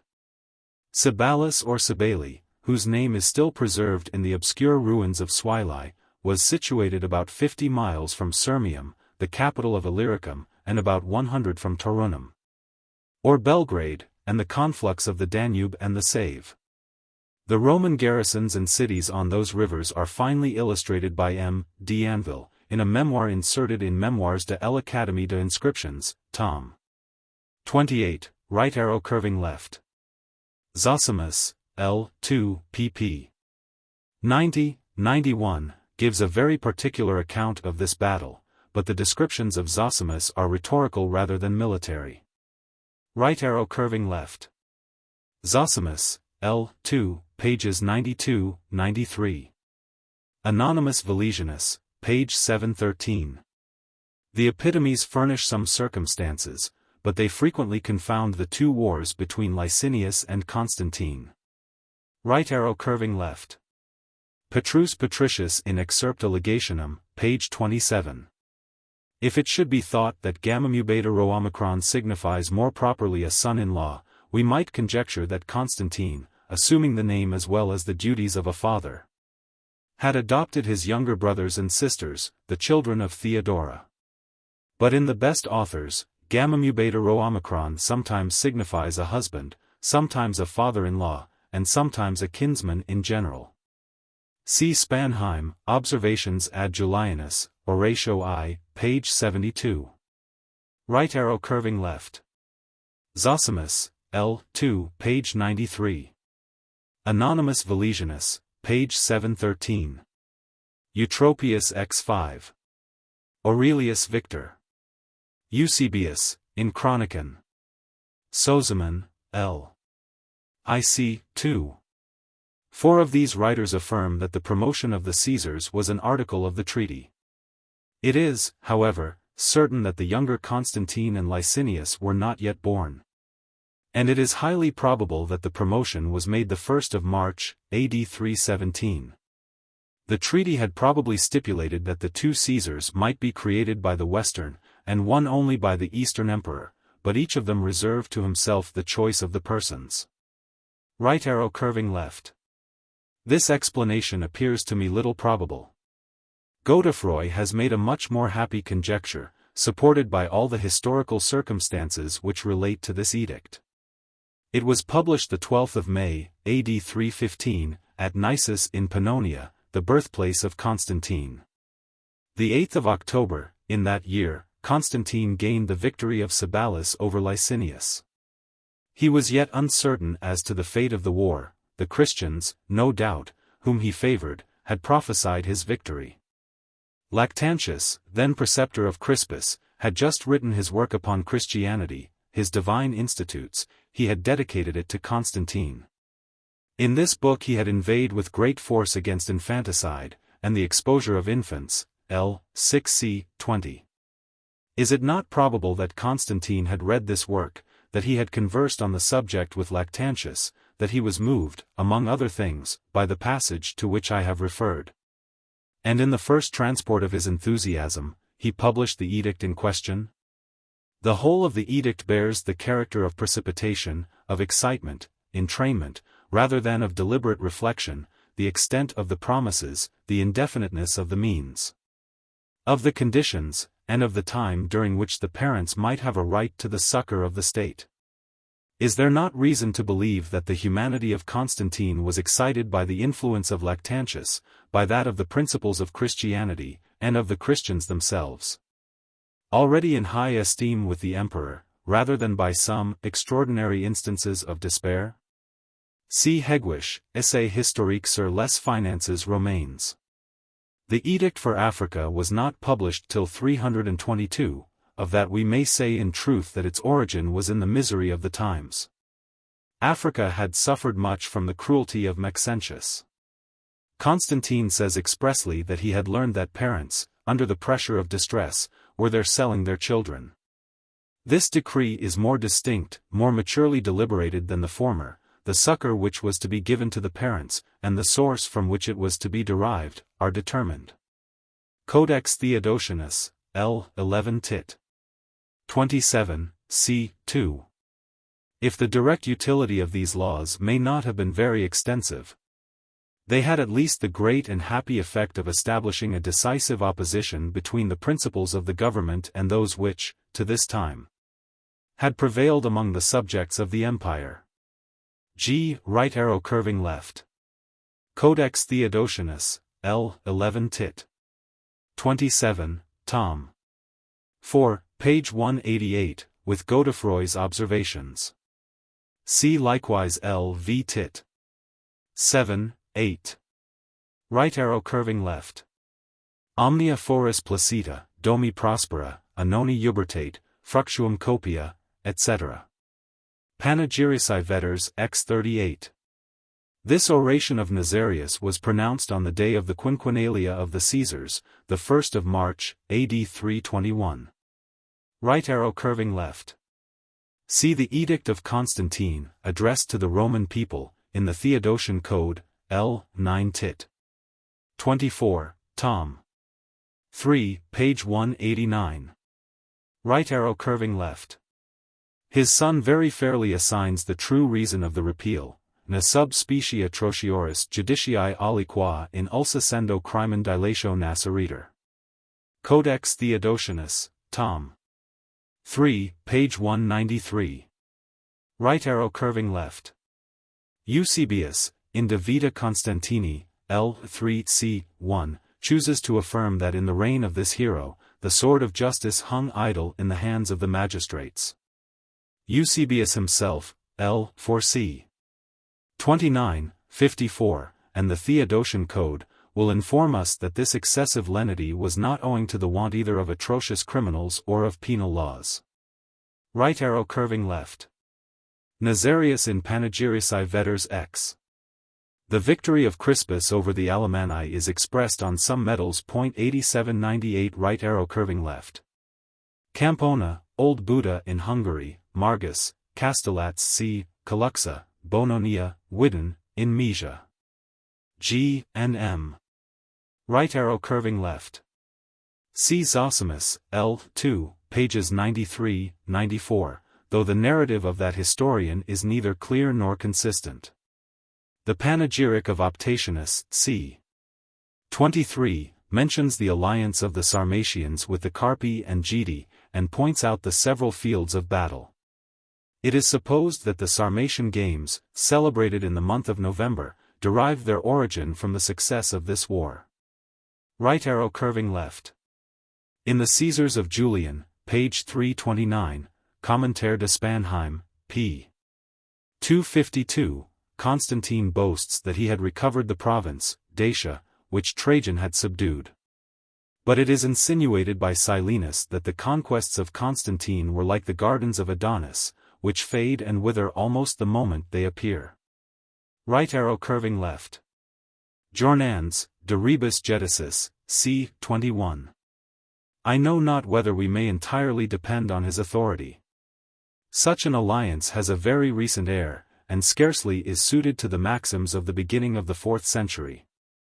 Right arrow curving left. Eusebius in De Vita Constantini, L. IC 8. This passage, however, is taken from a general declamation on the greatness of Constantine, and not from any particular account of the Gothic War. Right arrow curving left. Constantinus tamen, vir ingens, eti omnia efficere nitens quae animo preeperaset, simul principitum totius orbis affectans, Licinio bellum intellit. Eutropius x 5. Zosimus, L. 2, page 89. The reasons which they have assigned for the first civil war may, with more propriety, be applied to the second. Right arrow curving left. Zosimus, L. 2, pages 94, 95. Right arrow curving left. Constantine was very attentive to the privileges and comforts of his fellow veterans, conveterani, as he now began to style them. See the Theodosian Code, L. 7 tit. 10, tom. 2, pp. 419, 429. Right arrow curving left. Whilst the Athenians maintained the empire of the sea, their fleet consisted of 3, and afterwards of 400 galleys of 3 ranks of oars. All completely equipped and ready for immediate service. The arsenal in the port of Piraeus had cost the Republic 1,000 talents, about 216,000 pounds. See Thucydides, De Bello Peloponnesiano, L. 2c. 13, and Mercius, De Fortuna Attica, c. 19. Right arrow curving left.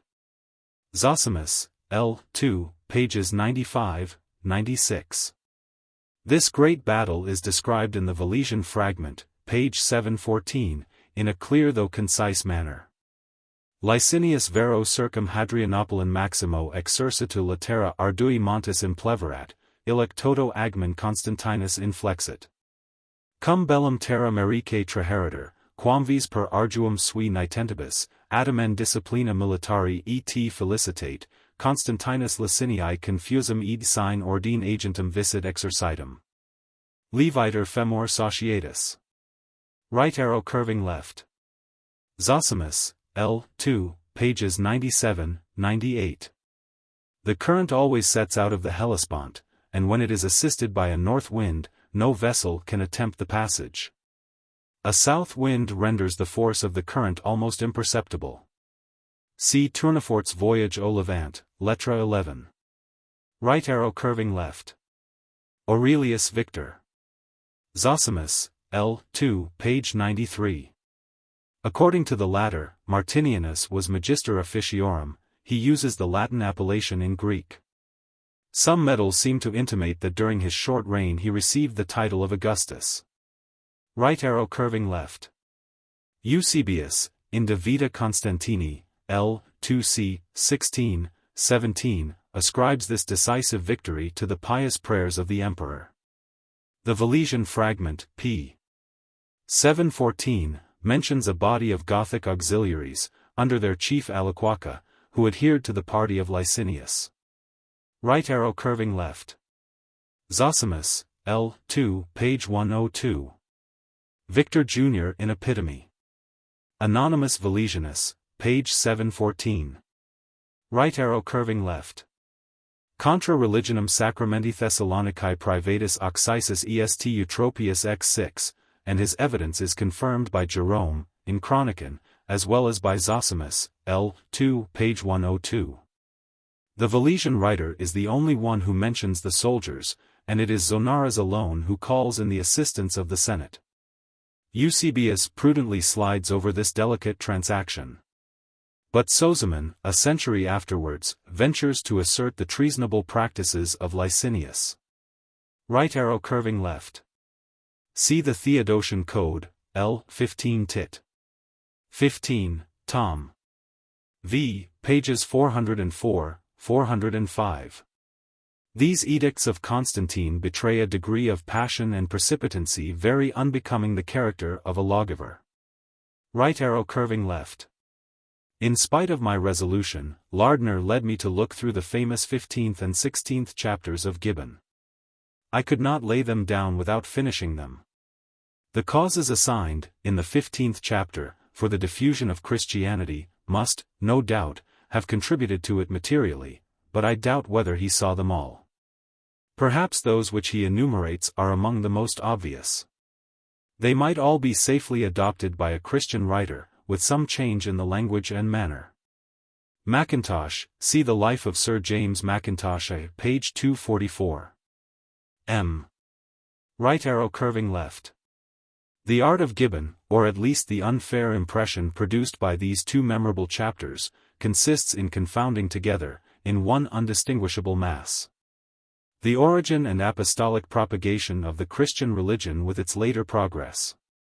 The main question, the divine origin of the religion, is dexterously eluded or speciously conceded. His plan enables him to commence his account, in most parts, below the apostolic times.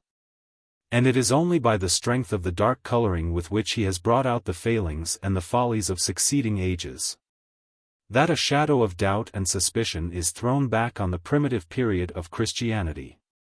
Divest this whole passage of the latent sarcasm betrayed by the subsequent tone of the whole disquisition, and it might commence a Christian history, written in the most Christian spirit of candor. M. Right arrow curving left. Though we are thus far agreed with respect to the inflexibility and intolerance of Christian zeal, yet as to the principle from which it was derived, we are, toto scylla, divided in opinion. You deduce it from the Jewish religion, would refer it to a more adequate and a more obvious source, a full persuasion of the truth of Christianity. Richard Watson, Letters to Gibbon I 9. M. Right arrow curving left.